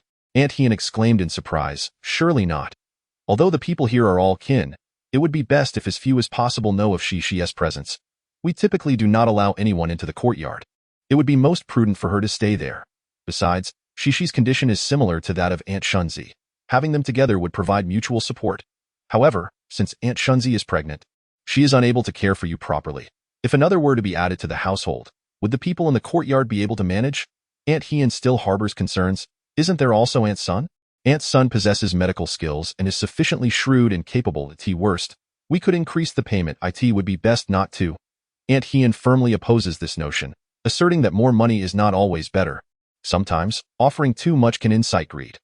Not providing any compensation would not pose a significant issue, as Aunt Sun is solitary at the Jochuan villa, and as long as her outings are restricted, even if she harbored ulterior motives, she would be unable to act upon them.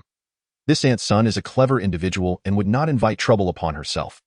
Furthermore, since she is already aware of Cece's existence, why not simply bring her into the fold? Xue Ying's reasoning resonated with Aunt Hien, and thus she ceased her objections. "Be extremely cautious, and should anything arise, let Xiao Ye come to relay the message to me." "I understand." Xue Ying lifted her gaze to the bright moon overhead, feeling the chill of the night gradually seep through her garments. "Aunt Hien, am I being too willful? Is this what you consider willfulness?" Aunt Hien chuckled, adding, to be honest, I have always found you to be excessively soft-hearted. However, after this incident, I now view you in a different light. Xue Ying looked at her, puzzled. You indeed undertook an unconventional action? But so what? You have also borne the consequences. Kindness is a virtue, and being tender-hearted is not inherently a flaw.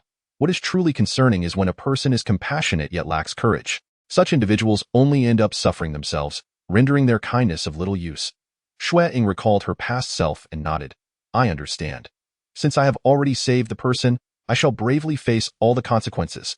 Chapter 66. The wolf has come the next morning. Xiaoya dashed into Xue Ying's room. Typically, Xiaoya, due to her early training sessions with Aunt Hien, was not the one to assist Xue Ying in rising. That duty usually fell to Dong Sun. Upon seeing her entry, Dong Sun curiously inquired, Aren't you supposed to be in class today? Miss Dong Sun.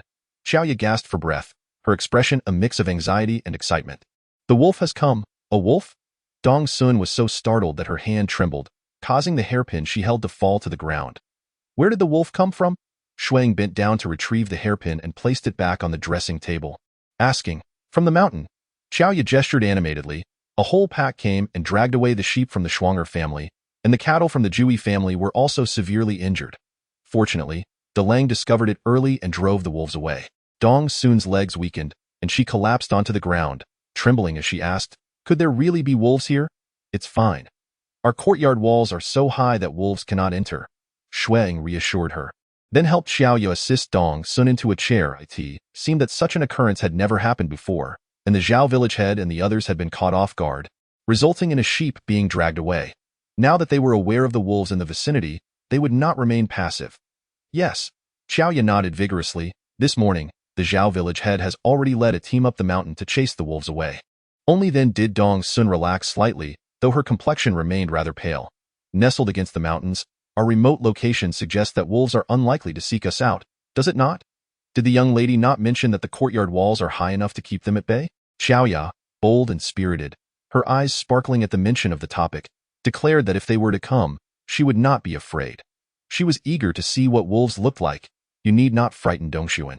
Xue Ying gently nudged her, instructing her to inform Uncle Shun, Aunt Shun, and Zhao Hu to secure the doors and windows and minimize their outings during this time. When keeping the night watch, they should light a fire, for wolves are averse to light. The flames will deter them from approaching. Oh. Just as Xiaoya was about to leave, Xue Ying called her back. You, too, must refrain from wandering about until safety in Zhao village is assured. Xiaoya pouted, clearly reluctant. I merely wish to visit my master's home. That is not permissible. Xue Ying's expression turned grave. If you must ascend the mountain, at the very least, one of Uncle Shun or Zhao Hu must accompany you. With a sulky expression, Xiaoya departed, unwillingly. Miss Dongxuan's voice trembled, a hint of anxiety evident. It is nothing. Xue Ying reassured her with a gentle pat on the shoulder, her thoughts already shifting to how to retrieve Cici. Initially, she had planned to act after nightfall, given the distractions of daylight. But now, with the wolves causing a stir, it seemed many would be on watch during the night as well, complicating any clandestine endeavors. In the evening, Aunt Hien arrived to report the situation. Indeed, traces of the wolf pack had been discovered in the mountains. However, these wolves were cunning, retreating deeper into the mountains. Concerned for potential dangers, Zhao village had decided to withdraw everyone for the time being. The distillery, located in the mountains, was deemed unsafe, leaving only the strong male workers behind, while the others had retreated. The security measures on this side of the estate had been bolstered.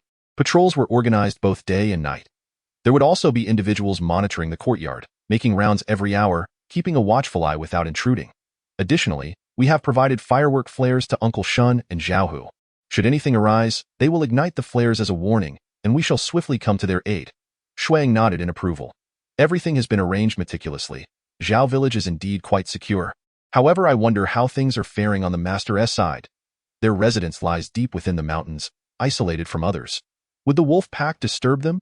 The prowess of Hunter Wang is unquestionable. Yet if a pack of wolves were to linger outside their home all day, it would surely be difficult for anyone to rest peacefully, would it not? Aunt Hien chuckled and nodded. The young lady is considerate. They will arrive shortly and will reside in the village for some time, returning only after the wolves have dispersed. That is reassuring. Yet, given the current unrest, certain matters may need to be postponed. Xue Ying understood she was referring to Cici's situation. Then, I must trouble Aunt Hien to remain vigilant for a few more days. It is my duty. Nearby, Xiaoya had been fidgeting with impatience for quite some time. Xue Ying cast her a sidelong glance. Speak your mind. Xiaoya, unable to contain her eagerness, inquired, Master, may I descend the mountain to practice martial arts tomorrow? Not at all. Until safety is assured, you cannot casually venture down the mountain. During daylight, what could possibly happen?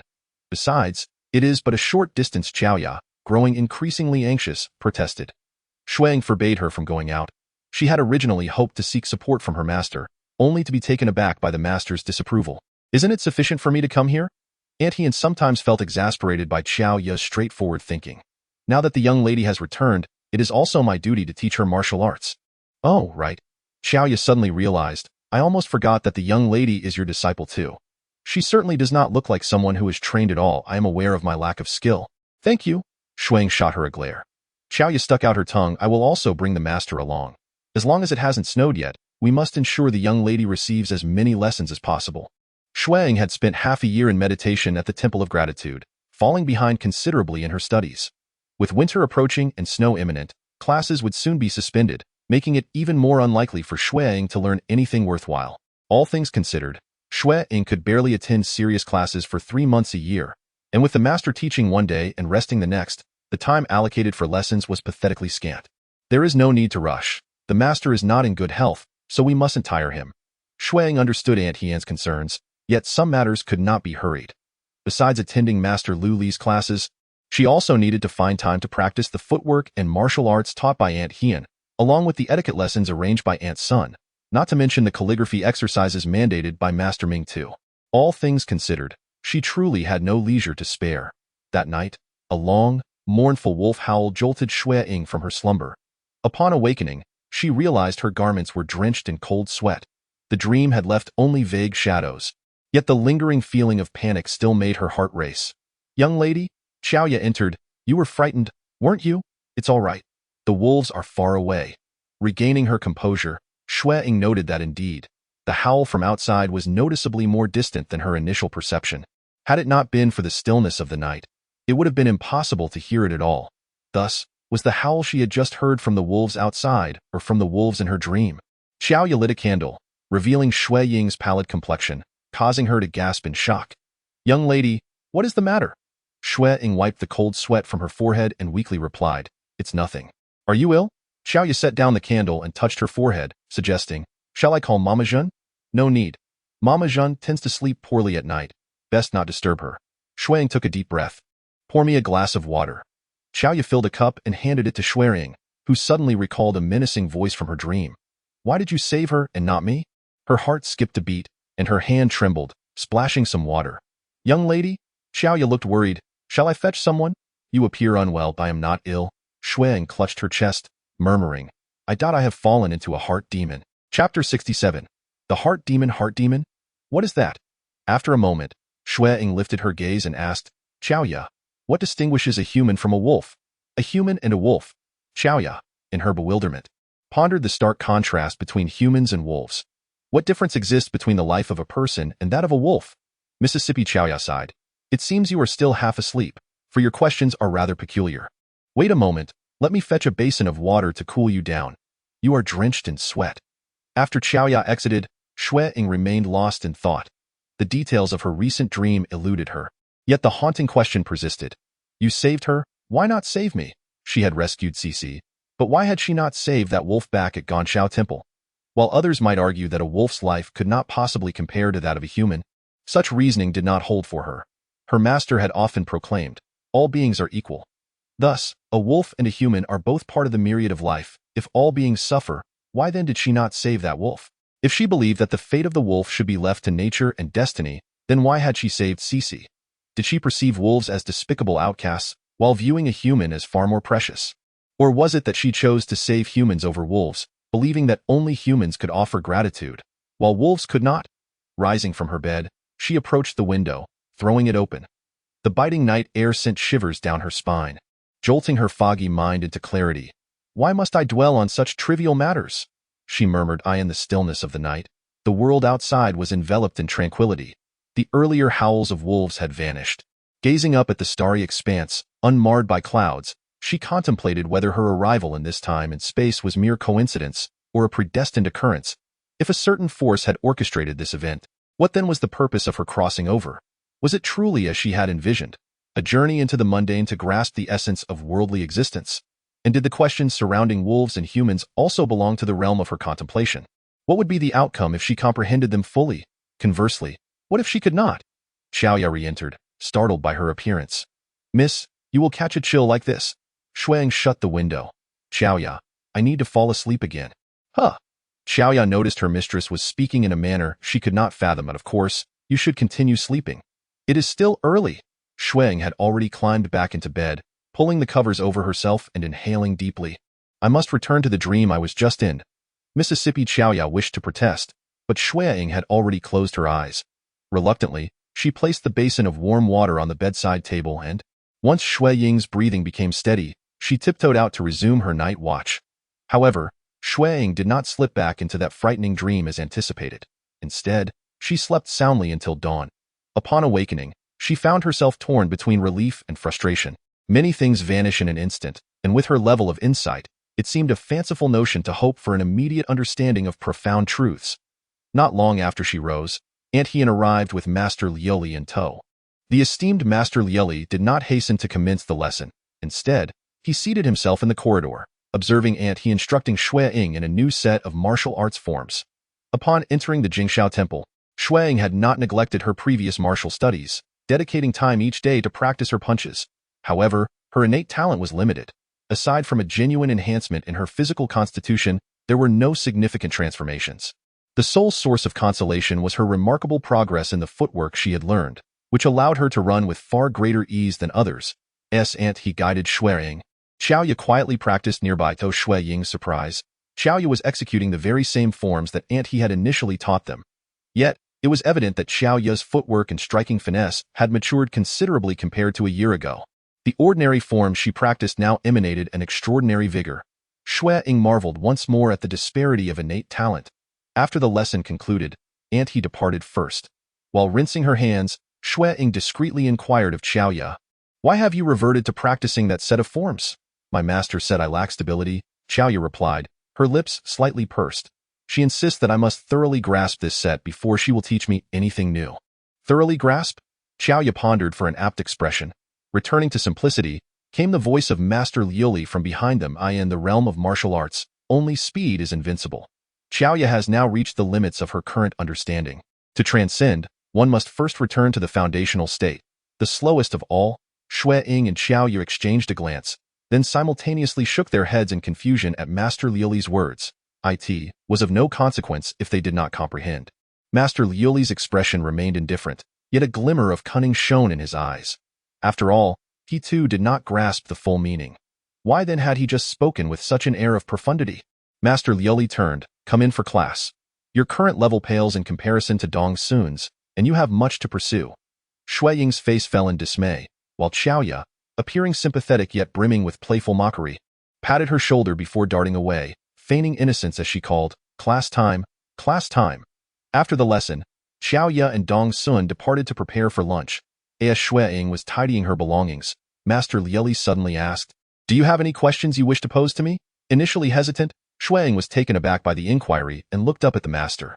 She indeed had questions, particularly regarding the troubling dream she had experienced the previous night. Master Liuli maintained his usual composed demeanor, his eyes reflecting a subtle detachment and sharpness, exuding an inherent superiority in scrutinizing others. How could the wife of a rustic hunter, albeit an extraordinary one, possibly embody such a presence? Xue Ying recounted her experiences in the Jingxiao Temple and the scenes from her dream. Master Liuli listened in silence before finally sighing. "Ah, the demons of the heart." Xue Ying gazed at him expectantly. To her astonishment, Master Liuli's subsequent words were, "You are not a monastic. Why trouble yourself with such matters?" Because she yearned to become one. Xue Ying dared not voice this thought, instead asking, "If one is not monastic, must one forego contemplating such questions?" That is not entirely accurate. It seems that individuals in this world have an affinity for seeking out their own troubles, and you are no exception. Xue Ying felt a flush of embarrassment. "Master, your sharp tongue is quite resolute. Is there a distinction in value between humans and wolves? The morality of your actions, whether right or wrong, eludes my ability to provide an answer. However, regardless of whether one is an ordinary person or a monk, The validity of the insights one gains is secondary. What truly matters is the ability to convince oneself. Yet at this moment, I find myself unable to persuade my own heart. Xue Ying felt a pang of frustration. That is because you are pretending to be a compassionate person. Xue Ying, bewildered, replied. Am I not compassionate? Chapter 68. The hot spring enough of this nonsense. Master Luli suddenly chuckled. Not only are you lacking in compassion, but your discernment is also quite poor. Xue Ying was utterly taken aback by such a remark. Though it stung, she began to engage in earnest self-reflection. Master Luli continued, in truth, this is a positive development. At the very least, you have not forced yourself. Had you recklessly saved that wolf and betrayed your original intent, the Ganshao Temple would surely have cast you aside, perhaps even viewing you as a calamity. A calamity? Is it that serious? Xue Ying exclaimed, her expression one of shock. Master Luli approached her, tapping on her desk to jolt her back to reality. Compassion is not something that can be possessed frivolously by anyone. What you must do now is accept your true self and acknowledge the fact that you are not a saint. Your decision not to save that wolf stemmed from your own desires, while your choice to rescue that girl was born from genuine empathy. Your actions have not transgressed moral boundaries, so there is no shame in them. Xue Ying began to grasp this notion, recognizing its simplicity. Yet, she was, after all, someone who ardently aspired to renounce worldly ties.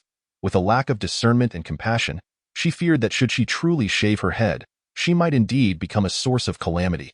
Noticing her continued frown, Master Luli refrained from elaborating further, instead suggesting, if you remain perplexed, you might consider posing your questions to your master next year on the mountain. Was it not said that the Ganshao Temple has arranged a guiding master for you? Master Mingtu? Xue Ying recalled that perpetually unreliable figure, which only added to her headache. The following day, Xiaoya arrived with great enthusiasm, announcing, Zhao Zhuang's leader has successfully located the wolf pack, slaying the Wolf King and several formidable wolves. The remaining weaker members have fled to the depths of the mountains, likely too afraid to return and threaten us again. Upon hearing this news, Xue Ying's immediate reaction was one of relief. The significant threat facing our village had finally been dispelled. Perhaps Master was right. Not only was she lacking in compassion, but her discernment was also wanting. Throughout this crisis, her thoughts had been solely focused on the safety and losses of her own people, rather than the suffering endured by the wolves in the days that followed. She was secretly brought to the courtyard, diverting her attention and allowing her to temporarily set aside these concerns. A month later, let the feast begin. Xiaoya cheerfully presented plates of lamb slices, exclaiming, in such cold weather, nothing is more delightful than a hot pot. Putting down her brush, Xue Ying glanced out the window. Xiaoya, looking at the sky, do you think it might snow? Dong Xuan glanced out of the window, a look of concern etched upon her face. Does this mean that Master Lili will no longer come? She pondered. Indeed, Xiaoya replied, raising her gaze to the heavens, her expression one of despondency. Xue Ying chuckled, oh, you will miss him too. I thought you would be quite eager for Master Lili's absence. After all, in comparison to the exhilarating martial arts training, Master Lili's lessons seemed akin to a form of torment for Xiaoya. Actually, like Master Lili, Xiaoya unabashedly admitted. Although she found the subjects he taught rather tedious, it did not diminish her affection and respect for him. The three children were engaged in playful banter when Aunt Shunzi entered, carrying a dish. Xiaoya, go call everyone to the table, she instructed. All right. While Dongshuan assisted Xue Ying in washing her hands, Mother Jin, Aunt Sun, and Cici entered together. Cici's abdomen had begun to show a slight bulge, and her complexion was much rosier than it had been a month prior. Though there remained a lingering shadow in her expression, she had certainly regained some vitality. Aunt Sun remarked that Cici had endured considerable hardship, and the stability of the fetus had been uncertain. However, after a month of continuous medication and nurturing, along with various dietary supplements from Aunt Shunzi and Aunt Hian, her condition had improved. Yet, Cici's age was still alarmingly young, far from being suitable for childbirth, raising concerns about the impending challenges she would face. Cici was aware of this reality, but surprisingly, she remained remarkably composed, obediently following the advice of Aunt Sun, Aunt Shunzi, and Aunt Hian, taking her medicine on schedule and maintaining her emotional stability. Just as Xue Ying had previously observed, she bore little resemblance to a girl of merely 10 years. As for Mother Zhen, Aunt Shunzi had initially claimed that Cici was a distant relative of their family, without any elders at home. Now that she was pregnant, it was only sensible for her to seek refuge here for support. Consequently, Mother Zhen had accepted this explanation without question, diligently crafting various garments for the children as instructed by Xue Ying. How naive she was, truly lacking in worldly wisdom. Aunt Sun, on the other hand, proved to be quite astute. wholeheartedly dedicating herself to nurturing both Aunt Shunzi and Cece's health, while also conducting etiquette lessons for Xue Ying daily according to the curriculum. Beyond that, she spoke little, seamlessly adapting to the unspoken rules during meals, such as the silent decorum observed during hot pot gatherings. In essence, harmony reigned within the household. "Miss, do indulge in more meat. You haven't fully recovered yet," Xiaoya urged as she piled a generous serving of lamb onto Xue Ying's plate. Xue Ying sighed in exasperation and leaned closer to whisper in her ear, "I told you. I can have meat at Ganshao Temple too. Master Mingtang occasionally treats me to extra portions, otherwise, I wouldn't be able to endure those grueling training sessions." "Yet you have lost weight," Xiaoya retorted, unfazed. "Encourage Aunt Shunzi to eat more. She has been working so hard recently." Xue Ying tactfully redirected her focus. "Yes, mother, you should also eat more." Xiaoya, predictably taking the bait, shifted her attention to Aunt Shunzi, declaring, "Father said I must keep an eye on you during meals." With that, she made a comical cross-eyed expression. Aunt Shunzi couldn't help but chuckle. "You little rascal," Winter Sun, infected with joy, chuckled. "Even Master Liuli said to me, keep your eyes on you while doing homework." She mimicked a dramatic eye roll towards Xiaoya, causing Xue Ying to burst into laughter.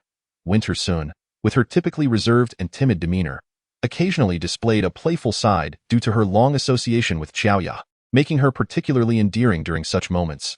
Even Zhen Mama, who usually wore a frown, could not help but share in the laughter. Aunt Shun served everyone slices of radish, exclaiming, "If only we had some greens." "It would be perfect," Zhen Mama replied.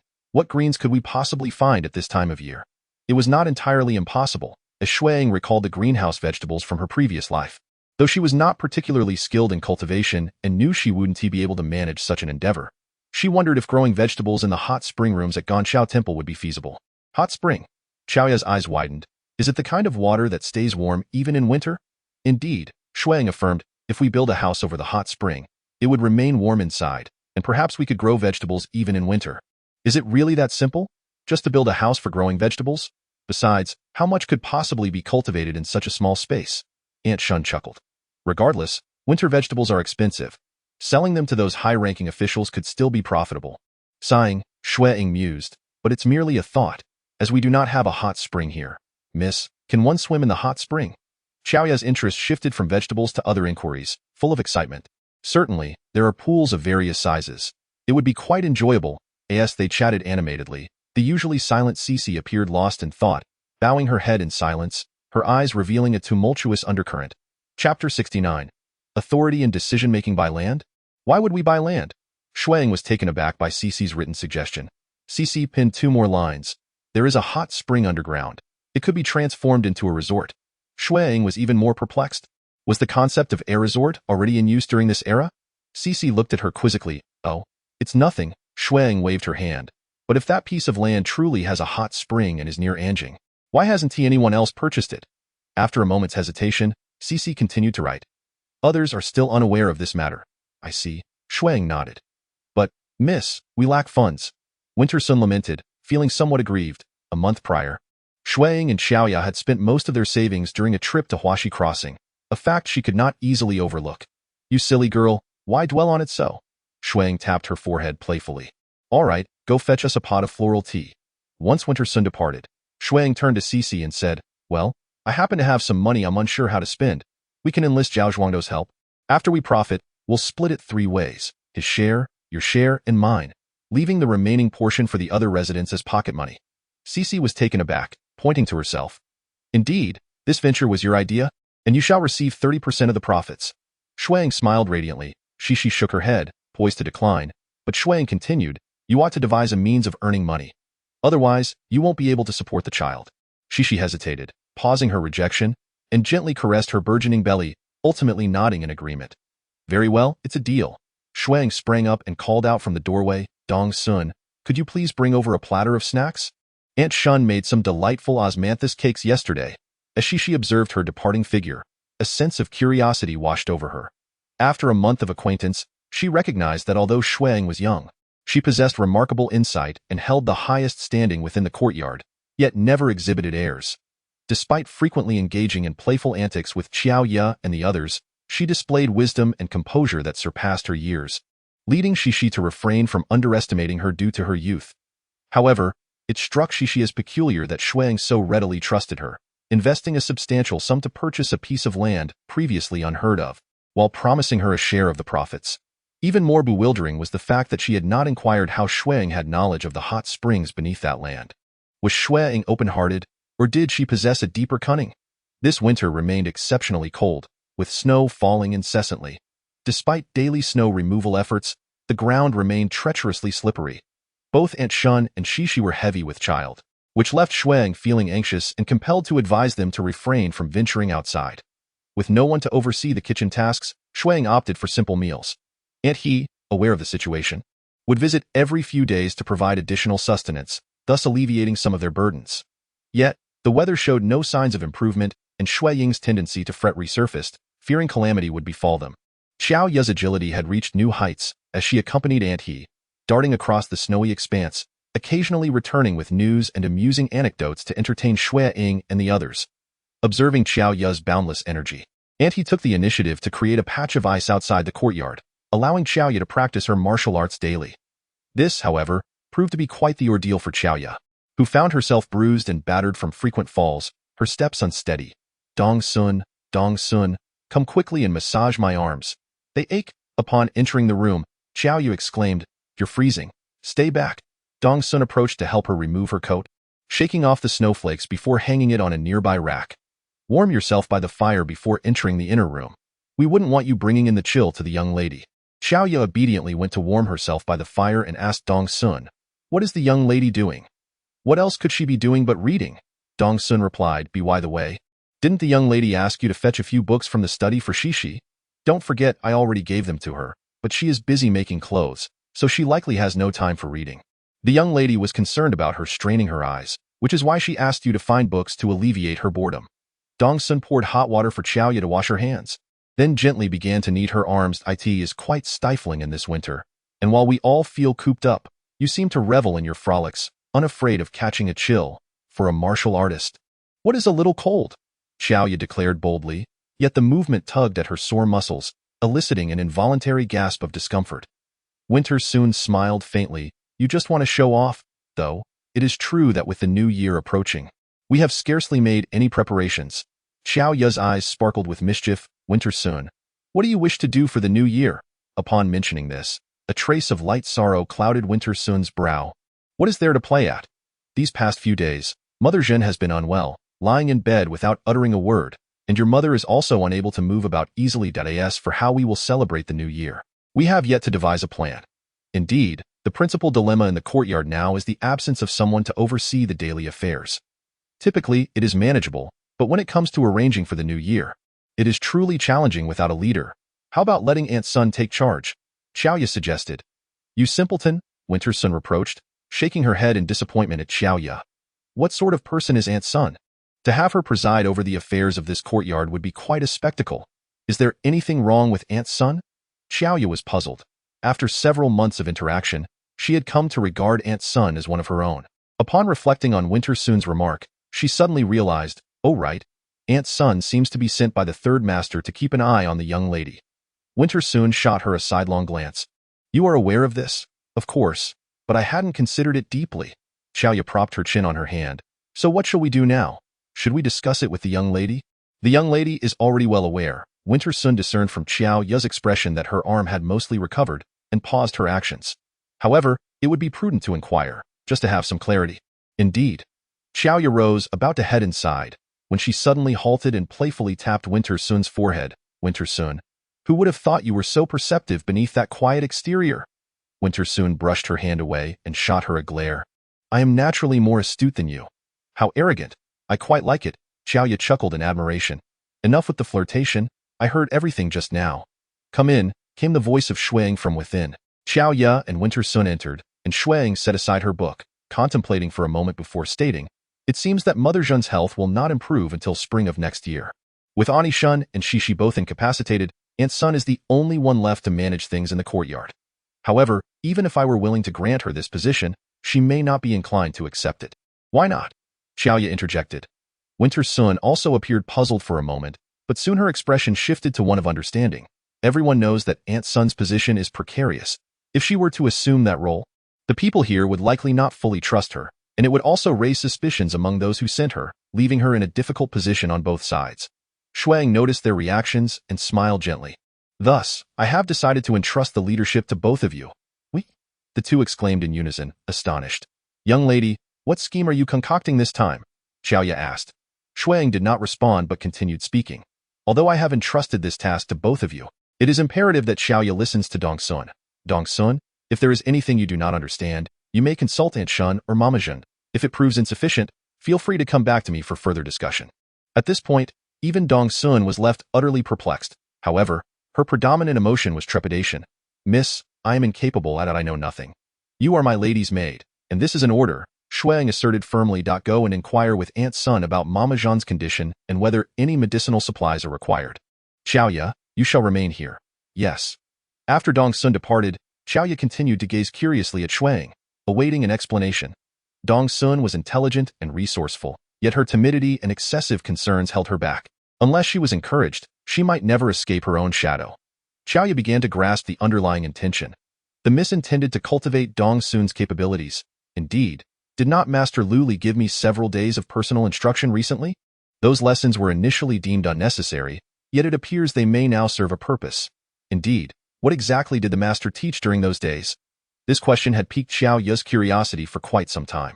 Xue Ying playfully tapped Xiaoya's head with a book, grinning mischievously. That's a secret. On that day, Aunt Hien entered the courtyard carrying a myriad of boxes, both large and small, and proceeded to report to Xue Ying in her chamber. This contains the land deed for that desolate mountain. However, given the cold, we must wait until spring when the frost thaws to ascertain whether there are any hot springs beneath.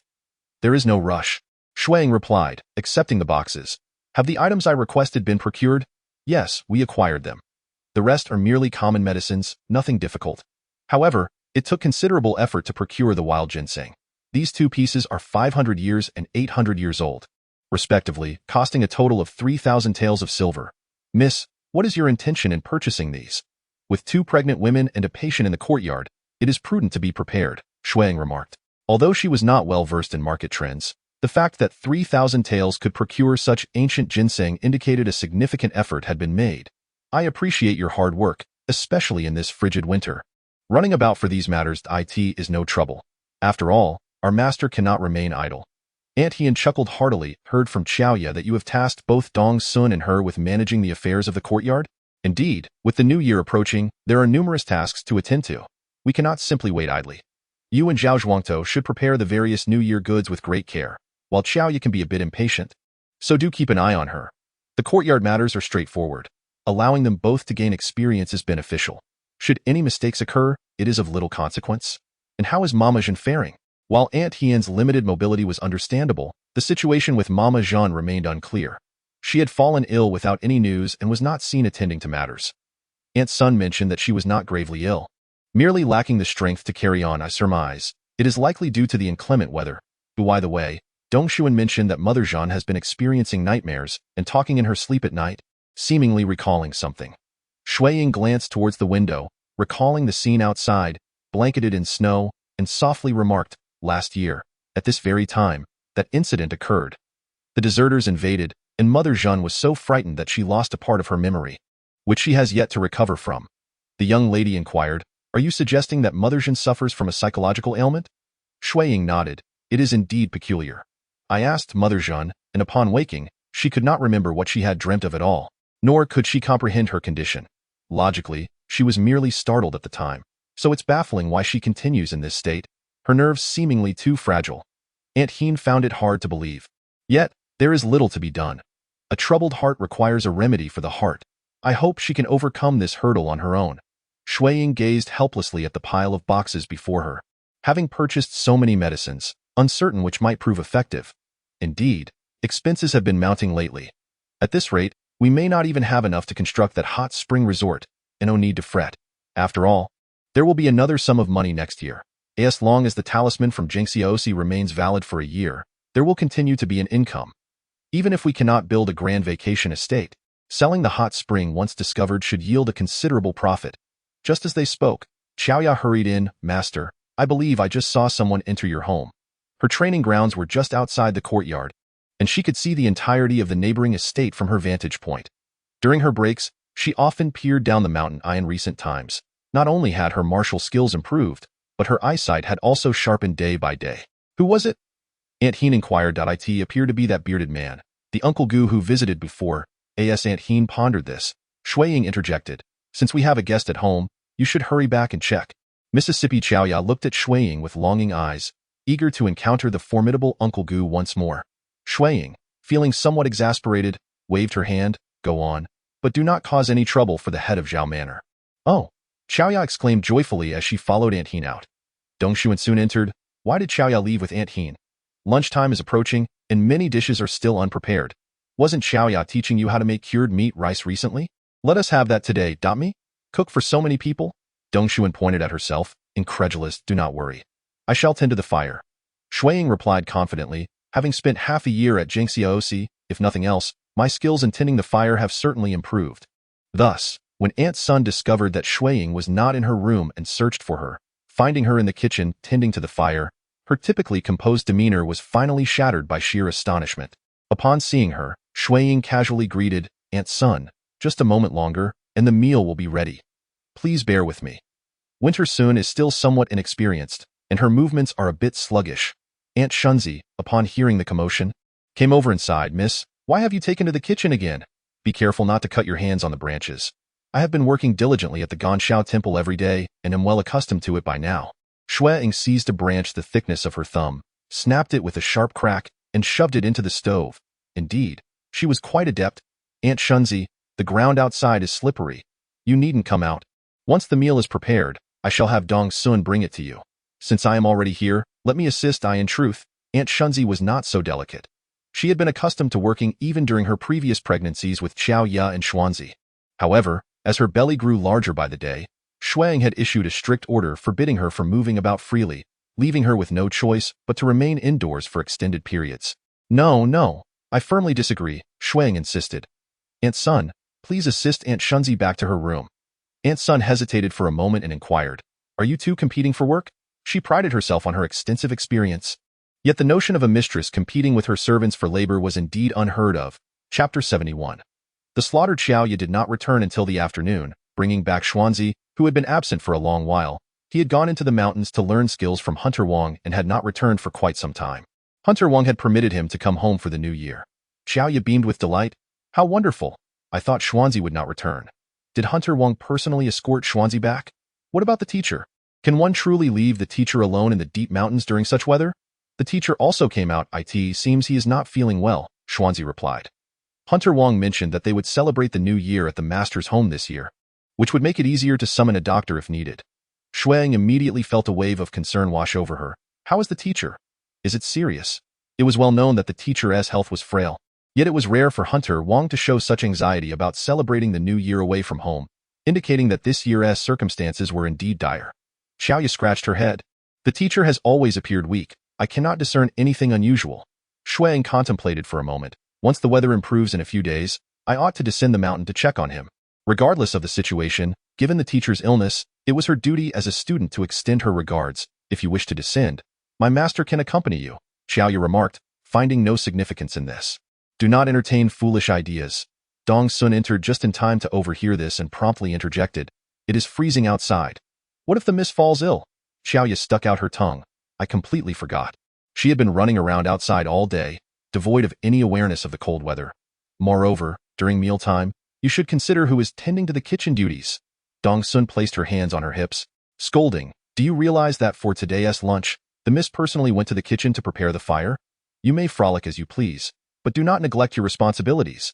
Xiaoya found herself unable to retort and lowered her head, obediently accepting the reprimand. Her descent from the mountain had been permitted by Xue Ying. Initially, Xue Ying intended to intercede on her behalf, but midway, Xiaoya covertly shot her a glance, prompting her to retract her words. Once Dong Sun exited, Xue Ying inquired, "Why did you prevent me from speaking?" Xiaoya chuckled cheerfully. "Did Miss not say she wanted to train Dong Sun? It seems the results are rather promising.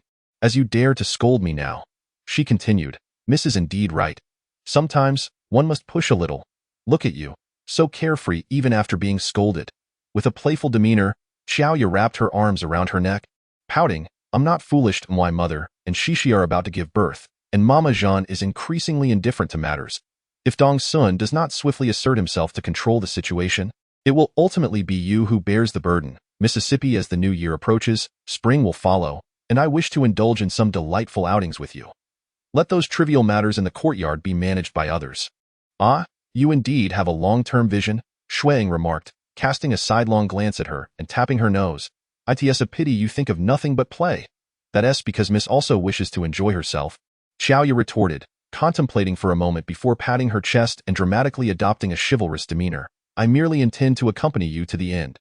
Days later, as the weather improved, Xue Ying, accompanied by Aunt Hien and Xiaoya, descended the mountain to pay a visit to Master Lu Li. There, at the head of Zhao village, she encountered the bearded man surnamed Gu once more. Yu Dachuan, recalling Xue Ying, greeted her warmly and remarked to Zhao Zhuangtou, I truly envy you all. Every day you are graced with such a lovely and enchanting young lady.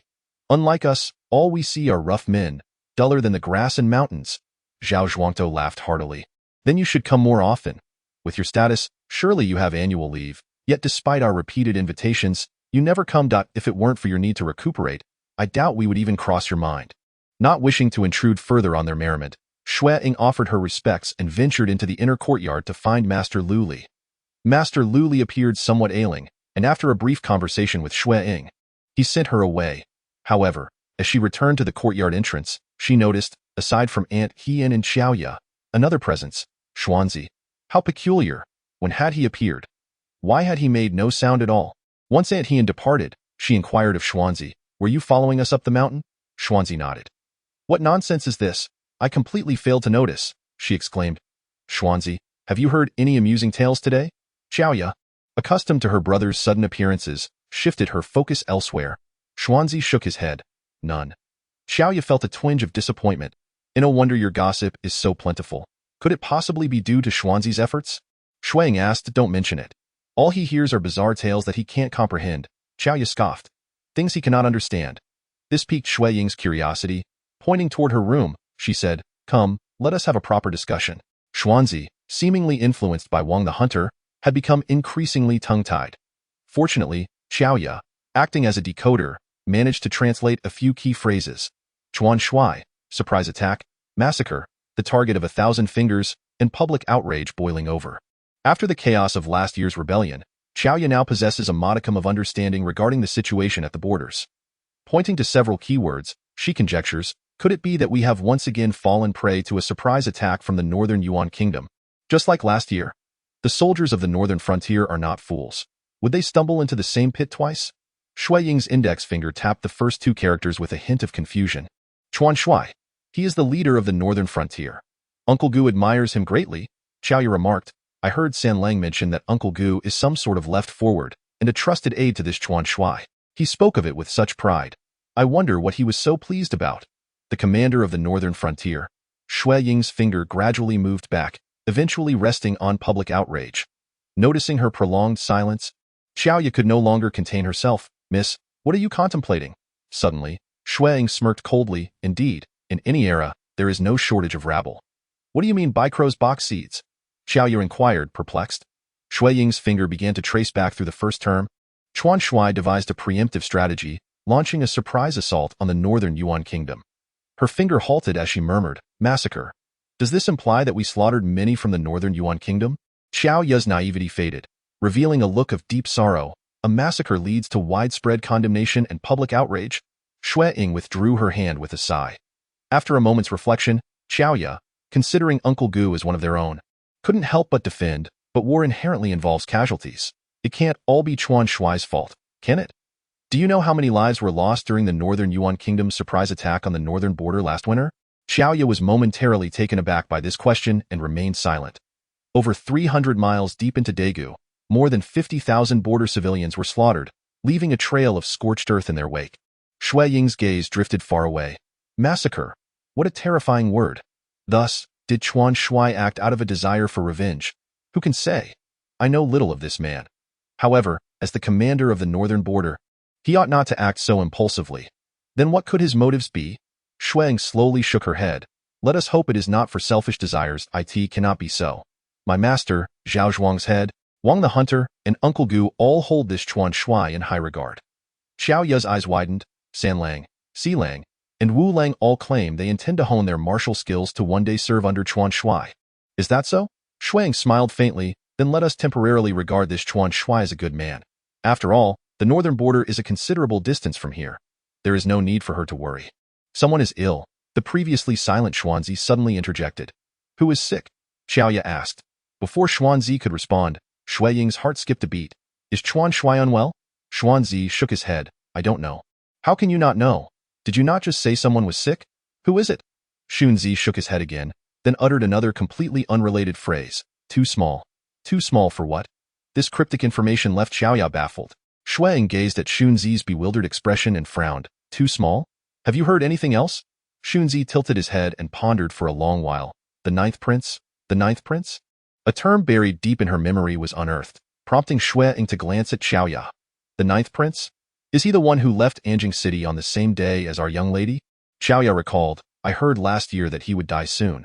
How come he is still alive? Xue Ying flicked her forehead. Why wish ill upon someone? I didn't he say it. I merely heard it from Uncle Gu and the others. Xiaoya protested, rubbing the spot where she was flicked, then her thoughts leaped to another topic. By the way, how did you know about last year's surprise attack from Beiyuan? I had no idea. In the Jinexio temple, there was a master who was undergoing training at that time and witnessed the atrocities of the Beiyuan troops firsthand. After returning, he fell gravely ill and passed away not long after. When she heard this piece of history from Mingxin, she was profoundly shocked. Living in a peaceful era in her previous life, the brutality of war was truly difficult to fathom. Regardless, we should be grateful to the soldiers of the northern frontier war zone. Xue Ying looked out the window, observing that another harsh winter was upon them. Whether they could endure until the coming spring depended on the effectiveness of General Chuan's preemptive strike, a question often posed in elementary school examinations. Form sentences with related words. If one were to connect what Xunzi just said into a sentence, it might read, General Chuan is ill, and the ninth prince is still too young to assume his responsibilities. Yet, this statement is illogical.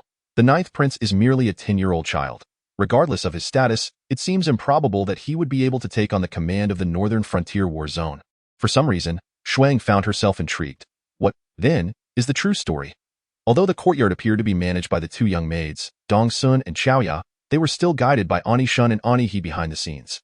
Thus, despite some minor mishaps, the year had passed in a lively manner. In these meager times, winter gave way to the revival of all living things, and Mama Zhen's spirits improved considerably.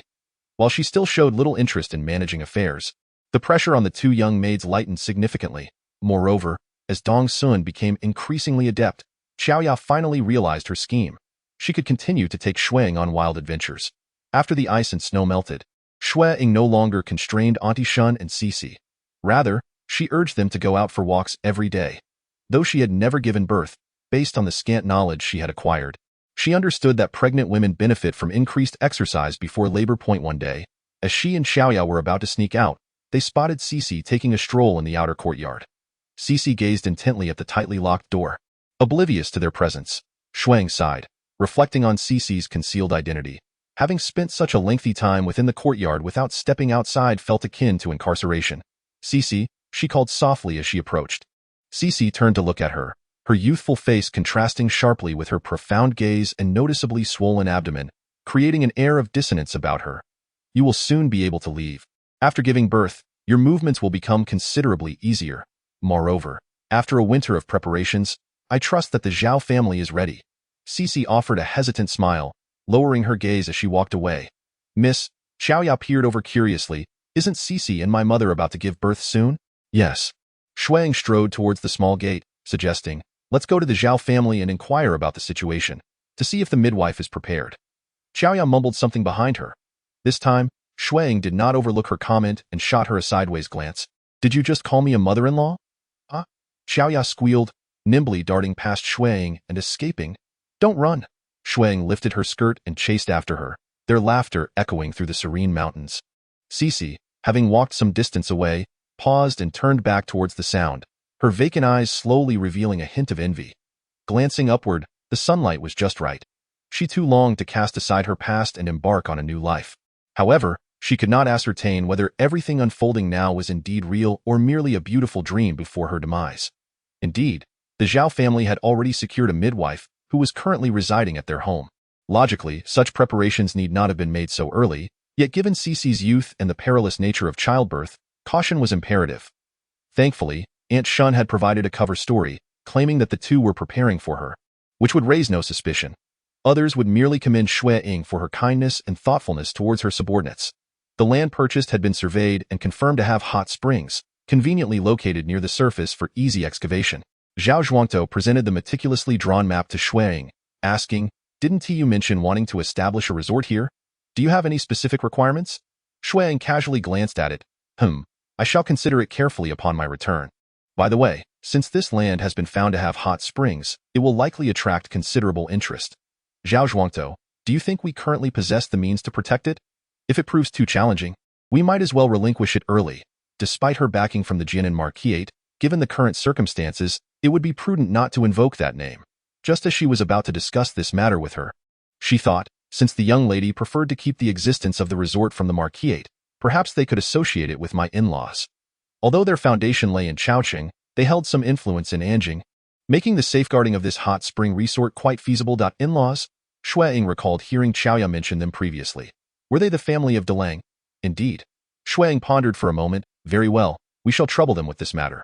Though they are relatives, it is imperative that accounts are settled with clarity, adhering to the established customs for the annual distribution. Xue Ying paused momentarily, tapping her forehead in frustration. Well, I confess I lack understanding in matters of business.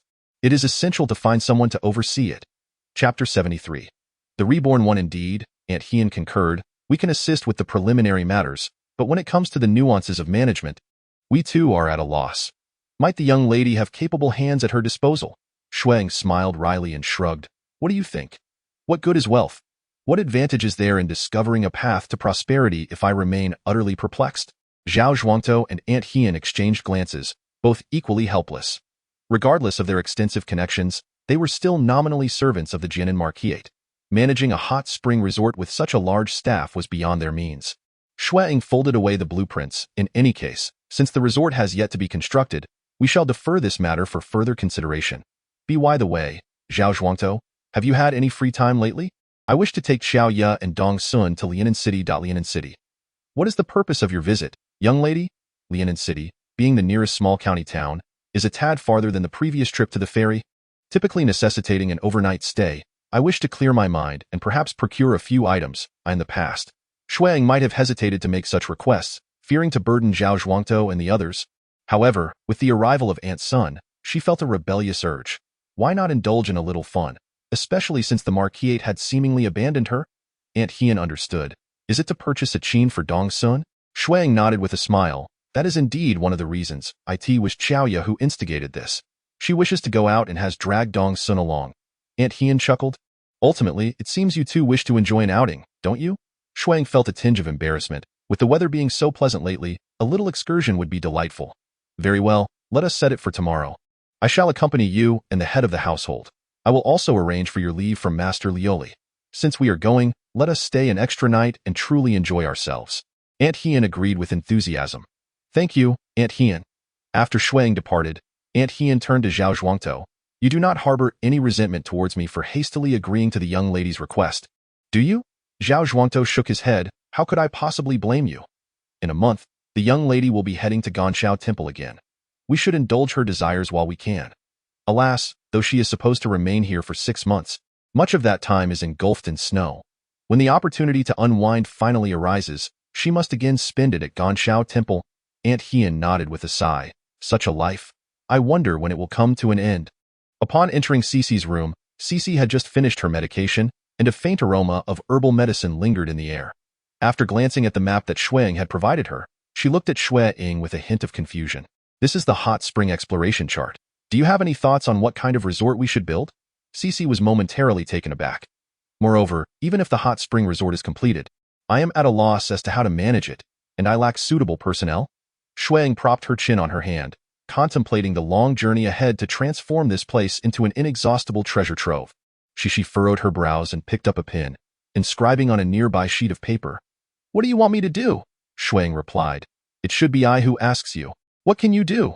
She did not glance at her, but instead fixated on the map, lost in thought, remaining silent for a considerable time. Xue Ying did not rush her, patiently sipping tea while waiting. Even before today, she had already provided ample psychological preparation for Shi. offering subtle hints and encouragement, leaving Xishi's ability to rally her spirits to her own devices. It was not until Xue Ying's stomach began to growl with hunger that Xishi finally lifted her head, her deep-set eyes glinting with a cold light. Xue Ying raised an eyebrow slightly. Xishi took up her pen once more, inhaling deeply before solemnly writing. Entrusted entirely to me. Xue Ying's gaze lingered on the phrase entirely, and she nodded. Very well. Just as she was about to rise, Xishi gestured for her to wait, then penned another line. What do you desire? I wish to save you. Xue Ying replied without hesitation. Xishi's hand trembled slightly as she continued to write. What do you know? What do I know? Xue Ying pondered seriously. I only know that you wish to survive. Xishi looked up at her. Her eyes filled with confusion. You have endured so much suffering to reach this point. Since you wish to live, then grit your teeth and persevere, and no matter how bitter, exhausting, or challenging it may be, it is always better than death. Xishi's hand trembled uncontrollably, the words she wrote appearing somewhat crooked. You know. Before she could finish, Xue Ying interjected. A reincarnator. Xishi halted her writing, suppressing the urge to look up, her expression a mixture of astonishment and trepidation. I will not tell anyone else.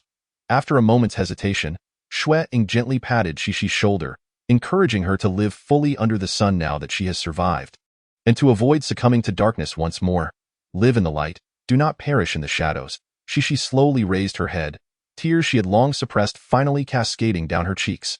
After struggling for so long, she truly felt for the first time that she had indeed come back to life. The nightmares of her past life would no longer harm her.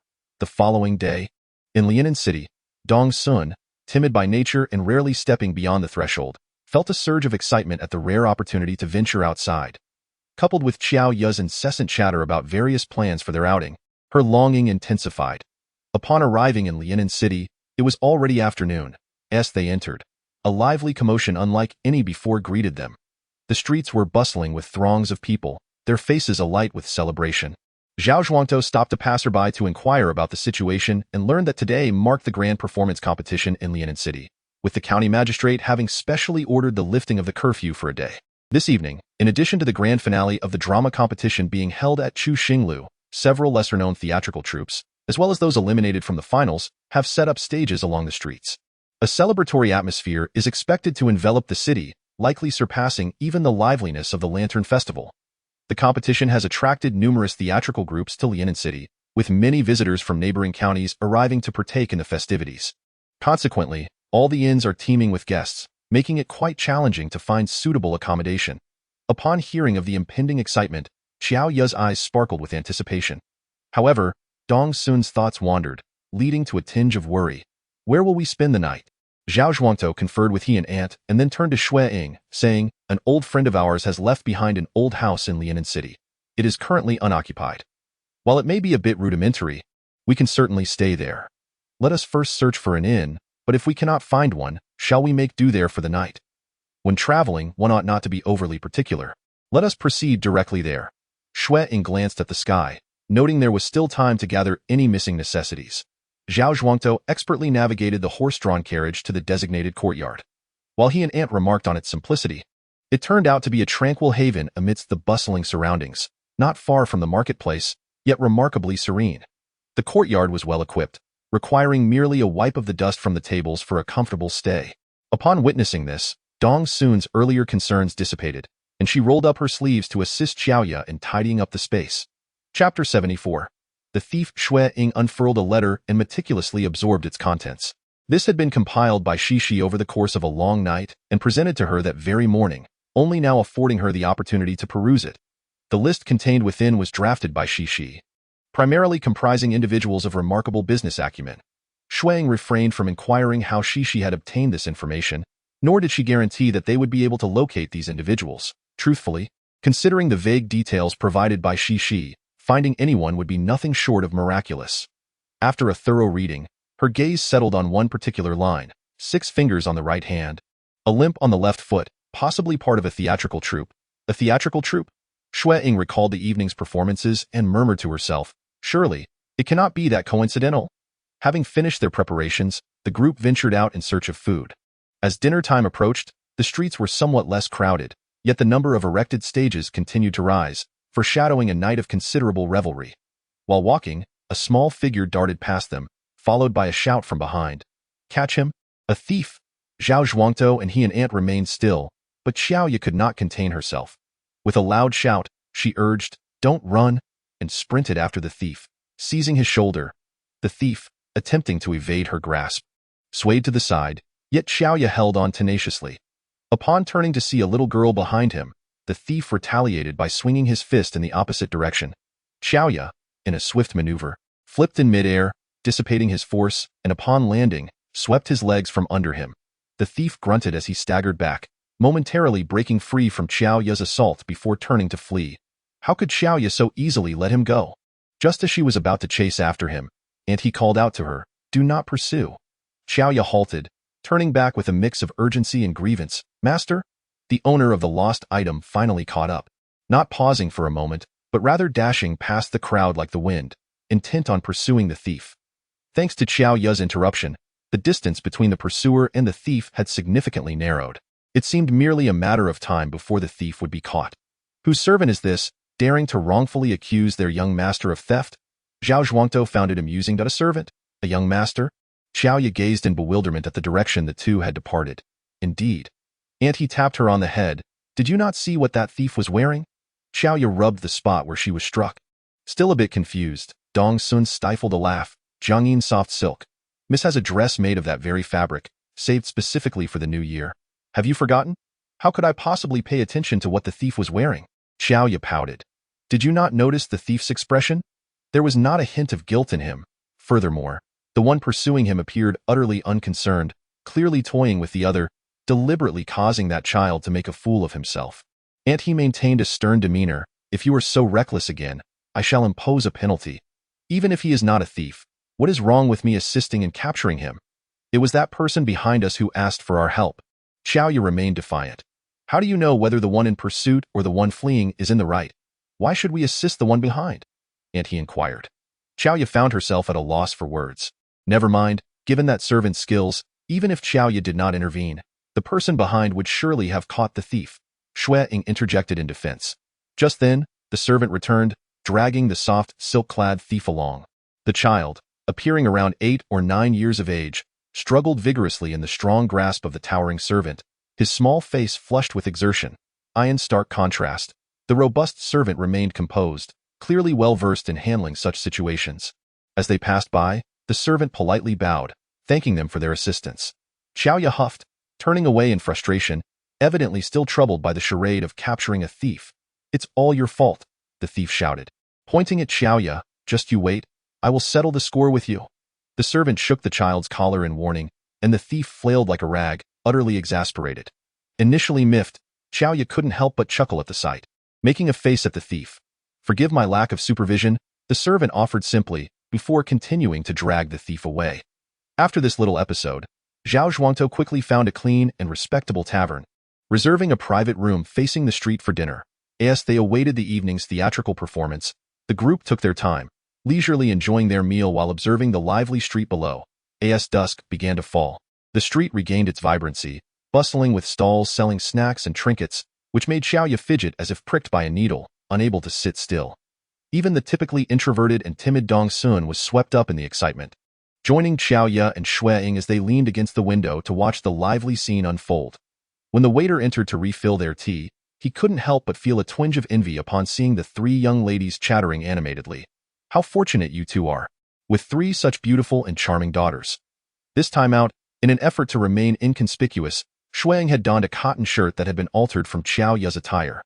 Though comfortable, it was far from a luxurious fabric, allowing her to blend in with Xiaoya and Dong Sun, appearing more like sisters than mistress and servant.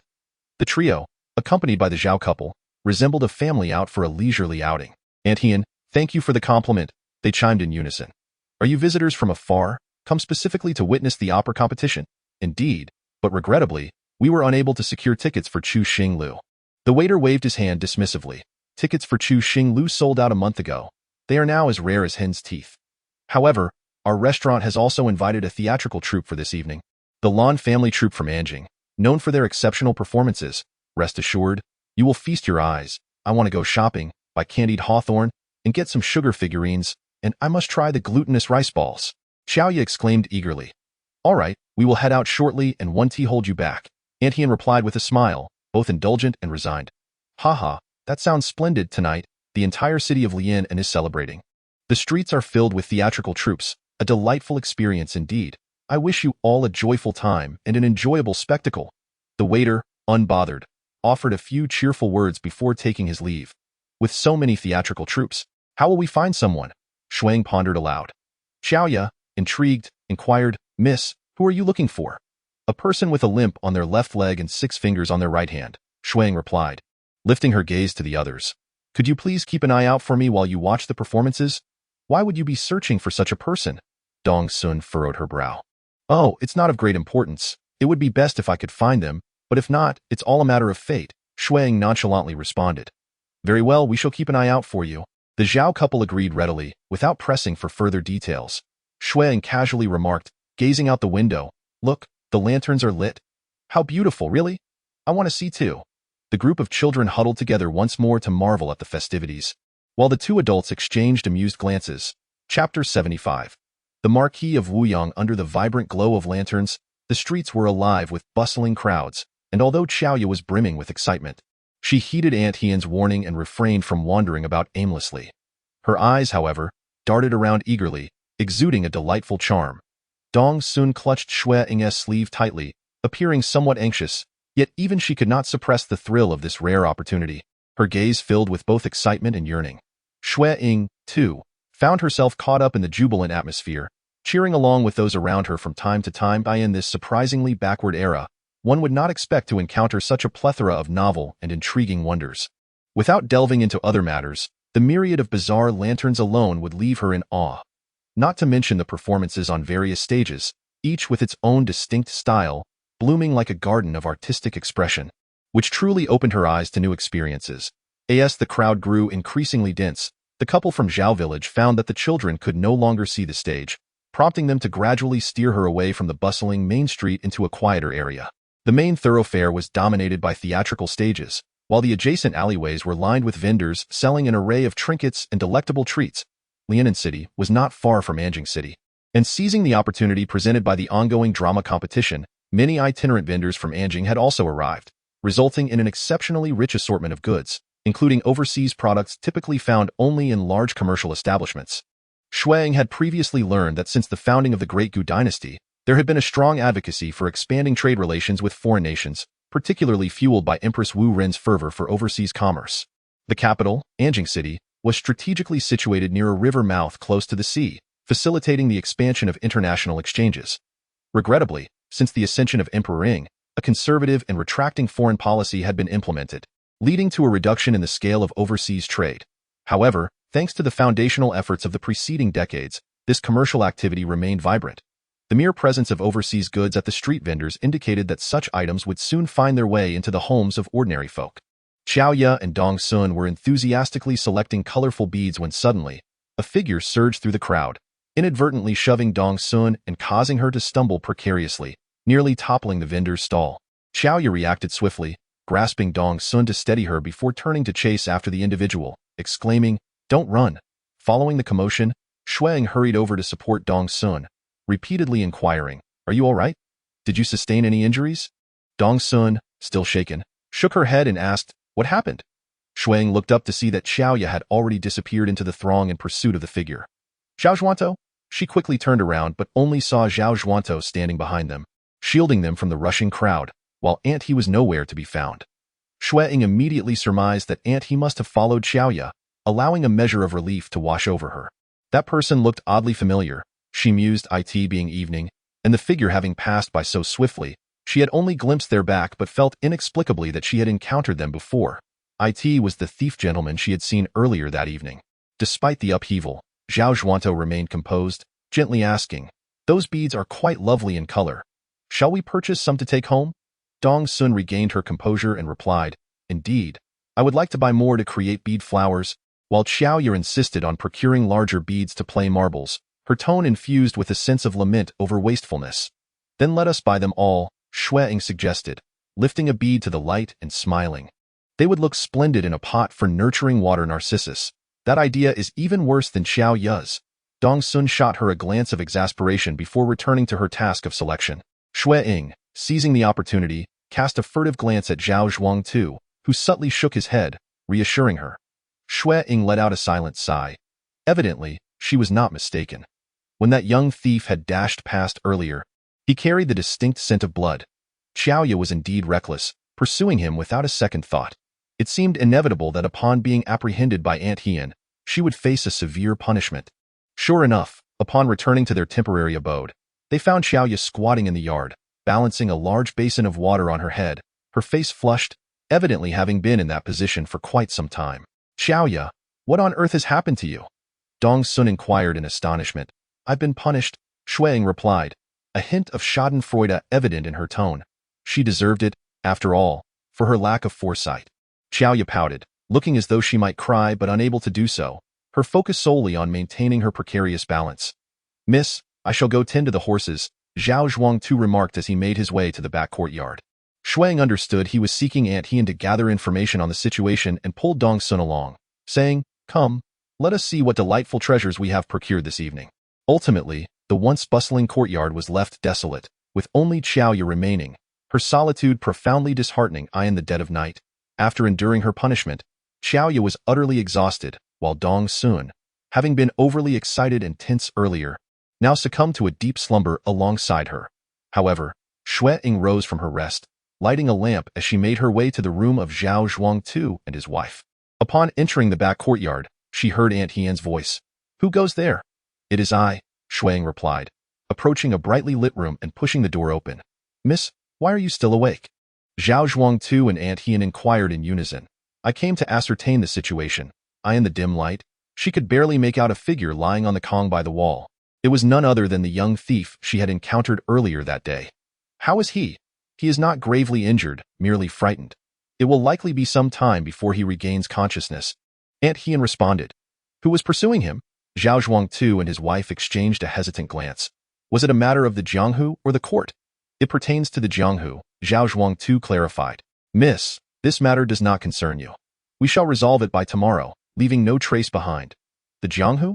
Xue Ying approached, intent on scrutinizing the young man's features in the light, but Aunt Hien subtly positioned herself in front of her. Miss, it is better to avoid unnecessary complications. The man has been saved. Surely I deserve to know the general details, Xue Ying retorted, somewhat exasperated. She did not wish to find herself caught off guard one day. What is it you wish to know? Aunt Hien directly inquired. I did not observe closely today, but Xue Ying maneuvered past Aunt Hien to illuminate the shoes resting beneath the Kong. In the light, the previously indistinct dark patterns became more pronounced. These intricate designs on the shoes belong to the Tonggu battle zone, do they not?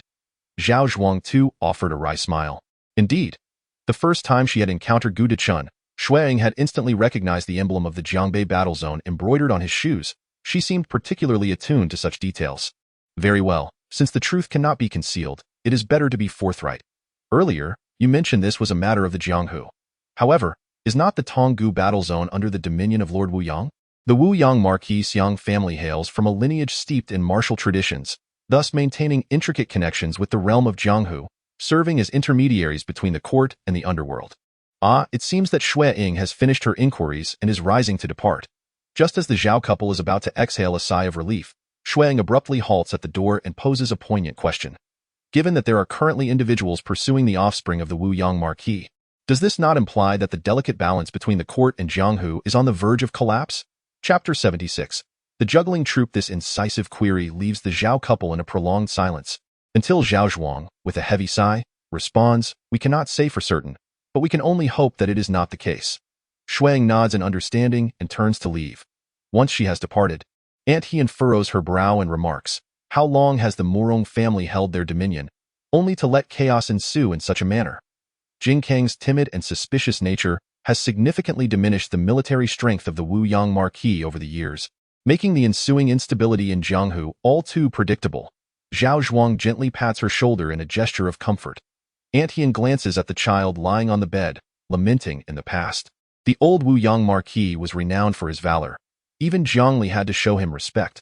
Who would have imagined that one day his descendants would be so oppressed? His esteemed heir pursued by the forces of Jianghu while the authorities feign ignorance and stand idly by.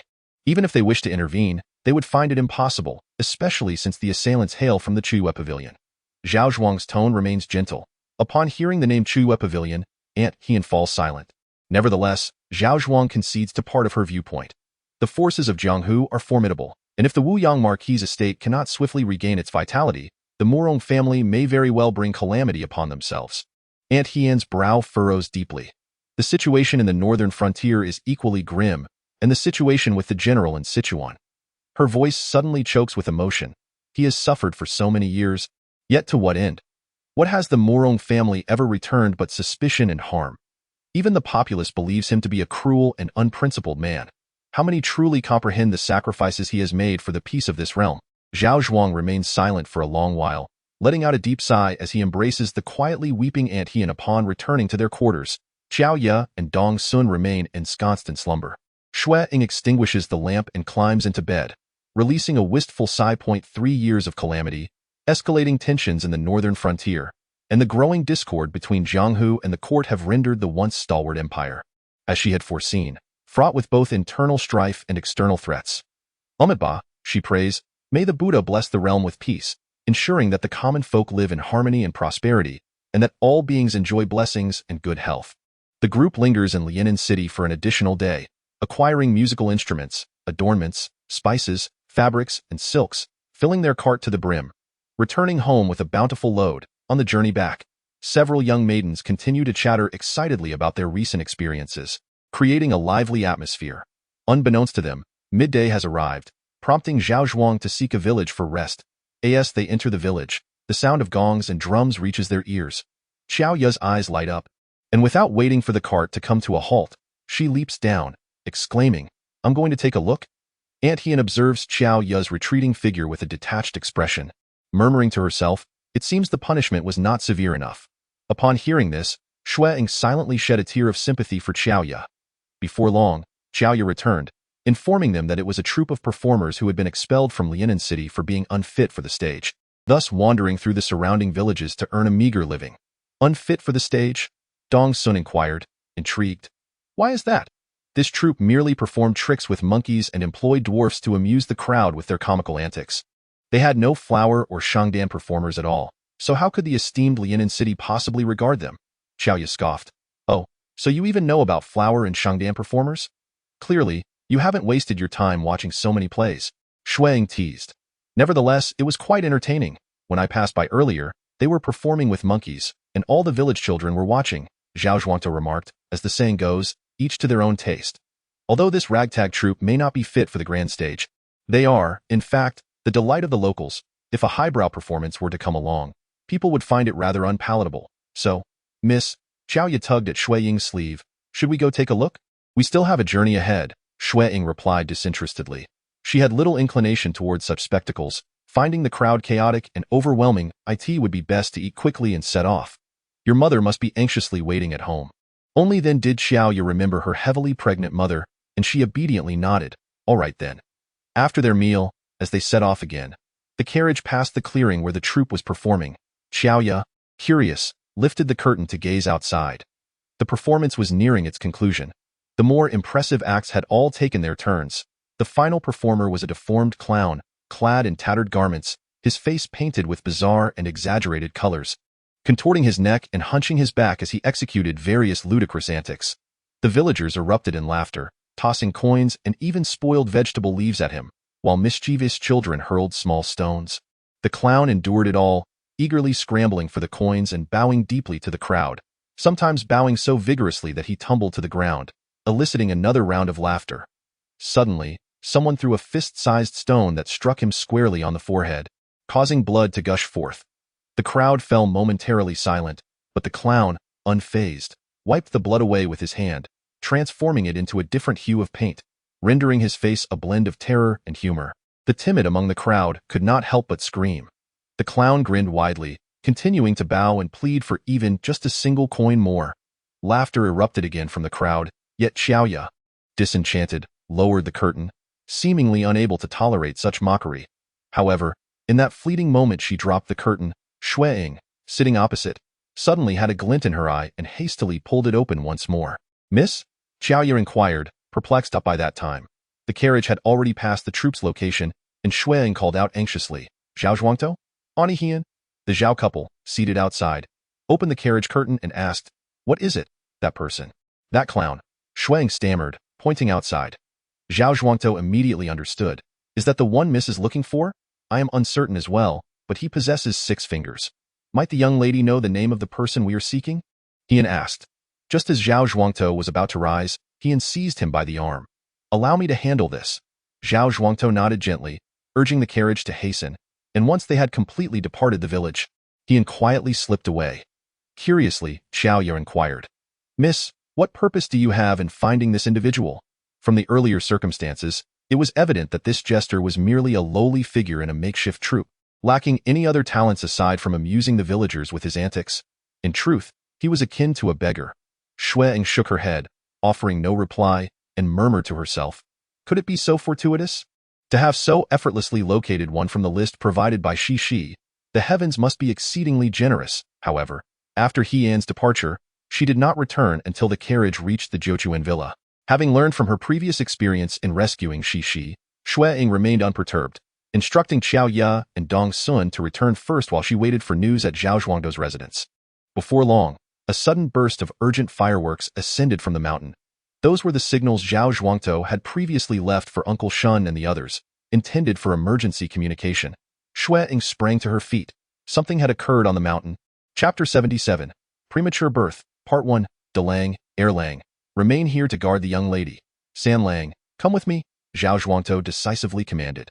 Xue Ying stepped outside, gazing up at the mountain, where she saw Qiao Ye standing in the clearing before the door, gesturing frantically downward, then cupping her hands around her mouth to shout, It's time to give birth. Xue Ying furrowed her brow and asked Delang and Erlang, Where is the midwife? She resides in the back courtyard, Delang replied, then swiftly turned to run toward the rear, exclaiming, I'll go find her. After the fireworks erupted, the entire village was stirred. Families emerged from their homes to peer up the mountain, their expressions tense, following the incidents of the runaway soldier and the wild wolves.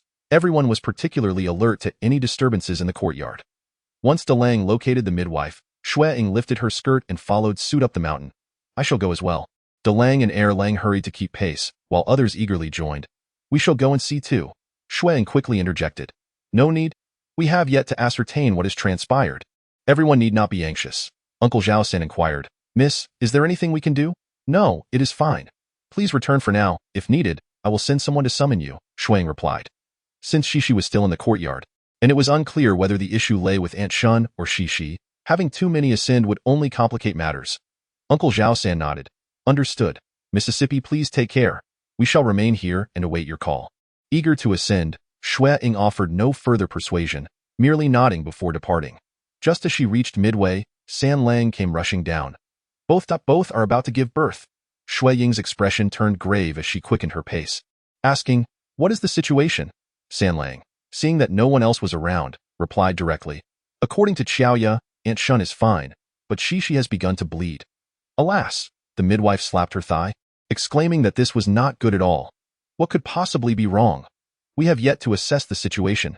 Xue Ying, rarely so forthright, caught her breath and, with a stern expression, reiterated what Zhao Zhuangdou must have previously conveyed to you. Once you enter the courtyard, you are forbidden from disclosing anything you hear or see, lest you incur consequences far graver than merely having your tongue cut out. Initially, the midwife regarded her as a delicate and charming little girl, not giving it much thought. However, upon witnessing her frostbitten countenance and the severity of her words, she couldn't help but shudder and repeatedly express her apologies. Upon entering the courtyard, Zhao Zhuangdou, Uncle Shun, and Zhao Hu awaited in the outer yard. Upon seeing the midwife, the three visibly exhaled in relief. Xue Ying waved her hand, cutting through any further discourse. You all should come in at such a time. We need not adhere to any broken rules. Aunt Shun was in Shi's room. Despite the contractions having commenced for some time, her experience and good health allowed her to muster the strength to converse with Shi, offering both comfort and encouragement. Shi's small face had drained of color, with a cotton blanket beneath her, stained with a shocking amount of blood. Aunt Sun's expression was grave as she meticulously administered acupuncture to Shi, a thin sheen of sweat adorning her forehead, clearly indicating her strain. Mama Zhun was responsible for wringing out towels to wipe the sweat from both Shi and Aunt Shun, as the group arrived. Xiaoya was emerging with a basin of used water, her eyes lighting up upon seeing Xue Ying. "Miss, you have returned." Xue Ying acknowledged her with a brief response and led the midwife into the room, where the overwhelming scent of blood caused her heart to plummet. Upon seeing her, Mama Jin gasped. "Miss, how could you enter such a place? It's far too filthy. You must leave at once." Xue Ying, unfazed by her concern, inquired directly, "What has transpired?" Aunt Shun clutched her abdomen, enduring excruciating pain as she replied. She was startled by a weasel and fell. In my attempt to catch her, I fell as well. The midwife approached to examine the situation, glancing at Aunt Shun before urging. "Your waters have broken. You must lie down at once." Xue Ying and Mama Jean hurried to assist Aunt Shun onto the couch, while Xiaoya entered with the basin, repeatedly asking, "How is it? How is it?" Xue Ying responded, "Aunt Shun shall give birth here directly." "Where is Dong Sun?" "She is boiling water." She let out a faint groan, her hands gripping the bedding beneath her, indicating the onset of another contraction. Xue Ying instructed Xiaoya, "Have Zhao Hu fetch water. You and Dong Sun go open the storeroom door and bring out all the prepared dry cloths. Bedding, cotton, wine, and ginseng slices, everything, quickly." "Oh." Xiaoya dashed out promptly. Mama Jin finally seized another opportunity to urge, "Miss, you must leave. This is no place for you. It's of no concern." Xue Ying approached to assess Shishi's condition. The frail figure juxtaposed with the pronounced swell of her abdomen, combined with the steady flow of blood, caused her heart to convulse painfully. With a pale visage, she asked Aunt Sun and the midwife, "How is she faring?" In the face of such a scenario, the seasoned midwife remained remarkably composed. A premature birth, coupled with the mother's tender age, and the critical issue of excessive bleeding rendered the situation precarious. After Aunt Sun completed the acupuncture, she withdrew her hands and responded in a grave tone, "We must do our part and leave the rest to fate." Observing Cece's contorted face, wrought with pain, Xue Ying felt an overwhelming sense of despair. Despite having prepared extensively in advance, when the moment arrived, she still felt utterly powerless. "Stop the bleeding," the midwife suddenly exclaimed with delight, casting a gaze of profound admiration towards Aunt Sun, whose medical skills were truly commendable. Yet, Aunt Sun did not allow herself to feel pride. She simply remarked, "I have done all that I can. The next steps are in your hands." The midwife rolled up her sleeves to cleanse her hands. "As long as there is no more bleeding like before, I will have more confidence. However, I must emphasize that this mother is far too young. Her body has yet to fully mature. Giving birth at this time is akin to courting death. What transpired moments ago was exceedingly perilous, and it startled me greatly." Xue Ying bit her lower lip with resolve. Before long, Xiaoya and Dong Sun entered, carrying new blankets and cotton, while the contractions from Aunt Hien intensified.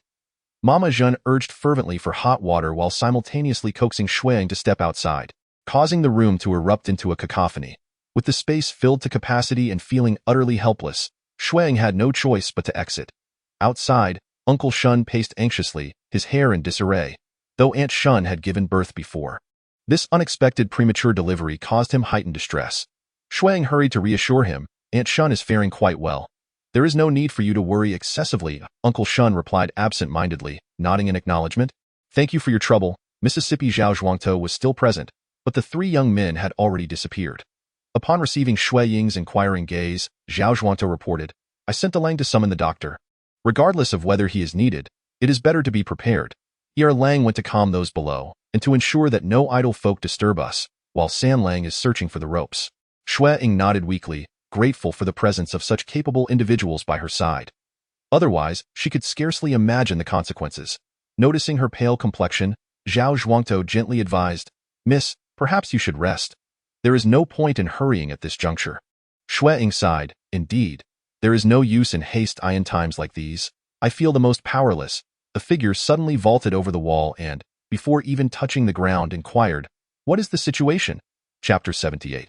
Premature Birth, Part 2. Upon seeing Aunt Hien, Xue Ying felt as though she had found her anchor. "Please, go inside and take a look. It is rather chaotic in there." Aunt Hien lifted the curtain and entered the room. Before long, the tumultuous sounds subsided, giving way to an unsettling silence.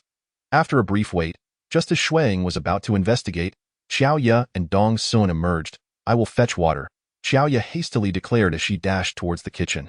"I will grab some clean cloths," Dong Sun said, her previously frantic expression finally settling into a semblance of calm. Zhao Zhuangtou had already procured a chair for Xue Ying to sit and wait. As time passed, the room was filled only with the occasional groans of the laboring woman, devoid of any other sounds. Gradually, as the hours slipped by, lamps were lit to illuminate the dim space. Yet no news emerged. Xiao Ye and Dong Sun were occasionally called upon, their hurried footsteps dissuading Xue Ying from inquiring further. It was unclear how much time had elapsed when Zhao Zhuangtou approached, saying, "Miss, it is growing late. You should eat something." Xue Ying shook her head, replying, "I am not hungry," and no sooner had she spoken than Xiao Ye appeared, saying, "Miss, my master insists you should eat something quickly and preferably rest, so you do not exhaust yourself." "What is the situation inside?" Xue Ying asked. Xiao Ye shook her head, "I do not know. My master has hung a curtain to prevent me and Dong Sun from peeking." After a pause, she turned to Uncle Shun. "Father, my mother spoke to me just now. She is well and told you not to worry." Uncle Shun responded, though his expression betrayed his lingering tension. "Father, where is my mother?" Zhuangzi ran over. "She is inside," Uncle Shun replied, embracing him. "How did you come back?" It seemed he had not even registered what Zhao Zhuangtou had said. "Sanlang is looking for her. Mother is about to give birth." Zhuangzi curiously asked, "Does that mean I will have another little brother?" "Indeed," Uncle Shun said, ruffling his hair without elaborating further. However, Xue Ying noticed someone following closely behind Zhuangzi, and she gasped in surprise, rising abruptly. "Master!" Wang Tsang supported Master Liuli as he approached, and Master Liuli nodded at Xue Ying, inquiring, "What is the situation?" "I do not know." Xue Ying stammered. "What brings you here?" "I came to see how things are progressing." Master Liuli gestured for Wang Tsang to step aside, and Wang Tsang reluctantly released his hold, cautioning, "Be careful. Call me if anything happens." With a subtle smile, Master Liuli nodded and stepped into the delivery room. Once inside, commotion erupted, and after a while, the clamor subsided, replaced by the cries of a newborn. All present craned their necks to peer inside, though the thick curtain obscured their view entirely. Just as Xue Ying could no longer contain her urge to rush in, the door curtain was finally drawn back, revealing Dong Sun, her face aglow with joy. "Congratulations, Uncle Shun. Aunt Shun has given birth to a healthy baby boy. Mother and child are safe." Uncle Shun exhaled a great sigh of relief. His hands pressed together as he chanted fervently, "Amitabha, may the Buddha bless us. My mother has given birth to a brother." Zhuangzi turned to share the news with Wang Tsang. Wang Tsang, arms crossed and standing behind him, nodded solemnly. Before long, Mama Jian emerged, cradling the swaddled infant for Uncle Shun to see. His hearty face flushed crimson as he rubbed his hands together, squinting with delight as he playfully engaged with his still unopened-eyed son, clearly overjoyed. The news of Aunt Shun's successful delivery eased half of Xue Ying's worries, yet simultaneously heightened her concern for Shi's safety. However, as fears often manifest, a sudden exclamation from the midwife erupted from within, followed by renewed chaos. Xue Ying inhaled sharply, hastening into the delivery room, just in time to hear the midwife's voice. "If this blood continues to flow, neither mother nor child will survive." Instantly, Xue Ying halted, listening in a daze. "Apart from your incessant clamor, do you possess any other skills?" Liuli Master inquired coldly. "No, my dear aunt, the mother is inherently weak, being quite young, compounded by premature labor and severe hemorrhaging. Despite the use of all kinds of ginseng slices and soups, there has been no effect whatsoever. What can I do? I am not a celestial being." At that moment, Aunt Hien, Liuli Master, and the midwife simultaneously turned their gazes toward Aunt Sun, whose countenance was heavy with concern. "I have done all I could, yet the bleeding persists." Aunt Hien, growing frantic, exclaimed, "Cici, you must awaken." At this juncture, Xue Ying was once again confronted with the haunting image of the mute woman kneeling before her, bowing in supplication, gradually transforming into Cici, her forehead striking the ground with such earnestness and despair that it twisted Xue Ying's heart in anguish. Two voices echoed in her ears. "Save me. Please save me. Save her. Please save her," she murmured, tears welling in her eyes. "Buddha, in your compassion, grant her salvation." "Ming Che." A voice suddenly pierced through the air outside, like thunderclaps resounding in her ears. Xue Ying, still in a daze, noticed the curtain had been drawn aside. "Indeed, you are here." Ming Tu Master entered, followed by the gentle-faced Ming Yuan Master. "Ming Tu Master?" Xue Ying could scarcely believe her eyes. "What brings you here?" Aunt Hien, the Yuli Master, and Aunt Sun emerged, astonished to find two nuns unexpectedly present in the room. Ultimately, it was Aunt Hien who regained her composure first, joining her hands in a gesture of reverence. "Ming Tu Master, Ming Yuan Master." Ming Yuan Master nodded at them. "You may wait outside." With that, he stepped behind the curtain. Ming Tu tapped Xue Ying's still dazed face with his flute. You truly have a knack for causing trouble. That individual inside was supposed to be in Anjing City, yet you brought her here, nearly disrupting Ming Li's plans. The remark was cryptic, leaving Xue Ying bewildered. Are you searching for Cece? It is not us who seek her. It is Ming Li who instructed Ming Yuan to find her. I merely heard she was here. So I came to observe the commotion. Ming Tu Master replied nonchalantly, pinching Xue Ying's cheek and grinning. Ah, you've put on some weight. He then sighed dramatically, yet you still bear that woeful expression, showing no sign of improvement. I am not woeful, Xue Ying murmured, glancing toward Cece's position. What do you seek Cece for? As I mentioned, it is not us who are searching. Never mind, you wouldn't understand in any case. This person cannot perish, hence Ming Li sent Ming Yuan to rescue her. It is as simple as that. Just then, Ming Yuan emerged, nodding at Aunt Hien and the others. You may enter now. Aunt Hien and Aunt Sun promptly turned to step inside, while Liuli Master remained still, furrowing his brow as he regarded Ming Tu. What do you see me doing? Ming Tu inquired. You seem quite familiar. Liuli, the master, pondered for a moment before suddenly widening his eyes in a rare display of astonishment.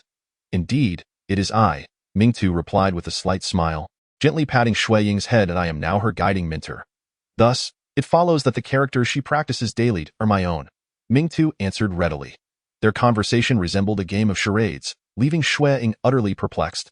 Before she could inquire further, the voice of the midwife emerged from behind the curtain. The baby has arrived, finally. Chapter 79. Entrustment. The crowd fell silent, holding their breath in anticipation. After a few sharp knocks, the sound of an infant's cries filled the air. Just as smiles began to emerge, a loud crash echoed from within, the sound of a water basin being overturned. Xue Ying, eager to rush in, was abruptly halted as Ming Tu grasped her collar, lifting her off the ground. What are you going in for? Yet, no one stopped Liuli, who entered and inquired, What has transpired? The midwife appeared somewhat bewildered. I am not quite sure. It just happened suddenly. She stepped back in confusion. Oh dear. Why does your complexion look so dreadful? Cheng Ying. Liuli shook the petrified Aunt He. Aunt He clutched a blood-stained cloth, her mouth agape but unable to utter a sound. Her gaze fixed in shock upon the infant's arm, which she had just cleaned, filled with disbelief. Liuli focused intently. On the infant's arm was a crimson mark, resembling the winter plum blossom. A birthmark. He turned to Aunt He.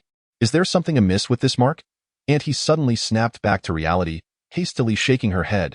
No, nothing is wrong, she called out. Bring in a new basin of water. Though Aunt He continued to work methodically. Her fingers trembled slightly, betraying her inner turmoil, especially as she occasionally glanced at the semi-conscious Shi, her expression exceedingly complex. Xue Ying, anxiously awaiting, felt a wave of relief when Aunt He finally emerged, cradling a swaddled infant, softly announcing, It is a boy. What of she? Xue Ying asked. Aunt He, with a look of reverence, glanced at the two masters before replying. A protective talisman from the Ganshao temple was provided. All is well now. Xue Ying exhaled in relief, her legs giving way as she collapsed to the ground, her hands pressed together in prayer. Thank goodness, Amitabha, thank you, Buddha, for your blessings. Ming Tu, however, sauntered over, tilting his head to observe the infant in the swaddle. Suddenly chuckling, he looks like a hairless creature. As Xue Ying stood speechless, Ming Tu abruptly turned to her. Ming Che, this child shall be entrusted to you from now on. Huh? Xue Ying could not comprehend this unexpected declaration. Aunt He, equally astonished, looked at Master Ming Tu in disbelief. You know? What is there in this world that Ming Li does not know? Ming Tu, with a long flute in hand, lightly scraped his back, exuding an air of utter boredom. The smile on his face took on an increasingly nonchalant demeanor, yet his gaze remained obscure and inscrutable, profound enough to evoke thoughts of the night outside. Who would have imagined that I would witness today? So, what do you intend to do? Aunt Hien inquired. What can I possibly do? Ming Tu retorted with a hint of sarcasm, the corners of his lips twitching. It would be wiser to rely on Ming Che than on me. What does it have to do with me? Xue Ying's mind had turned to mush. What on earth are you talking about? Aunt Hien glanced down at Xue Ying, who remained slumped on the ground, equally puzzled. All right, it is time for us to depart. Ming Tu lightly tapped Xue Ying's head with the flute, adding, Remember, this child is entrusted to you. Just ensure he does not perish. Xue Ying had already relinquished the hope of gleaning answers from Ming Tu, rising to see the two masters off, by the time they had tidied up the chaotic scene. The dawn was nearly upon them. Those in poor health or still young were sent back to rest. Upon awakening, it was already the afternoon of the following day. Xue Ying, famished to the point of being unable to rise, devoured 2 bowls of porridge before mustering the energy to check on Aunt Shunzi and Shishi. Aunt Shunzi appeared to be in good spirits, nursing the child, while Shishi was still immersed in slumber. Given their youth, Dongsun and Xiaoyu were inexperienced in caring for postpartum women. Fortunately, with the assistance of Mother Jin, Aunt Sun, and Aunt Hyun, the household affairs remained relatively stable. "Miss, there is a matter I wish to discuss with you," Aunt Shunzi said softly after finishing feeding the child and lulling him to sleep. "What is it?" Xue Ying inquired with curiosity, glancing at the child, whose previously wrinkled skin had finally smoothed out, now appearing quite pleasing. "You have seen Shishi's condition. Even if she awakens, she will likely remain bedridden for quite some time. Furthermore, I have heard." Aunt Shunzi hesitated, knowing that some matters were not typically suited for a young girl like Xue Ying to hear. Yet, given the unique circumstances of the household, it was difficult to exclude her from decisions that needed to be made. Xue Ying waited, noticing the lack of further elaboration. Observing Aunt Shunzi's troubled expression, a sudden realization struck her. She had no milk, did she? Aunt Shunzi nodded. Xue Ying sighed in distress. "I have been remiss. I had not considered this aspect before. I was so preoccupied with worrying about Shishi's safety during childbirth that I did not think about how to care for the child once born. With Shishi unable to provide nourishment, they would need to hire a wet nurse from outside. However, whether they could find one in a timely manner remained uncertain, and with more people in the household, it would be increasingly difficult to keep Shishi's childbirth a secret. I believe it would be best to entrust the child to me for nursing," Aunt Shunzi suggested. Xue Ying's eyes brightened. "Is that possible? What could possibly be wrong with that? I have already raised 2 children. Besides, her child and mine were born on the same day. It is a matter of fate." Shishi, unable to speak, was left isolated and alone at such a young age to bear a child. Furthermore, through their interactions during this time, Aunt Shunzi had developed a sense of compassion for her. "That would be wonderful. Thank you, Aunt Shunzi." Xue Ying was utterly astonished. "If there are any dietary or beverage considerations I should be aware of in the future, please do not hesitate to mention them. To be frank, I am completely at a loss. I have no inkling of what to do once the child is born." A gentle sigh escaped Aunt Shunzi's lips. "I had thought that this child would have little to do with you, and you have already shown great kindness towards Shishi and her son.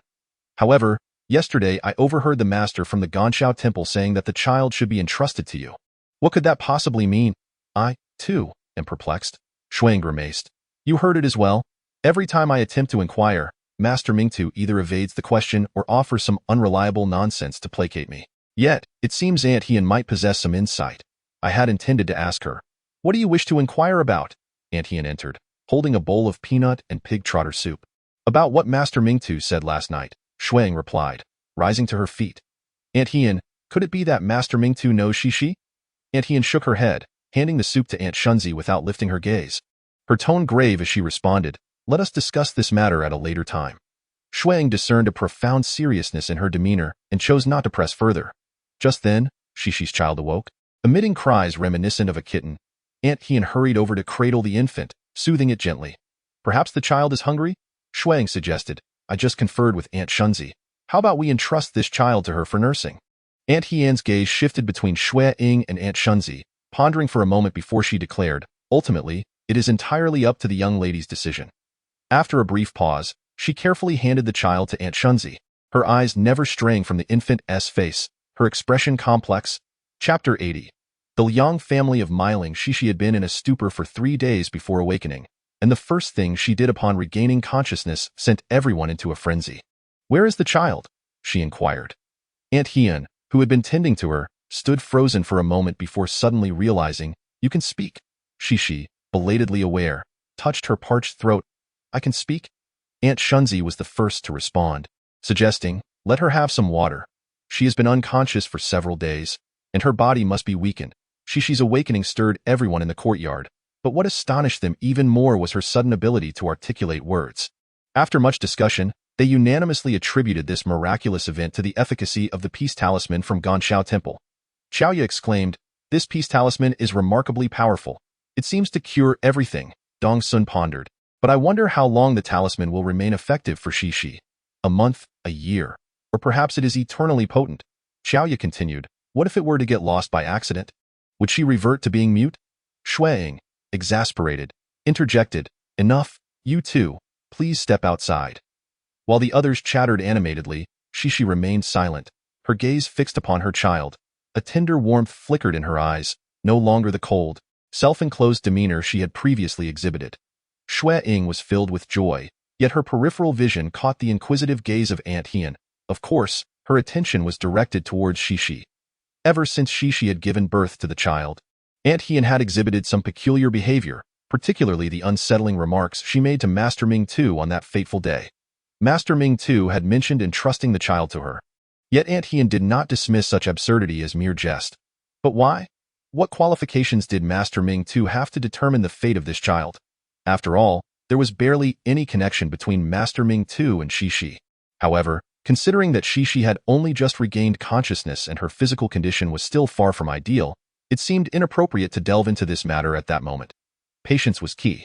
Eventually, answers would reveal themselves. Indeed, 10 days later, Aunt Shunzi returned to her own room, and seeing that Xixi health had improved significantly, Aunt Hien finally resolved to have a conversation with her. Upon her entrance, Xixi merely cast a glance, comprehending immediately. What is it you wish to discuss?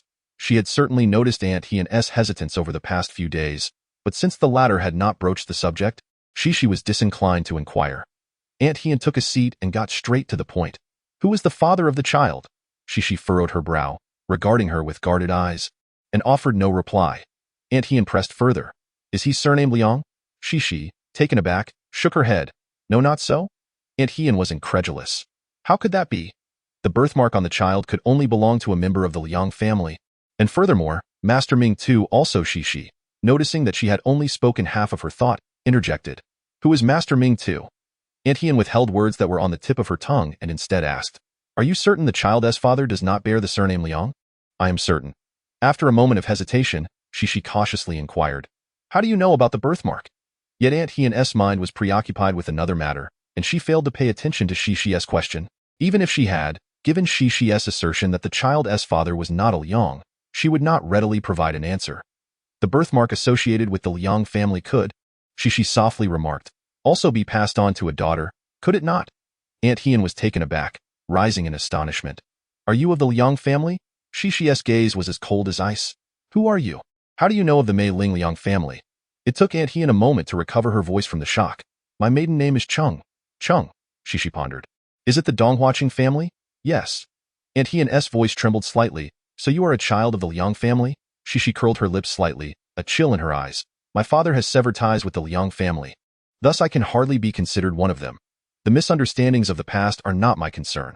In any case, I am not a member of the Liang family. I have no desire to involve myself in the affairs of the Liang family. No desire to involve yourself? Aunt Hien murmured the words of Xixi once more, a bittersweet smile gracing her lips. Very well, you have your reasons, but truly, Chuan Shui is utterly pitiable. Yet, this fate is of his own making. For his sake alone, how many lives have been sacrificed from the Liang family at your hands? I have previously stated that Chuan Shui has his own grievances, so, must our Liang family then be completely annihilated by the Morong family? Xixi lamented, my father, in order to conceal his identity, renounced his martial arts and marred his appearance, transforming from the young master of the Mei Ling Liang family into a mere laborer, ultimately succumbing to excessive toil and coughing up blood, at the tender age of 10. I sold myself into servitude, and in the end, I have met with such a tragic fate, all because of him. For the sake of a single woman, he has dragged our entire family into the abyss. To us, he is nothing less than a harbinger of misfortune. So, what do you propose Chuan Shui should do? Raise an army in rebellion, inviting the world to accompany the Liang family into the grave. Aunt Hien's final words sent a shiver through Xixi. It took her some time to respond. We have never contemplated inviting the world to accompany us in death. We merely wish to sever all ties with that person. Aunt Hien sighed. I fear the matter has slipped beyond your control. Xixi was left bewildered. Chuan Shui has no heirs, and this child bears the Liang family's birthmark, thus making him the legitimate heir of the Liang family. You must have heard that the reason you were able to safely give birth that day was due to Master Mingli from the Ganshao Temple sending a talisman for peace. A flicker of panic crossed Xixi's eyes. What does that matter? In her past life, her child had fallen gravely ill, and it was said that it was only through the protection of the Ganshao Temple's talisman that the danger was averted. Hence she held a modicum of goodwill towards the temple. Yet now, upon hearing Aunt Hien's words, another grave concern surfaced. No one knows what Master Mingli's intentions are. Should the day come when I reveal the child's identity to the Morong family? No, Xixi gasped, clutching the child tightly, her complexion paling. Rest assured, it seems that Master Mingli has no such intentions. Moreover, Master Mingtu is already aware of this matter. Regardless of circumstances, she will not neglect this child. Master Mingtu? This was the second time Xixi had heard this title. Aunt Hien fell silent for a considerable time before responding in a hushed voice. It refers to Princess Yunyang, Murong Xin. It took Xixi a while to process this. You mean that woman? She is at the Ganxiao Temple. Why, wait, did you say she knows about my child? She was present at the child's birth. Furthermore, prior to your delivery, she had already received some information from Master Mingli. She knows? Xixi's anxiety intensified. Isn't she a member of the Murong family? She is not like the others of the Murong family. To halt their relentless pursuit of us, she made significant sacrifices. Besides, she bears the surname Murong, yet she also carries the surname Liang. She is Chuan Shuai's wife, the matriarch of the Liang family. Apart from you and Chuan Shuai, she is the person most intent on protecting this child in the entire world. Chapter 81. Bloodline I do not know. Xixi said, her voice trembling with unease as she shook her head. No, I must leave this place. Absolutely not. Auntie Hien restrained her, insisting that such a moment called for utmost caution. Otherwise, they risked alarming Master Mingli, with consequences far beyond imagination. Then what am I to do? Xixi was on the brink of despair. Master Mingtu stands with the child. You must have faith in her. Auntie Hien placed a comforting hand on her shoulder. Moreover, Master Mingtu has provided subtle hints regarding this matter. Xixi looked up at her in confusion. Master Mingtu, said to entrust the child to the third young miss, it. Took a moment for Xixi to grasp whom she was referring to. Xue Ying? Auntie Hien nodded. Although I do not comprehend the reasons, Master Mingtu indeed suggested that the third young miss could ensure the child's safety. How could that be possible? Xixi could hardly believe it. What can Xue Ying possibly do? I do not know. There are matters that, even if she were aware, she might not be able to articulate. Regardless, you find yourself with no means of escape. Why not place your trust in Master Mingtu this once? Perhaps the turning point truly lies with the third young miss. To others, Xue Ying was merely an ordinary child. If she were to be classified in any way, she would be seen as the overlooked third daughter of the Marquis. Yet Auntie Hien was aware that another soul resided within Xue Ying's being, which is why she did not dismiss Master Mingtu's entrustment as mere jest. Xixi lowered her gaze to the slumbering child, her expression filled with desolation. In a way out, am I still unable to escape? After all I have endured in this rebirth, I find myself confronted with an even graver predicament I in my previous life. It was I who perished. This time, I may very well endanger the child as well. Gather your strength, Auntie Hien urged, her voice soft yet grave. To surrender at this juncture is to embrace a dead end. Xixi clenched her teeth and took a deep breath. You are right. I do not wish to die just yet. Since there is no other path, I shall fight with all my might. I refuse to believe that heaven granted me a second chance merely for me to meet a more tragic end. Xue Ying, having prepared herself mentally before entering the room, intended to patiently listen to Auntie Hien and Xixi recount the entire situation before posing her questions. However, after they finished speaking and fell into silence, she still could not fathom what was transpiring. Wait a moment. You just mentioned that Xixi is a descendant of the Meiling Liang family, and Master Mingtu is the matriarch of the Meiling Liang family, while the current head of the family is none other than the renowned Chuan Shuai of the Northern Front, Liang Yinchuan? Auntie Hien nodded, and why goodness. Master Mingtu is the wife of Chuan Shuai. But wait, Master Mingtu has taken vows. So it seems inappropriate to consider it that way. Xue Ying was left speechless for a long moment before finally regaining her composure. So, when Master Mingtu said she wished to entrust the child to me, she was not jesting? Auntie Hien replied solemnly, Master Mingtu would not make such a jest. But why? Is it that Xixi cannot care for this child? Aunt Hien spoke with some difficulty. The reasons remain unclear to us, yet since Master Mingtong has expressed such sentiments, there must be substantial rationale behind her words. Xue Ying directed her gaze toward Xixi. And what is your perspective? Xixi lowered her eyes, though I am reluctant. I find myself devoid of alternatives at this moment. Xue Ying observed Aunt Hien, then glanced at the solemn-faced Xixi. You both appear troubled. Does this child face any peril? Is it related to those who pursued you previously? Aunt Hien shook her head. This situation is far more intricate than those individuals. It was previously mentioned that among them were even the palace guards, who could be more formidable than the royal family. Just how complicated is this matter? Aunt Hien then recalled and hastily inquired of Xixi. You have yet to reveal who this child's father is. Xixi's gaze turned icy. Do not ask? I shall not disclose it. Simply consider him a deceased person. Quite obstinate indeed. Aunt Hien grew anxious. At such a time, What remains unsaid? The Murong family is pursuing you, her words faltered, her expression shifting to one of shock as she gazed at Xi, the color draining from her face. Could it be that this child belongs to the Murong family? No, Xi nearly screamed. This is my child, and no one else's. As Xi appeared on the verge of collapsing from the bed, Xue Ying quickly reassured her. Do not be agitated. We shall refrain from inquiry. How can we not inquire? Aunt Hien was even more distressed. If this truly is of the Murong bloodline, then...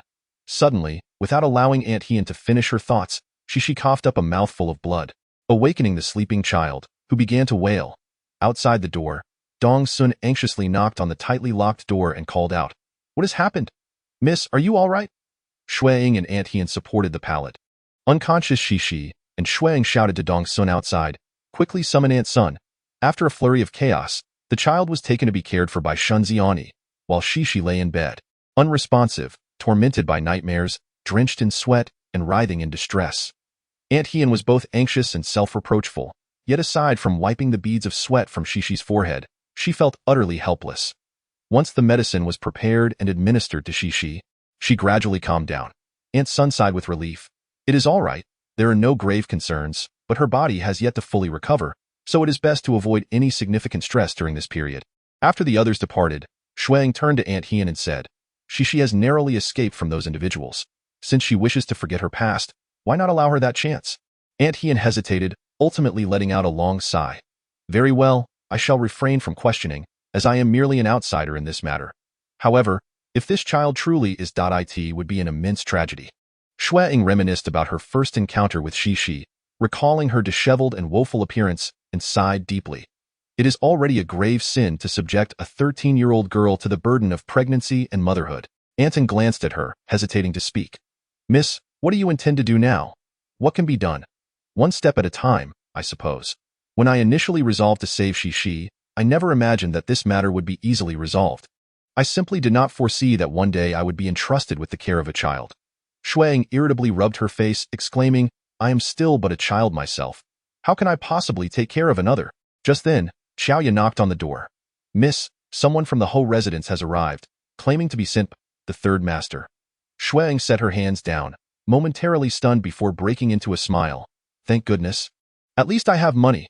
There remains over half a month until the day of reporting to Ganshao Temple, yet they are already impatiently urging her with money. At this moment, Xue Ying found herself particularly admiring her father, whom she had never met, for his ability to resolve everything with wealth.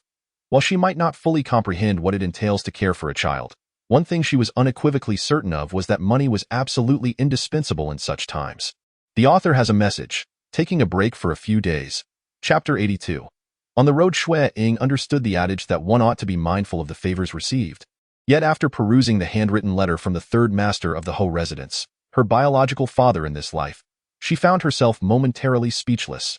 Fearing that prolonged nights might lead to more dreams, and that his wife would once again suffer from ailments, he insisted she depart immediately. Moreover, having presumably witnessed the efficacy of the peace talisman, the sum of money he provided had escalated to an astonishing 40,000 taels. At this rate, would it not be 50,000 next year? The crux of the matter was that Xue Ying had yet to utter a word in response. Did this man possess an excess of wealth, or was he simply inept at business? Perhaps he was merely foolish. Alas, how beautifully he wrote, yet his demeanor was so blunt and straightforward. It felt like such a waste. She sighed regretfully at this moment.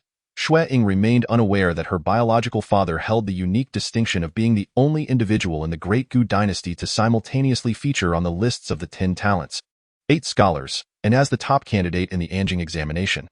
His irrationality in this matter stemmed solely from his deep concern for his wife, and no one dared to underestimate the third master of the Jin and Ho residence, not even the current emperor. Having accepted the money of others, one ought to conduct affairs diligently, ideally embarking for Ganshao Temple by tomorrow. However, the chaos within the courtyard left her feeling uneasy. Thus, she found herself torn between the timing of her departure and her need to step outside, leading to an absent-minded misstep on the stairs, causing her to fall face-first to the ground. According to the rules, she was to make the journey to Ganshao Temple alone, without anyone accompanying her. Xue Ying, fearing a lack of time, intended to set off before dawn broke. Aunt Sun tended to the ailing Cici, while Uncle Shun assisted Aunt Shun in watching over the children, having hardly slept a wink throughout the night. Dong Sun cared for the unconscious Jean Mama, who had fainted from crying, and it was only Xiao Ye who accompanied her to the door. Observing Xiao Ye's quivering lips on the verge of tears, Xue Ying hastily remarked, "You are the only one in this courtyard who still possesses the vitality to leap and bound, as well as the strength to work. How can you allow yourself to weep?" Xiao Ye, pouting, pointed at Zhao Hu, who was helping to open the door. "But there's him too," Xue Ying replied. "Very well. Let Zhao Hu serve tea to Aunt Shun, attend to Cici, tidy the rooms, wash the clothes, and prepare meals, shall we?" Zhao Hu, feeling quite dejected, declared, "I can cook, though it may not suit everyone's taste." Yet Xiao Ye had already grasped the underlying sentiment. Sniffing back her tears, "All right then, miss, do take care of yourself at Ganshao Temple. I am aware. I am not a child anymore." Xue Ying seized the light bundle from Xiao Ye's hands, slung it over her shoulder, and turned to leave. Outside, Zhao Zhuangtou and Aunt Hian awaited her. Although they could not escort Xue Ying all the way to Ganshao Temple, they could accompany her from the other manor to Moon Lake. The sky was shrouded in darkness, and the morning breeze was somewhat chilly, causing Xue Ying to shiver involuntarily. Turning back, she saw only Xiao Ye and Zhao Hu standing together at the desolate gate. Bidding her farewell, a wave of inexplicable emotion washed over Xue Ying as she called out, "I'm off.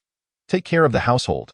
Xiao Ye stifled her tears, rendered speechless, while Zhao Hu slightly bowed. "Miss, please take care." Upon reaching the crossroads by Moon Lake, Xue Ying alighted from the carriage, inhaling deeply to muster her courage for the challenges that lay ahead. "Miss, wild beasts occasionally roam these mountains. Take this knife for your protection." Aunt Hian handed her a dagger, adding, "If danger arises, flee swiftly and do not be afraid." Xue Ying accepted the dagger, pausing to inquire, "Are there truly wild beasts along this path? But they only appear sporadically, correct?" Despite her mental fortitude, she was still a delicate young lady. The thought of confronting wild beasts alone seemed rather implausible. Wild bears and wolves may only appear occasionally, which is of little concern. However, you must be vigilant of poisonous snakes and insects. Noting Xue Ying's incredulous expression, Aunt Hian smirked slightly. "Rest assured, this path leads to Ganshao Temple, and with the Buddha's blessings, you will encounter no harm." That assurance, well, Xue Ying reluctantly accepted it, bolstered by her reverence for the Buddha. Watching Xue Ying's petite figure gradually recede, eventually vanishing around the bend, Zhao Zhuangtou queried Aunt Hian, "Is it truly safe? The miss, being so delicate, should attract a fair number of wild beasts in these mountains, shouldn't she? There is a wise master at Ganshao Temple, one who comprehends the affairs of the world and can discern the hearts of all beings. Surely he would foresee such matters. Even if Ganshao Temple were to neglect her, Master Mingtu would not turn a blind eye." Aunt Hian spoke with conviction. Entrusting the Yang family's lineage to Xue Ying spoke volumes of Master Mingtu's regard for her. Walking alone, the path seemed particularly interminable. Although Xue Ying had made considerable strides in her physical endurance, by the time she arrived breathlessly at Ganshao Road, her energy was utterly depleted, and the world around her had dimmed into a haze of exhaustion. Despite her fatigue, she understood that her obligations must be fulfilled. After resting for a moment, she secured her burden on her back and commenced the arduous journey of kneeling every 10 steps. As the sky gradually darkened, the humidity in the wind noticeably increased. She lifted her gaze to discover that the previously clear sky had been obscured by a blanket of ominous clouds. Steeling herself, she stood up, ready to forge ahead, when a sudden gust of mountain wind swept through, causing her slight frame to sway precariously, nearly sending her tumbling into the abyss beside her. A cold sweat broke out as she instinctively grasped the cliff wall to steady herself, her heart racing as she surveyed her surroundings. In the distance loomed the undulating green hills. To her left stood the towering and jagged cliff face, and before and behind her lay a narrow path barely a meter wide, while to her right was a dizzying precipice, each direction devoid of companionship, vividly illustrating the adage of calling for help to no avail.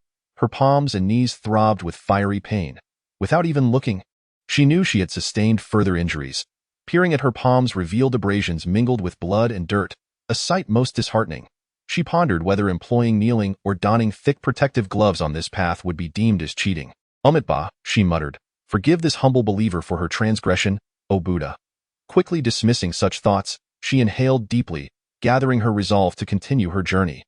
The mountain winds grew increasingly fierce, swirling against the cliff face in tumultuous eddies, nearly sweeping her away on several occasions. Trembling yet unscathed, she pressed onward, only to be met by a torrential downpour of large raindrops that pelted her relentlessly, exacerbating her injuries and obscuring her vision with a curtain of water, forcing her to navigate blindly in her muddled state. She mused whether the collapse of Ganxiao Road at that moment might transport her back to safety. Depleted of strength, her body battered, drenched clothing clinging to her in the chilling gusts. She felt an icy dread seep into her bones. Eventually, Xue Ying's consciousness began to wane, her teeth chattering uncontrollably as her body trembled from fatigue, fear, and physical limits, leading her to the brink of collapse. It began with a sob and culminated in a full-blown cry. Having struggled through Ganxiao Road, she ascended the remaining path in tears, and upon reaching the temple entrance, where she faintly discerned someone waiting, she could no longer sustain herself and succumbed to darkness. Chapter 83. Culinary skills. This time, Xue Ying took several days to recuperate her strength. During this interval, Master Mingtu did not make an appearance.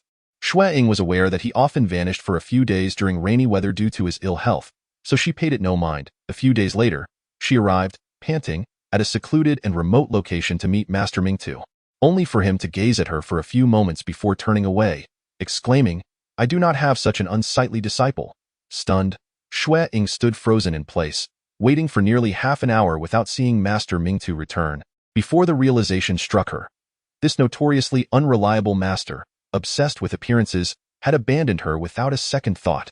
On the other side, upon receiving the talisman, Liao Yunxi, the third lady of the Jianan Marquisate, realized that her husband had coerced Xue Ying into departing prematurely. Consequently, she penned a letter to Aunt Sun inquiring about Xue Ying's well-being. Aunt Sun's response indicated that Xue Ying was in good health, though she had suffered a fall before her departure, resulting in a swollen mouth and the loss of her front teeth. Perusing Aunt Sun's letter, Liao Yunxi found herself utterly perplexed. Was it not said that Xue Ying had transformed into a normal individual? Yet, from the description, she appeared much the same as before, still rather daft. Xue Ying was not of an age to be losing her baby teeth, and the damage to her front teeth would likely take a year or two to mend. Although Ming Xin felt a profound sympathy for her, every time she conversed with Xue Ying and beheld her unfortunate state, she could not suppress her laughter, resulting in several reprimands from Master Ming Jing. In light of this, Master Ming Jing had no choice but to separate the two, assigning Xue Ying to tidy another wing of the estate. After the return of Ming Fa, the disciple of Master Mingjue, the kitchen gained an additional helper. However, the head still designated Xue Ying to assist in the kitchen. Ming Fa, only slightly older than Ming Xin and Ming Si, exuded a vibrant and spirited energy that made it difficult for Xue Ying to believe she was the disciple of the reticent Master Mingjue. Yet, upon witnessing her effortlessly lift a heavy, water-filled iron pot, Xue Ying quickly accepted this notion. With Ming Fa's return, Master Mingjue seldom engaged in manual labor, delegating most tasks to his apprentice and merely fulfilling general management duties. Ming Fa was quite talkative, and within a few days, she had become quite familiar with Xue Ying, regaling her with tales from her travels. Unlike the master who had returned the previous year, Ming Fa had not journeyed north but had traversed southwest along the Heavenly River, arriving at the kingdom of Xinshi, and then descending southeast along the Earthly River, ultimately boarding a commercial vessel bound for overseas at the port of Yunwai. Xue Ying had previously learned that the Heavenly and Earthly Rivers were the two major waterways of Daegu, with the former being longer and the latter shorter. The Heavenly River flowed into the sea from the northeast, while the Earthly River did so from the southeast, both originating from the neighboring nation known as Xinshi, thus forming a non-intersecting V-shaped. So, does that mean you primarily traveled by water? Ming Fa glanced behind her, noting that Master Mingjue was absent, and lowered her voice. Indeed, for Master Mingli said that water would enhance my fortune, and traveling by water would spare me the pangs of hunger. It took me several months of delightful meals to bribe her into revealing that secret, so you mustn't mention it to my master. Xue Ying was left speechless for a considerable time, her curiosity about this Master Mingli intensifying. Master Mingli possessed the foresight of worldly affairs, and her talisman was indeed miraculous, more effective than any elixir. Thus, the image she had conjured of Master Mingli was that of an otherworldly sage. Yet, listening to Ming Fa, it seemed that this person might be rather gluttonous and lacking in decorum. You endured quite a hardship during your 6-month stay here last year, did you not? Xue Ying inquired. Master's culinary repertoire is quite limited, and even requests for additional dishes are futile. On the day of my return, everyone was elated, and many shed tears, declaring they had finally escaped from the sea of suffering. Xue Ying hesitated. Can a monastic truly indulge in such worldly desires? Why ever not? We are not deities who abstain from grains and legumes. Ming Fa, with an air of nonchalance, questioned why one would subject themselves to inferior fare when delightful dishes are available. Xue Ying was gradually coming to terms with this revelation when Ming Fa spoke again. Almost forgot, you are indeed a disciple of Master Mingtu, who indulges in meat. I presume you've had your fair share. Haven't you?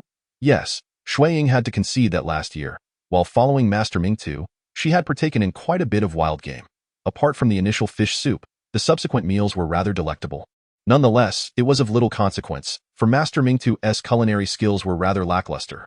Decades had passed without any discernible improvement, and the dishes produced were far from visually appealing. Xue Ying found herself at a loss for words, ultimately selecting a minor point to elaborate on. It was, indeed, rather unappealing. Although the large pot emitted a delightful aroma and the taste was commendable, the presentation left much to be desired, dampening one's appetite. It was only in my absence that Master Mingtu begrudgingly ate her cooking. When I was present, she typically bribed me to prepare meals for her, you know? Xue Ying covered her face, increasingly unsure of where to begin. It was only today that I discovered there was another person cooking for Master Mingtu. She had always assumed it was Master Mingtu herself. Yet, considering that Master Mingtu pursued her relentlessly during training, and upon completion, there were always steaming hot dishes, it was evident that the meals could not have originated from her own hands. One could only surmise that she had not given the matter much thought, having overlooked this issue entirely. Master Mingtu was inherently enigmatic. Had she not frequently relied on my culinary skills, bestowed upon me by the grace of the Buddha, I would have remained oblivious to so much. Mingfa, unfazed, remarked, "Indeed, the ability to cook is a valuable skill." Xue Ying lamented, "Indeed. Had I not possessed culinary prowess, how could I have traversed the seas as a chef? Exploring distant lands? You served aboard the ship as a chef?" Xue Ying was taken aback. "But surely there must be a scarcity of vegetarian options at sea. Does that not imply she had to prepare meat dishes?" "So be it. I can eat meat." Mingfa waved his hand dismissively. "When we embark on our journeys, we hardly concern ourselves with such matters. Having something to eat is already a blessing. I see your standards are quite high." Xue Ying silently critiqued. "Oh, by the way, let me teach you some culinary skills," Mingfa proposed. "Huh?" Xue Ying was momentarily taken aback by this unexpected suggestion, as Mingfa exuberantly patted her shoulder. "You must understand, my culinary expertise is not mere rhetoric. Should you acquire even a fraction of my skills, I assure you will never go hungry as you traverse the world. Many within the Guanyin Temple wish to learn from me, yet I am reluctant to teach them. Why? Because I dislike being solicited by others. You see, I've just shared so much about my prowess, and you haven't even begged me to teach you. I find your demeanor quite appealing." Xue Ying was utterly bewildered. "Therefore, I have decided. I shall teach you the art of cooking," Mingfa declared with a raised fist, announcing loudly. "Are there any dishes prepared?" The voice of Master Mingjue echoed from outside, causing Mingfa, who had raised her hand high, to quickly retract it and scurry off to work. Yet, Xue Ying remained in a state of bewilderment. What on earth? Chapter 84. Shaving the head. Master Mingtu had insisted on not appearing, maintaining this stance for several months, even until the point where Xue Ying was nearly ready to depart. Yet there was no change in his attitude. Xue Ying felt utterly wronged. It was not her desire to lose a front tooth, and besides, children inevitably go through the phase of losing their baby teeth. The days of having a gap-toothed smile would come sooner or later. Who would disdain someone for such a trivial matter, or even refuse to meet with them? Mingfa, however, was quite pleased, for Master Mingtu had not assigned any other tasks. With ample free time, she often dragged Xue Ying across the mountains in search of delicacies, teaching her how to set traps for small animals. At Gansha Temple, she was not permitted to consume meat, but Xue Ying had no such restrictions, so these delectable treats usually found their way into her stomach. Initially, Xue Ying was astonished to see Mingfa skillfully preparing the food. "Are you not a monk? How can a monk take life?" "I am indeed, but I am also a chef," Mingfa replied with a look of certainty. "Master Mingtu instructed me to ensure your diet is well managed, so that you may grow your adult teeth swiftly. Yet, no matter how well one manages their diet, teeth do not sprout overnight." Xue Ying pouted. "But what you are doing violates the precepts. I do this for your health. Though you appear to be in good shape, there are underlying issues. A long-term vegetarian diet can be detrimental. Moreover, aside from providing your meals, I am not wantonly taking lives." Mingfa presented the roasted rabbit to Xue Ying, urging her to eat with gratitude, for the Buddha would not hold it against you. Xue Ying longed to refuse, yet the enticing aroma quickly led her to surrender. As she ate, she inquired, "You claim my body has hidden dangers and that I cannot remain vegetarian for long. Indeed, have you not noticed your physical condition is rather poor?" I think I'm doing all right. Initially, I was quite weak, but after 2 years of diligent training, I have improved significantly. At the very least, I no longer become winded after just a few steps, and aside from nearly falling ill the winter before last, I have been quite well. Of course, I cannot compare myself to someone like Xue, who seemingly thrives on divine favor. You still call that well? The abbot only agreed to let Master Mingtu be your guiding teacher because he was aware of your condition. After all, Master Mingtu herself cannot adhere to a strict vegetarian diet due to health reasons. However, Master Mingtu must also feel quite frustrated. She possesses a wealth of skills yet cannot impart any of them to you. As your health is even worse than hers. My bones are not strong, no? Mingfa interjected. It has nothing to do with your bones.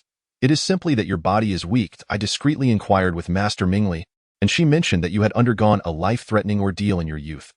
Logically, you should either be dead or a fool, yet here you are, so lively.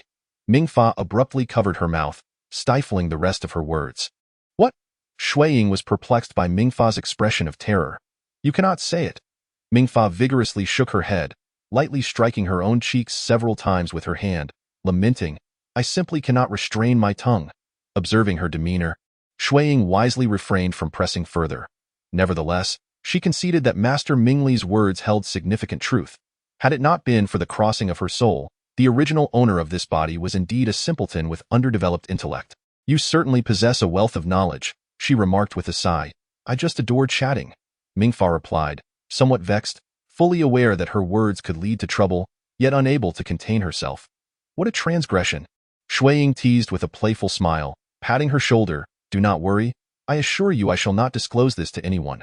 Goodness, you are my favorite. Mingfa joyfully pinched her chubby cheek. We should eat quickly. Today, Ganjiao Temple is holding a ceremony for the initiation of new disciples. Is Ganjiao Temple accepting new disciples? Indeed, after all, it has been a year since Master Mingyan passed away.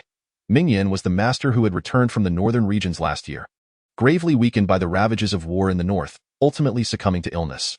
However, Xue Ying still could not grasp the connection between the temple's acceptance of new disciples and the first anniversary of Master Mingyan's passing. Upon returning to Ganjiao Temple, everyone had already gathered in the treasure hall, awaiting Master Mingxing to shave the heads of the new disciples. Ordinarily, Xue Ying should not have been present at such an event, yet Mingfa did not afford her the opportunity to refuse, dragging her directly to the hall and positioning her behind Master Mingjue. The new disciple knelt before the Buddha, her long, lustrous black hair cascading down her back like a flowing waterfall. Bowing her head respectfully, she listened intently to Master Mingxing's teachings. The master then reaffirmed whether she was prepared to accept the discipline of Ganjiao Temple and take Master Mingda as her guide for serene cultivation. I am willing, the young woman replied in a soft, gentle voice, prompting Xue Ying to steal another glance at her silhouette. She appeared to be a young woman in her teens, likely similar in age to Mingxin and Mingxi.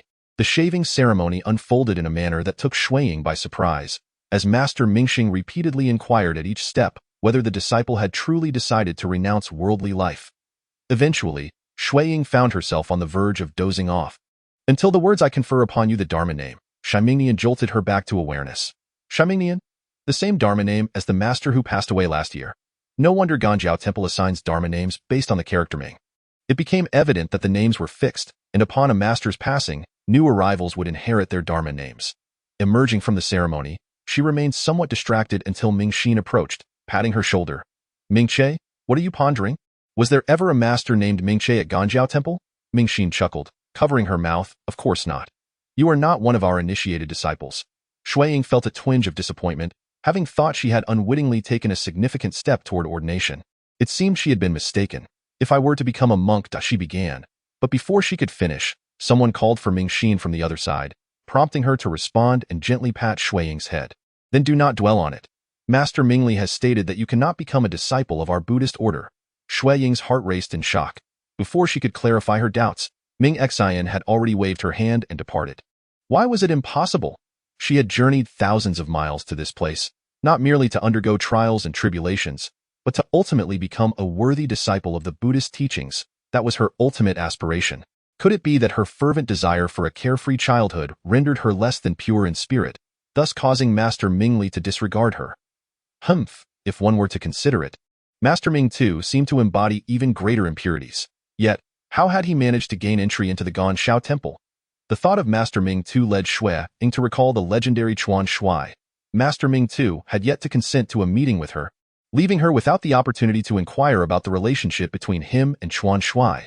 Before embracing monastic life, Master Ming too had been the wife of Chuan Shui, the head matron of the Liang family in Meiling. However, what had prompted her to renounce the world? Furthermore, even after taking vows, she still expressed concern for her niece and grandnephew, even entrusting that newly born child, quite irresponsibly, to an outsider like herself. So many questions lingered. She truly hoped for a chance to seek clarity. Xue Ying sighed deeply. Chapter 85. Ominous signs at the break of dawn. Xue Ying was busily engaged in the kitchen when she suddenly heard Ming Fa chuckling. Ming Xian, have you been punished with water fetching again? Ming Xian set down the heavy bucket resting on her shoulder, panting heavily. Indeed, I have been punished once more. The master said that if I err again, I shall have to fetch 2 loads of water. No matter. After all, there is no time constraint, Ming Fa reassured her. Ming Xian pouted. Do you think I am like you, as sturdy as an ox? After fetching 1 load, I am nearly exhausted. How could I manage another? After resting for a moment, she added, by the way, I noticed that the water in Lin Yuan Pond this year is significantly less than in previous years. It seems the drought is indeed severe. Indeed, Ming Fa replied. The combination of drought and locust plague has spread across more than 10 provinces from south to north. The abbot has already sent word, urging the wandering disciples to remain vigilant. Should the situation worsen, they are to return promptly. However, it has been over 2 months since the messages were dispatched, and not a single one has returned. In their replies, each has stated the severity of the calamity, insisting on staying to assist the people in need, doing their modest part. Speaking of this, both uttered a Buddhist chant in unison, offering prayers for their fellow disciples in the outside world. Xue Ying furrowed her brow, her mind beginning to spiral into unfounded worries. The prediction of 3 years of calamity had indeed proven accurate. Even a secluded place like Gan Shao Temple had been affected, highlighting just how dire the situation outside truly was. Coupled with the lingering scars from last year's turmoil in the northern frontier, the circumstances of Daegu had only worsened. If this year Beiyuan Gua were to take any action, could the northern frontier endure? The memories of the fleeing soldiers from 2 years prior continued to cast a shadow, making her feel as though the war front was alarmingly close. Should foreign invaders come, it would not be long before they arrived here. Though she knew this was merely a delusion, she could not help but let her thoughts wander into such dark realms. Her heart was already a bit unsettled, and suddenly, the ground beneath her seemed to vanish, causing her center of gravity to plummet. Just as Ming Fa and Ming Xian were about to speak, a sharp crack echoed through the air. Turning to look, they saw that the small stool Xue Ying had been sitting on had shattered into several pieces, and she now sat dazedly on the ground, her face pale and her gaze vacant. What on earth happened? The two hurried over to assist her. Mingfa cast a glance at the shattered wooden fragments. The breakage appeared remarkably fresh, devoid of signs of long-term insect damage, leaving one to ponder how it had so inexplicably come apart. Mingche, how are you faring? Mingxin asked with concern, gently patting Xue Ying's shoulder. Xue Ying's pupils abruptly constricted as she took a deep breath, followed by a violent fit of coughing, interspersed with the dry heaves brought on by her intense coughing. I shall fetch Mingxi, Mingxin declared, sensing the gravity of the situation, and hastily stepped outside in search of assistance. I will escort her back to the guest room, Mingfa remarked while watching Mingxin's retreating figure, then swiftly lifted Xue Ying once her coughing subsided, making his way briskly to the guest quarters. Just as they exited, a thunderous sound erupted from the sky, reminiscent of spring thunder, yet deeper and more resonant, echoing from afar and causing the entire mountain to tremble slightly. Mingtu, who had been idly meandering in the mountains, suddenly looked up, astonishment flashing across his eyes. In the next moment, he had left his original spot, his feet barely grazing the ground as he leaped to the treetops, momentarily stumbling before quickly regaining his balance and rushing toward the backyard of Ganshao Temple. I am fine. Cough cough, Xue Ying said, regaining composure once they returned to the room, feeling somewhat embarrassed, likely having choked on her own saliva during the fall, and no need for concern. Mingfa replied, somewhat preoccupied. Did it thunder just now? Xue Ying inquired, clutching her still unsteady heart. Mingfa shook his head. It does not sound like thunder. Then what is it? Historical records state that clear sky thunder arises from the earth, signifying. Mingfa paused momentarily before continuing. The turning of the earth. The turning of the earth? Xue Ying mused, her realization dawning as she exclaimed. An earthquake? Meanwhile, a stir erupted at the Jianan Marquisate far away in Anjing, triggered by the second young lady, Xue Yao, who, while painting in the courtyard, found her brush and easel seemingly struck by lightning, shattering into numerous pieces. The splintered wood struck her head, leaving her unconscious, though without any significant injury. Mingtu rushed into the backyard, kicking open a door, demanding, "What is happening here?" The person inside, gazing skyward from the window, replied without turning, "The turning point has finally arrived." Turning point? The fracture of the time-space rift has reached its limit. From today onward. No. From this very moment, it will enter self-repair mode. Mingtu felt a momentary weakness in her legs but steadied herself, her eyes a blend of joy and sorrow. "So, does that mean I have endured until the end?" Not quite so soon. The individual turned to face her. The self-repair of the time-space rift requires time. Having been broken for so long, who knows how large a hole has formed? There is still a wait for it to be fully restored. Mingtu exhaled deeply, managing to find a chair in which to sit, curling her lips into a faint smile, though her eyes bore a melancholic glimmer. "At the very least, I can see a glimmer of hope. Can't I?" "Indeed, there is hope," the individual shrugged, "and I too have found mine." The two shared a moment of silence before the individual suddenly remarked, "By the way, as the time-space rift transitions from decline to prosperity, there will likely be signs in the mortal realm." They walked to a corner, tapping a few times. Mingtu raised her gaze, and after a moment, a chill slowly crept into her eyes. "Did I misjudge?" The man turned back to her with a puzzled expression. "What did you misjudge?" Mingtu stood up and approached. The space where the information had been displayed moments ago was now a blank, transparent void, yet the fleeting figures still lingered in her mind. "What does an earthquake mean?" "An earthquake?" The man returned to the window, gazing outward, uttering the words you all use to describe the tremors. "The upheaval of the earth. How many lives will be lost?" Mingtu's voice was low and tinged with hoarseness. "Did you not see the numbers just now? You are most familiar with those." The man, bored, twirled his hair before letting it fall, responding nonchalantly, "A direct death toll of 50,000, followed by an additional 170,000 due to plague and the mismanagement of displaced persons." Mingtu turned sharply and strode out, her steps faltering slightly as she passed through the doorway, but she quickly regained her composure, her expression stern, brimming with murderous intent. The man watched her retreating figure, shaking his head with a sigh. "Why endure this? What does it matter to contend with fate? Even if you win, what then? Boring, too boring." He lifted his gaze to the sky, muttering to himself, "I prefer to witness small stories unfold." Emotions, after all, are the more selfish they are, the deeper they run, and the deeper they run, the more captivating they become. Who has the time to concern themselves with the rise and fall of the world? Suddenly, a fleeting gray streak dashed across the sky, so swift it resembled a phantom, invisible to the ordinary eye. Even she merely caught a vague outline. An immortal? She paused, perplexed. This world harbors not a trace of spiritual energy. How could an immortal be here? After pondering, she thumped her head in frustration. Why am I so unfortunate to be trapped in such a wretched place? If I must be confined, so be it. I could at least treat it as training. However, she cast an indignant glance in the direction Mingtu had departed, stamping her foot. How could I be threatened by a mere mortal? When I return, I shall surely be the subject of ridicule from others. Humph. Chapter 86. Catastrophe. As Xue Ying departed, the Ganshao temple felt remarkably vacant. It was not merely her illusion.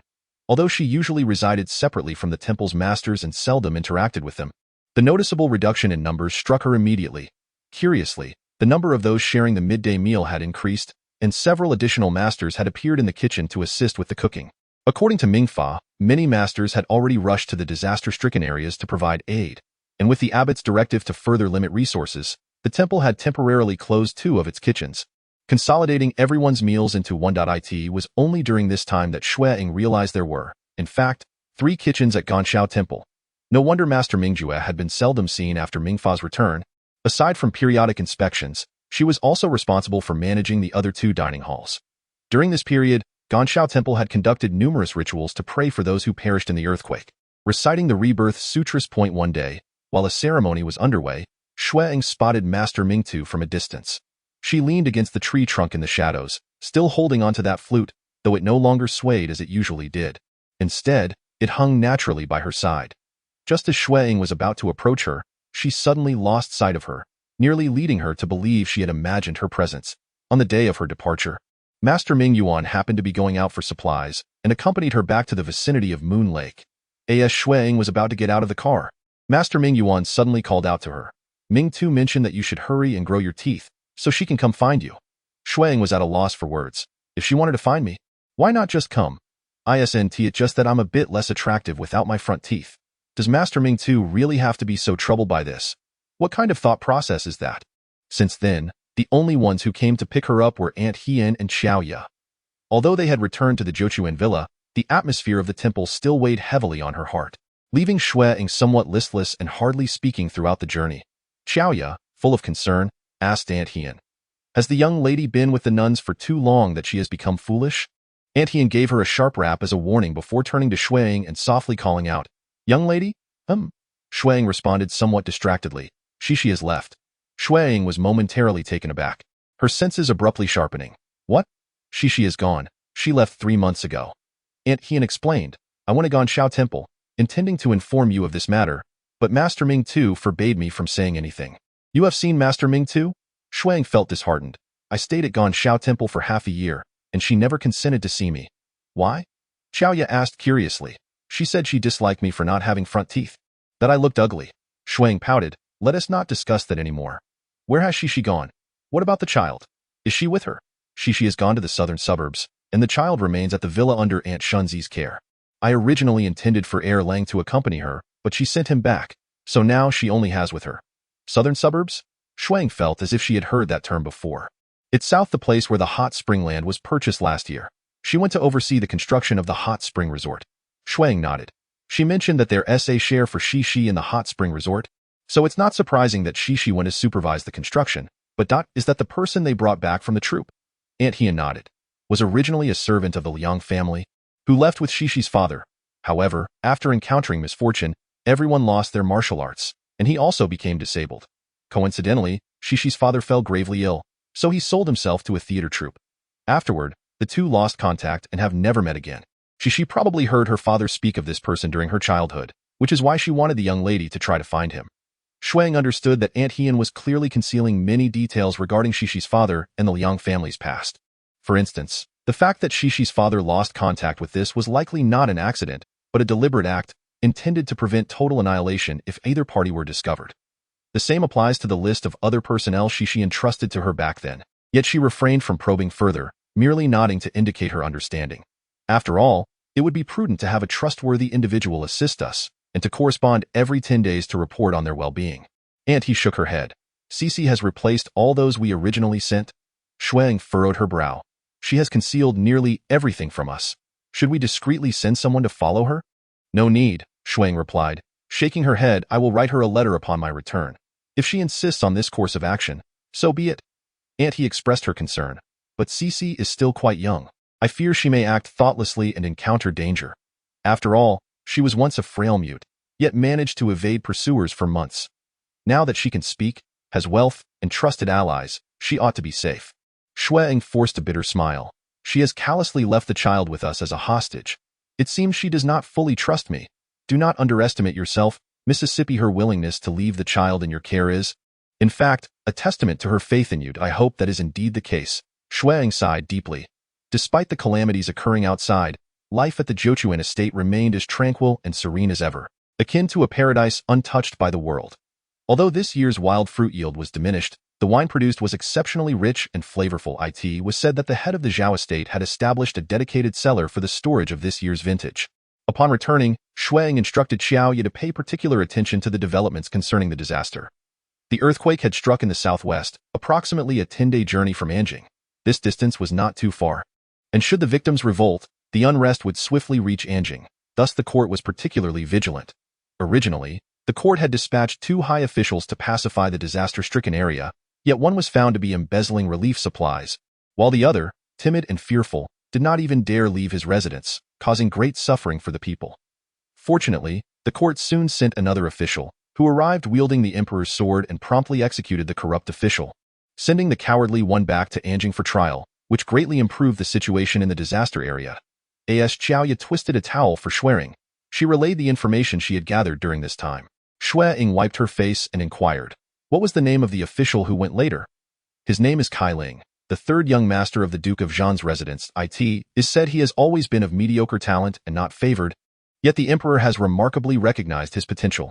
Indeed, he has an eye for heroes." Xiao Yu exclaimed, clearly admiring the 3rd young master's feat of slaying the corrupt official. "That is good to hear. What is the state of grain prices outside?" "Not good at all." Xiao Yu puffed her cheeks. Sanlang said that nearly all the rice has been mixed with mud and sand, yet it is being sold at premium prices. Fortunately, our estate is self-sufficient, but those outside are nearly starving. Recently, someone even appeared at the estate begging. The head of the Zhao estate, fearing trouble, has already stationed guards at the entrance of Moon Lake to prevent outsiders from entering our grounds. Although it may seem rather ruthless, this is a necessary course of action. After all, the Zhaozhuang is a place of winemaking, and it undoubtedly possesses a considerable amount of grain. If outsiders were to become aware of this, seeking to pilfer or plunder, even if the head of Zhaozhuang and his associates were able to apprehend them one by one, it would still pose an immense inconvenience. Chapter 87. The two boys Cici's child and Xiaoya's younger brother were born on the same day. Yet the former appeared visibly smaller, with slender arms and legs, large eyes complemented by a pointed chin, and cheeks that still bore a hint of baby fat. When they gazed at others, their focus was intense, like a whirlpool that could draw one in. Banju, have you taken good care of your little brother today? Xiaoya gently tugged at her brother's hair, inquiring with a cheerful smile, despite having heard this numerous times before. Xue Ying was once again taken aback. The elder son was named Xuanzi, and the younger son, Banju. It seemed that Uncle Shun and Aunt Shun had been rather inattentive in naming their children. Both children had just begun to sit steadily, and as Banju was playfully teased by Xiaoya, he toppled backward, landing squarely on Cici's child. Initially captivated by the sky outside the window, Cici's little one snapped back to reality upon the impact, and upon seeing Xue Ying, broke into a smile and reached out for a hug. This child was extraordinarily beautiful, and his adorable expression instantly melted Xue Ying's heart. She hurriedly lifted him from the railing, while Xiaoya also scooped up Banju, giving his bottom a gentle pat. How is it that you are so robust? Have you not left any milk for your little brother? Unbeknownst to him that his sister was scolding him, Banju thought she was merely playing and continued to beam foolishly. Even more naive than Xuanzi, Xiaoya affectionately tapped his forehead, grasped his hand, and waved it toward her younger brother. Brother, you must eat more. Look how strong your brother has grown. That's how one becomes resilient to falls. Is being sturdy meant to withstand falls?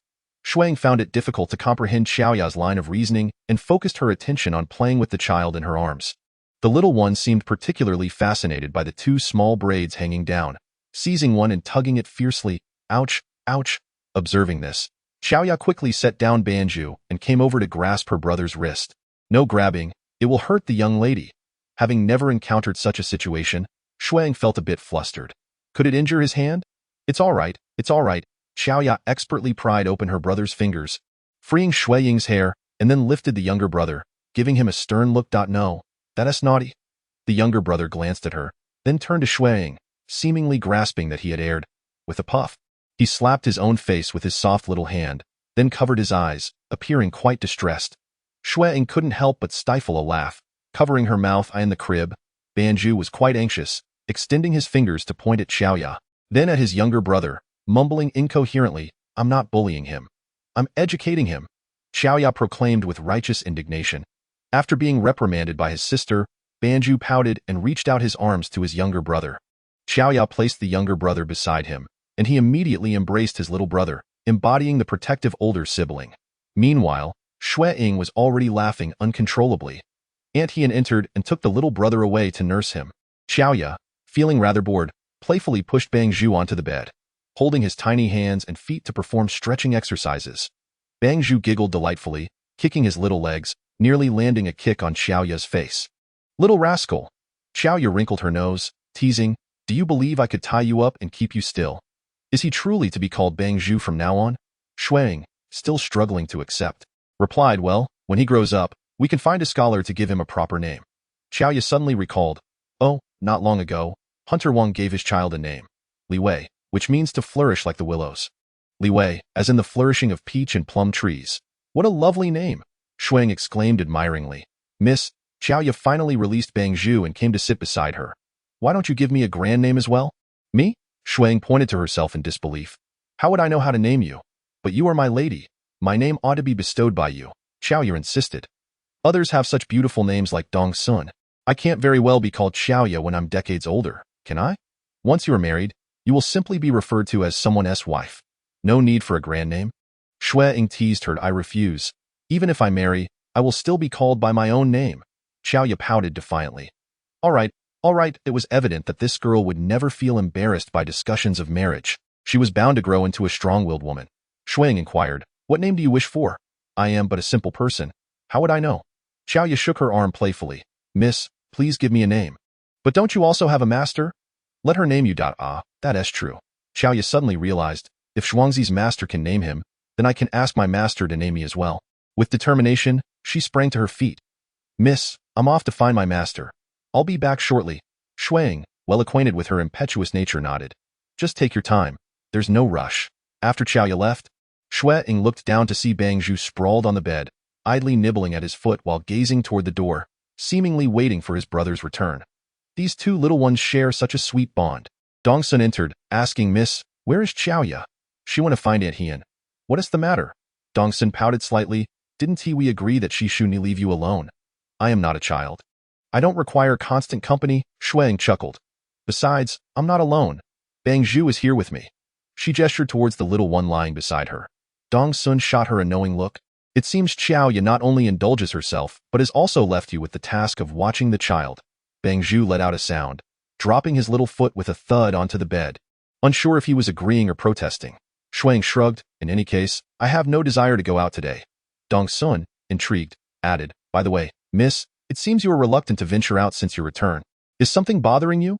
Xue Ying let out a deep sigh, resting her chin on her hands atop the railing, adopting an expression of profound concern for the nation and its people. "Dong Sun, I am troubled, beset by worries." "What troubles you?" "I am vexed by the capriciousness of the heavens, fearing that tomorrow the sky may well collapse." Dong Sun found it utterly impossible to take her words seriously and responded nonchalantly, "If the sky collapses tomorrow, it won't interfere with today, Dato?" Xue Ying glanced at her sideways, taken aback. "I never realized you were such an optimistic person." This was a phrase often used by Xiaoya. Dong Sun rubbed her temples. "I never believed it either, but now it seems rather sensible." Her overly mature demeanor made Xue Ying chuckle involuntarily. "What momentous event has led you to such enlightenment?" Dong Sun shot her a mildly reproachful look.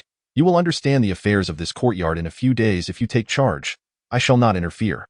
Xue Ying quickly waved her hand. "You are doing splendidly. Aunt Shun, Mama Jean, and Aunt Sun have all praised you." Although Dong Sun endeavored to appear indifferent, a hint of pride crept into the corners of her mouth and brows at Xue Ying's words. However, it was not long before her expression fell. "Alas, I must take my leave. I have accounts to settle. Everything is becoming more expensive, and we must support two plump little boys. Life is becoming increasingly difficult." Xue Ying stifled a laugh, striving to maintain a serious demeanor. "Indeed, you are working hard. Keep up the good effort." Dong Sun, well aware of her teasing, stamped her foot and tossed her handkerchief as she departed. "Money, oh money," Xue Ying mused as she glanced at the children sleeping on the bed, sighing softly to herself. What a dilemma. Chapter 88. Kai Ling, after the two children had been fed and fallen asleep, Xue Ying was also urged by Aunt Hien to return and rest.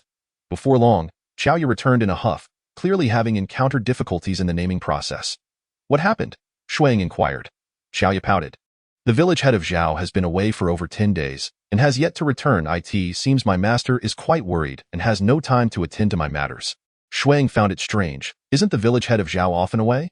And doesn't he typically leave for 10 days to half a month? Everyone is quite accustomed to it. Indeed, Xiaoya sat down. But San Lang mentioned that, according to plan, the village head of Zhao should have returned the day before yesterday. Yet, there has been neither sight of him nor a letter, which has caused my master to become anxious. Given the current instability of the outside world, Aunt Hien's concerns were understandable. Xue Ying reassured her, "In any case, there is no rush regarding your naming.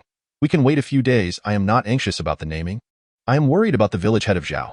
Xiaoya hesitated for a moment, lowering her head to add softly, "I am also concerned about Zhuanzi." "Zhuanzi?" Xue Ying asked, puzzled. "What does this have to do with him? I believe I saw Master Luli earlier." However, neither her master nor Master Luli had mentioned that she was currently residing at her master's house. Master Luli and Hunter Wang had always been together, unless Hunter Wang had business that took him away, in which case Master Luli would only stay at her master's home temporarily. It is rare for Xiaoya to reason so methodically. Hence it stands to reason that Wang the Hunter must have been occupied with some matter, having taken Xuanzi with him, thus leaving Master Liuli in the care of his master. "Are you concerned that Wang the Hunter may be engaged in some perilous undertaking?" Xiaoya nodded. "He did not even inform my parents before taking Xuanzi away. As Xuanzi's master, does he need to report to his parents when he takes his disciple out for training?" Xiaoya found herself at a loss for words, yet her anxiety persisted. It is likely that Wang the hunter has gone with Zhao Zhuangtou, who is yet to return, leaving us in the dark about what may have transpired. Xue Ying recalled the recent classes conducted by Master Liuli and found nothing amiss. One could only say that Master Liuli was the most composed among them. After a moment of contemplation, Xiaoya looked up to see Xue Ying frowning in deep thought and quickly urged her, "Miss, you should rest promptly. You have Aunt Sun's class to attend this afternoon indeed." Although Xue Ying obediently lay down, an inexplicable turmoil brewed within her, as if something ominous were on the horizon. Sure enough, shortly after she awoke that afternoon, Xiaoya rushed in. "Zhao, who said that Sanlang has come to invite you to Zhao Zhuangtou's residence." A chill ran through Xue Ying's heart. Before she could utter a word, Dong Sun interjected. "What business requires the miss to go to Zhao Zhuangtou's home personally? Cannot they come to inform us?" Xue Ying hastily replied, "I simply wish to taste Aunt Hian's stuffed dumplings. I had asked Xiaoya to convey my request this morning, and they are likely ready now, beckoning me to partake." She silently chastised herself for the fib she had just woven. Xiaoya blinked, cleverly refraining from exposing Xue Ying's deceit. "That is even more peculiar. Why not bring the dumplings up instead? Furthermore, the miss has a class to attend shortly. I wish to play with the dumplings today," Xue Ying spoke. She made her way towards the door, turning back to say, "I will bring some back for you once I have finished. Please excuse me from Aunt Sun's class." Dong Sun stamped her foot. "Miss, you have already missed so many lessons." Xue Ying waved her hand dismissively, not bothering to look back, and dashed off with Xiaoya, leaving Dong Sun in a state of vexation. "Why deceive Dong Sun?" Xiaoya inquired as they descended the mountain path. "Since I was instructed to go personally, it indicates that certain matters are deemed inappropriate for discussion within the courtyard. Until we ascertain the situation, it is best to keep others in the dark for the time being." "Does the miss know what has transpired?" Xiaoya asked with curiosity. Xue Ying shook her head, then turned to Sanlang. "Zhao Zhuangtou has returned, correct?" Sanlang nodded. "Father has sustained an injury, but mother did not elaborate, and I refrained from inquiring further." "Zhao Zhuangtou has been injured?" Xiaoya gasped in alarm. "It is nothing serious, merely a superficial wound." Sanlang's gaze held an inquisitive glint as he regarded Xue Ying. "Miss, my father has brought back Cici." "What is Cici's true identity?" "Only a few are privy to the secret of Zhao Zhuangtou rescuing Cici, including several young lords from the Zhao family. However, they have remained tight-lipped, never uttering a word. It seems that Zhao Zhuangtou's injury is somehow connected to Cici, prompting me to inquire further. Is this matter related to Cici?" Xiaoya could not help but glance at Xue Ying. Xue Ying pursed her lips, an unusual coolness adorning her expression as she quickened her pace. Upon arriving at the residence of Zhao Zhuangtou, she encountered 3 unfamiliar men, all appearing to be in their 40s or 50s, with robust physiques and clad in coarse, short garments, indistinguishable from ordinary farmers. Xue Ying paid them little mind, merely nodding before proceeding into the main hall. Inside, the hall was bustling with people. Zhao Zhuangtou, Aunt Hian, Hunter Wang, Master Luli, De Lang, Erlang, and Shishi, along with Xuanzi. Additionally, there was a young man, around 30, dressed in a long blue robe, exuding an air of dignity, though his brow was furrowed and his complexion appeared somewhat haggard. The room was filled with a palpable tension, shrouded in silence. Upon seeing San Lang escort Xue Ying into the hall, Aunt Hian's expression turned stern as she commanded, "De Lang, Erlang, San Lang, stand guard outside. No-one is permitted to enter." Xue Ying steadied her breath and quietly suggested to Xiaoya, "You should take Xuanzi back to meet your parents." Sensing the atmosphere was amiss, Xiaoya obediently nodded and beckoned to Xuanzi. The boy glanced at his master, and only after Hunter Wang gave a slight nod did he follow his sister out. As the door closed and the light dimmed, the atmosphere grew increasingly oppressive. "Miss," Zhao Zhuangtou intended to rise in greeting, but Xue Ying raised a hand to forestall him. "There is no need for formality. You are injured." With that, she seated herself in a chosen spot. The stranger furrowed his brow and inquired, "Why have you brought a mere girl?" With her missing front tooth, Xue Ying's once charming visage had lost much of its allure, rendering her less credible in the eyes of others. She cast a questioning glance toward Aunt Hian, who hesitated, seemingly at a loss for words, until Zhao Zhuangtou finally spoke. "Miss, this is the 3rd young master of the Duke of Jianguo's residence." "Kailing?" Xue Ying exclaimed in surprise. "Isn't he in the disaster-stricken area?" "The hero who swiftly dealt with corrupt officials and stabilized the situation." At last, she encountered someone who did not recognize her identity. Kailing straightened his posture. Everyone present was aware of who he was, yet none had disclosed their identities, creating a significant asymmetry of information.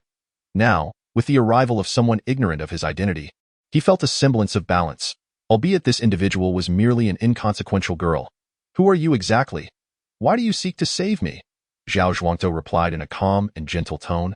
Our act of saving you is a personal endeavor, unrelated to the Mississippi. Of course, it was unrelated to her, as she was merely a young girl. Nevertheless, since you address her as Miss, it implies that you have a master. I wonder, may I inquire about your affiliations?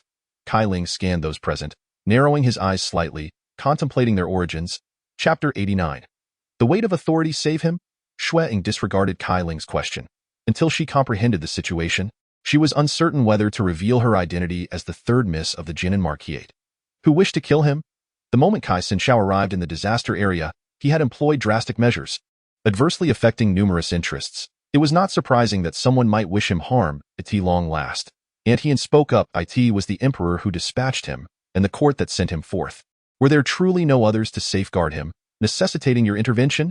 Zhao Zhuangtou sighed softly, while he and Ant cast a glance at Kai Ying, who maintained a composed demeanor. As far as I know, neither the emperor nor the court ever contemplated sending me to the disaster-stricken area. My appointment was entirely unforeseen and unwelcome by all, including the emperor himself. The emperor and the court are unwilling? Xue Ying found the situation inexplicably absurd, yet they still sent you. Precisely because they were reluctant, neither the emperor nor the court will concern themselves with your fate. Kai Ying's piercing gaze met hers. At such a tender age, you possess considerable insight. Xue Ying finally grasped the situation. Kai Ying had been entrusted with a significant responsibility under circumstances that no one anticipated. Attempting to swiftly stabilize the disaster zone would undoubtedly jeopardize the interests of many, including powerful ministers within the court. He was not favored at home, implying a complete lack of support. His sudden appointment was akin to racing headlong down a path towards certain doom, she murmured. To dare undertake so much without any backing? You truly possess remarkable courage. Kai Ying acted solely to remain unblemished before heaven and to not disgrace himself before others. His tone was resolute. Since the individual concerned has stated as much, Xue Ying found herself at a loss for words, aside from expressing admiration for his spirit. Miss, our purpose in seeking you out is not to deliberate on these matters. He and Ant attempted to redirect the conversation. Without clarifying these issues, no problem can be resolved. Xue Ying rubbed her temples. Very well, if your intent is to rescue others, I can comprehend that, but I must first ascertain whether my family is aware of this situation. Zhao Zhuangtou and he and Ant shook their heads in unison. You, as mere servants, dare to act independently, engaging in such perilous endeavors? Kai Ying found it unfathomable. Were they not concerned about bringing calamity upon their masters? They are exceedingly adept at erasing evidence and would not be traced back. Xue Ying was uncertain whether to commend or criticize their actions. Although Zhao Zhuangtou and the others were performing a noble deed, they had indeed acted without due consideration, as one misstep could implicate the entire Jin and Ho residence. He and Ant appeared somewhat embarrassed. Mississippi Xue Ying waved her hand dismissively. There is no point in discussing this further now that we have reached this juncture. She turned to the long-silent Shishi. What relation does this matter have to you? Shishi lifted her head and finally spoke. When I sent someone to retrieve young Master Kai, I encountered Zhao Zhuangtou and his companions. So, you all mistakenly believe the others were there to harm young Master Kai, leading to a violent confrontation? Xue Ying finally comprehended the situation. Regardless, your objectives were aligned. Since it was a misunderstanding, would it not suffice to clarify? Why bring me into this? She had no desire to wade into such murky waters. He and Ant replied curtly. Shishi insisted on taking him away. Xue Ying raised an eyebrow slightly. Before she could respond, Shishi retorted. On what grounds do you presume to take him? Where do you intend to escort him? You cannot even ensure your own safety. I dare to send someone to rescue him because I have the confidence to protect him. With an air of defiance, Cece raised her chin. Kai Ying crossed his arms, questioning, Am I not allowed to speak? Ant Hien chose to ignore his protest and continued to confront Cece. What do you wish for him to do for you? I do not require your report. Just moments ago, you spoke with such righteous fervor. It appears your intentions in rescuing me were merely to exploit me, Kai Ying scoffed. Enough of this bickering. As the tension in the air became palpable, Xue Ying's terse remarks silenced all parties involved. Fixing her gaze upon Ant Hien, her words were directed at Kai Ying. Kai Sanshao, at this juncture, you are but a fish upon a chopping block. It would be wise to acquiesce. Kai Ying frowned, about to voice his dissent, but Xue Ying had already risen. Cece, come back with me. Yet, Cece cast a dissatisfied glance towards Kai Ying. Do you wish to argue with me? Xue Ying shot back with a cold glare. Cece had never witnessed such a sharp and indifferent demeanor from Xue Ying. Most times, she appeared as a benevolent character, gentle and amiable. nearly causing Xue to forget that Xue Ying held her greatest vulnerability. This was precisely why the Zhao couple had summoned Xue Ying to serve as a mediator. Xue, in her rebellious and haughty state, heeded no one's words, save for Xue Ying, for Xue Ying held her son in her grasp. Observing Xue, who had moments ago been brimming with arrogance, obediently rise to follow Xue Ying, Kai Ying found himself momentarily taken aback. Though he understood Xue Ying's status among them was the most elevated, he had also witnessed Xue's prior obstinacy. Xue Ying's ability to exert such influence was truly unexpected. And he hesitated before pursuing them outside. Mississippi Xue Ying halted and turned to face her. Aunt Hien, rarely appearing flustered, expressed her concern. Miss, I assure you this matter will not implicate you, nor will it affect the Jin and Ho residents, I am aware. Xue Ying replied, her tone cool. I trust you. Then, Aunt Hien glanced at Xue with a hint of worried, I understand. I will do my utmost to counsel her. If this mother cannot be properly guided, her son will be even harder to raise. I have not forgotten Master Mingtu's entrusted matters. Upon hearing Master Mingtu's name, Xue furrowed her brow. Only then did Aunt Hien breathe a sigh of relief. I'm glad you understand. After a brief moment of hesitation, Xue Ying leaned closer to Aunt Hien and quietly inquired, is her condition truly dire? Aunt Hien was taken aback, noticing the slight redness around Xue Ying's eyes. Her expression softening as she sighed gently, I cannot say. That was an implicit admission. Xue Ying nodded, choosing not to delve further. Please ensure those whom Xue brought are settled. They may need a while before they can depart. Understood. On the way up the mountain, Xue could no longer contain her curiosity. Xue Ying, what exactly are you trying to accomplish? Her final words had clearly indicated a temporary detention of those she had brought. I am merely offering you an opportunity. Did you not wish to take Kai Ying away? Xue was perplexed. But have you not already aligned yourself with the Zhao couple? They insist that they are your elders, so it would be prudent for you to exercise a modicum of courtesy. Xue Ying's voice turned cold. They? Xue responded with a hint of defiance. Xue Ying halted, raising her gaze to fixate on her, stating that the talismans from Ganshao Temple were never obtained without merit. What do you mean? I have devoted 6 months to my practice at Ganshao Temple, earning merely a year of my mother's health and safety, while your talisman grants you the power of speech and promises a lifetime of tranquility. What price must be paid for such a gift? Xue was momentarily taken aback. If you harbor resentment, it would be more admirable to fully embrace it and return the talisman to Ganshao Temple, wouldn't it? Chapter 90. Worries. Xue found herself at a loss for words. Furthermore, should anything befall your child in the future, I shall personally seek assistance, regardless of the cost. Xue hastily replied, Do you think Ganshao Temple accepts just anyone? You? Xue Ying interrupted her. Even if you wish to plead, Ganshao Temple may not be inclined to assist you. Sincerity alone is insufficient. I have encountered many who were willing to pay any price for a talisman, only to be turned away. Xue Ying turned to continue her ascent, noting that Master Mingtu had persistently avoided meeting her, while Master Mingjue was perpetually occupied, likely in search of herbs for her. Previously, she had refrained from contemplating the matter deeply, but upon reflection, she understood much more. Master Mingtu's reluctance to meet her was likely not solely due to her appearance, but rather because her health had deteriorated to the point where she could no longer supervise her training daily, leading her to abandon the effort altogether. I never sought her out, Xue mumbled. Indeed, that is precisely why I advise you to return the talisman, and then revert to silence, returning to that wretched state of existence. What of her plans? Without health, how can she strive to alter her abominable fate? The gravity of the situation was met with Xue Ying's nonchalant suggestion to simply return the talisman, prompting a surge of resentment in Xue. Xue Ying, I truly did not anticipate your capacity for cruelty. You are right. Xue Ying paused, and Master Liuli's perspective holds merit as well. She is not only lacking in compassion, but also in discernment. She is a mere mortal, preoccupied with her own interests and the well-being of those she cherishes. Superficial and selfish, I do not comprehend your animosity towards Master Mingtu, but in any case, since you have received kindness from others, it would be wise to carry a sense of gratitude. Xue Ying shrugged. Honestly, I have no right to meddle in the grievances between you, nor do I wish to, but I fear that the circumstances we face today may recur in the future. Thus, allow me to be unequivocal. Further confrontations with Zhao Zhuangtou and Auntie He must be avoided, for I will invariably side with them, and at present, you cannot contend with me. Xue gritted her teeth. Why? When did you begin to distrust me so? From the moment I discerned your lack of trust in me. Distrust is akin to the quills of a hedgehog. It serves to protect yet can also inflict harm. You are reluctant to relinquish, and thus I must likewise don my armor to shield myself from your potential harm. Xue Ying offered her an enigmatic smile. acknowledging, as you know, that I am, after all, a rather selfish individual. The two fell into a contemplative silence, walking together until they reached the gate of the courtyard, where Xu finally spoke softly.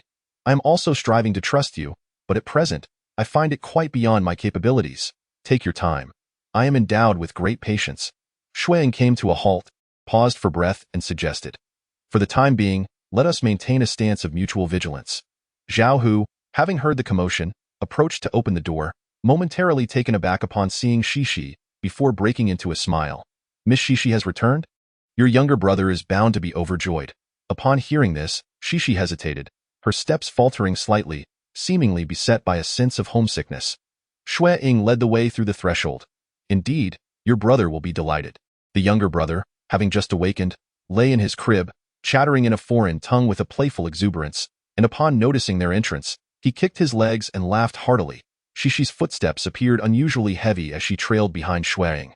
Aunt Sun, who was tending to the child, spotted Xue Ying rising to greet her and was momentarily taken aback upon realizing that Xi was behind her. Xue Ying nodded in acknowledgement, and Aunt Sun instantly grasped the situation, cradling the younger brother and heading outside. Your mother has returned, dear brother. Xue Ying assisted him to sit up, gently tugging at his small hand. Say hello. The younger brother, oblivious to the prompt, simply delighted in Xue Ying's presence, reaching out eagerly for a hug. Xi approached the bedside, gazing at her brother in a dazed manner, before finally whispering with a quiver in her voice. He has grown so much. Only then did the younger brother notice another presence, glancing up to find deep, inquisitive eyes focused on him. After a moment of hesitation, Xi extended her arms to lift him. The younger brother pouted, his little face scrunching up as if on the verge of tears, prompting Xue Ying to quickly interject. No crying, she is your mother. The younger brother blinked, ceasing his tears, yet reached out for Xue Ying to hold him. Xue Ying crossed her arms defiantly, declining. I will not hold you. Feeling a bit aggrieved, the younger brother turned to the unfamiliar Xi and then back to Xue Ying, realizing she still refused to embrace him. He resigned himself to nestling in Xi's arms, mumbling as he played with his own fingers. Xi's eyes glistened with unshed tears, while Xue Ying feigned ignorance. You two enjoy your play. I shall arrange for a room for you. Tonight, you must stay, no matter what. Stepping outside, Aunt Sun awaited with the younger brother in her arms, reporting to Xue Ying. Xuanzi has returned, and the family is conversing. I was asked to watch the child. Xue Ying nodded. I understand. Thank you for your hard work. Not at all. Come, let us sit in my room. The two made their way to Xue Ying's chamber, where Aunt Sun inquired. Xi will be staying here from now on, correct? 3 months prior, when Xi departed, she sensed something amiss, yet could not fathom what transpired between Xi and Xue Ying, especially since at that time, Xue Ying was still in Ganxiao Temple, unaware of everything. Xue Ying shook her head. She will still depart. She cannot be retained here. And what of her child? She shall not take him away. The child is still young, and she is preoccupied with her affairs outside, unable to provide adequate care. Does she truly wish to part with her? Even if she is reluctant, survival must prevail. Xue Ying seemed to be conversing with herself. Xi is currently striving for the future, seeking a means of sustenance for herself and her child. Thus, necessary ruthlessness becomes an unavoidable choice. Furthermore, leaving the child here serves as a sort of hostage. Otherwise, Master Ming too would likely not permit her departure so easily. These individuals are unwilling to divulge anything, yet that does not imply she cannot infer the truth. However, she remains perplexed as to the underlying discord between Xi and Master Ming too that has led to this peculiar situation. What? Nothing. Ahead, Dong Sun has already come to greet her.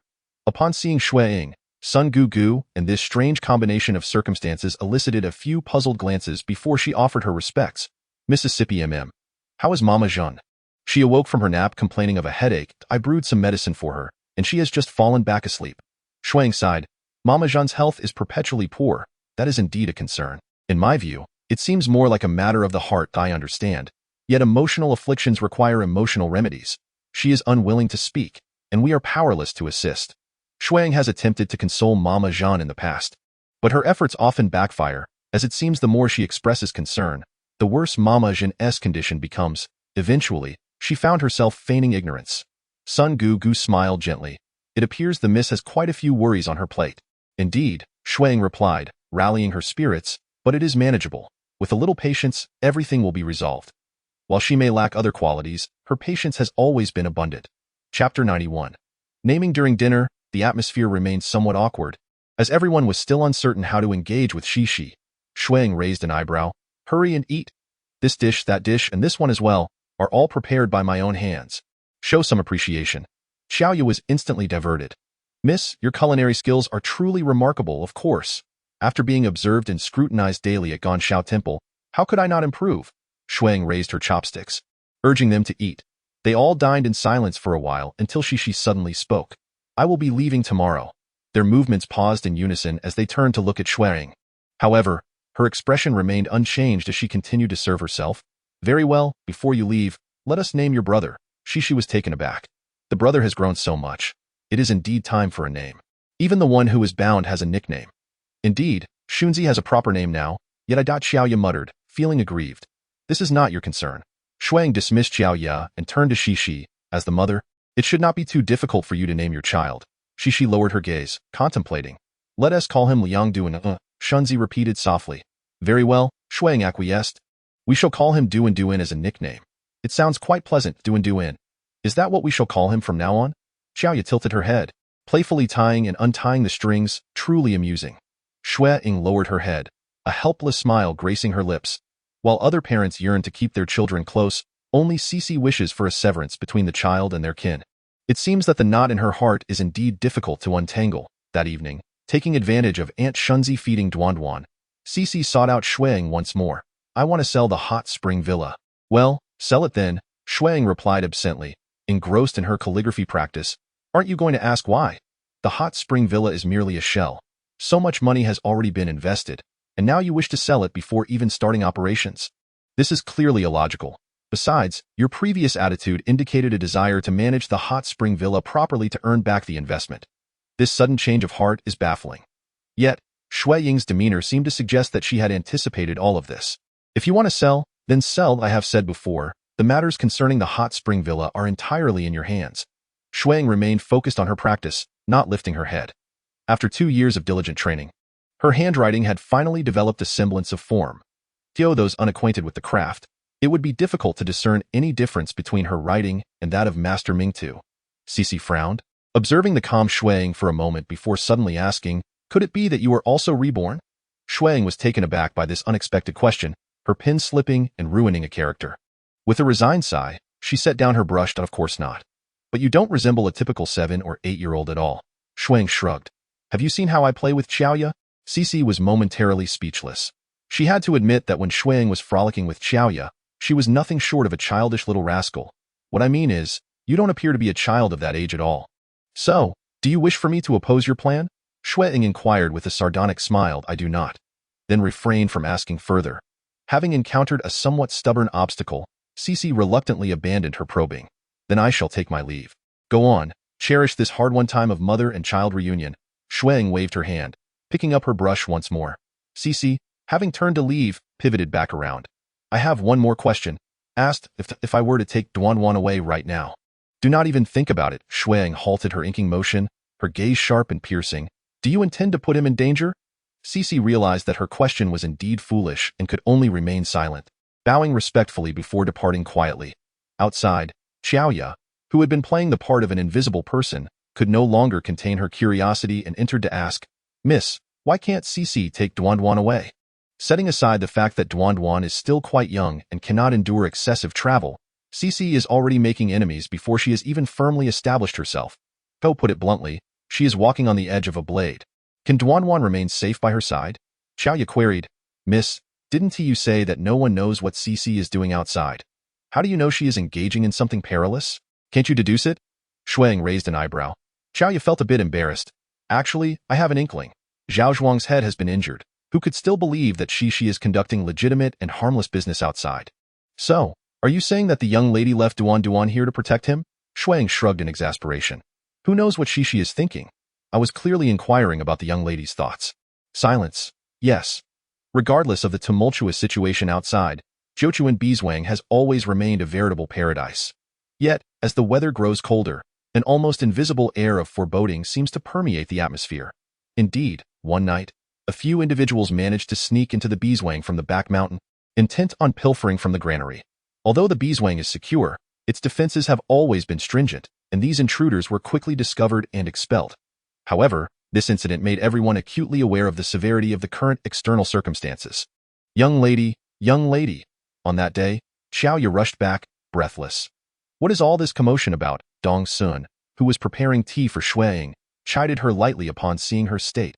There's fighting outside, there's fighting. With a sharp crack, Dong Sun's teacup shattered into pieces, her complexion turning pale, trembling uncontrollably. Fighting. Are the soldiers coming again? Look at how you've frightened Dong Sun. Xue Ying shot Xiao Ye a glare. Where's the fighting? In the northern frontier. Xiao Ye felt a bit sheepish. Dong Sun, don't panic. It's quite far from here. But Dong Sun still appeared unsettled. If there is fighting, could there be straggling soldiers coming our way? No. Xiao Ye waved her hands. Zhao Zhuang's head and the others are being cautious. They are guarding this place tightly. Not even a fly could get in. Didn't someone break in a few days ago? Dong Sun asked weakly. The northern frontier is far away. Moreover, the area is under the protection of General Chuan. The people of Beiyuan cannot intrude. Xue Ying patted Dong Sun's hand. Rest assured, we are situated in a remote area, safer than Anjing City. Only then did Dong Sun calm her nerves, albeit still looking somewhat pale. You should return to rest now. With Xiao Ye here, it's sufficient. Xue Ying signaled to Xiao Ye, who promptly came over, trying to lighten the mood while assisting Dong Sun back to her room to rest. After sitting for a while, Xue Ying continued to feel restless. She stepped outside and gazed up at the overcast sky, which loomed oppressively, making it hard to breathe. Young lady, why did you come out without your coat? Upon returning from seeing Dong Sun off, Xiao Ye reproached her, hurrying inside to fetch a cloak for Xue Ying. Xue Ying looked up dreamily at the sky and remarked, "It's snowing." Chapter 92. The Treasures of the Former Dynasty. Following her gaze, Xiao Ye noticed that the gray sky was gradually revealing flecks of white, which soon became denser, quickly transforming into a flurry of large snowflakes. This year's snowfall has arrived quite early, Xiao exclaimed, her spirits suddenly lifting. Miss, if the snow falls heavily enough, shall we descend the mountain tomorrow to build a snowman? Not going, Xue Ying replied, her tone perpetually laden with melancholy. Xiao gazed at Xue Ying in astonishment and confusion as she turned to enter the house, scratching her head in bewilderment. What is the matter with the miss? Remembering that she had not finished her previous thought, she hurried inside. Miss, there is indeed fighting occurring in the northern frontier. Yes, you mentioned that earlier. Xue Ying lifted her teacup to warm her hands. Inquiring about the situation, I have heard that the fighting is quite fierce. The Beiyuan kingdom has nearly mobilized its entire force, as if in a frenzy. However, they are still unable to contend with General Chuan, being firmly held at the eastern pass. Xiao raised her fist. Long live General Chuan. Long live the northern frontier. Yet, Xue Ying did not join in the exuberance. She fell into a moment of contemplation before suddenly saying, Xiao, prepare the ink. Yes, miss, are you going to practice your calligraphy again? Upon hearing this, Xiao approached to open the box, cautiously dripping warm water onto the ink stone to begin grinding the ink. However, Xue Ying merely wrote a simple line on a piece of paper, so quickly that Xiao barely had time to see it before she gently blew it dry and folded it into an envelope. Deliver this letter to Aunt Hien and have her send it to Cici. Miss, what have you written? Just as Xiao was about to open it, Xue Ying's gaze made her instantly realize the gravity of the matter, prompting her to retract her hand and raise 3 fingers. I promise, I won't peek. I trust you. Go ahead. Yes, Mississippi, but don't wander off. Otherwise, if Dong Sun sees that I haven't been guarding you, she'll scold me. I won't wander off. Xue Ying, feeling helpless, raised 3 fingers to make the same promise. Curiously, when Xiao arrived at the Zhao family's residence, she found herself unable to enter, having been sent away right at the door after handing the letter to Aunt Hien. Holding the letter given by Xiao, Aunt Hien entered the hall, where a figure clad in a gray robe sat in the central position. It was the long-absent Master Mingtu. Master Mingtu appeared significantly more gaunt, his eyes bearing signs of fatigue, yet he maintained a carefree demeanor, leaning sideways with his head propped up, asking without lifting his gaze, whose letter is this? It is for Miss Cici. Master Mingtu reached out, and Aunt Hien handed him the letter, watching in astonishment as he naturally tore it open, as if it had always belonged to him. Glancing at the contents, Master Mingtu tilted his head in puzzlement, then smiled with a mix of resignation and gratification. This girl. What did the miss say? Mingche instructed Cici to spare no effort in supporting the northern war zone. Aunt Hien was utterly astonished. How could the miss know before Master Mingtu arrived today? Not even we were aware of the situation on Cici's side. Indeed, I cannot ascertain whether Cici would heed my counsel. With Mingche's order, she would likely have no choice but to part with this piece of flesh, no matter how reluctant she may be. Should I still take it upon myself to discuss matters with Cece? It remains imperative to proceed with the matter at hand. Mingxie desires for Cece to engage in altruistic donations, yet my heart hesitates. Master Mintu, with a leisurely demeanor, carefully reinserted the letter. The treasure of the former dynasty, that constitutes a substantial fortune indeed.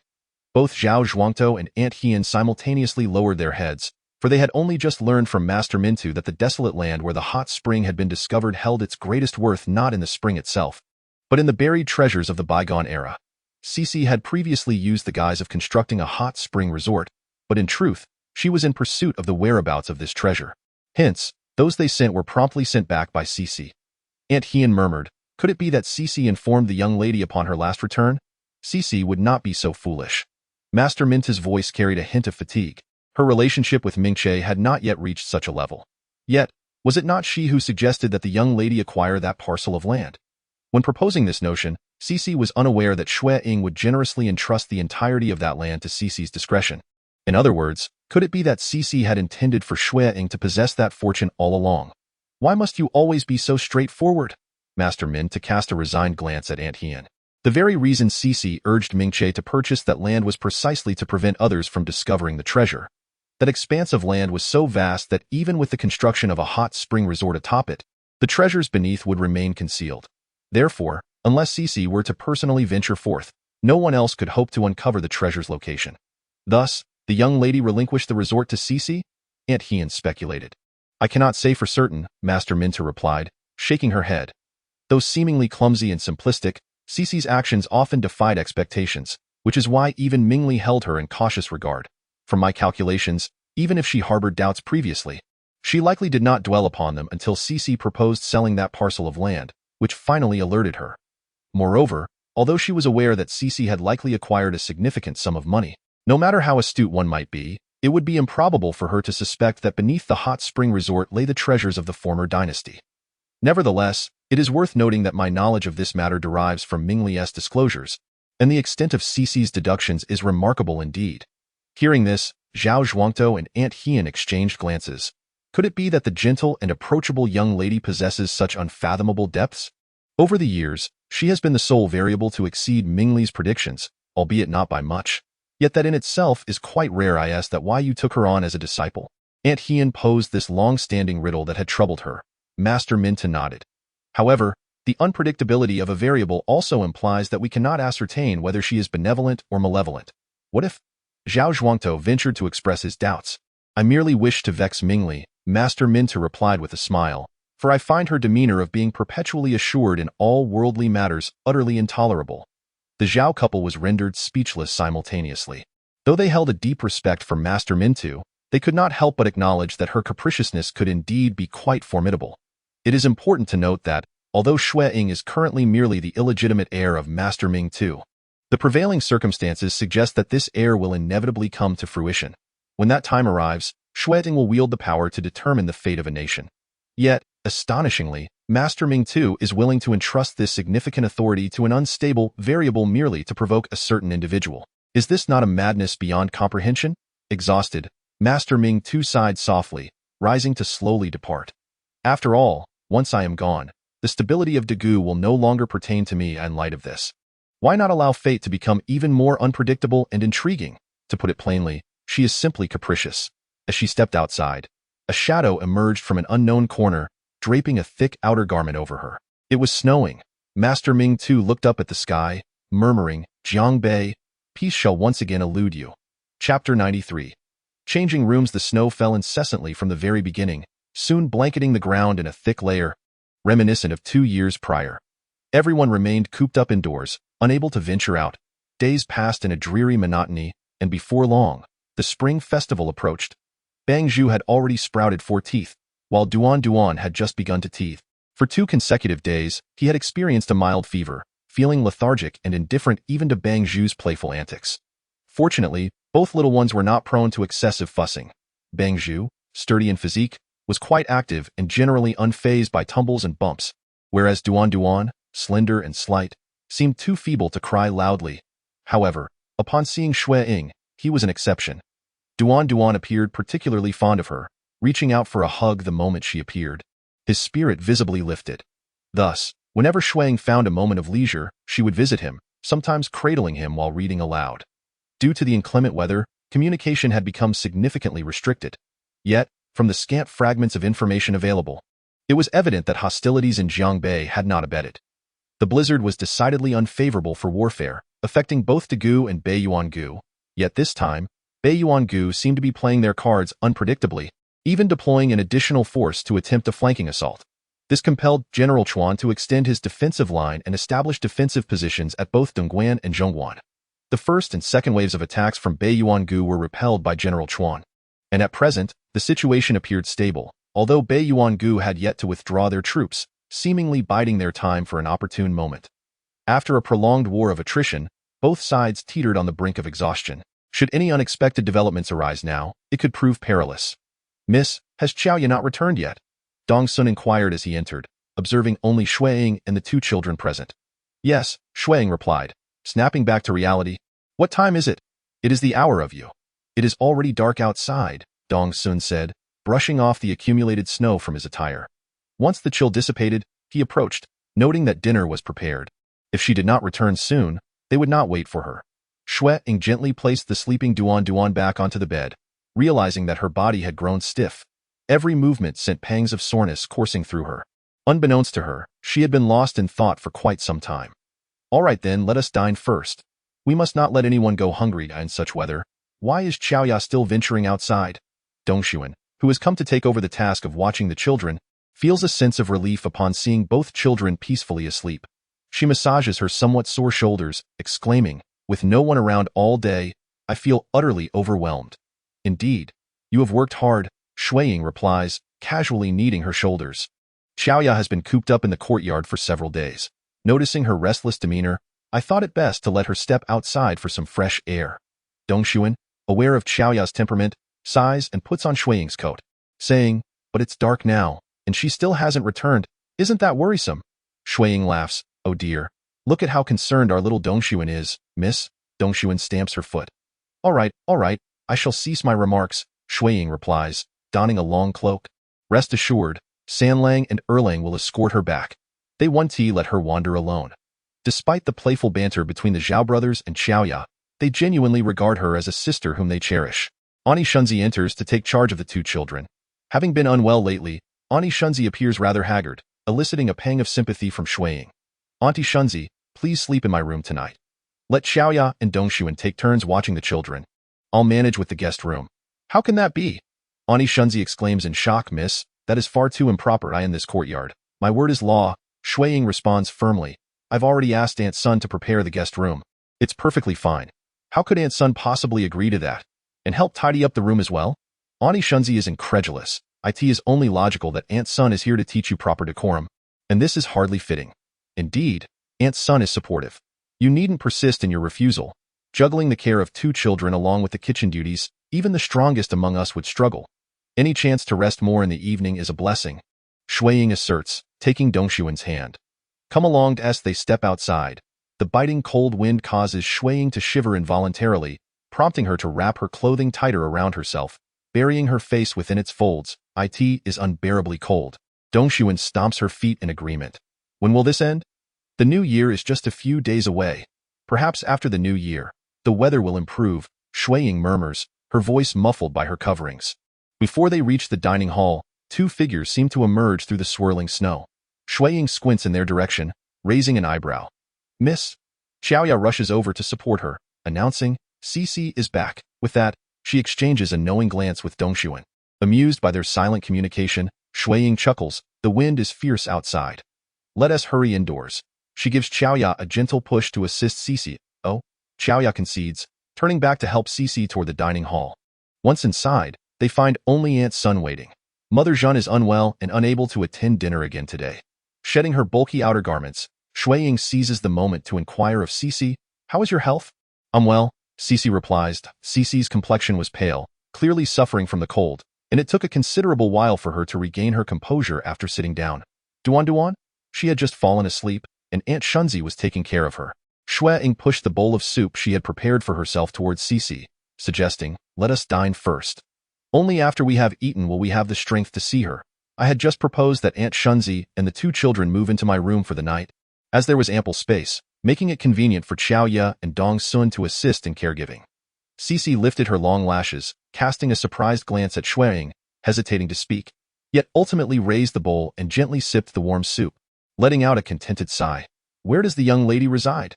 Xiao Ye inquired, somewhat slow on the uptake. The young lady is staying in the room previously used by Master Liuli for rest. Dong Sun tapped her forehead, chiding, You spend all day playing and are unaware of such matters. How do you expect to care for the young lady? Aware of her fault, Xiao Ye stuck out her tongue. I was wrong. I shall amend my ways, all right? Dong Sun turned to Xue Ying, and concerning the young lady, I was wrong. Xue Ying quickly raised her hands in surrender. I shall certainly discipline Xiao Ye henceforth, ensuring she behaves properly. Shall I? Only then did Dong Sun nod in satisfaction. However, Aunt Sun gently cleared her throat, prompting Dong Sun to immediately respond, bowing her head. I apologize, Aunt Sun. I overstepped. As a servant, it was utterly inappropriate for her to admonish the young lady in such a manner. Upon acknowledging her mistake, both Xue Ying and Xiao Ye cast pleading glances at Aunt Sun, their adorable, snow-white faces and strikingly clear black and white eyes creating a compelling effect. Aunt Sun coughed again, stating solemnly, The most important thing during meals is to enjoy oneself. Rules are temporarily suspended. Xue Ying and Xiao Ye exchanged a glance before simultaneously cheering and raising their chopsticks. Let's eat. Chapter 94. Night conversations that evening. Xiao Ye warmed Xue Ying's bedding and made everything ready, asking, Miss, may I take my leave? Is it truly all right for you to sleep alone? Be off, Xue Ying replied, engrossed in her book without lifting her gaze. I have always slept alone at Ganshao Temple. What could possibly happen? Xiao Ye shook her head in resignation. Just as she opened the door, she was taken aback to find someone standing outside. Cece nodded at her and stepped into the room. Xue Ying set her book down and gestured for Xiao Ye to leave first. Then, she poured a cup of hot water and pushed it towards Cece, saying, Sit. Cece took a seat and held the teacup with her slightly stiff hands, sipping from it. Have you been to see Duan Duan? Xue Ying asked. Cece nodded, then inquired, Why do you not ask me when I shall depart? The last time she left abruptly, everyone was astonished. Seemingly only Xue Ying was pleased by it, leading Cece to subconsciously believe that Xue Ying did not welcome her. Why ask such a thing? Xue Ying chuckled. Do you think you are a guest? Cece's tranquil face rarely showed astonishment. Isn't that so? The cognitive dissonance between the two individuals was palpable, leaving Xue Ying in a state of exasperation. Here you are? Of course, you can return whenever you please. And you, having reached a level of maturity and thought, are free to depart at your whim. Whether you come or go is beyond my control and shouldn't be a matter of my concern. Is it even a topic worth discussing? Xue Ying nodded in agreement. She sighed softly, setting down her teacup. Xue Ying, what kind of person are you really? Xue Ying shrugged. What do you think? I cannot decipher you. Then I cannot assist you. Xue Ying replied innocently. I don't understand myself either. Displaying her knack for jest and deflection, Xue Ying was not new to Shi, who decided to cut to the chase. How did you learn about the treasure? Huh. Xue Ying was taken aback. What treasure? Shi, growing impatient, retorted. Are you playing dumb again? I am not feigning ignorance. I truly do not know. This time, Xue Ying was genuinely innocent. I surmise that you might have come into a small fortune, but I have no idea what treasure you speak of. Noticing Shishi's somewhat sullen expression, she cautiously inquired, Is it a vast sum of money? Shishi replied coldly, Yes. And what about the support I previously requested for the northern frontier? Shishi shot her a piercing glance. The food, the winter clothing, the blankets. Those resources that could have doubled my wealth within half a year were all squandered by your single utterance. Xue Ying weakly countered, but it can't be termed as squandered. After all, many lives were saved. This is the realm of the Morong family. Why should I be the one to make sacrifices? Shishi slammed the table.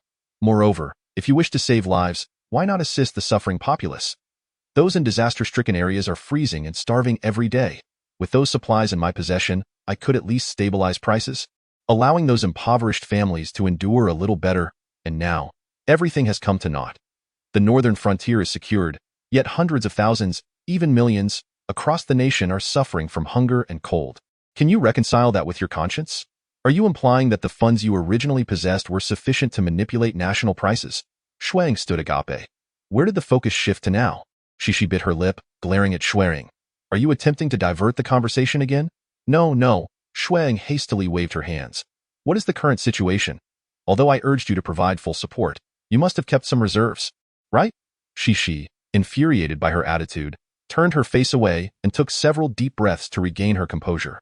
Based on the leads in Xue Ying's possession, all the corrupt officials and unscrupulous merchants capable of extracting wealth had already been drained.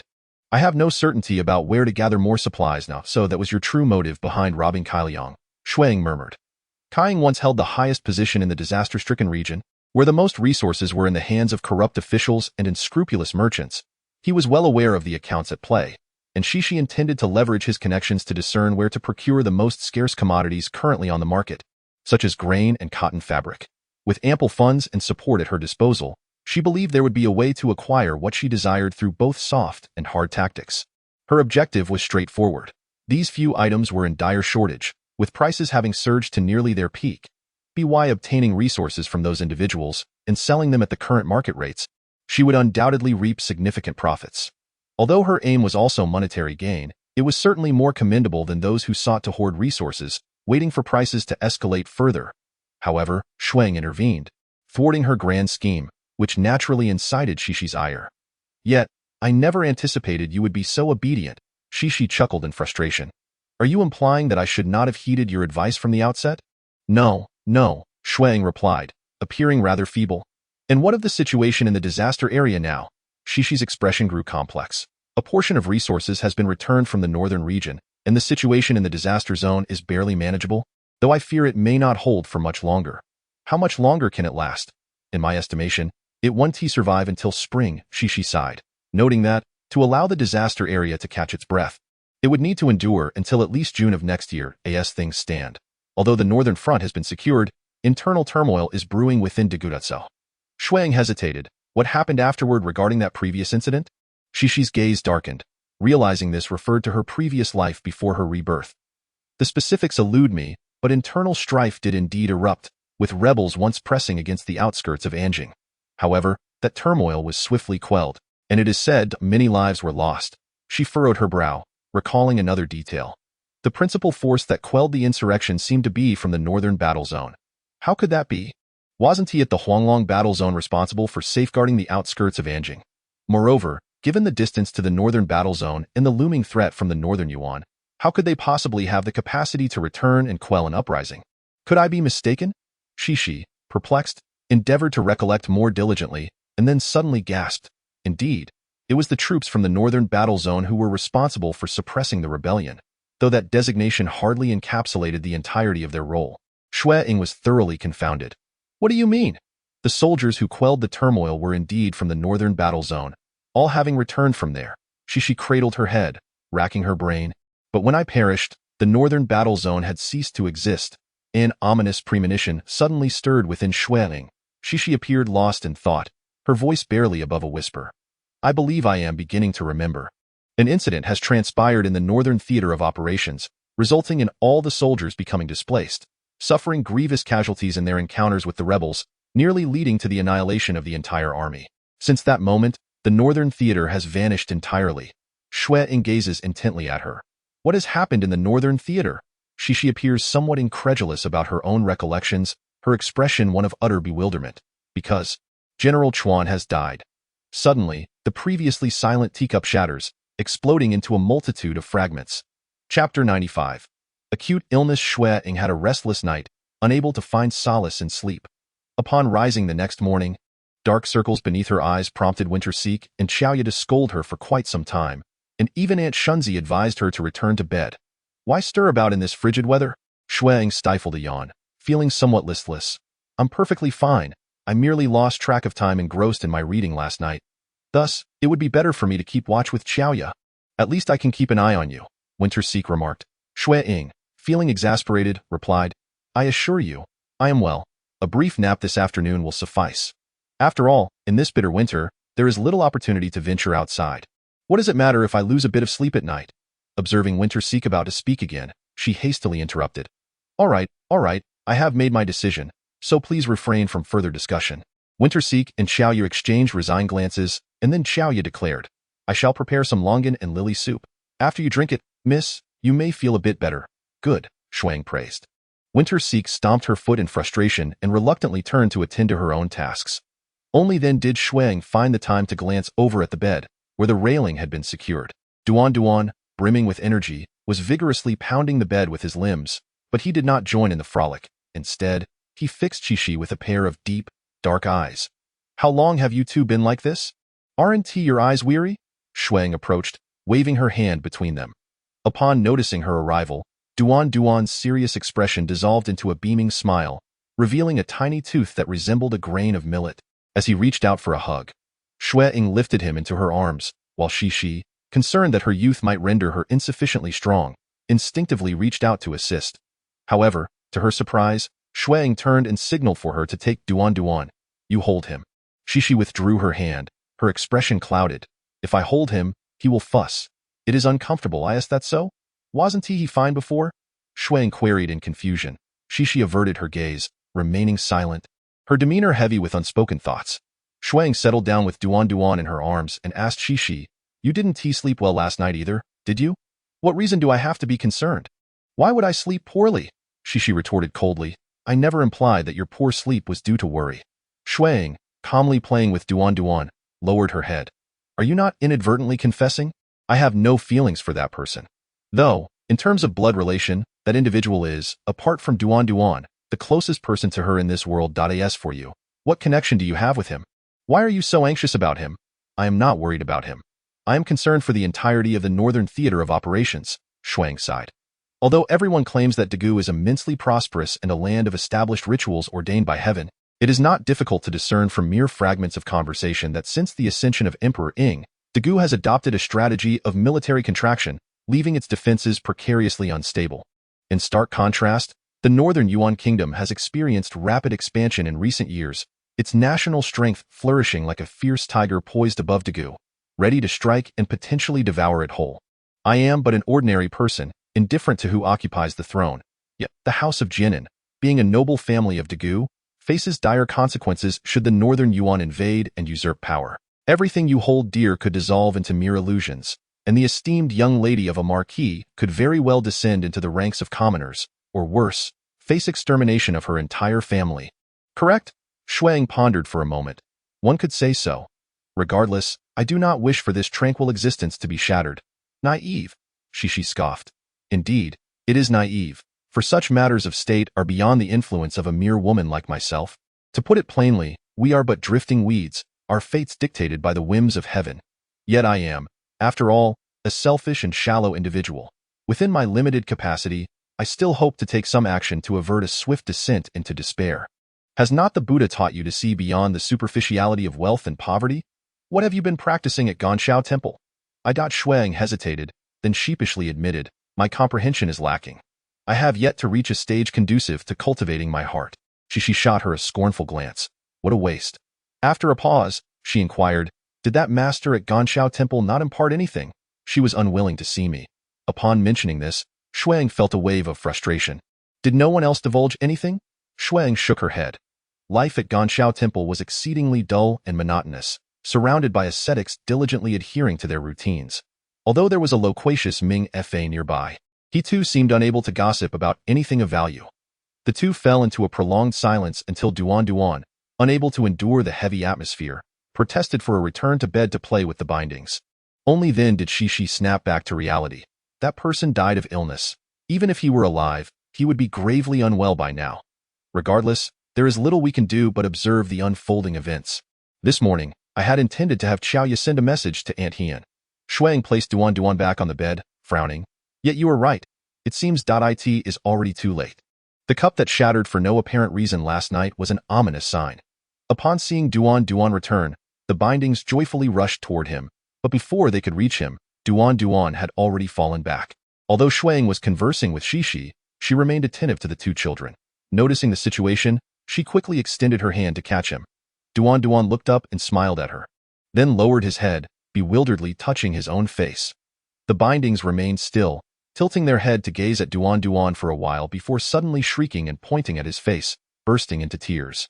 Just as Xue Ying found this curious, Duan looked up at her once more, and this time, she was so startled that her hand went limp, nearly allowing Duan to fall. Beneath the broken nose, crimson blood flowed forth, smeared across his face, rendering him a visage of sheer horror. Duan. Xie rushed over, panicked and desperate to touch Duan's face, but paused, teetering on the brink of collapse. How could this be? Just a moment ago, everything was fine. Just a moment ago. The heart-wrenching wails reverberated, alarming everyone. Auntie Shun, Aunt Sun, Dong Sun, and Xiaoya rushed in, each exclaiming, "What has happened?" Initially, they assumed it was merely a child's accidental bump, but upon seeing Duan's condition, a collective gasp of shock escaped their lips. Even the typically composed Aunt Sun trembled several times, her voice involuntarily quaking. "What has happened?" "I don't know." Although Xue Ying was trembling with fear, she gently laid Duan down. In mere moments, his complexion had turned ghostly pale, his small body convulsing with tremors as he gazed helplessly at Xue Ying, his eyes glistening with a thin veil of tears. Yet he held back his cries. "It's all right. It's all right," Xue Ying murmured soothingly, then called, "Aunt Sun, please come take a look." Duan. She had lost her composure, grasping Xue Ying with such force that it nearly crushed her wrist. "Just moments ago, everything seemed fine. I thought nothing would go wrong. I thought it was all behind us." "Let us not hinder Aunt Sun," Xue Ying urged, pulling her away, steadying herself before quietly asking, "So, does this mean such incidents have occurred before?" Between the two of them, before had already become synonymous with a past life. She, tears streaming down her face, nodded in despair. "How was it resolved?" A shudder coursed through She, and she regained a semblance of composure, her spirit rallying. It was Ganshao Temple. Ganshao Temple saved him. This was why she had altered her attitude upon hearing that Xue Ying had once practiced at Ganshao Temple. The temple had rescued her son, instilling in her a sense of gratitude and reverence. Xiaoya, who had been anxiously fidgeting like an ant on a hot stove, immediately exclaimed, "I will go find the master." "Go." Xue Ying acknowledged her quick wit in this critical moment, gesturing for her to hurry out. She then turned to Auntie Shun, instructing, "Take Banju away. Duan's condition is too distressing, and Banju's cries may further unsettle him." Auntie Shun nodded, her face etched with worry as she carried Banju away. After a considerable time, Aunt Sun finally looked up, her expression grave. "I cannot diagnose this. His pulse is exceedingly chaotic. I have never encountered such a condition, nor have I seen it recorded anywhere." She, lost in her thoughts, murmured, "That is what everyone says. Even the imperial physician says the same." Xue Ying pulled her back to reality, urging her to regain her strength. Duan still needs you." His mother, to help him through this ordeal. Cici gazed at Duan, who was still bleeding profusely, and, with a choked sob, rushed towards him. Duan. Even in such dire circumstances, Duan remained remarkably well-behaved, steadfastly gazing at his mother, who was on the brink of a mental breakdown. Were it not for the ghastly bloodstains marring his face and his still trembling, convulsing body, one could hardly fathom the extreme agony this child was enduring. Xue Ying gently took his hand. "Duan, we will save you. Just hold on a little longer." Duan glanced at her, blinked, and tears that had been swirling in his eyes silently coursed down his cheeks. A small gasp escaped his throat, blood trickled from the corner of his mouth, and his body convulsed even more violently. Aunt Sun could hardly bear to witness it. Duan. Cici also grasped his hand. "It is my fault. All the blame lies with me. You can blame and hate me if you wish, but I beg you to hold on a little longer. I am so sorry. I know you are in pain, but please, just survive for me. Will you?" Naturally, Duan could not comprehend their words. He merely closed his eyes slowly, his breathing gradually becoming steadier, and the bleeding from his nose and mouth subsided. It appeared he was stabilizing somewhat. Yet, Cici remained heartbroken, tears streaming down her face. "Every hour, he has a seizure, and the doctor says he won't last 2 days. But how can that be? He seemed fine just a moment ago." Xue Ying understood that Cici was overly distressed, conflating past and present. Yet with Duan's grave condition weighing heavily on her heart, she had no time to comfort others. Everyone's hearts felt as if they were being tormented in a cauldron of boiling oil. Fortunately, their wait was not long. Within less than half an hour, Aunt Hien climbed over the wall. Before she could steady herself, she hurriedly asked, "How is Duan?" "Aunt Hien." Xue Ying sprang to her feet. Momentarily dizzy, "Quickly, come." Aunt Hien approached to assess Duan's condition and gasped, swiftly producing a talisman for him to wear. "I just reached the Moon Lake intersection when I encountered Master Mingjue." She said it was Master Mingli who sent her with the talisman. This implies that Master Mingli had foreseen the events of today. I am uncertain when Master Mingli became aware, but according to Master Mingjue, Master Mingtu only just learned of it. Due to the inclement weather, Master Mingtu had been bedridden for 10 days to half a month, hence unable to inquire. Additionally, Master Mingjue conveyed that Master Mingtu's health was poor. unable to bear the divine punishment, thus allowing you to endure it this time. Before her words could fully settle, Xue Ying had already collapsed in a straight line. This year passed without any peace. First, Duan fell gravely ill, but with the timely arrival of the talisman from the Xiangxiao temple, his condition stabilized swiftly. However, almost concurrently, Xue Ying also fell ill. It was difficult to pinpoint the cause. She simply felt an overwhelming weakness throughout her body, occasionally beset by sharp, stabbing pains, which rendered her sleep restless and her spirit increasingly languid. She lost considerable weight, her chin became sharp, and her eyes appeared disproportionately large, evoking deep sympathy. The silver lining was that during this period, her teeth had begun to grow back. Despite being unwell, fortunately, her teeth had not grown crooked. Otherwise, she would have been even more despondent. Cece was utterly terrified by the intermittent illness, remaining in the yard, unwilling to leave. Even when numerous visitors came pleading for her to step outside and take charge, her resolve remained unshaken. Eventually, Xue Ying could no longer endure the disturbance, and as the weather began to warm, making it suitable for outings, she took it upon herself to admonish Cece both overtly and subtly, finally encouraging her to regain her spirits and bid a reluctant farewell to Duan as she re-entered the fray. Another matter, seemingly unexpected yet not surprising to Xue Ying, was the prolonged absence of the Zhao family from Zhao village, who had been away for 2 months. The excuse they provided was that Dailang was to be wed, and the entire family had gone to Zhao City to celebrate the occasion. However, to conduct such festivities without a word from them for so long was inexcusable, yet amongst the other estates, all were kin, and no one dared to speak out, instead concocting ways to shield Zhao Zhuangtou from scrutiny. After all, for a family member serving the marquisate, such an extended disappearance could lead to severe consequences. In summary, amidst the tumult and confusion, the new year passed, the weather warmed, the ice and snow melted, and life began to stir once more.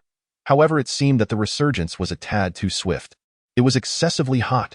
As Xiaoya entered, she exclaimed, her small face glistening with sweat, flushed from the heat.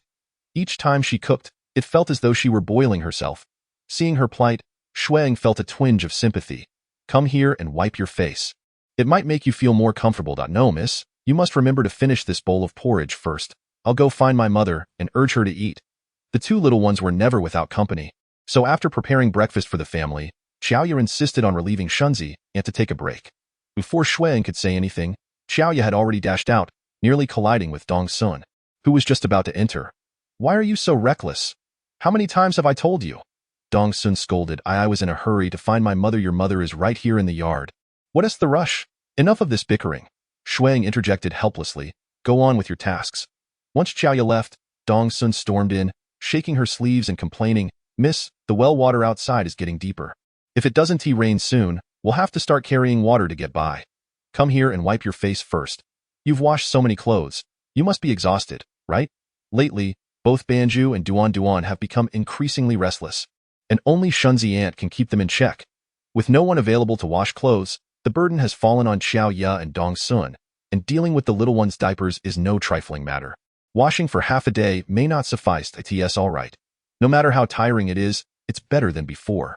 After wiping her face, Dong Sun's mood settled, though the oppressive heat was irksome. Indeed, ever since the spring festival, the weather has become suddenly sweltering, the ice and snow melting rapidly, and now a blazing sun hangs above daily, causing great discomfort, which explains why both Xiaoya and Dong Sun are so fidgety today. Chapter 97. Bursting in, Dong Sun voiced a litany of complaints, but upon lifting her gaze, she noticed Xue Ying lost in thought. Annoyed, she called out, Miss, if you don't eat soon, the food will spoil. Is it really that urgent? Xue Ying snapped back to reality. Right, with this heat, I hope nothing untoward has happened at the estate. Nothing at all. The distillery is temporarily shut down, and most people have returned. I heard the Zhao family hasn't come back yet. Dong Sun paused, cautiously asking, Miss, if this continues, could there be trouble? What sort of trouble could arise? Xue Ying shrugged dismissively. I am here, the third miss. If anyone dares to question, simply say it was I who sent them to work. Not a single word from them. It's truly outrageous. Dong Sun murmured, then recalled, Oh yes, Zhao who asked me to inquire if you would like some ice brought in. The heat has been unbearable. It's not yet time for that. Using it now will only make things harder in the days to come. However, we must ensure the children stay cool. Have Zhao Hu and Uncle Shun splash them with water frequently. But the well water is running low. Dong Sun sighed. Cece often sends money back, so we are not short of silver. Yet here we are, nearly out of water. How are we to manage? You're just worrying for nothing. Xue Ying teased, of course I worry. Your health and Mother Jeunesse have shown no signs of improvement, and with those two rascals causing chaos all day, there is hardly anyone to rely on in this family. Alas, Dong Sun lamented, nearly at her wit's end. Let us try to relax for now, Xue Ying said, lowering her head to sip her porridge, mumbling, the real troubles are yet to come. Just then, Aunt Shun's startled voice rang out from outside. Xiaoya, be careful, don't fall. Xue Ying and Dong Sun rushed outside to see. Xiaoya had inexplicably climbed onto the wall, gazing intently at the situation below. What is the matter? Xue Ying inquired. It seems there is trouble at the checkpoint, Xiaoya replied, shielding her eyes with her hand to peer into the distance. Someone is trying to break in. Dong Sun gasped, are they refugees? I can't see clearly, Xiaoya said as she jumped down, her reckless demeanor prompting gasps from those present. Be careful. I'm fine. Xiaoya flicked her braid. Miss, I'm going to check it out, and with that, she dashed off. Hey! Xue Ying was caught off guard and could only chase her to the inner courtyard door. Xiaohu, follow Xiaoya, don't let her get into trouble. Yes, Xiaohu replied, calling out to Uncle Shun before sprinting down the mountain after Xiaoya. This Xiaoya, Dong Sun fretted, agitated. She is not playing around. Those are refugees. She shot Xue Ying an accusatory glance. Miss, you should be more vigilant. Xue Ying felt a mix of helplessness and embarrassment. Indeed, as a proper young lady, she was unable to rein in her own maid. Miss, when Xiaoya returns, I will certainly give her a good talking to, Aunt Shun quickly asserted. There is no need for that. Xiaoya has had a tough time these days. Let her have her way just this once. Xue Ying stood for an extended period, her vision momentarily darkening as her body swayed unsteadily. Miss, Dong Sun hurriedly supported her, urging her to retreat indoors for a rest.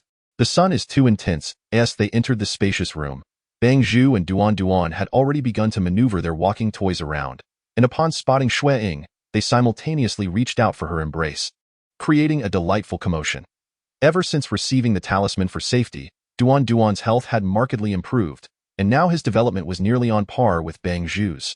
With his newfound vigor, his energy had surged,